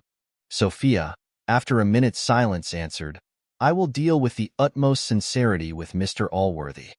His character, and the obligation I have just received from him, demand it. I have determined at present to listen to no such proposals from any person. My only desire is to be restored to the affection of my father, and to be again the mistress of his family. This, sir, I hope to owe to your good offices. Let me beseech you, let me conjure you, by all the goodness which I, and all who know you, have experienced, do not, the very moment when you have released me from one persecution, do not engage me in another as miserable and as fruitless. Indeed, Miss Western, replied Allworthy, I am capable of no such conduct. And if this be your resolution, he must submit to the disappointment, whatever torments he may suffer under it. I must smile now, Mr. Allworthy, answered Sophia, when you mention the torments of a man whom I do not know, and who can consequently have so little acquaintance with me. Pardon me, dear young lady, cries Allworthy, I begin now to be afraid he hath had too much acquaintance for the repose of his future days. Since, if ever man was capable of a sincere, violent, and noble passion, such, I am convinced, is my unhappy nephew's for Miss Western. A nephew of yours, Mr. Allworthy, answered Sophia. It is surely strange. I never heard of him before. Indeed, madam, cries Allworthy, it is only the circumstance of his being my nephew to which you are a stranger, and which, till this day, was a secret to me. Mr. Jones, who has long loved you, he is my nephew. Mr. Jones your nephew, sir, cries Sophia. Can it be possible? He is, indeed, madam, answered Allworthy. He is my own sister's son. As such I shall always own him. Nor am I ashamed of owning him. I am much more ashamed of my past behavior to him. But I was as ignorant of his merit as of his birth. Indeed, Miss Western, I have used him cruelly. Indeed I have. Here the good man wiped his eyes, and after a short pause proceeded, I never shall be able to reward him for his sufferings without your assistance. Believe me, most amiable young lady, I must have a great esteem of that offering which I make to your worth. I know he hath been guilty of faults, but there is great goodness of heart at the bottom. Believe me, madam, there is. Here he stopped, seeming to expect an answer, which he presently received from Sophia, after she had a little recovered herself from the hurry of spirits into which so strange and sudden information had thrown her. I sincerely wish you joy, sir, of a discovery in which you seem to have such satisfaction. I doubt not, but you will have all the comfort you can promise yourself from it. The young gentleman hath certainly 1,000 good qualities, which makes it impossible he should not behave well to such an uncle. I hope, madam, said Allworthy, he hath those good qualities which must make him a good husband. He must, I am sure, be of all men the most abandoned. If a lady of your merit should condescend, you must pardon me, Mr. Allworthy, answered Sophia. I cannot listen to a proposal of this kind. Mr. Jones, I am convinced, hath much merit, but I shall never receive Mr. Jones as one who is to be my husband. Upon my honor I never will. Pardon me, madam, cries Allworthy, if I am a little surprised, after what I have heard from Mr. Western. I hope the unhappy young man hath done nothing to forfeit your good opinion, if he had ever the honor to enjoy it. Perhaps he may have been misrepresented to you, as he was to me. The same villainy may have injured him everywhere. He is no murderer, I assure you, as he hath been called. Mr. Allworthy, answered Sophia, I have told you my resolution. I wonder not at what my father hath told you. But, whatever his apprehensions or fears have been, if I know my heart, I have given no occasion for them. Since it hath always been a fixed principle with me, never to have married without his consent, this is, I think, the duty of a child to a parent, and this, I hope, nothing could ever have prevailed with me to swerve from. I do not indeed conceive that the authority of any parent can oblige us to marry in direct opposition to our inclinations. To avoid a force of this kind, which I had reason to suspect, I left my father's house and sought protection elsewhere. This is the truth of my story, and if the world or my father carry my intentions any farther, my own conscience will acquit me. I hear you, Miss Western, cries Allworthy, with admiration. I admire the justness of your sentiments. But surely there is more in this. I am cautious of offending you, young lady. But am I to look on all which I have hitherto heard or seen as a dream only? And have you suffered so much cruelty from your father on the account of a man to whom you have been always absolutely indifferent? I beg, Mr. Allworthy, answered Sophia, you will not insist on my reasons. Yes, I have suffered indeed. I will not, Mr. Allworthy, conceal. I will be very sincere with you. I own I had a great opinion of Mr. Jones, I believe. I know I have suffered for my opinion. I have been treated cruelly by my aunt as well as by my father, but that is now past. I beg I may not be farther pressed, for, whatever hath been, My resolution is now fixed. Your nephew, sir, hath many virtues. He hath great virtues, Mr. Allworthy, that I question not, but he will do you honor in the world, and make you happy. I wish I could make him so, madam, replied Allworthy. But that I am convinced is only in your power. It is that conviction which hath made me so earnest a solicitor in his favor. You are deceived indeed, sir. You are deceived, said Sophia. I hope not by him. It is sufficient to have deceived me. Mr. Allworthy, I must insist on being pressed no farther on this subject. I should be sorry. Nay, I will not injure him in your favor. I wish Mr. Jones very well. I sincerely wish him well. And I repeat it again to you, whatever demerit he may have to me, I am certain he hath many good qualities. I do not disown my former thoughts, but nothing can ever recall them. The present there is not a man upon earth whom I would more resolutely reject than Mr. Jones, nor would the addresses of Mr. Blyfill himself be less agreeable to me. Western had been long impatient for the event of this conference, and was just now arrived at the door to listen. When, having heard the last sentiments of his daughter's heart, he lost all temper, and, bursting open the door in a rage, cried out, "It is a lie! It is a d&d lie! It is all owing to that d&d rascal Jones, and if she could get it she'd ha on any hour of the day." Here Allworthy interposed, and addressing himself to the squire with some anger in his look, he said, "Mr. Western, you have not kept your word with me. You promised to abstain from all violence." "Why, so I did," cries Western, "as long as it was possible. But to hear a wench telling such confounded lies, zounds! Doth she think, if she can make voles of other folk, she can make one of me? No, no, I know her better than thee dost." "I am sorry to tell you, sir," answered Allworthy, "it doth not appear, by your behavior to this young lady, that you know her at all. I ask pardon for what I say. But I think our intimacy, your own desires, and the occasion justify me. She is your daughter, Mr. Western, and I think she doth honor to your name. If I was capable of envy, I should sooner envy you on this account than any other man whatever." "Oh, drabbit it," cries the squire, "I wish she was thine, with all my heart. Wouldst soon be glad to be rid of the trouble o' her." "Indeed, my good friend," answered Allworthy, "you yourself are the cause of all the trouble you complain of. Place that confidence in the young lady which she so well deserves, and I am certain you will be the happiest father on earth." "I confidence in her," cries the squire, "splud! What confidence can I place in her, when she won't do as I would ha her? Let her but her consent to marry as I would ha her, and I'll place as much confidence in her as wouldst ha me." "You have no right, neighbor," answered Allworthy, "to insist on any such consent. A negative voice your daughter allows you, and God and nature have thought proper to allow you no more." "A negative voice," cries the squire. Aye, I'll show you what a negative voice I hot. Go along, go into your chamber, go, you stubborn." "Indeed, Mr. Western," said Allworthy, "indeed you use her cruelly. I cannot bear to see this. You must behave to her in a kinder manner. She deserves the best of treatment." Yes, said the squire, "I know what she deserves. Now she's gone, I'll shew you what she deserves. See here, sir, here is a letter from my cousin, my Lady Bellaston, in which she is so kind to me to understand that the fellow is got out of prison again. And here she advises me to take all the care I can o' the wench odzookers." "Neighbor Allworthy, you don't know what it is to govern a daughter."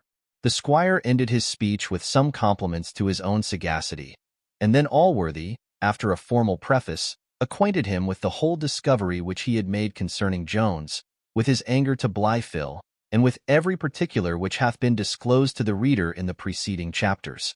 Men over-violent in their dispositions are, for the most part, as changeable in them. No sooner than was Western informed of Mr. Allworthy's intention to make Jones his heir, than he joined heartily with the uncle in every commendation of the nephew, and became as eager for her marriage with Jones as he had before been to couple her to Blyfill. Here Mr. Allworthy was again forced to interpose, and to relate what had passed between him and Sophia, at which he testified great surprise. The squire was silent a moment, and looked wild with astonishment at this account. At last he cried out, "Why, What can be the meaning of this, neighbor Allworthy? Vondo one she was, that I'll be sworn to dot, Adzuckers. I have hit oat, as sure as a gun I have hit the very right oat. It's all along Zister, the girl hath got a hankering after this son of a whore of a lord, I vound, together at my cousin my Lady Bellaston's. He hath turned the head o' her, that's certain. But dean me if he shall ha her. I'll ha no lords nor courtiers in my family. Allworthy now made a long speech, in which he repeated his resolution to avoid all violent measures, and very earnestly recommended gentle methods to Mr. Western, as those by which he might be assured of succeeding best with his daughter. He then took his leave, and returned back to Mrs. Miller, but was forced to comply with the earnest entreaties of the squire, in promising to bring Mr. Jones to visit him that afternoon, that he might, as he said, make all matters up with the young gentleman. At Mr. Allworthy's departure, Western promised to follow his advice in his behavior to Sophia, saying, I don't know how 'tis, but d—n me, Allworthy, if you don't make me always do just as you please. And yet I have as good an estate as you, and am in the commission of the peace as well as yourself. Chapter 10, wherein the history begins to draw towards a conclusion. When Allworthy returned to his lodgings, he heard Mr. Jones was just arrived before him. He hurried therefore instantly into an empty chamber, whither he ordered Mr. Jones to be brought to him alone.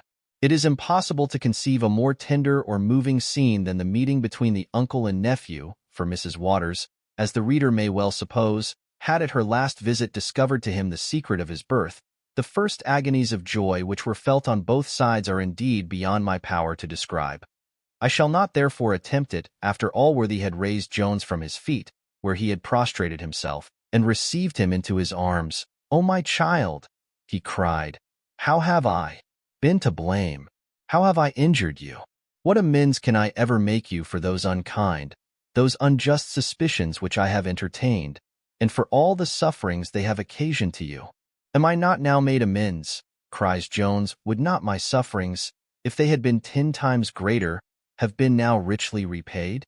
Oh, my dear uncle, this goodness, this tenderness overpowers, unmans, destroys me. I cannot bear the transports which flow so fast upon me. To be again restored to your presence, to your favor, to be once more thus kindly received by my great, my noble, my generous benefactor. Indeed, child," cries Allworthy, "I have used you cruelly." He then explained to him all the treachery of Blifil, and again repeated expressions of the utmost concern, for having been induced by that treachery to use him so ill.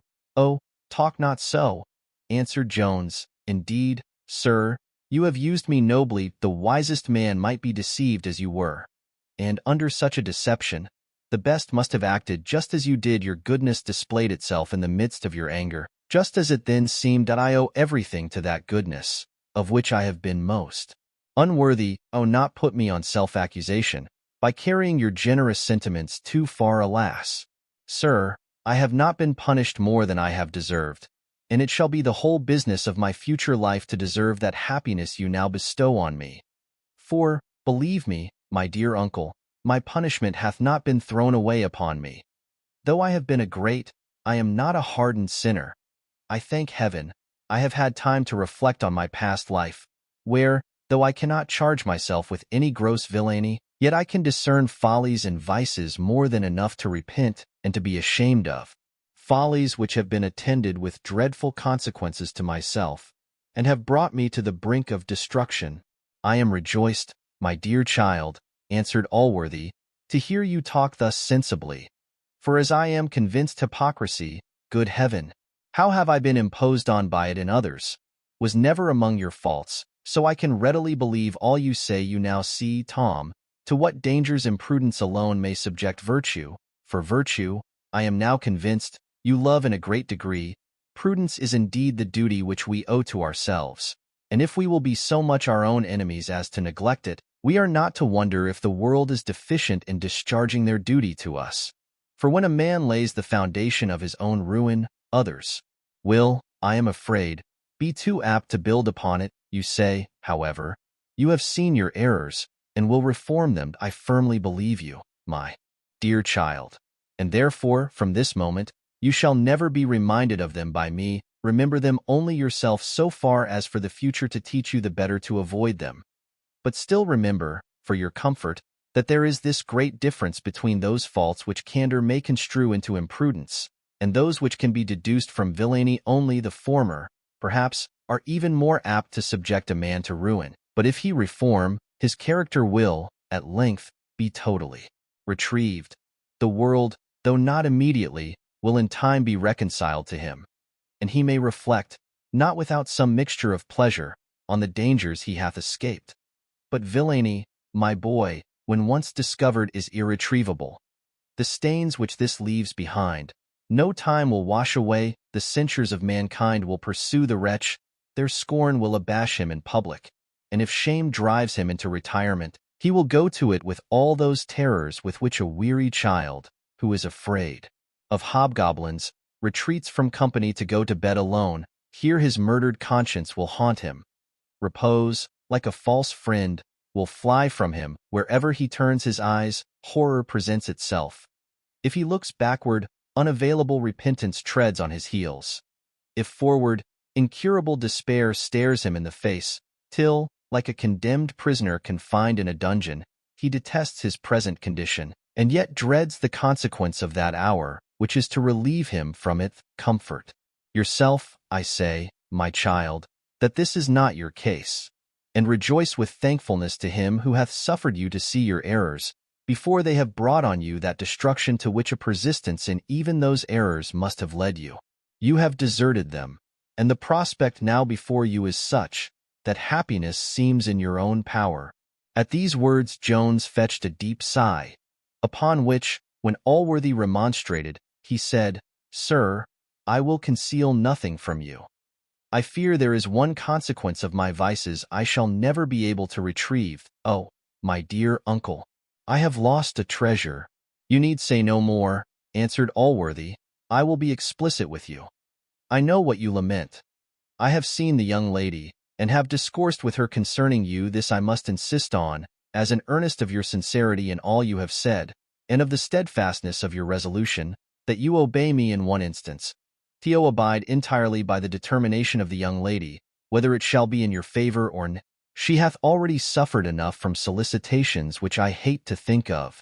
She shall owe no further constraint to my family.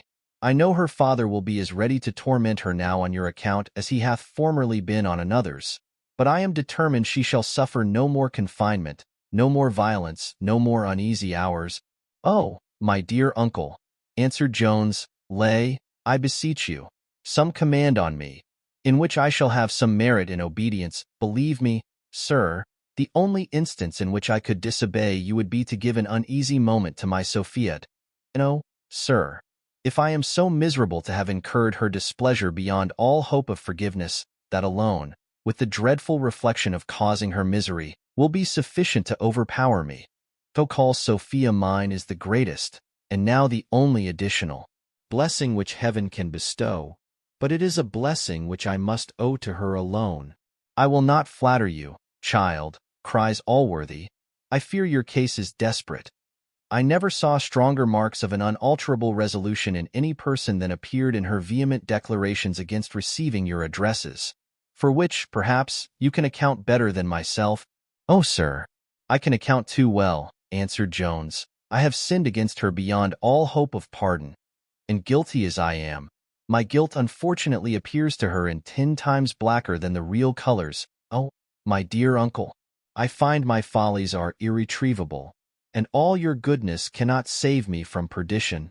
A servant now acquainted them that Mr. Western was below stairs, for his eagerness to see Jones could not wait till the afternoon, upon which Jones, whose eyes were full of tears, begged his uncle to entertain Western a few minutes, till he a little recovered himself, to which the good man consented, and, having ordered Mr. Western to be shown into a parlor, went down to him.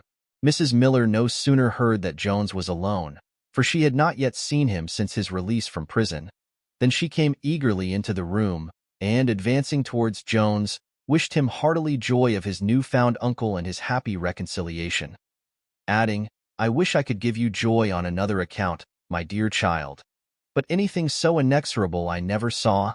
Jones, with some appearance of surprise, asked her what she meant. Why then, says she, I have been with your young lady, and have explained all matters to her. as they were told to me by my son Nightingale. She can have no longer any doubt about the letter, of that I am certain.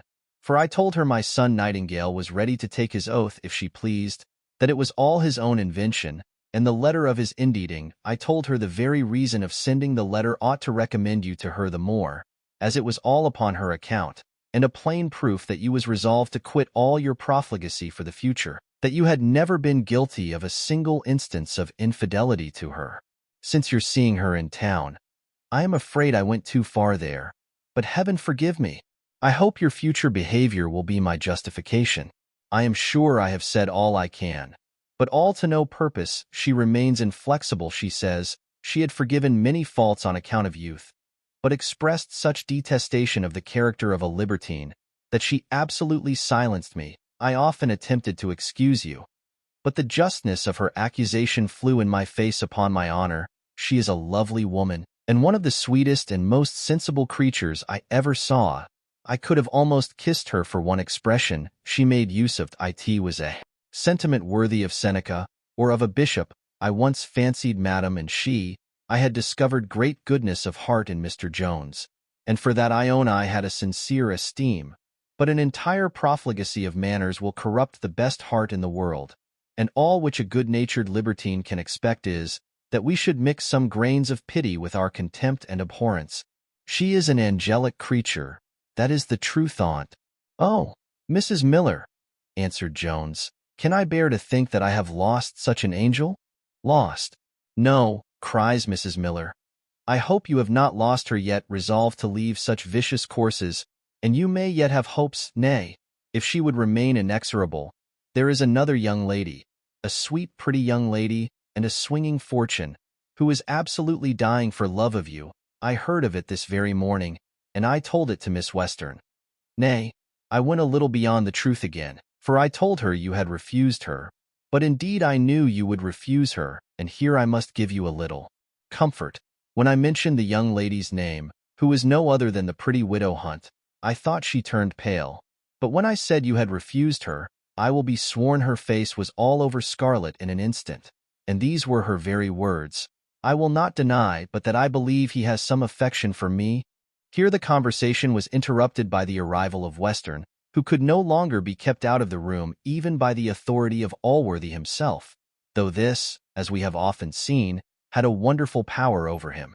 Western immediately went up to Jones, crying out, "My old friend Tom, I am glad to see thee with all my heart. All past must be forgotten. I could not intend any affront to thee, because, as Allworthy here knows, nay, dost know it thyself, I took thee for another person. And where a body means no harm, what signifies a hasty word or two? One Christian must forget and forgive another." "I hope, sir," said Jones, "I shall never forget the many obligations I have had to you. But as for any offense towards me, I declare I am an utter stranger." "8," says Western, "then give me thy fist. 8 as hearty and honest cock as any in the kingdom. Come along with me. I'll carry thee to thy mistress this moment."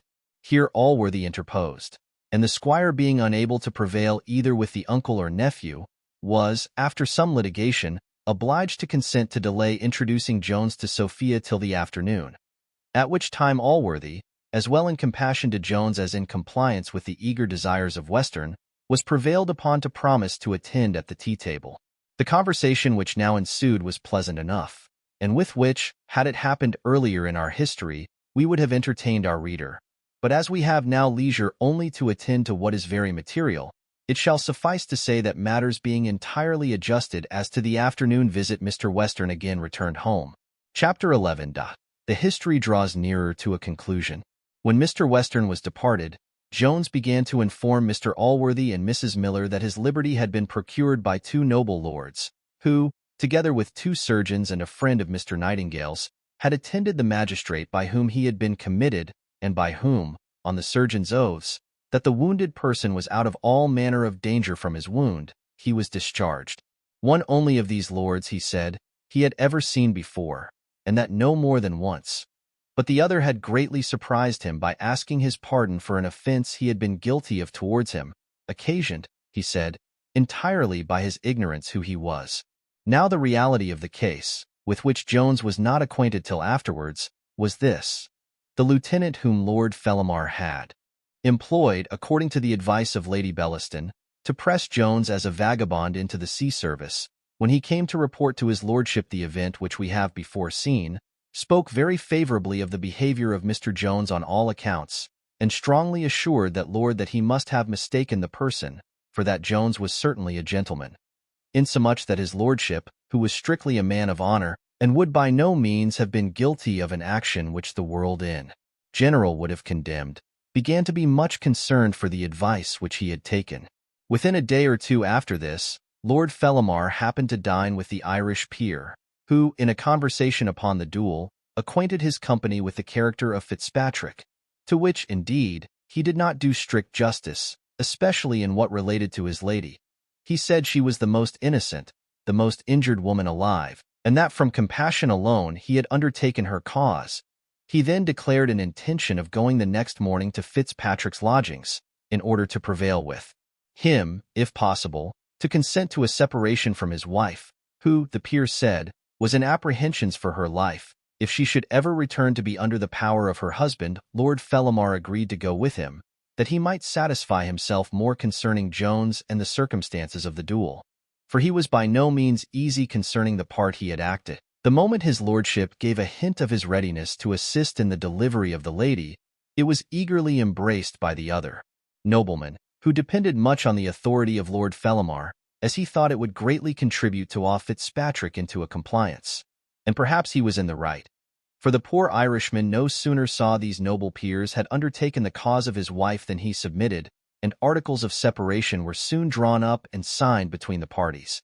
Fitzpatrick, who had been so well satisfied by Mrs. Waters concerning the innocence of his wife with Jones at Upton, or perhaps from some other reasons, was now become so indifferent to that matter that he spoke highly in favour of Jones to Lord Fellamar, took all the blame upon himself, and said the other had behaved very much like a gentleman and a man of honour. And upon that lord's further inquiry concerning Mr. Jones, Fitzpatrick told him he was nephew to a gentleman of very great fashion and fortune, which was the account he had just received from Mrs. Waters after her interview with Dowling.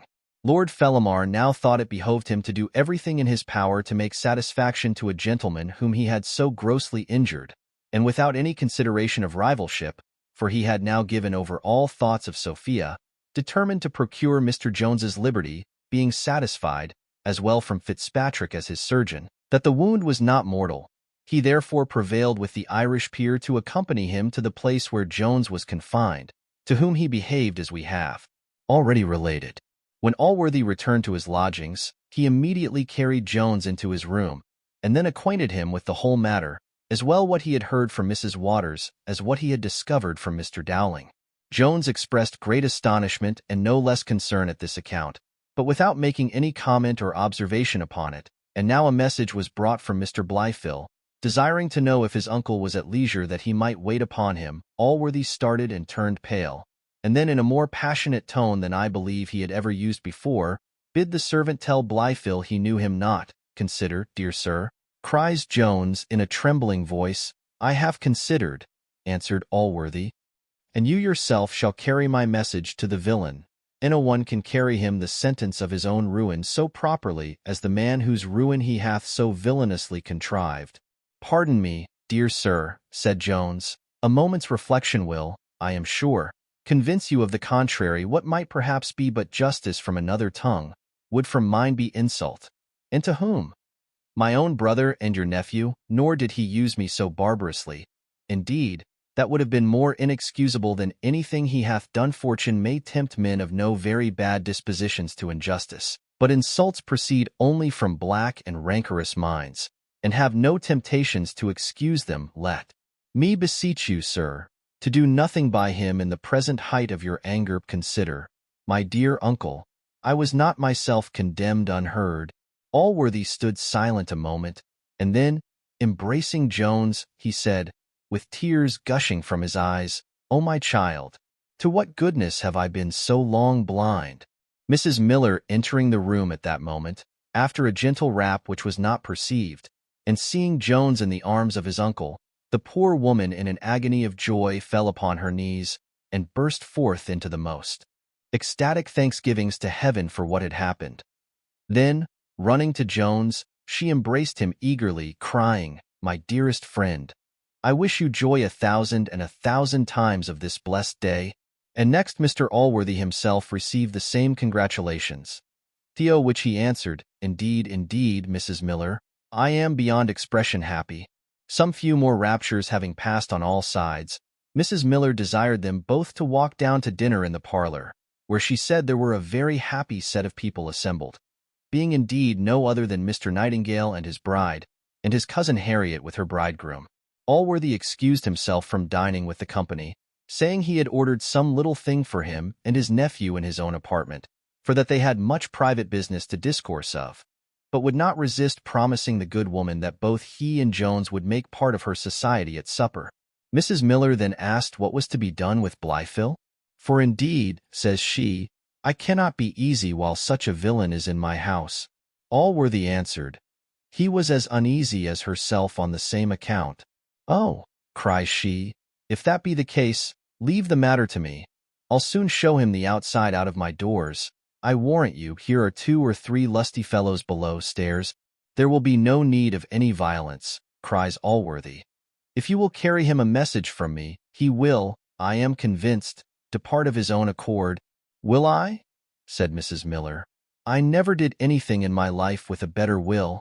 Here Jones interfered and said, he had considered the matter better, and would, if Mr. Allworthy pleased, be himself the messenger that I know. Says he, "Already enough of your pleasure, sir, and I beg leave to acquaint him with it by my own words. Let me beseech you, sir," added he, "to reflect on the dreadful consequences of driving him to violent and sudden despair. How unfit, alas, is this poor man to die in his present situation."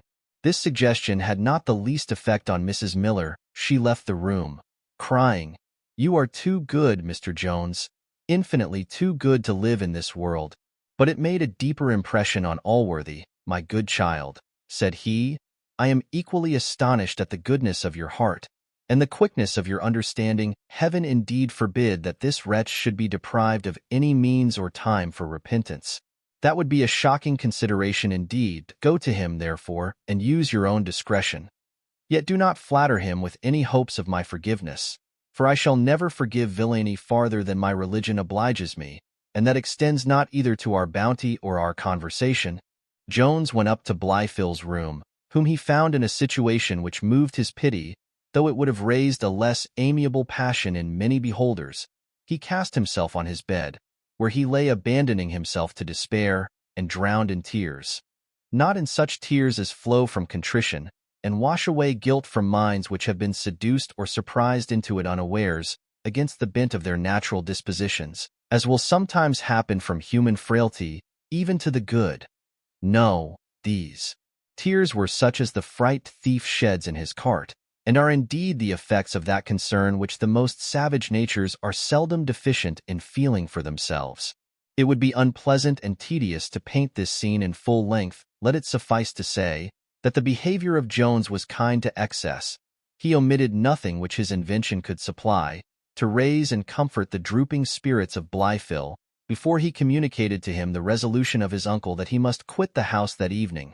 He offered to furnish him with any money he wanted, assured him of his hearty forgiveness of all he had done against him, that he would endeavor to live with him hereafter as a brother, and would leave nothing unattempted to effectuate a reconciliation with his uncle. Blifil was at first sullen and silent, balancing in his mind whether he should yet deny all. But, finding at last the evidence too strong against him, he betook himself at last to confession. He then asked pardon of his brother in the most vehement manner, prostrated himself on the ground, and kissed his feet. In short, he was now as remarkably mean as he had been before remarkably wicked. Jones could not so far check his disdain, but that it a little discovered itself in his countenance at this extreme servility. He raised his brother the moment he could from the ground, and advised him to bear his afflictions more like a man, repeating, at the same time, his promises that he would do all in his power to lessen them. For which Blifil, making many professions of his unworthiness, poured forth a profusion of thanks, and then, he having declared he would immediately depart to Another lodging, Jones returned to his uncle. Among other matters, Allworthy now acquainted Jones with the discovery which he had made concerning the £500 banknotes. "I have," said he, "already consulted a lawyer, who tells me, to my great astonishment, that there is no punishment for a fraud of this kind. Indeed, when I consider the black ingratitude of this fellow toward you, I think a highwayman, compared to him, is an innocent person." "Good heaven," says Jones, "is it possible? I am shocked beyond measure at this news. I thought there was not an honester fellow in the world." The temptation of such a sum was too great for him to withstand. "For smaller matters have come safe to me through his hand. Indeed, my dear uncle, you must suffer me to call it weakness rather than ingratitude. For I am convinced the poor fellow loves me, and hath done me some kindnesses which I can never forget. Nay, I believe he hath repented of this very act. For it is not above a day or two ago, when my affairs seemed in the most desperate situation, that he visited me in my confinement, and offered me any money I wanted. Consider, sir, what a temptation to a man who hath tasted such bitter distress it must be, to have a sum in his possession which must put him and his family beyond any future possibility of suffering the like." "Child," cries Allworthy, "you carry this forgiving temper too far. Such mistaken mercy is not only weakness, but borders on injustice, and is very pernicious to society, as it encourages vice. The dishonesty of this fellow I might, perhaps, have pardoned, but never his ingratitude. And give me leave to say, when we suffer any temptation to atone for dishonesty itself, we are as candid and merciful as we ought to be. And so far I confess I have gone. For I have often pitied the fate of a highwayman, when I have been on the grand jury, and have more than once applied to the judge on the behalf of such as have had any mitigating circumstances in their case. But when dishonesty is attended with any blacker crime, such as cruelty, murder, ingratitude, or the like, compassion and forgiveness then become false. I am convinced the fellow is a villain, and he shall be punished, at least as far as I can punish him." This was spoken with so stern a voice that Jones did not think proper to make any reply. Besides, the hour appointed by Mr. Western now drew so near that he had barely time left to dress himself. Here therefore ended the present dialogue, and Jones retired to another room, where Partridge attended according to order with his clothes. Partridge had scarce seen his master since the happy discovery. The poor fellow was unable either to contain or express his transports. He behaved like one frantic, and made almost as many mistakes while he was dressing Jones as I have seen made by Harlequin in dressing himself on the stage. His memory, however, was not in the least deficient. He recollected now many omens and presages of this happy event, some of which he had remarked at the time, but many more he now remembered. Nor did he omit the dreams he had dreamt the evening before his meeting with Jones, and concluded with saying, "I always told your honor something boded in my mind that you would one time or other have it in your power to make my fortune." Jones assured him that this boding should as certainly be verified with regard to him as all the other omens had been to himself, which did not a little add to all the raptures which the poor fellow had already conceived on account of his master. Chapter 12. Approaching still nearer to the end, Jones, being now completely dressed, attended his uncle to Mr. Western's. He was, indeed, one of the finest figures ever beheld, and his person alone would have charmed the greater part of womankind. But we hope it hath already appeared in this history that nature, when she formed him, did not totally rely, as she sometimes doth, on this merit only, to recommend her work. Sophia, who, angry as she was likewise set forth to the best advantage, for which I leave my female readers to account, appeared so extremely beautiful, that even Allworthy, when he saw her, could not forbear whispering Western, that he believed she was the finest creature in the world. To which Western answered, in a whisper, overheard by all present, so much the better for Tom. For and me if he shan't ha the tousling her. Sophia was all over scarlet at these words, while Tom's countenance was altogether as pale, and he was almost ready to sink from his chair. The tea-table was scarce removed before Western lugged Allworthy out of the room, telling him he had business of consequence to impart, and must speak to him that instant in private, before he forgot it. The lovers were now alone, and it will, I question not, appear strange to many readers, that those who had so much to say to one another when danger and difficulty attended their conversation, and who seemed so eager to rush into each other's arms when so many bars lay in their way, now that with safety they were at liberty to say or do whatever they pleased, should both remain for some time silent and motionless, insomuch that a stranger of moderate sagacity might have well concluded they were mutually indifferent. But so it was, however strange it may seem.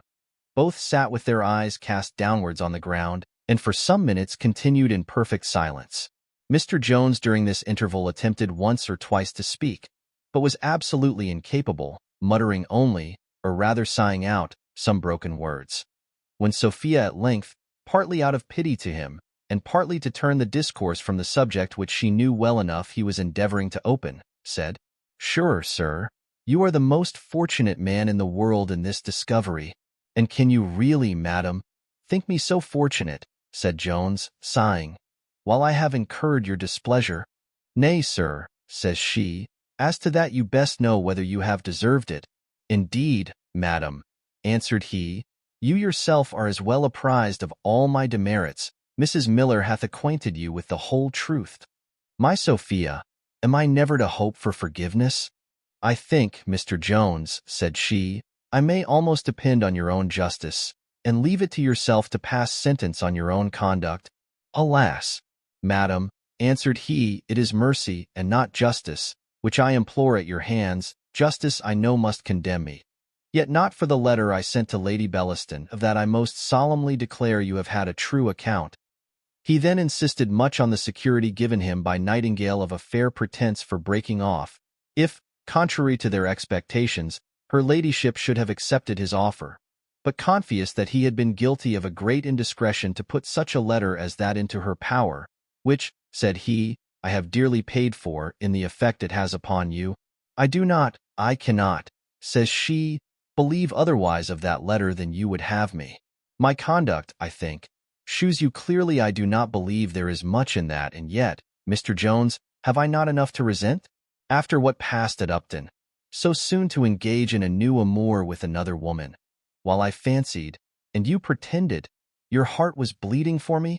Indeed, you have acted strangely. Can I believe the passion you have professed to me to be sincere? Or, if I can, what happiness can I assure myself of with a man capable of so much inconstancy? Oh, my Sophia, cries he, do not doubt the sincerity of the purest passion that ever inflamed a human breast. Think, most adorable creature, of my unhappy situation, of my despair. Could I, my Sophia, have flattered myself with the most distant hopes of being ever permitted to throw myself at your feet in the manner I do now, it would not have been in the power of any other woman to have inspired a thought which the severest chastity could have condemned inconstancy to you. O Sophia, if you can have goodness enough to pardon what is past, do not let any cruel future apprehensions shut your mercy against me. And repentance was ever more sincere. Let it reconcile me to my heaven in this dear bosom. Sincere repentance, Mr. Jones, answered she, will obtain the pardon of a sinner, but it is from one who is a perfect judge of that sincerity. A human mind may be imposed on, nor is there any infallible method to prevent it. You must expect, however, that if I can be prevailed on by your repentance to pardon you, I will at least insist on the strongest proof of its sincerity. Name any proof in my power, answered Jones eagerly. Time, replied she, time alone, Mr. Jones, can convince me that you are a true penitent, and have resolved to abandon these vicious courses, which I should detest you for, if I imagined you capable of persevering in them. Do not imagine it, cries Jones, on my knees I entreat. I implore your confidence, a confidence which it shall be the business of my life to deserve. Let it then, said she, be the business of some part of your life to shew me you deserve it. I think I have been explicit enough in assuring you, that, when I see you merit my confidence, you will obtain it. After what is past, sir, can you expect I should take you upon your word? He replied, don't believe me upon my word. I have a better security, a pledge for my constancy, which it is impossible to see and to doubt. What is that? Said Sophia, a little surprised. I will show you, my charming angel, cried Jones, seizing her hand and carrying her to the glass. There, Behold it there in that lovely figure, in that face, that shape, those eyes, that mind which shines through these eyes. Can the man who shall be in possession of these be inconstant? Impossible. My Sophia, they would fix adornment, a Lord Rochester, you could not doubt it, if you could see yourself with any eyes but your own. Sophia blushed and half smiled, but, forcing again her brow into a frown, if I am to judge, said she, of the future by the past, my image will no more remain in your heart when I am out of your sight than it will in this glass when I am out of the room. By heaven, by all that is sacred, said Jones, it never was out of my heart. The delicacy of your sex cannot conceive the grossness of ours, nor how little one sort of amour has to do with the heart. I will never marry a man, replied Sophia very gravely, who shall not learn refinement enough to be as incapable as I am myself of making such a distinction. I will learn it, said Jones. I have learned it already. The first moment of hope that my Sophia might be my wife taught it me at once, and all the rest of her sex from that moment became as little the objects of desire to my sense as of passion to my heart. Well, says Sophia, the proof of this must be from time your situation, Mr. Jones, is now altered, and I assure you I have great satisfaction in the alteration. You will now want no opportunity of being near me, and convincing me that your mind is altered too. Oh, my angel, cries Jones, how shall I thank thy goodness? And are you so good to own that you have a satisfaction in my prosperity? Believe me, madam, it is you alone have given a relish to that prosperity, since I owe to it the dear hope. Oh, my Sophia, let it not be a distant one. I will be all obedience to your commands. I will not dare to press anything further than you permit me, yet let me entreat you to appoint a short trial. Oh, tell me when I may expect you will be convinced of what is most solemnly true. When I have gone voluntarily thus far, Mr. Jones, said she, I expect not to be pressed, nay, I will not. Oh, don't look unkindly thus, my Sophia, cries he, I do not. I dare not press you. Yet permit me at least once more to beg you would fix the period. Consider the impatience of love. A 12-month, perhaps, said she. Oh, my Sophia, cries he, you have named an eternity. Perhaps it may be something sooner, says she. I will not be teased if your passion for me be what I would have it. I think you may now be easy. Easy, Sophia, call not such an exulting happiness as mine by so cold a name. Oh, transporting thought, am I not assured that the blessed day will come when I shall call you mine? When fears shall be no more, when I shall have that dear, that vast, that exquisite, ecstatic delight of making my Sophia happy. Indeed, sir, said she, that day is in your own power. Oh, my dear, my divine angel, cried he, these words have made me mad with joy. But I will thank those dear lips which have so sweetly pronounced my bliss. He then caught her in his arms and kissed her with an ardor he had never ventured before. At this instant Western, who had stood some time listening, burst into the room, and with his hunting voice and phrase, cried out, to her, boy, to her, go to her, that's it, little honeys, oh that's it, well, what, is it all over? Hath she appointed the day, boy? What, shall it be tomorrow or next day? It shan't be put off a minute longer than next day, I am resolved. Let me beseech you, sir, says Jones, don't let me be the occasion. Beseech mine, cries Western. I thought thou hadst been a lad of higher mettle than to give way to a parcel of maidenish tricks. I tell thee, 'tis all flimflam, Zoodikers. She'd have the wedding tonight with all her heart, wouldst not? Sophie, come, confess, and be an honest girl for once. What? Art dumb? Why dost not speak? Why should I confess, sir, says Sophia, since it seems you are so well acquainted with my thoughts? That's a good girl, cries he, and dost consent then? No, indeed, sir, says Sophia, I have given no such consent. Dash, and what not han then tomorrow, nor next day, says Western. Indeed, sir, says she, I have no such intention. But I can tell thee, replied he, why hast not? Only because thou dost love to be disobedient, and to plague and vex thy father. Pray, sir, said Jones, interfering, I tell thee thou art a puppy, cries he when I vorbid her. Then it was all nothing but sighing and whining, and languishing and writing. Now I am vor thee, she is against thee all the spirit of contrary, that's all, she is above being guided and governed by her father. That is the whole truth on't. It is only to disoblige and contradict me. What would my papa have me do? Cries Sophia. What would I ha thee do? Says he. Why, gi on thy hand this moment. Well, sir, says Sophia, I will obey you. There is my hand, Mr. Jones. Well, and will you consent to ha on tomorrow morning? Says Western. I will be obedient to you, sir, cries she. Why then tomorrow morning be the day? Cries he. Why then tomorrow morning shall be the day, papa, since you will have it so, says Sophia. Jones then fell upon his knees and kissed her hand in an agony of joy, while Western began to caper and dance about the room, presently crying out, Where the devil is Allworthy? He is without now, a-talking with that D.D. lawyer Dowling, when he should be minding other matters. He then sallied out in quest of him, and very opportunely left the lovers to enjoy a few tender minutes alone. But he soon returned with Allworthy, saying, If you won't believe me, you may ask her yourself. Hast not gin thy consent, Sophy, to be married tomorrow?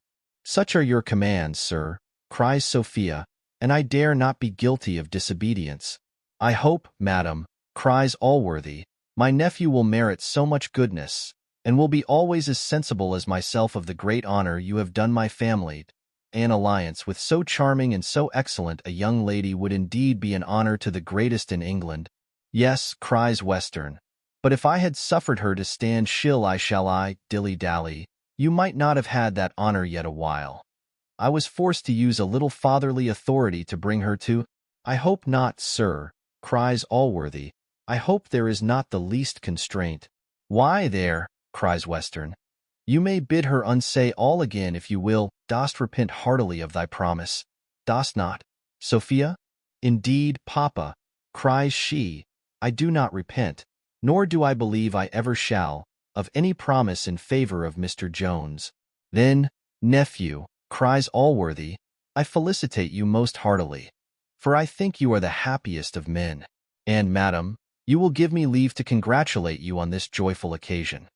Indeed, I am convinced you have bestowed yourself on one who will be sensible of your great merit, and who will at least use his best endeavors to deserve it.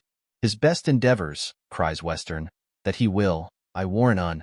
Hark ye, Allworthy, I'll bet thee £5 to a crown we have a boy tomorrow 9 months.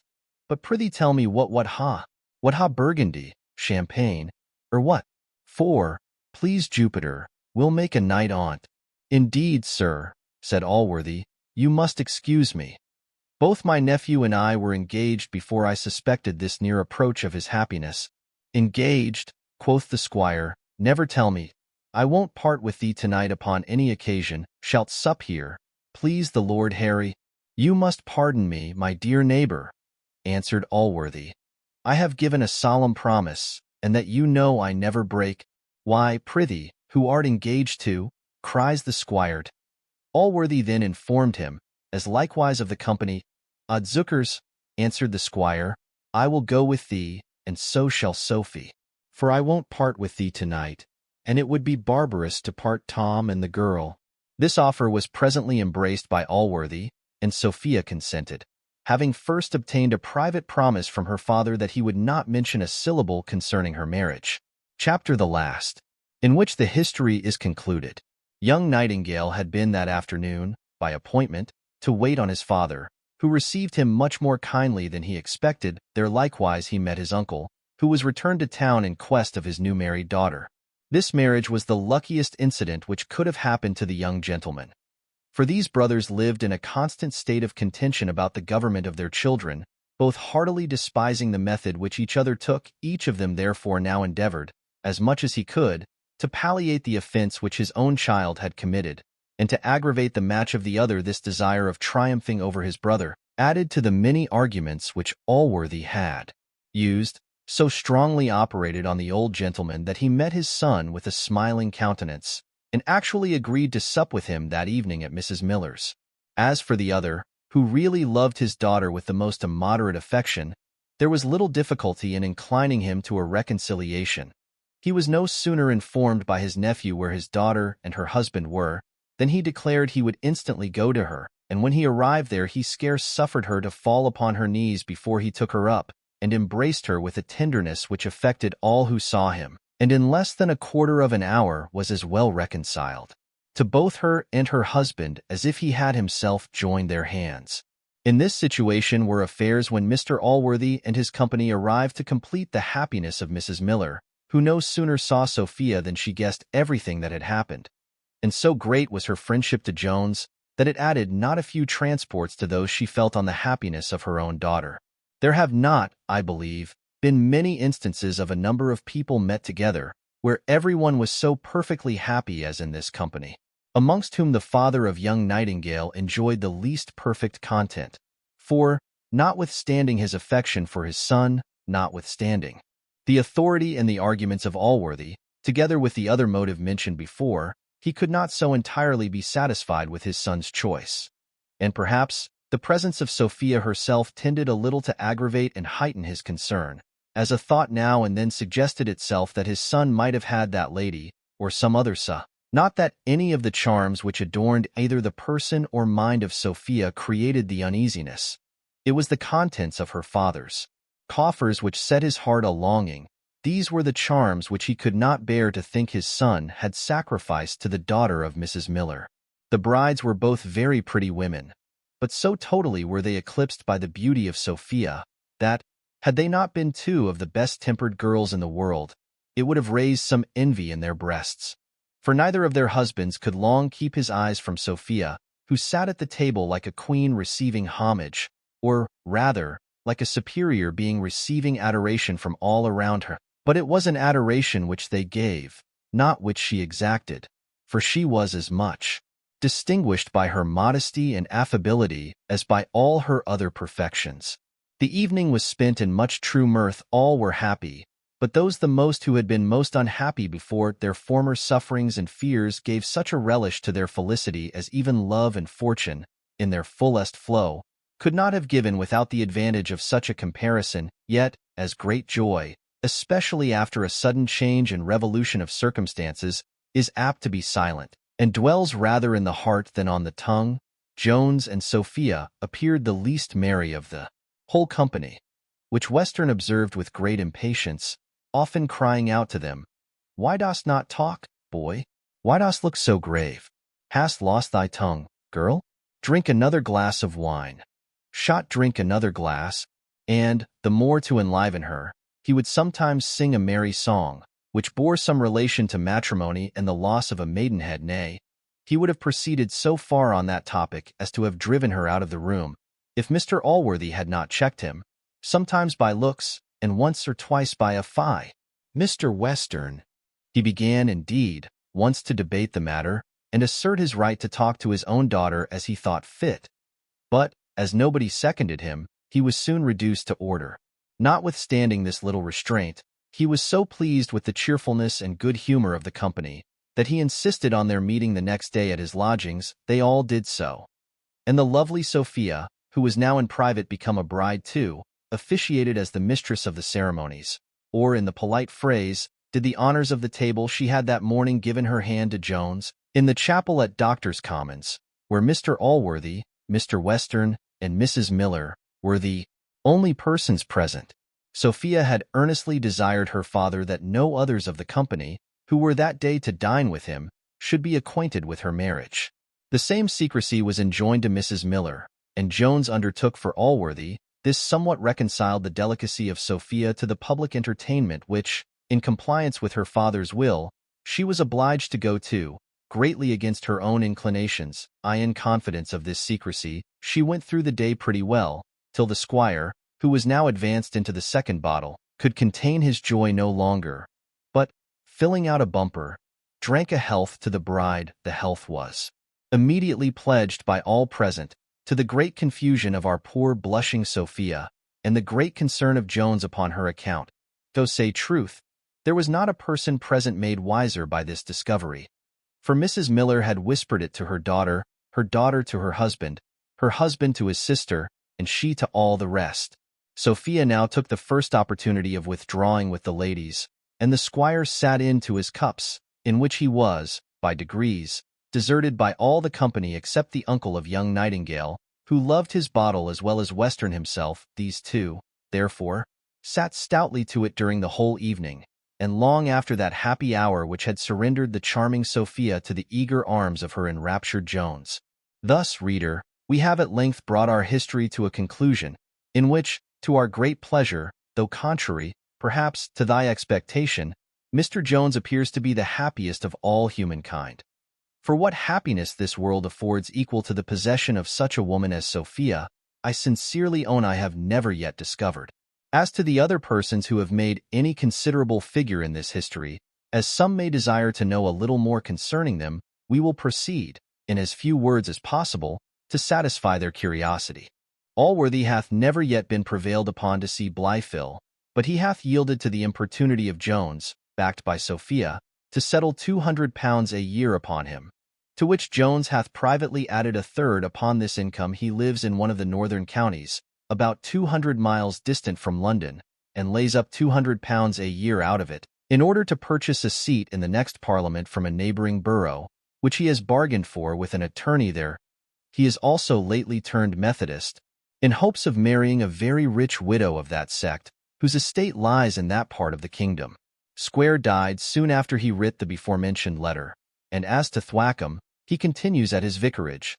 He hath made many fruitless attempts to regain the confidence of Allworthy, or to ingratiate himself with Jones, both of whom he flatters to their faces and abuses behind their backs, but in his stead, Mr. Allworthy hath lately taken Mr. Abraham Adams into his house, of whom Sophia is grown immoderately fond, and declares he shall have the tuition of her children. Mrs. Fitzpatrick is separated from her husband, and retains the little remains of her fortune. She lives in reputation at the polite end of the town, and is so good an economist that she spends 3 times the income of her fortune. Without running into debt, she maintains a perfect intimacy with the lady of the Irish peer, and in acts of friendship to her repays all obligations she owes her husband. Mrs. Western was soon reconciled to her niece Sophia, and hath spent 2 months together with her in the country. Lady Bellaston made the latter a formal visit at her return to town, where she behaved to Jones as a perfect stranger, and, with great civility, wished him joy on his marriage. Mr. Nightingale hath purchased an estate for his son in the neighbourhood of Jones, where the young gentleman, his lady, Mrs. Miller, and her little daughter reside, and the most agreeable intercourse subsists between the two families. As to those of lower account, Mrs. Waters returned into the country, had a pension of £60 a year settled upon her by Mr. Allworthy, and is married to Parson Supple, on whom, at the instance of Sophia, Western hath bestowed a considerable living.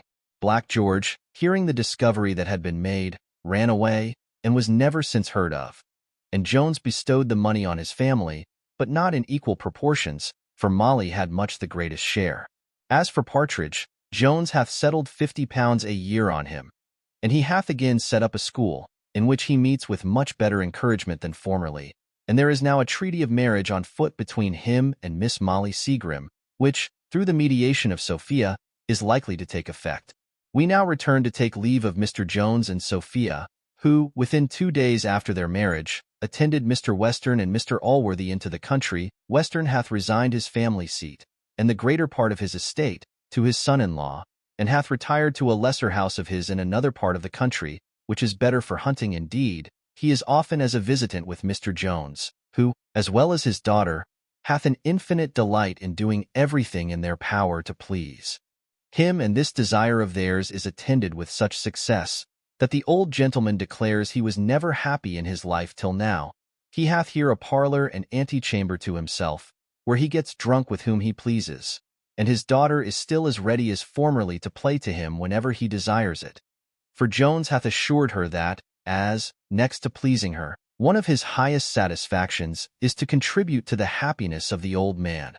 So, the great duty which she expresses and performs to her father renders her almost equally dear to him with the love which she bestows on himself. Sophia hath already produced him 2 fine children, a boy and a girl, of whom the old gentleman is so fond that he spends much of his time in the nursery, where he declares the tattling of his little granddaughter who is above 1.5 years old, is sweeter music than the finest cry of dogs in England. Allworthy was likewise greatly liberal to Jones on the marriage, and hath omitted no instance of shewing his affection to him and his lady, who love him as a father. Whatever in the nature of Jones had a tendency to vice, has been corrected by continual conversation with this good man, and by his union with the lovely and virtuous Sophia. He hath also, by reflection on his past follies, acquired a discretion and prudence very uncommon in one of his lively parts.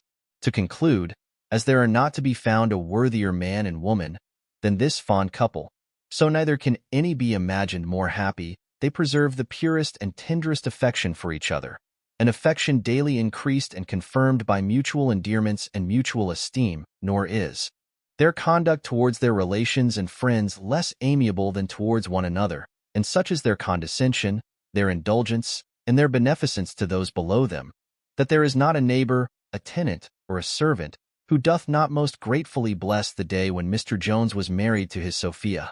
Finus. When I have gone voluntarily thus far, Mr. Jones, said she, I expect not to be pressed. Nay, I will not. Oh, don't look unkindly thus, my Sophia, cries he. I do not, I dare not press you. Yet permit me at least once more to beg you would fix the period. Oh, consider the impatience of love. A 12-month, perhaps, said she. Oh, my Sophia, Creesh, you have named an eternity. Perhaps it may be something sooner, says she. I will not be teased. If your passion for me be what I would have it, I think you may now be easy. Easy, Sophia, call not such an exulting happiness as mine by so cold a name. Oh, transporting thought! Am I not assured that the blessed day will come when I shall call you mine? When fears shall be no more? When I shall have that dear, that vast, that exquisite, ecstatic delight of making my Sophia happy? Indeed, sir, said she, that day is in your own power. Oh, my dear, my divine angel, cried he, these words have made me mad with joy. But I will thank those dear lips which have so sweetly pronounced my bliss. He then caught her in his arms, and kissed her with an ardor he had never ventured before. At this instant Western, who had stood some time listening, burst into the room, and, with his hunting voice and phrase, cried out, to her, boy, to her, go to her. That's it, little honeys, oh that's it. Well, what, is it all over? Hath she appointed the day, boy? What shall it be tomorrow or next day? It shan't be put off a minute longer than next day. I am resolved. Let me beseech you, sir, says Jones, don't let me be the occasion. Beseech mean, cries Western. I thought thou hadst been a lad of higher mettle than to give way to a parcel of maidenish tricks. I tell thee, 'tis all flim-flam. Zoodikers. She'd have the wedding tonight with all her heart. Wouldst not? Sophie? Come confess, and be an honest girl for once. What, art dumb? Why dost not speak? Why should I confess, sir, says Sophia, since it seems you are so well acquainted with my thoughts? That's a good girl, cries he, and dost consent then? No indeed, sir, says Sophia, I have given no such consent. Dash and want not Holland then tomorrow, nor next day, says Western. Indeed, sir, says she, I have no such intention. But I can tell thee, replied he, why hast not? Only because thou dost love to be disobedient, and to plague and vex thy father. Pray, sir, said Jones, interfering, it'll thee thou art a puppy, cries he. When I vorbid her, then it was all nothing but sighing and whining, and languishing and writing. Now I am vor thee, she is against thee. All the spirit off contrary, that's all. She is above being guided and governed by her father. That is the whole true thought. It is only to disoblige and contradict me. What would my papa have me do?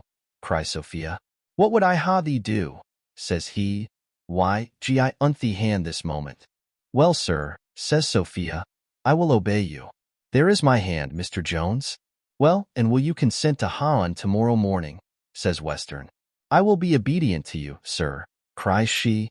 Why then tomorrow morning be the day, cries he. Why then tomorrow morning shall be the day, papa, since you will have it so, says Sophia. Jones then fell upon his knees, and kissed her hand in an agony of joy, while Western began to caper and dance about the room, presently crying out, "Where the devil is Allworthy?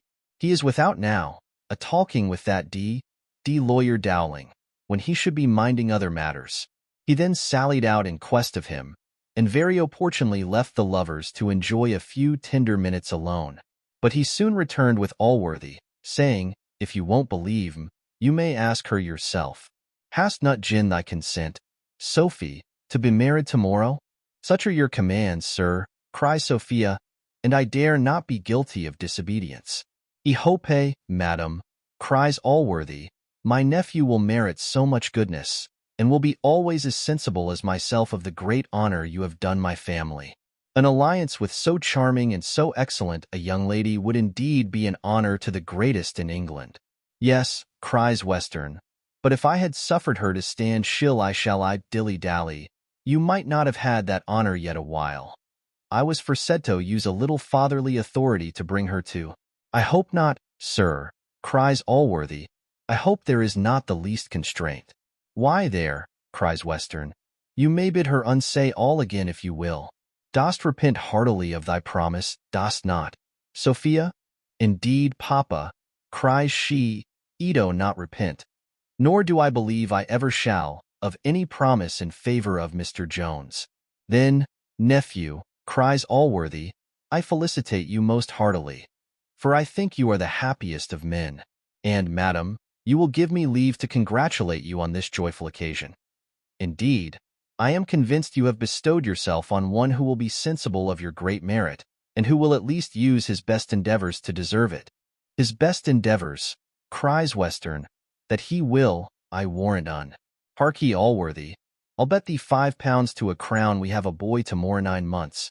But prithee tell me what ha Burgundy, champagne, or what? For, please Jupiter, we'll make a night on't." "Indeed, sir," said Allworthy, "you must excuse me. Both my nephew Andy were engaged before I suspected this near approach of his happiness." "Engaged?" quoth the squire. "Never tell me. I won't part with Theodonite upon any occasion. Shalt sup here, please the Lord Harry." "You must pardon me, my dear neighbor," answered Allworthy. "I have given a solemn promise, and that you know I never break." "Why, prithee, who art engaged to?" cries the squire. Allworthy then informed him, as likewise of the company. "Odzookers," answered the squire, "I will go with thee, and so shall Sophie, for I want part with thee tonight, and it would be barbarous to part Tom and the girl." This offer was presently embraced by Allworthy, and Sophia consented, having first obtained a private promise from her father that he would not mention a syllable concerning her marriage. Chapter the last, in which the history is concluded. Young Nightingale had been that afternoon, by appointment, to wait on his father, who received him much more kindly than he expected. There likewise met his uncle, who was returned to town in quest of his new married daughter. This marriage was the luckiest incident which could have happened to the young gentleman, for these brothers lived in a constant state of contention about the government of their children, both heartily despising the method which each other took. Each of them therefore now endeavored, as much as he could, to palliate the offense which his own child had committed, and to aggravate the match of the other. This desire, oft triumphing over his brother, added to the many arguments which Allworthy had used, so strongly operated on the old gentleman that he met his son with a smiling countenance, and actually agreed to sup with him that evening at Mrs. Miller's. As for the other, who really loved his daughter with the most immoderate affection, there was little difficulty in inclining him to our conciliation. He was no sooner informed by his nephew where his daughter and her husband were, than he declared he would instantly go to her. And when he arrived there, he scarce suffered her to fall upon her knees before he took her up, and embraced her with a tenderness which affected all who saw him, and in less than a quarter of an hour was as well reconciled to both her and her husband as if he had himself joined their hands. In this situation were affairs when Mr. Allworthy and his company arrivetto complete the happiness of Mrs. Miller, who no sooner saw Sophia than she guessed everything that had happened, and so great was her friendship to Jones that it added not a few transports to those she felt on the happiness of her own daughter. There have not, I believe, been many instances of a number of people met together, where everyone was so perfectly happy as in this company. amongst whom the father of young Nightingale enjoyed the least perfect content. For, notwithstanding his affection for his son, notwithstanding the authority and the arguments of Allworthy, together with the other motive mentioned before, he could not so entirely be satisfied with Hison's choice, and perhaps the presence of Sophia herself tended a little to aggravate and heighten his concern, as a thought now and then suggested itself that his son might have had that lady, or some other such. Not that any of the charms which adorned either the person or mind of Sophia created the uneasiness. It was the contents of her father's coffers which set his heart a-longing. These were the charms which he could not bear to think his son had sacrificed to the daughter of Mrs. Miller. The brides were both very pretty women, but so totally were they eclipsed by the beauty of Sophia, that, had they not been two of the best temperaturas in the world, it would have raised some envy in their breasts. For neither of their husbands could long keep his eyes from Sophia, who sat at table like a queen receiving homage, or, rather, like a superior being receiving adoration from all around her. But it was an adoration which they gave, not which she exacted. For she was as much distinguished by her modesty and affability as by all her other perfections. The evening was spent in much true mirth. All were happy, but those the most who had been most unhappy before. Their former sufferings and fears gave such a relish to their felicity as even love and fortune, in their fullest flow, could not have given without the advantage of such a comparison. Yet, as great joy, especially after a sudden change and revolution of circumstances, is apt to be silent, and dwells rather in the heart than on the tongue, Jones and Sophia appeared the least merry of the whole company, which Western observed with great impatience, often crying out to them, "Why dost not talk, boy? Why dost look so grave? Hast lost thy tongue, girl? Drink another glass of wine. Shot, drink another glass." And, the more to enliven her, he would sometimes sing Amory song, which bore some relation to matrimony and the loss of a maidenhead. Nay, he would have proceeded so far on that topic as to have driven her out of the room, if Mr. Allworthy had not checked him, sometimes by looks, and once or twice by a fie. "Mr. Western," he began indeed, once to debate the matter, and assert his right to talk to his own daughter as he thought fit. But, as nobody seconded him, he was soon reduced to order. Notwithstanding this little restraint, he was so pleased with the cheerfulness and good humor of the company, that he insisted on their meeting the next day at his lodgings. They all did so, and the lovely Sophia, who was now in private become a bride too, officiated as the mistress of the ceremonies, or in the polite phrase, did the honors of the table. She had that morning given her hand to Jones, in the chapel at Doctors' Commons, where Mr. Allworthy, Mr. Western, and Mrs. Miller were the only persons present. Sophia had earnestly desired her father that no others of the company, who were that day to dine with him, should be acquainted with her marriage. The same secrecy was enjoined to Mrs. Miller, and Jones undertook for Allworthy. This somewhat reconciled the delicacy of Sophia to the public entertainment which, in compliance with her father's will, she was obliged to go to, greatly against her own inclinations. In confidence of this secrecy, she went through the day pretty well, till the squire, who was now advanced into the second bottle, could contain his joy no longer, but filling out a bumper, drank a health to the bride.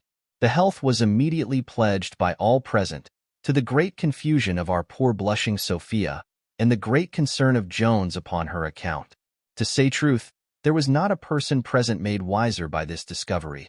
For Mrs. Miller had whispered it to her daughter to her husband to his sister, and she to all the rest. Sophia now took the first opportunity of withdrawing with the ladies, and the squire sat in to his cups, in which he was, by degrees, deserted by all the company except the uncle of young Nightingale, who loved his bottle as well as Western himself. These two, therefore, sat stoutly to it during the whole evening, and long after that happy hour which had surrendered the charming Sophia to the eager arms of her enraptured Jones. Thus, reader, we have at length brought our history to a conclusion, in which, to our great pleasure, though contrary, perhaps, to thy expectation, Mr. Jones appears to be the happiest of all humankind. For what happiness this world affords equal to the possession of such a woman as Sophia, I sincerely own I have never yet discovered. As to the other persons who have made any considerable figure in this history, As some may desire to know a little more concerning them, we will proceed, in as few words as possible, to satisfy their curiosity. Allworthy hath never yet been prevailed upon to see Blifil, but he hath yielded to the importunity of Jones, backed by Sophia, to settle £200 a year upon him, to which Jones hath privately added a third. Upon this income he lives in one of the northern counties, about 200 miles distant from London, and lays up £200 a year out of it, in order to purchase a seat in the next Parliament from a neighbouring borough, which he has bargained for with an attorney there. He is also lately turned Methodist, in hopes of marrying a very rich widow of that sect, whose estate lies in that part of the kingdom. Square died soon after he writ the before-mentioned letter, and as to Thwackum, he continues at his vicarage. He hath made many fruitless attempts to regain the confidence of Allworthy, or to ingratiate himself with Jones, both of whom he flatters to their faces and abuses behind their backs. But in his stead, Mr. Allworthy hath lately taken Mr. Abraham Adams into his house, of whom Sophia is grown immoderately fond, and declares he shall have the tuition of her children. Mrs. Fitzpatrick is separated from her husband, and retains the little remains of her fortune. She lives in reputation at the polite end of the town, and is so good an economist that she spends 3 times the income of her fortune without running into debt. She maintains a perfect intimacy with the lady of the Irish peer, and in acts of friendship to her pays all obligations she owes her husband. Mrs. Western was soon reconciled to her niece Sophia, and hath spent 2 months together with her in the country. Lady Bellaston made the latter a formal visit at her return to town, where she behaved to Jones as a perfect stranger, and, with great civility, wished him joy on his marriage. Mr. Nightingale hath purchased an estate for his son in the neighbourhood of Jones, where the young gentleman, his lady, Mrs. Miller, and her little daughter reside, and the most agreeable intercourse subsists between the two families. As to those of lower account, Mrs. Waters returned into the country, had a pension of £60 a year settled upon her by Mr. Allworthy, and is married to Parson Supple, on whom, at the instance of Sophia, Western hath bestowed a considerable living. Black George, hearing the discovery that had been made, ran away, and was never since heard of, and Jones bestowed the money on his family, but not in equal proportions, for Molly had much the greatest share. As for Partridge, Jones hath settled £50 a year on him, and he hath again set up a school, in which he meets with much better encouragement than formerly, and there is now a treaty of marriage on foot between him and Miss Molly Seagrim, which, through the mediation of Sophia, is likely to take effect. We now return to take leave of Mr. Jones and Sophia, who, within 2 days after their marriage, attended Mr. Western and Mr. Allworthy into the country. Western hath resigned his family seat, and the greater part of his estate, to his son-in-law, and hath retired to a lesser house of his in another part of the country, which is better for hunting. Indeed, he is often as a visitant with Mr. Jones, who, as well as his daughter, hath an infinite delight in doing everything in their power to please him. And this desire of theirs is attended with such success, that the old gentleman declares he was never happy in his life till now. He hath here a parlour and antechamber to himself, where he gets drunk with whom he pleases, and his daughter is still as ready as formerly to play to him whenever he desires it. For Jones hath assured her that, as, next to pleasing her, one of his highest satisfactions is to contribute to the happiness of the old man.